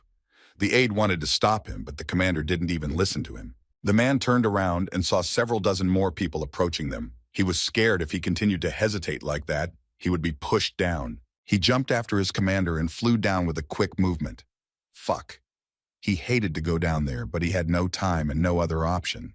The man stood right in front of the glowing object, with his aide standing behind him and shaking with fear. It was highly unusual for him to see something like this. In front of them was a silhouette completely covered in white, exuding such light that they had to squeeze their eyes shut to keep from going blind. They looked at it as if it were an idol, as if it were some kind of god who had come down to them from heaven. Kim stood there and couldn't say a word. He realized that the two men couldn't hear him now, so it was useless to say anything. The aide suddenly realized that this woolen cloak was quite nice. Okay, now is not the time to think about that. He yanked himself up. People were standing at the top, watching from the outside. They were waiting for something to happen. People were crowded around the hole, trying to see something. The boy felt himself losing strength. He wanted to say something, but his tongue was slurring and all he could say was a single word. Aya. Soon the force left him. The boy fell to the ground and his body began to smoke. He couldn't feel anything anymore. He felt like his body was about to be vaporized. He was lying on the ground with little furry lumps all over him. His whole body was covered in their fur, but the guy was apparently alive. One of the fur balls purred and smiled with his mouth. He looked at them with inexpressible tenderness. He seemed pleased. The aide, along with the commander, approached the boy, otherwise studying him. Fluffy jumped on the body of his master, who was still in this key. The boy opened his eyes and tried to look around. He felt an unbearable heaviness in his body. He realized that something had happened, but could not explain it. Everything was blurred in front of his eyes. He saw only two vague silhouettes that stood in front of his eyes. The faces were blurred, but familiar features were visible in them. The boy blacked out. Evening had fallen to the ground. The sun was warming the earth with bright minutiae, and it seemed that everything was behind him. It was possible to exhale. The commander's house was buzzing with activity. Smoke was billowing from the chimney. Probably someone was cooking a delicious breakfast there. The guy opened his eyes. He didn't fully understand where he was. It appeared that his body was about to fall apart. He was very exhausted. But now his thoughts were interrupted. Stop! Is the battle over? The guy didn't understand anything. How was this possible? What had just happened? He turned on and began to look around. What's wrong with the city? What happened? Why is it like this? He couldn't understand anything yet, but he felt something was wrong. His eyes were frantic. The boy was breathing heavily. Then he felt something very soft on his shoulder. It was a familiar warmth. He had his fluffies with him and it was reassuring. He looked at them and was glad. Well, if they are alive and with him now, it means everything is fine. The village is intact, nothing to worry about. To defeat these creatures that were moving towards this village, his body moved instinctively. The faster he fought, the faster he moved, the more he felt the energy spreading through his body. He could feel the power overflowing. He was unconscious before he realized it. Well, okay, if it ended well, that was a good sign. The last thing he remembered was fighting monsters. Nothing else was imprinted in his memory. He looked around. The surroundings were familiar. A table, a chair, a closet, a normal house. If the village had been destroyed, he wouldn't be lying here, right? So far, so good. The Fluffies were incredibly happy to see him, rubbing up against him constantly. The guy smiled. He missed them a lot himself. Now he wanted to spend more time with them. The video that they were fine, he assumed everything was fine.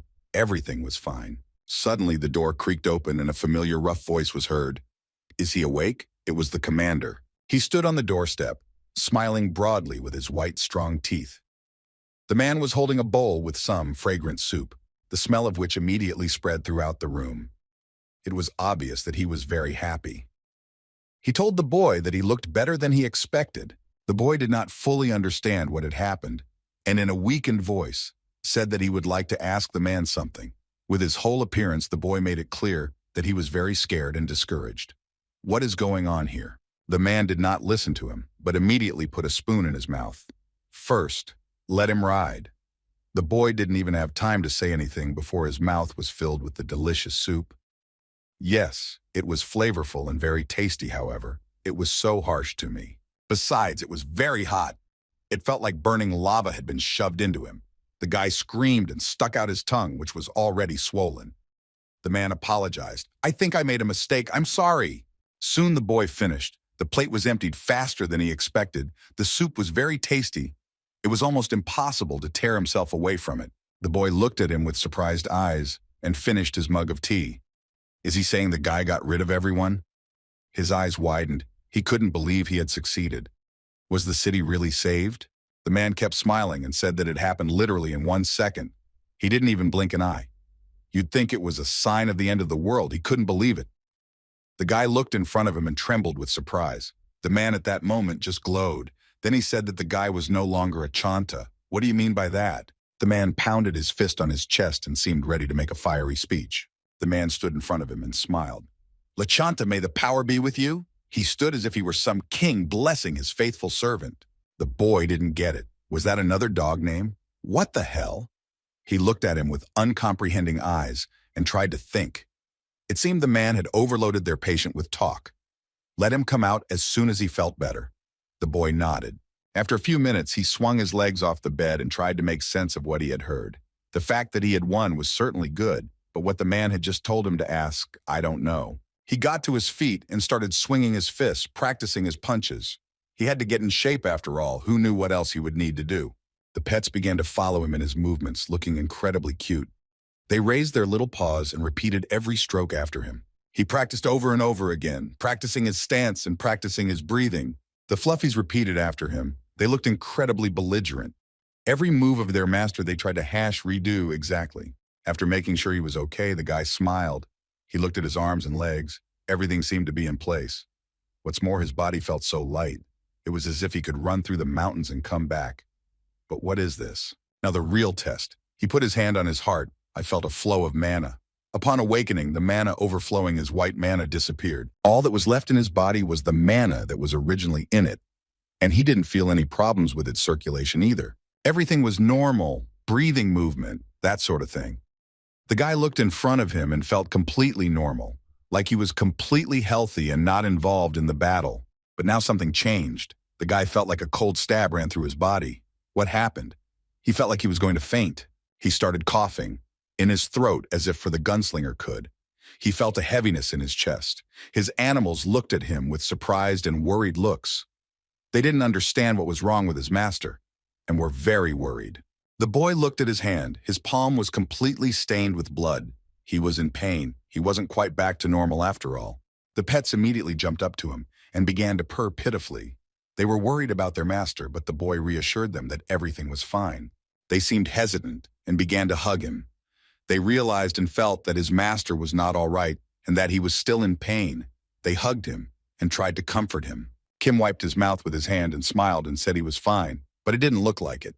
He was coughing up blood. The audience didn't believe it either, but what was he lying about? Just then, the door opened and the commander walked in, as if he could sense what was going on here. There seems to be something wrong with his body after all. No, not his body. It was more like there was something wrong with his mom. The man wondered, "Mana? Is the boy talking about the power that mages use?" The boy nodded. Yes, he has that power in the world, but he can't control it now. With that, he wanted to say that mana doesn't circulate. The man put some kind of container of water on the floor. Fluffy got scared and bounced to the side. The boy washed his hands in the water, and the little Fluffy jumped up there and stretched out his furry paw. No, circulating it suddenly. But he stops, reaches the heart and vaporizes. That's what made him cough up blood. So the man went to get water for him to wash himself. The commander's thinking. The deputy should know more about this kind of thing. He recalls that the heart circulates natural forces, not mana. Was he already wrong? It was quite possible. The boy scooped up some water and prepared to wash his face. After all, he still had some problems to solve. It was probably because of the stone he ate on the first floor. Mana is the power he uses in magic, or magical engineering. He in turn uses it as knights his aura. It wouldn't be intentional. He was just doing everything for his survival. When he came to his senses, his physical abilities were stronger than before. He washed his face and the cold water brought him back to his senses in a flash. But the heavy thoughts still remained. The commander handed him a towel. So he's using Manu as a natural force, or as they call it in the Empire, as an aura, right? The boy nodded. Yes, that was it. He guessed right. He wiped his face. Well, they won't talk about whether such a thing is possible. Doesn't it have repercussions? The guy wondered. Well, apparently there were consequences after all. Their conversation continued for a while longer. They stood in the room and discussed Manu, various wizarding things and whatnot. There seemed to be a lot of people gathered outside. There were only a few people left in the house, and there was already a whole crowd outside the courtyard. The centurion stood and patiently guarded the entrance.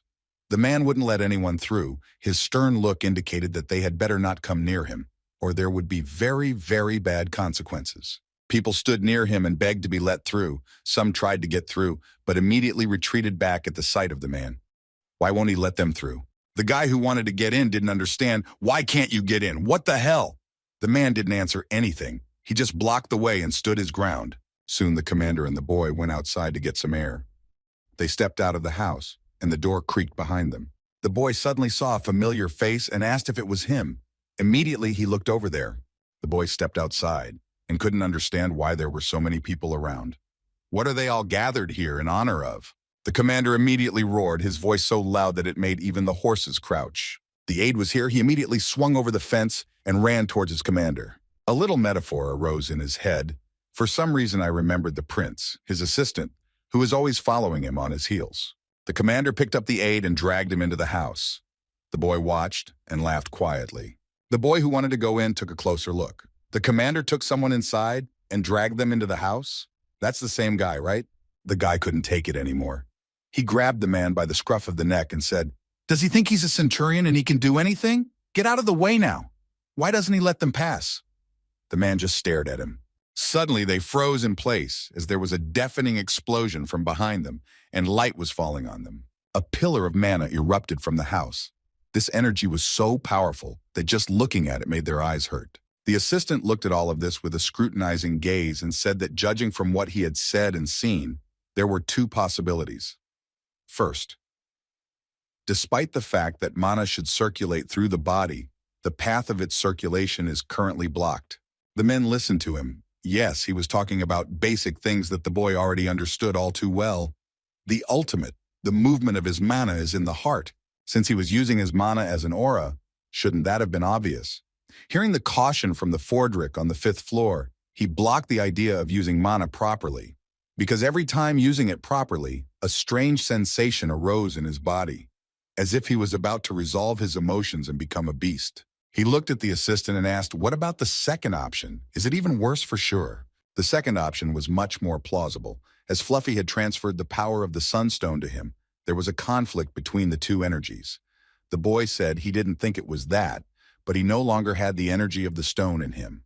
The deputy continued to explain. "Did he tell me that his mana, that should go out to the heart, is being rejected? Since the power is too great to control his heart at the moment, the flow of mana to survive, his heart is filled with the energy of the sunstone. Therefore, relatively more mana energy is rejected. The boy thought about it. This argument sounded fully logical, so it could even be believed. If my heart is filled with the energy of the sunstone, then my own energy will naturally reject it. The commander leaned in. If there really is hidden power in his heart, one should try to release it. The aide said that he wasn't sure if his words were true, but they had nothing to lose, right? Okay, we need to harness the energy inside him like the assistant said. They have nothing to lose. The guy looked at his hand. Okay, they'll try. If he doesn't act, he'll lose. The Manhwa in his body would get out of control if he didn't circulate it properly. He decided to concentrate only the violence in his heart and ignore his own Manu. The boy sat down and began to meditate. His body felt nothing so far. No visible change was happening. He closed his eyes and relaxed. He still felt all the same sensations as before, but he didn't understand what it was all about. So far, everything was the same as before. If nothing happened, it could restore the strongest memories. The boy immersed himself in his past. It was like wrapping himself in a warm blanket. That's what the assistant said. He began to remember the first time he met his furry friends, with whom his journey had begun, and with whom he had overcome many obstacles. It was quite a pleasant memory. Besides the time when he met the administrator, he had quite a few meetings, and they tend to disappear over time. Why is this recent memory so vivid? He remembered himself as a little boy, watching a little boy crying alone. Something inside him began to change. His heart began to beat harder. He felt a warmth that spread throughout his body. It felt strange, but it felt right. It's working! The boy opened his eyes. He could feel energy flowing through his body. Something was changing, and that something was incredibly powerful. He could feel his heart start to beat faster. A powerful mana that his own mana couldn't even compare to. With that kind of energy in his heart, it was understandable why his own wasn't able to circulate properly. Now everything was falling into place. The commander must have noticed the change in the boy and asked worriedly, "Is he all right?"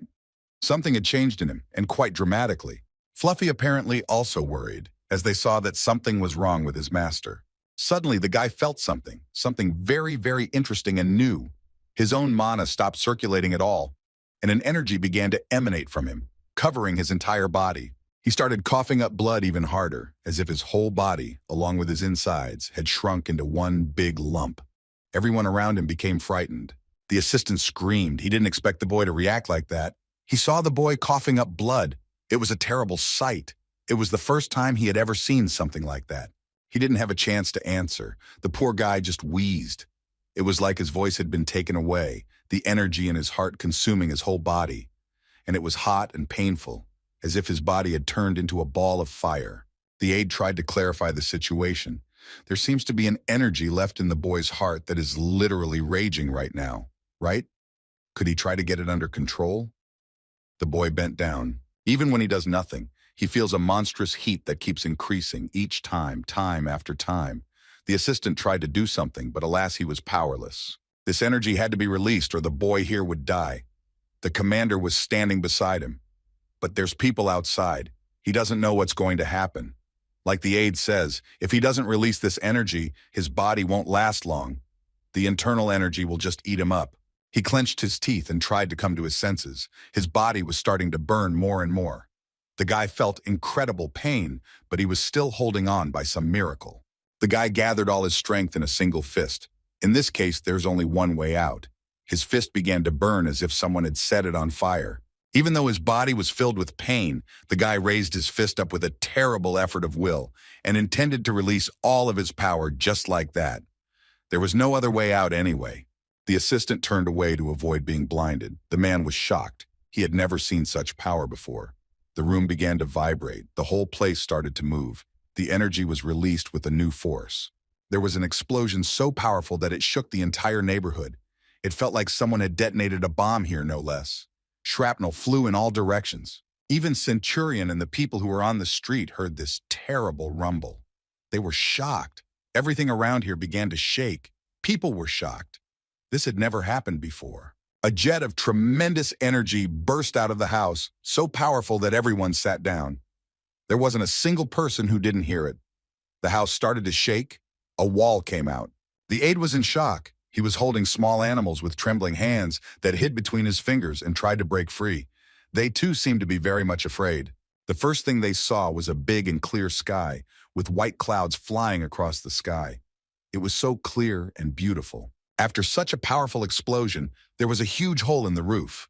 The guy immediately fainted from the strain. He immediately fell to the ground. He passed out almost instantly. I see, the man seems to have figured it out.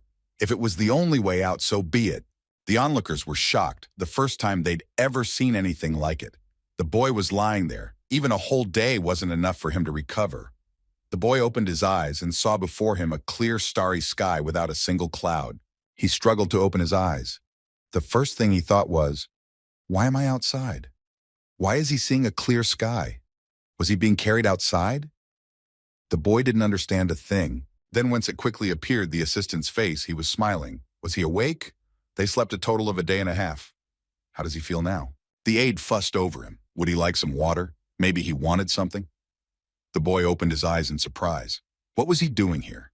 The boy didn't understand shit, but he knew only that something had happened, something very powerful that he couldn't control.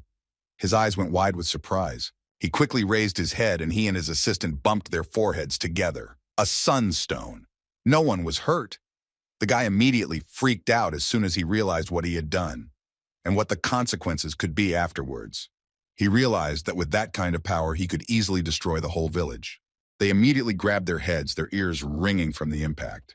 The boy apologized. The aide said it was all right, no big deal. Scratching his bruised spot, the aide said the commander was hurt. His eyes looked away. The man must have been worried about something. As soon as the boy heard that, he was horrified. What? What did he do? Is the commander really dead? Where is he now? The aide pointed his finger upwards, where there was a huge hole. The boy looked up and saw that there was some kind of board. It seemed the commander was on the roof trying to patch the hole. The boy saw that the commander had a very sad face. What happened? Was he so upset because the roof was broken? However, the aide said that his wife told him off, and now he was going through emotional trauma. He finally realized it all and sighed heavily. The boy already thought he had done some terrible mischief, and it turned out the commander was just sad. Like a stone of the soul fell down, somewhere on the 20th floor. There was a man standing behind a virtual screen, and he seemed agitated about something. Where's his place? 15th floor, 15. Finally, the man couldn't take it any longer and hit himself on the head. That useless bastard. Kim Sang-hyuk. The man was hitting himself on the head. Apparently this player was his favorite, and now he's going to lose. He started biting his nails. If he could find this guy who passed levels so fast, the 30th and even the 40th floor would seem like nothing. He could say goodbye to this shitty place. He had been pelting Stream with coins for this bum. However, it was completely useless. He tried to learn information, but it was no use. The only thing he could find out was the player's name. And even that information is questionable because there is no user with that name. Where the fuck are you? The man threw a beer bottle on the floor. He seemed to be furious. The bottle cracked, the drink spewing out of it. The man was breathing hard and he was furious. He probably wasn't the only one interested in this monster. Most likely this promising player was being hunted. Everyone wanted to get their hands on such a valuable person. He was already being hunted. Everyone wanted to get their hands on such a valuable person. We had to find him before he reached the 20th floor. The action moved to the 70th floor. There was a large city, most likely similar to Seoul. There were high-rises everywhere, wide bridges, and a river. A car drove over the bridge. A girl was sitting in the car and was biting her nails. She seemed to be very unhappy about something. A man's voice was heard. Do you always dress like this to meet the clan leader?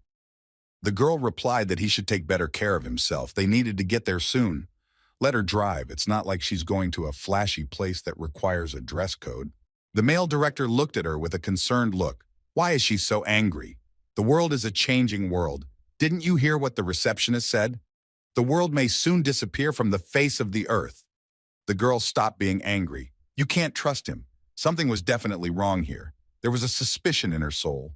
The headmaster himself didn't understand it at all.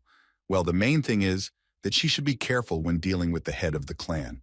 The man doesn't think it's serious, but he does seem upset. She's noticed how he smiles when he's in a bad mood, right? The girl snorted. Damn, she really doesn't want to go there, having to go all the way to the middle of nowhere to meet that asshole? No thanks. Soon they arrived at their destination. It was a large mansion surrounded by a high fence. It was luxurious, large columns, patio and garden.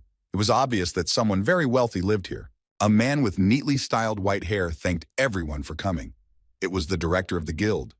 He was smiling, though that smile could be hiding anything. The two stood in front of him and greeted him. The man was all excited, but the girl didn't seem to have any excitement at all.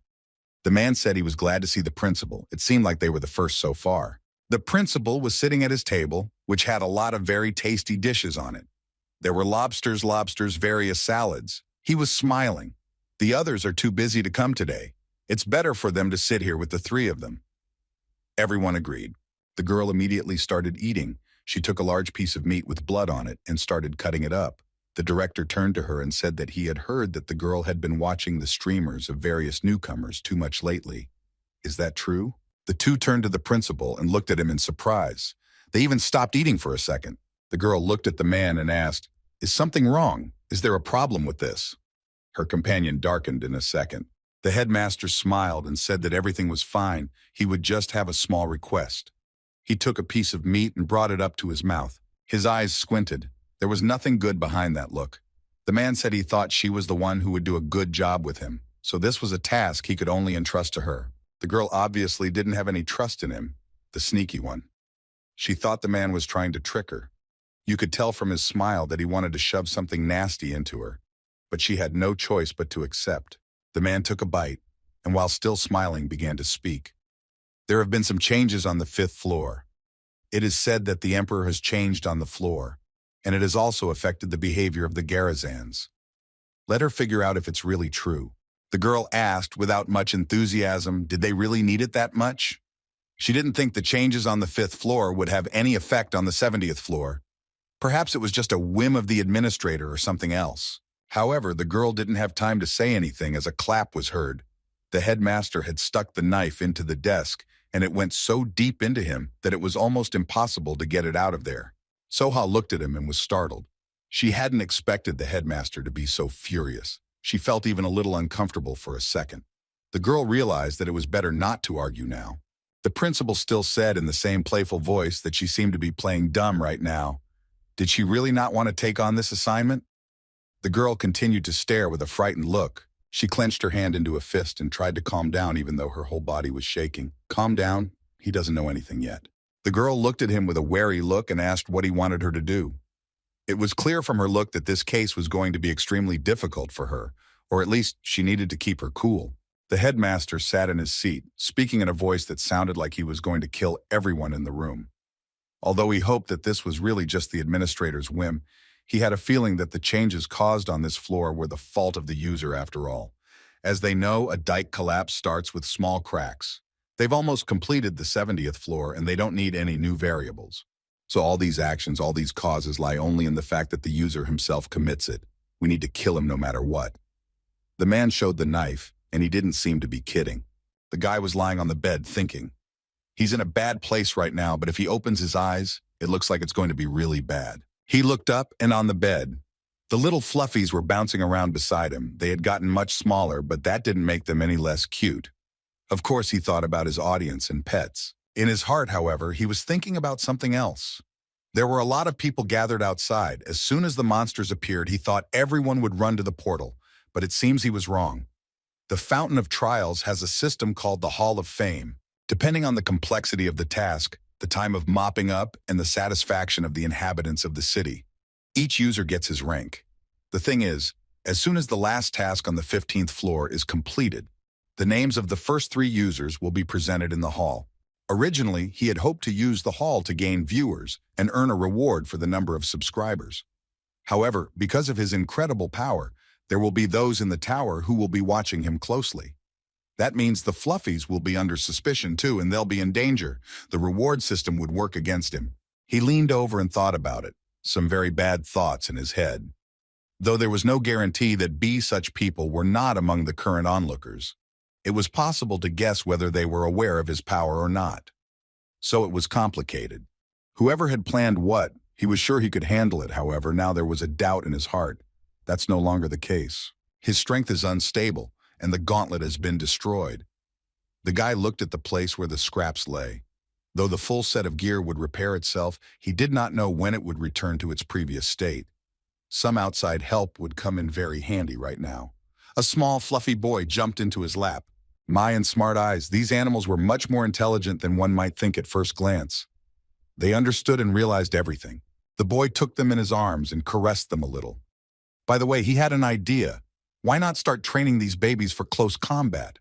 He stroked them with his hands, and the kids immediately started smiling.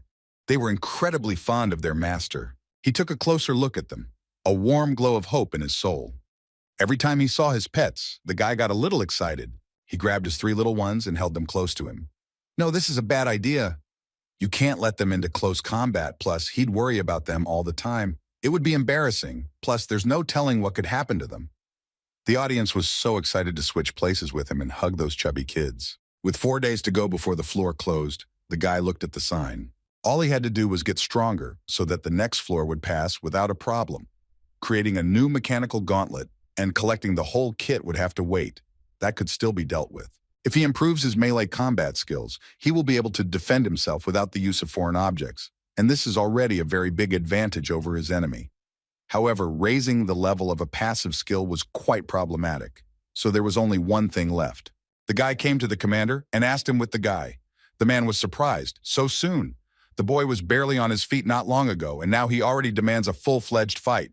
A good teacher is the key to a speedy issue. The suggestion amused the man, however. It seems the other battles weren't enough for him. He's only a procrastinator. But the boy, surely that's what he wants. What if he faints again? The boy exhaled and said after a moment's silence, he did say, warrior, right? He decided to go on the offensive. He had to get those skills after all. There's no guarantee he'll make it back to the 15th floor. And even if he got here because of the system, this man wouldn't be able to remember him. The boy smiled and said he would understand if the man is just afraid to fight him. Friendship through bickering and fighting will only lead to mental overwork and wasted time. The best thing to do now is to develop your strength as soon as possible to get to the 20th floor. Therefore, the best option would be to learn from this man. As soon as the man heard the phrase that he was afraid, he immediately launched his huge fist straight at the boy's face. He couldn't tolerate someone calling him a coward. The man stopped his fist just a few centimeters from the boy's face. He even felt the fierce wind that flew from the man. It was really powerful. The boy was even a little scared. Smiling, the commander said that let the boy do not forget that he is now wearing no clothes that can protect him. So let him be careful with his words, or else not much can happen. However, the boy was not embarrassed by it last time he fought with him without clothes, or has he already forgotten? There was a look of surprise on the boy's face. At this time, people had already gathered outside the fence and were eager for a spectacle. It was not often that the commander spoiled them with such a sight. Would they really be sparring now? Of course, Kim was concerned about the surveillance of his person, but at this time it was useless to do anything. Those who needed him would find him sooner or later, so it wouldn't make any difference. The boy got into a fighting stance. The man smiled and told him not to regret it later. Of course he was happy to spar, however. Let the boy not overestimate himself. The fight started without any warning. The man swung his weighty fists, and they passed just a few centimeters from the boy's face. A little more, and he would have gotten a solid punch. The boy had been counting the seconds. He had dodged everything, and so his opponent, and fought on a level. Now he timed the moment and put his fist right in the man's face. He waited for the moment. Time flew by. There was only 1 day left before the floor closed. He had spent all those days training. Kim felt that his body was getting stronger every day. It seemed to him that he was slowly recovering, and he was. The boy was ready. He wasn't afraid of anything now. The skill level had increased to 5th. It couldn't help but feel good. In the house, everything was going its way. The day of his departure had come. The boy didn't even really want to leave this place. At this time, Fluffy was having a nice lunch. They were absorbing mana stones, and the users were watching. They laughed. Since they are eating so well, it means that soon they will be fine and feel not fine. The mana stone the assistant gave them must have been delicious, judging by the reaction of the Fluffies. They were licking their lips. They must have gotten a taste for it. Tomorrow morning, the guy would have to leave this place. So now it would be his last night in this place. Since that was the case, it would take some thought. Looking back on past experience, the reward for the trial in which the administrator intervened was unusually high. If he got the reward now, he would reveal even more information, and, especially to those who are watching him, maybe he should stop the broadcast. For one thing, it'd be safer. No, it'll make it seem like he's shutting out the viewers, which will lead to more problems in the long run. It's a lame idea, obviously. The guy said he was going to check his award, and he pressed the button on the sign. Finally! The audience cheered. A second later, a box of presents fell here. The guy looked over there, and Fluffy was a little scared even. They had made such rare appearances during this time. The guy decided that he needed to collect the rewards for the subscriptions. He opened the box. There was the usual 5,000 coin money pouch for such occasions, nothing surprising. Next was a space backpack, exactly like the one the boy had, of the same rank. And here was the most valuable reward, the tunic from his Snake Lord kit. It looked like a large sweater, red in color with long sleeves. Time prediction ability 1 second. The guy took the reward and started to look at the new clothes. He thought about the chances of getting another item from this set, and he was right. This was just great. From what he had heard from the others, the effects of this item make other people's bodies start to double. But he didn't know what it actually looked like in practice. Needing to just try it out, the boy took off his t-shirt to try on his new outfit. The audience started laughing. Sudden striptease. Is he implying censorship? The boy paid no attention to the pratfalls and just dropped his clothes on the floor. He put on the new item and thought that it would probably be difficult to use the prediction, but he didn't even know if he could control the effect in principle. As soon as he put the item on, everything started to change around him. The image began to swim. He felt as if everything that fell into his view began to ripple. He began to feel nauseous. The image kept bifurcating. That's the effect. He got dizzy, and the guy couldn't control himself. Normal. What a fucking mess. That's the use of his energy, as if his vitality was being drained and his life force was being devoured. He held his breath and covered his mouth with his hands to keep from throwing up right there. He had to focus. He opened his eyes and tried to regain his senses. Holy shit. The first thing he saw was his fuzzies who were standing in front of him, and doubled over too, but their faces were clearly worried. They had noticed that something was wrong with his master, and were looking at him with concern. They seemed to realize that something was wrong. Soon the nasty effect went away. The boy could see normally and looked at his hands. Everything seemed normal now, but this effect was only for a second. As soon as the boy tensed up, he started to feel nauseous again. He didn't realize what the problem was and closed his mouth again. He couldn't help himself, and he threw up after all. The guy held on with all his might. However, it was dofan difficult, even though he could only see movement at 1 second intervals right now. If he practiced well, he would be able to use it whenever he wanted. The guy wiped his mouth with his hand. It takes time to get used to things in regeneration. That's okay, it's all realizable. The next morning he already had to move out. It was time to leave this place. He even felt a little sad. All night long he had been practicing. His legs were wobbly, as if all the energy had been drained from his body. He could barely stand on his feet, but he was able to walk. He covered his mouth with his hand to keep from starting to vomit right there.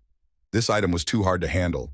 He didn't know if he could use them at the same time. Waking up this morning, the guy didn't find his aide or commander. Had they gone somewhere? He didn't even have time to say goodbye. Not that they would ever see each other again, but it still hurt. But suddenly the boy heard and felt that something was wrong in the streets.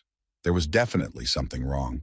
The streets should be noisy and lively, but right now, none of it was suspiciously quiet. Stop! And then a horrible thought popped into his head. Had the floor rebooted? That would explain everything then. He rushed forward to test his hunch. The guy ran first to the testing fountain. It should still be open, right? Within seconds, he reached his destination and was already standing there. To his great surprise, it was crowded. Many people were standing in front of the fountain. The guy stopped and stared forward in incomprehension. As soon as he appeared there, all the people standing around turned their surprised and respectful glances at him. The guy froze in place and didn't understand anything. Why weren't they staring at him? After a second, all the people shouted with glee, "Lachanta, may the part be with you!" Is this some sort of peculiar greeting? The guy didn't understand anything. People kept smiling and chanting his nickname. He saw Centurion and an aide standing there smiling, looking at him. It seemed this whole carnival was all about him. The boy even blushed a little from embarrassment. And he wondered where everyone had gone. And they were all here. The others just looked at him and smiled. What does it look like? The people continued to chant. The commander appeared from somewhere. He smiled and said, "This is our farewell. May you be honored." The boy was surprised and asked if this was too much honor for an ordinary traveler. He still didn't understand anything. Smiling, the man asked, was he embarrassed? He more than anyone else deserved such a farewell. The man snapped his fingers. One of the residents approached the boy and with a crying voice started chanting the same thing the others were saying. He grasped the boy's hand and tearfully mumbled something to himself. He called him a savior. The man's face seemed vaguely familiar to the boy. Digging into his memory, the boy remembered that it was the same man he had seen the first time he came to this place. He looked very different now. All the people of the town had come together in such a farewell. That word cut painfully into his head. Farewell. He honestly didn't feel much like leaving this place. The commander came up to him and patted him on the shoulder. Hang in there, and don't let him forget that his journey is blessed by everyone here. The guy looked into the faces of the men. They were filled with the greatest respect a man could give. Chin up. The deputy smiled. A farewell that was unparalleled in the past. Everyone looked at him with incredible respect. They now treated him not as a mere traveler who had willy-nilly come into the city, but as a member of their own family.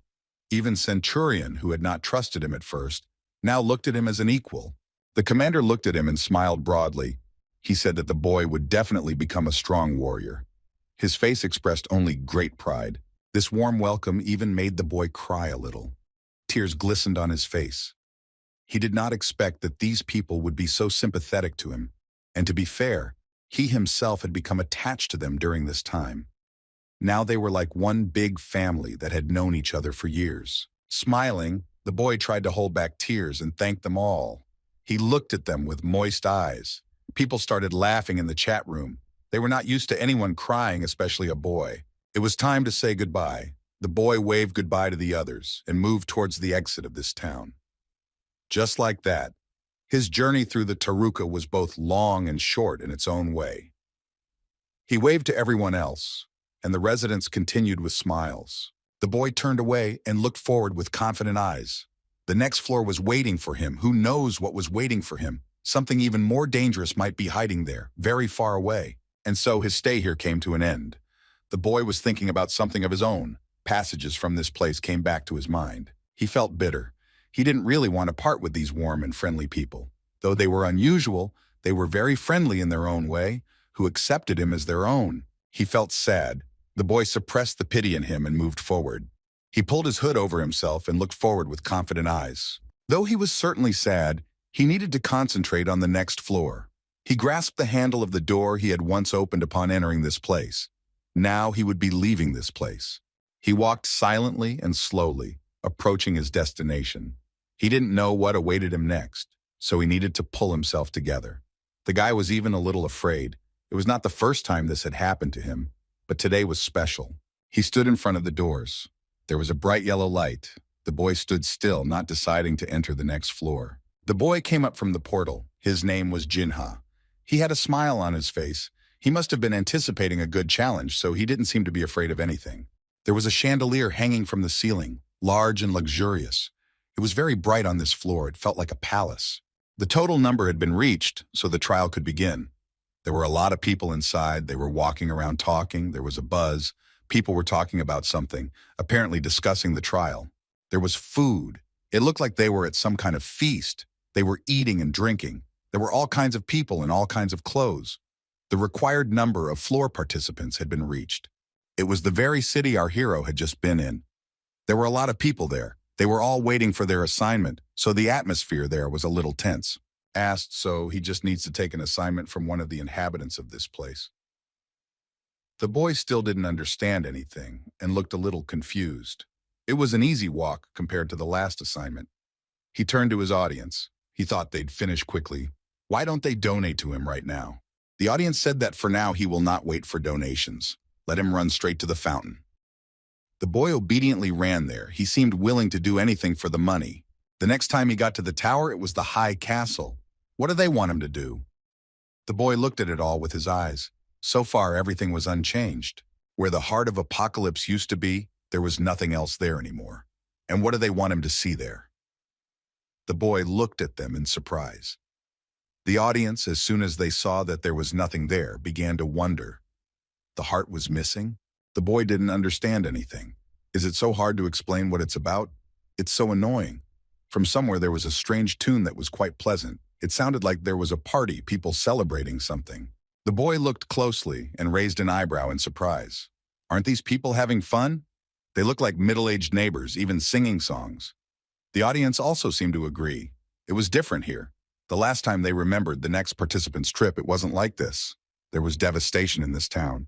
Song translated from the language and could be heard everywhere. They sang about some great warrior who had freed them into the village. Strange. Everything here was as strange as possible. There were also changes on the 10th floor. People approached the castle and passed through its huge gate. In front of the travelers stood a guy in ordinary clothes and said that he was from the Hypocrite Guild. He asked the stranger for assistance. The two stopped in front of him and stared at the guy in surprise. The man and the girl standing in front of him were puzzled. Where did he come from? What does he even want? The man kept smiling and apologizing, said that they were looking for the person responsible for the confusion on the floor. As they know, there's no recording function here, so it's very difficult to find someone's actions. All he has to do is check their faces. All the while, the man's mind was spinning with the image of the very traveler he needed to find. Short hair backpack clad in a loose-fitting brown coat. The guy took off his hood, and the guild member realized that he seemed to be mistaken. The description didn't match at all. He had long hair and completely different eyes. The girl standing next to him snorted. Probably she was very uncomfortable with some incomprehensible dick constantly holding them up. However, the inspection continued. There were so many people that they stretched into a huge line. In front stood the guards, who were checking the face of every traveler entering inside beyond the castle walls. This inspection promised to be very long. People were slowly becoming disgruntled. What the fuck was going on? They had been standing here in this fucking line for an hour, and they hadn't made a millimeter of progress. Kim looked out of there and looked ahead to see what was going on. The boy tensed up. He quickly realized what this was all about. As you might expect, he was wanted, and the people at the portal to the 10th floor were being checked. Apparently, his name had gotten out on the floors above. That's too bad. Hiding was a problem now. He put on his hood so he wouldn't attract suspicion. He had to get in somehow, but he couldn't just change his face. He couldn't get caught here. The results at the Hall of Fame were amazing. Our hero was in first place. Hurry up and send in your friend request. The woman was tapping away on her keyboard. Wait, but how would they know exactly who this guy was? She was really worried. The man tried to convince her. What a fool. How does she not realize when she kicked everyone out of here? He was the last one to come in? Let her think for herself. The guy went into the portal with his hood up. As soon as the results came out, everyone knew about him. That was bad, no matter how much you had to keep your identity a secret. The boy went through the portal. He was able to escape to the 16th floor as soon as he got close enough until the situation stabilized. This is where it gets dangerous.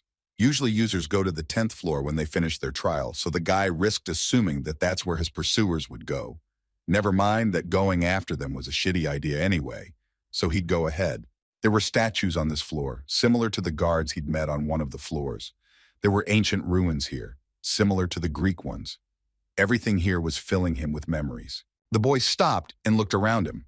The 16th floor challenge is a large-scale challenge that is a mixture of the 3rd and 4th floor challenges in which 30 people need to attack from 2 sides to win. In such a situation, one cannot act recklessly even if he crosses paths with someone. If he waited here, people might show up. The boy moved forward and smiled. One must be as careful as possible. Another man entered the portal. The required amount had been reached, so the passage was closed. The man was surprised at this. Closed? Is someone already inside? The difficulty of the challenge will be adjusted to the average of the difficulty level of the participants. The next person entered the portal after that, a smile on his face. How brave of him to conquer the 16th floor alone. They'd better. The man had thought it would be a long wait. The test of the 16th floor had begun. We have to break through to the temple of the ancient god. The trial starts in 10 minutes. People saw a man standing near one of the statues, wearing a cloak. The boy stood and watched them from afar. The situation between them began to heat up. They didn't trust each other, so they acted with caution. The man with a small beard said that he would go over to him and ask him what was going on. His companion waved his head and nodded affirmatively. The man looked at the stranger standing a few dozen paces away from him.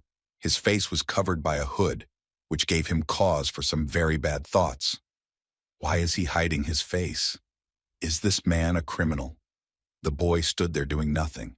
The man turned to him and shouted, "Hey, you're the user, right?" He started to worry me a lot. It was getting dangerous in here. They looked as threatening as possible. The man wondered, "He's a user, right?" The boy nodded his head. He continued to stand where he was, drilling the newcomer with his gaze. Did he come here alone? The boy replied that it was just the way things were. The man approached him timidly and asked if he could find out the circumstances. The boy shook his head. No, sorry. The man took up his sword that was at his back. If this guy refuses to answer questions, there is no way to have a normal dialogue. The man was wary. The boy replied that he understood perfectly well, but it was also difficult for him to somehow get all the cards on the table. The boy smiled. He didn't want to tell everything possible about himself, so let him be patient. The men tensed up. Would he really have to spill blood from the start? He seemed nervous. The man turned to the stranger. So let's go first. He introduced himself and said his name was Sehun.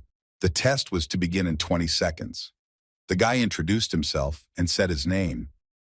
He stood there with a statue behind him. Something started to change. There was a rumble. The test began. The huge statue of a legionnaire behind the boy began to move. Its eyes lit up, there was a rumble, and piles of dust rose into the air. The boy stood motionless and did nothing. The man watched in horror as a huge figure appeared behind the boy's back. He screamed, "Crazy people, behind you!" He saw that he, stranger, was in great danger, yet could do nothing. However, the boy didn't seem to need any help. The boy swung only once, and the statue behind him shattered into several dozen pieces. The boy didn't seem to need anyone's help at all. He was incredibly strong on his own. Kim stood and held his hands at the ready. It only took one small blow for him to turn that statue into a piece of earth. So there was no need to worry about him at all. The man stood there and looked at it with wide-open eyes. He felt kind of uneasy. Who is this guy anyway? Where did he get such strength from? How did he end up here? The men looked at each other and shivered with fear. They decided it would be better not to piss this boy off if they wanted to stay alive. Where did he get that kind of strength? Now, instead of huge and heavy statues, they were nothing but stone fragments. What was that all about? Goosebumps ran down their backs, and people stopped and tried to regain their senses. The boy didn't pay any attention to them. His movements became soft and smooth, so there was nothing to worry about. In order to realize the plan, we need to act quickly, so there is no time to sit around. The trials of the 16th floor had just begun. There were big columns around, torches that were burning. It felt like a bud in a medieval dungeon, so the guy hurried forward. He walked up to one of the statues, the smaller ones that were nearby, and leaned his hand against it. The cold concrete was clearly felt in his hands. It was someone like an elf. The guy stood near it for a few seconds and tried to figure out what to do. He tried to calm down and come to his senses, but there was only one option. In this case, there was only one option. He pressed his finger and stood on his tiptoes. The statue's eyes lit up. They were similar to the one on the truth floor. They also had 3 eyes, and now they were glowing red. Everything around them began to vibrate. In the statue's hands was a jug with some kind of liquid, whether it was water or mana, who knows. The boy looked at it and was a little wary. The statue looked at him with all 3 of its eyes. It was a horrible sight, more like a horror movie. The boy twitched. He stood nearby and tried to concentrate. What should he do? That he certainly didn't understand. The doors opened and the travelers walked in, only the sounds of their rumbling footsteps echoing everywhere. The guys were scared too. They wanted to pass the test quickly without the slightest slip-up. The people were scared. The person who was walking behind was trembling with fear. That person must be experienced. This is crazy. Otherwise, how could he pass the test by himself? The man was in shock, his body trembling with fear. They went inside and saw how everything here was covered in ice. It was cold. All these water containers were overturned. The water poured out and froze immediately. Since the task of this floor is structurally similar to the task of the 3rd floor, as long as you know the weakness of the stone statue, you can somehow overcome it. But after that, there will be endless traps and seals in the way. So it will be extremely difficult to get through. As soon as you pass through the door, you will find yourself in a long corridor, filled to the top with various traps. If you pass through it without knowing anything, hidden stone traps will activate, and then you can't go through, which they hold a solution that can freeze everything in the great territory of the point. Even if you are lucky enough to dodge, to pass through the cold air will be extremely difficult. You will simply die of hypothermia. And even if you manage to get through the ice trap, then meet the statue attacking from 2 sides with huge arrows. So the only way to survive in this place is to cooperate with another. The man approached the other players who were less sinister looking. Participants bought sand and don't touch the ice. Everyone nodded their heads. But the ice on the floor is clean with no cracks. The only footprints are those of that guy. Suddenly, the man saw something on the ceiling and pointed his finger in surprise. What's on the ceiling? Everyone raised their heads to look. The man squinted and saw that there were human footprints on the ceiling. What the hell is that? It looks like a gay footprint. How is that possible? But why is it on the ceiling? Another man suggested that the user must have climbed up to the ceiling to get through the ice corridor alone in one go. Perhaps he overcame this corridor with a minimum of movement. In parallel, defeated the monsters. He ran the entire distance in one go? Where's the logic in that? This was the first time he had ever faced someone this strong. His comrade in arms replied, did the way he destroyed the stone statue seem logical to him? Did he even see the man move? The man thought for a moment, at which time he was informed that they had finished spreading the sand. They moved forward, sprinkling ice so they could move without much damage for now. The man didn't know what his goal was, but one thing was certain. They moved forward. There were mountains of corpses, destroyed monsters, and bayonets. The sight was unbelievably gruesome. One thing was known, the boy had done this to show them his worth. His hand touched the crystal, and it immediately lit up with a red light. The boy stood next to the wall, completely covered in crystals. This is a familiar puzzle, so no surprise. All the crystals need to be the same color. The people soon found him. The boy turned to them and asked, "Are they here already?" His face was calm and serious, but still at the sight of the boy, people had goosebumps running down their spine. The men said in a trembling voice, "Yes, it was so easy. It was as if they were walking in the flower glade." This boy was younger than he thought. He looked to be about 20, 25 years old. They had a casual conversation. This stranger seemed to be friendly. He said that he understood that he would sound rude, but could I know the name of their clan? The man replied that their clan was called Hanshin. The boy looked closer. The name looked familiar, but there was no reason to worry. His gaze slid downward. Wasting time on meaningless conversations seemed like a stupid idea to him, so he would get right to the point. His voice still sounded cold and dispassionate. He waved his hand and said he had something he wanted to ask them. The people were silent. It was a shock to them. What did this man want from them? The man kept checking all the people coming in and out of the city. He asked for their cooperation and wanted them to show their faces and introduce themselves. After all, he was looking for a dangerous criminal. The man who wanted to enter the city was a little discouraged. The guild seems to have gotten a little crazy. Detaining people, they're all tired. Let's see how many people are here already. There's no reason for them to cooperate. All the people here are members of his clan. Let him see how many there are. The guy stood somewhere in the crowd, watching from afar. It's not good. However, things were going well so far. This guild wouldn't be able to force the Hanshin clan to act in their own way, so there was nothing to worry about for now. The man smiled and fiddled at the same time. He said that he understood everything perfectly, and he was willing to pay 50,000 coins for the inconvenience. His voice sounded a little rough. The male clan member was furious. This asshole dares to look down on them? Even if he gives them 500,000 coins, they will still think about whether you should listen or not. How much is he offering? 50,000. Fuck you. What are they to him, weaklings? The fact that they're being held here pisses him off. The two guys looked at each other, a look of concern on their faces, like they'd gotten into trouble they didn't want to be in. Well, there was still something they could do about it. They decided it was better to let these people pass after all. They bowed their heads and apologized for the inconvenience. The clan walked past and looked at them like crap. Basically, no wonder. The guy was furious. And what makes this clan so different? Why should they give way in front of them, begging sign? His comrade said that the head of this clan is in charge of the 10th floor. Nothing good will come out of a conflict with them, Oni. Kim exhaled. So far so good, one could feel calm. The boy walked past and pulled his hood even tighter, so as not to give away his face. Night had fallen in the sky. Everyone had dispersed to their places and were now resting. The man looked at Kim and said that he would meet with the clan leader tomorrow, as promised. He looked friendly enough. The boy nodded his head. Yes, he would do everything and come to the appointed place. He thanked the man again for his help. If it wasn't for him, he didn't know how this would have turned out. No problem, the man seemed glad. They should pay for the help after all. After all, even though they'd gotten a reward for a level 60 challenge, they'd done nothing. Kim smiled. He was glad that he had made friends with this man, a useful ally after all. He only did it because he needed help, so there was no need to feel indebted. The man seemed to be extremely benevolent at first glance. Soon their dialogue ended, and the man disappeared somewhere in the crowd. The guy looked after him and sighed heavily. So far, everything was going as it should. He could avoid being declassified. Okay, it was time to move on.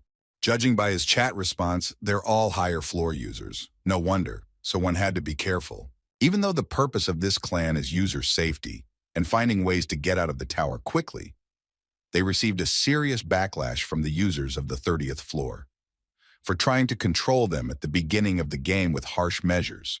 So basically, this clan is no better. At the other end of the scale is the very same hypocrite guild that has declared a hunt for him, whose goal is to monetize the tower, and they will use any means necessary to achieve it. Using anyone as a cog in their vast machine, so he's between a hammer and anvil, it's a fucked up situation. The guy wasn't going to team up with any of them.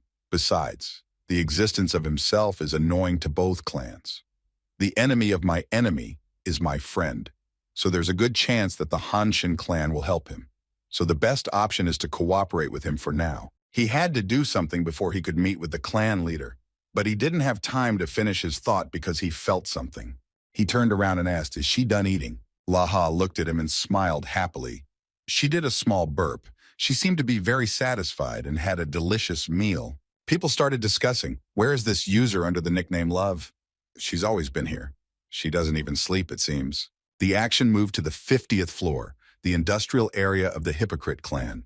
Here was a huge factory that was an entire industrial complex. There were tall pipes, folds of room, and production complexes. There was the smell of smoke and fuel oil everywhere.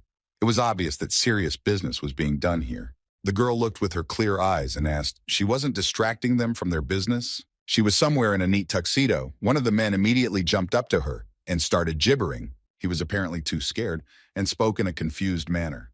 Distracting? Yeah. What's she talking about?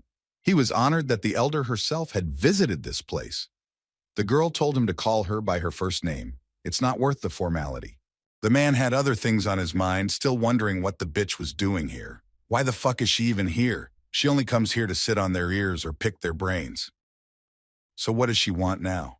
70th floor. There's no group activities left, so why'd she come down? The girl asked. How's the work going? Could they show the supply chart and the daily recycling schedule? The man twitched and shuddered. The girl looked at him with a serious and very stern look. What is it? Is this what they want to do? The girl's eyes made it clear that it was best not to argue with her. The man waved his hands and shook his head. Of course he doesn't want to, because it could all come out that he was secretly pumping materials to himself. But that's not what he said. What? Wait a minute. Suddenly the door swung open and there was a man who opened it with his foot. The head had better get out of here. The man seemed to have a fierce attitude. Was it a burglar or something? He seemed furious. The girl's aide stirred and she herself came to alert. She told him to round up the guys and evacuate the rest of the workers immediately. The guy scratched his head. He hummed disappointedly. He had tried so hard to get down here to the 50th floor and the head wasn't here. What a pain in the ass. The guy looked extremely frustrated. He had fury on his face. The girl came out to him and disdainfully asked him who the hell he was. She had never seen him before. The man turned his head toward her. The girl looked at him and said that he seemed to be lost here, right? So let him get the hell out of here. The man became even more furious. His face changed from rage now. He was looking at her with yellow burning eyes. This was our hero's loyal audience, he shouted. You're here for the main thing. He's here to wreak havoc. His face didn't express anything good. Having finished this phrase, the man immediately rushed to attack like this. He swung his fist, but the girl dodged. The fist passed a few centimeters from her face. She had not expected such a swift attack. She rebounded and began to speak. He realizes that this way he is breaking the mutual agreement, doesn't he? The girl leapt to dodge his attacks. The boy had very powerful fists. So one hit, and it seemed the girl was dead. The boy smiled and asked, doesn't that work when he is a clan member, right? So what's the complaint? The girl stalled, since he knew that he was part of the clan, right? Why is he doing this? The girl was breathing heavily. The opponent was really serious. The man sighed and said that he heard that this girl was annoying one person he cared about, so let her better stop. They're still bitches. But I didn't think they'd be meddling even on the 10th floor. The man clenched his fist, which suddenly began to vaporize. It felt like it was about to shatter the girl's bones. He took aim and was about ready to deliver a decisive blow. The 10th floor? The girl didn't quite understand what he was talking about. She looked at him with surprised eyes. What is this idiot talking about? Eat shit. The guy put his hand forward and sent a powerful gust of wind in her direction, which should have blown everything around. The girl silently watched his every move. What was he up to? She didn't move. What the hell is going on here? He looked at her with surprised eyes. Now, a single phrase came out of her mouth that decided the outcome. Popeye! It sounded so sudden that the man even stopped. His eyes widened. He didn't expect the bitch to know anything about it. But okay, it didn't matter now. What the hell was going on? The guy stood there, not understanding. The girl was standing still and she wasn't moving. There was a wind that was about to tear her in half. There were rocks flying, but she stood still. After these words, the guy seemed to calm down and jumped up to the girl, looking at her with uncomprehending eyes. What did she just say? However, the girl looked at him and just smiled. The events moved to the workshop of Kreia. There was already boiling work. The master was up to his ears busy. The man was looking into his decoy ore and scrutinizing the order. In a surprised voice, he asked, "Does he really want to do it like this?" Asked to occupy the workshop for a few days, so he wondered what he was up to. He looked at the glove the guy had brought him. There aren't just 2 or 3 triple spiral circles of mana here, more like a compound of multiple circles. It was essentially a time bomb. The glove was terrifying even at the level of its idea. The man looked at it in surprise. The compounds have such a pronounced structure that this glove could be mistaken for a martial arts item. The boy was smiling, that's right. The man didn't even realize it right away. The boy thought about it. Although he couldn't learn the martial arts of the empire right away, but he had learned the superior skill of the Teruhi martial art. That was something. In that case, he should modify his weapon to suit his purpose. The master leaned towards him and began to say serious things. In any case, if he uses it like that, his body won't be able to take the strain. Can he change to the sequence he uses himself? Kakim said it was fine and thanked him for his concern. But it's unnecessary. The boy took out his tablet and apologized to the users. Circumstances leave him no other choice, so they will say goodbye for a while. Please let them wait a while. The users agreed. Can he just end stream? Where would he go then? The boy smiled and said he was thinking of going to the next floor. However, he has debts to pay off now, so it's not time yet. Debts? Is he finally getting out of here? Work began to boil. Evening turned to night, and work was still going on. A man with glasses and a neat sweater greeted. He introduced himself as the head of the Hanshin clan. His name was Han. How consonant. He immediately offered his visitor a cup of tea. The boy smiled and declined. Thank you, but he doesn't have time for tea right now. He's just here on business. The head was surprised. Oh, wow. Most people agreed, at least because of basic politeness, and he so obviously shows he's very funny. They stood across from each other and talked. The headmaster immediately said he'd heard about this guy and what he'd done, about being persecuted after being falsely accused in the original guild. So he had heard that the boy would like to join their clan. They stood across from each other. However, the boy was lying. The man was certain that it was all a lie, and said so right away. He wasn't even a member of the opposing party, right? The boy didn't even hide it and said that it was true. He was right. He didn't think he'd run into him until the 50th floor, and he didn't think he'd be chilling here. That seems odd, to say the least. He was a pacifist, or at least he seemed to be. The man said it was interesting that the boy wasn't going to make any excuses at all. That's what they call him, who dare not ignore him. A lot of people call him a rookie leading a steam train. The man began to speak in a calm tone. He was already well aware that the clan head was interested in this, already having some information, right? So what's his motive? Literally on the same day, the people who were mocking this man were only busy with one thing, the fact that they were praising him. The man addressed the boy by name. He looked at him with eyes that said, nothing good. The rumors still had yet to break, but he knew what the boy had done on the 15th floor. On that basis, the changes on the 5th and 10th floors are most likely his doing too, right? The man spoke softly and in a low voice. The boy realized that there was no use in hiding it. He would have found out soon anyway, so it was no surprise. No need to devalue himself in his eyes by telling an untruth that would be revealed anyway. It was useless to lie. The boy answered, yes, it was him, no one else. The man laughed. Such an easy confession made him lose all his fervor. So he deprived him of the pleasure of interrogation? The man asked in surprise, what kind of deal? He didn't want anything from the boy, so why would he make any unnecessary deals? The boy smiled and said it didn't seem that way. He still had Trump up his sleeve. He had a lot of delicious ingredients right now, so he would be able to interest the man in something right now. He guaranteed it. And this man is a top-notch chef who can delight exactly to prepare these ingredients, so it's quite real. The man listened, the boy telling him his plan, and the man listened with an attentive gaze, continuing to watch the boy. As soon as he finished, he burst into loud laughter. The boy looked at him with surprised eyes. Why is he laughing? The man smacked himself on the head and said he would like to move on to the next one. The boy said he was listening attentively. The man told him to go to the 17th floor and prove his worth. His voice suddenly changed. The boy asked if he had already passed it. The man said that was even better, his eyes lighting up. After all, the shadow game is much more painful on the second playthrough, so it would even be interesting. The guy looked at the man and asked how he was going to test him. He could lie, after all, and then the truth wouldn't come out. The man replied that there are plenty of ways to find out, so there's no need to ask.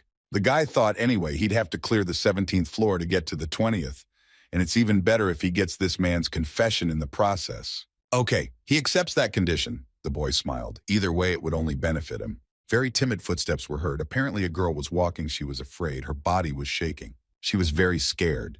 In front of us was a girl in her 20s. She had ashy hair and red eyes. She was shaking and trying to come to her senses. Her audience supported her and tried to cheer her up. The girl almost cried. She was very grateful for the support, but she was still scared. Suddenly, signs began to appear in front of her. The required number of participants had been reached, and the difficulty of the challenge would be adjusted to the average of the difficulty level. The girl almost fainted from such a surprise. All functions have been disabled. The test will start in 10 minutes. The girl looked forward in front of her and saw the statue of a large angel, which was a few centimeters away from her. She was very timid, so she was afraid to look around. She was terribly uncomfortable.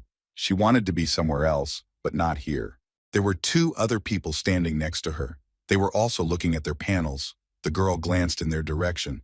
Then she saw a few more people. There were too many of them. Just a minute ago, there had been no one here. The girl was horrified. She still doubted if she could do it. It was very scary. The girl was shaking with fear. She wanted to run away from here.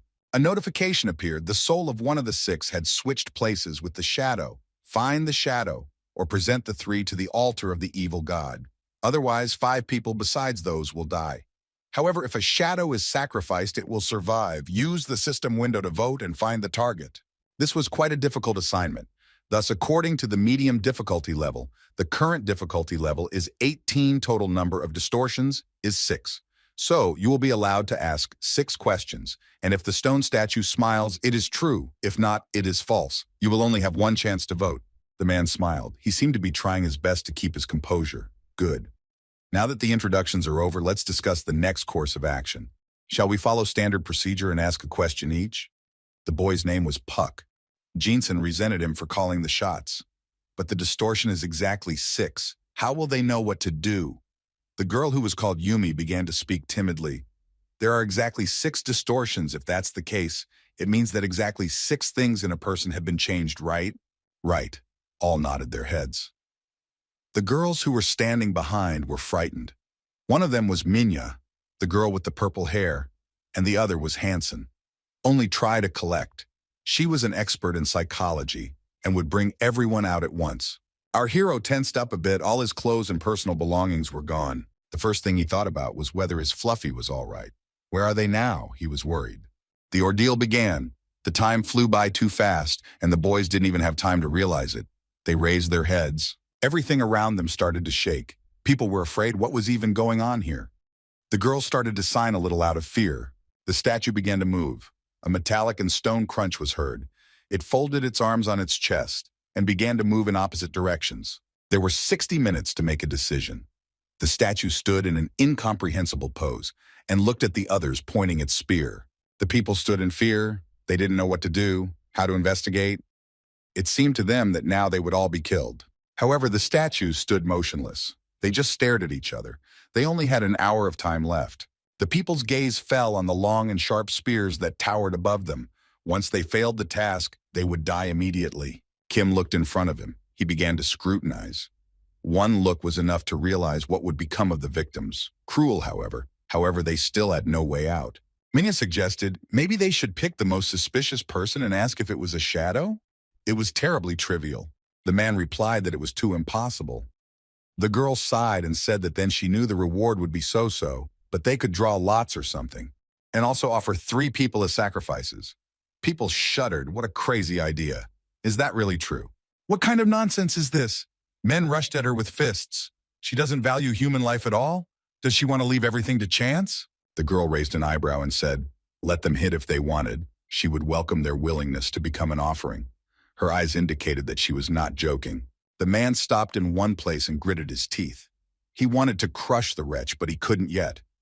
If a fight breaks out between players, the attacker will automatically be selected as the victim. This is a rule set by the administrator so that the trials can't be passed by brute force. The man retreated after all and went in the opposite direction, swearing vilely. The girl looked after him. If he continued like this, he might actually hit her or become one of the victims. Now that's a dick move. Suddenly, the woman turned to Yumi. The girl was immediately startled as she realized that something was about to happen, something very bad. The woman asked her what she had said. It seemed that she was a personal trainer outside the tower, and that she had recently changed her course to magical engineering, right? The girl asked in a trembling voice, "Is something wrong?" The woman pointed her hand at our hero and said that he also said that he was studying magical engineering and clearly named the name of the learned skills and their levels. So why did she give such a vague answer? The poor girl couldn't believe it and stuttered in fear. Tears appeared in her eyes.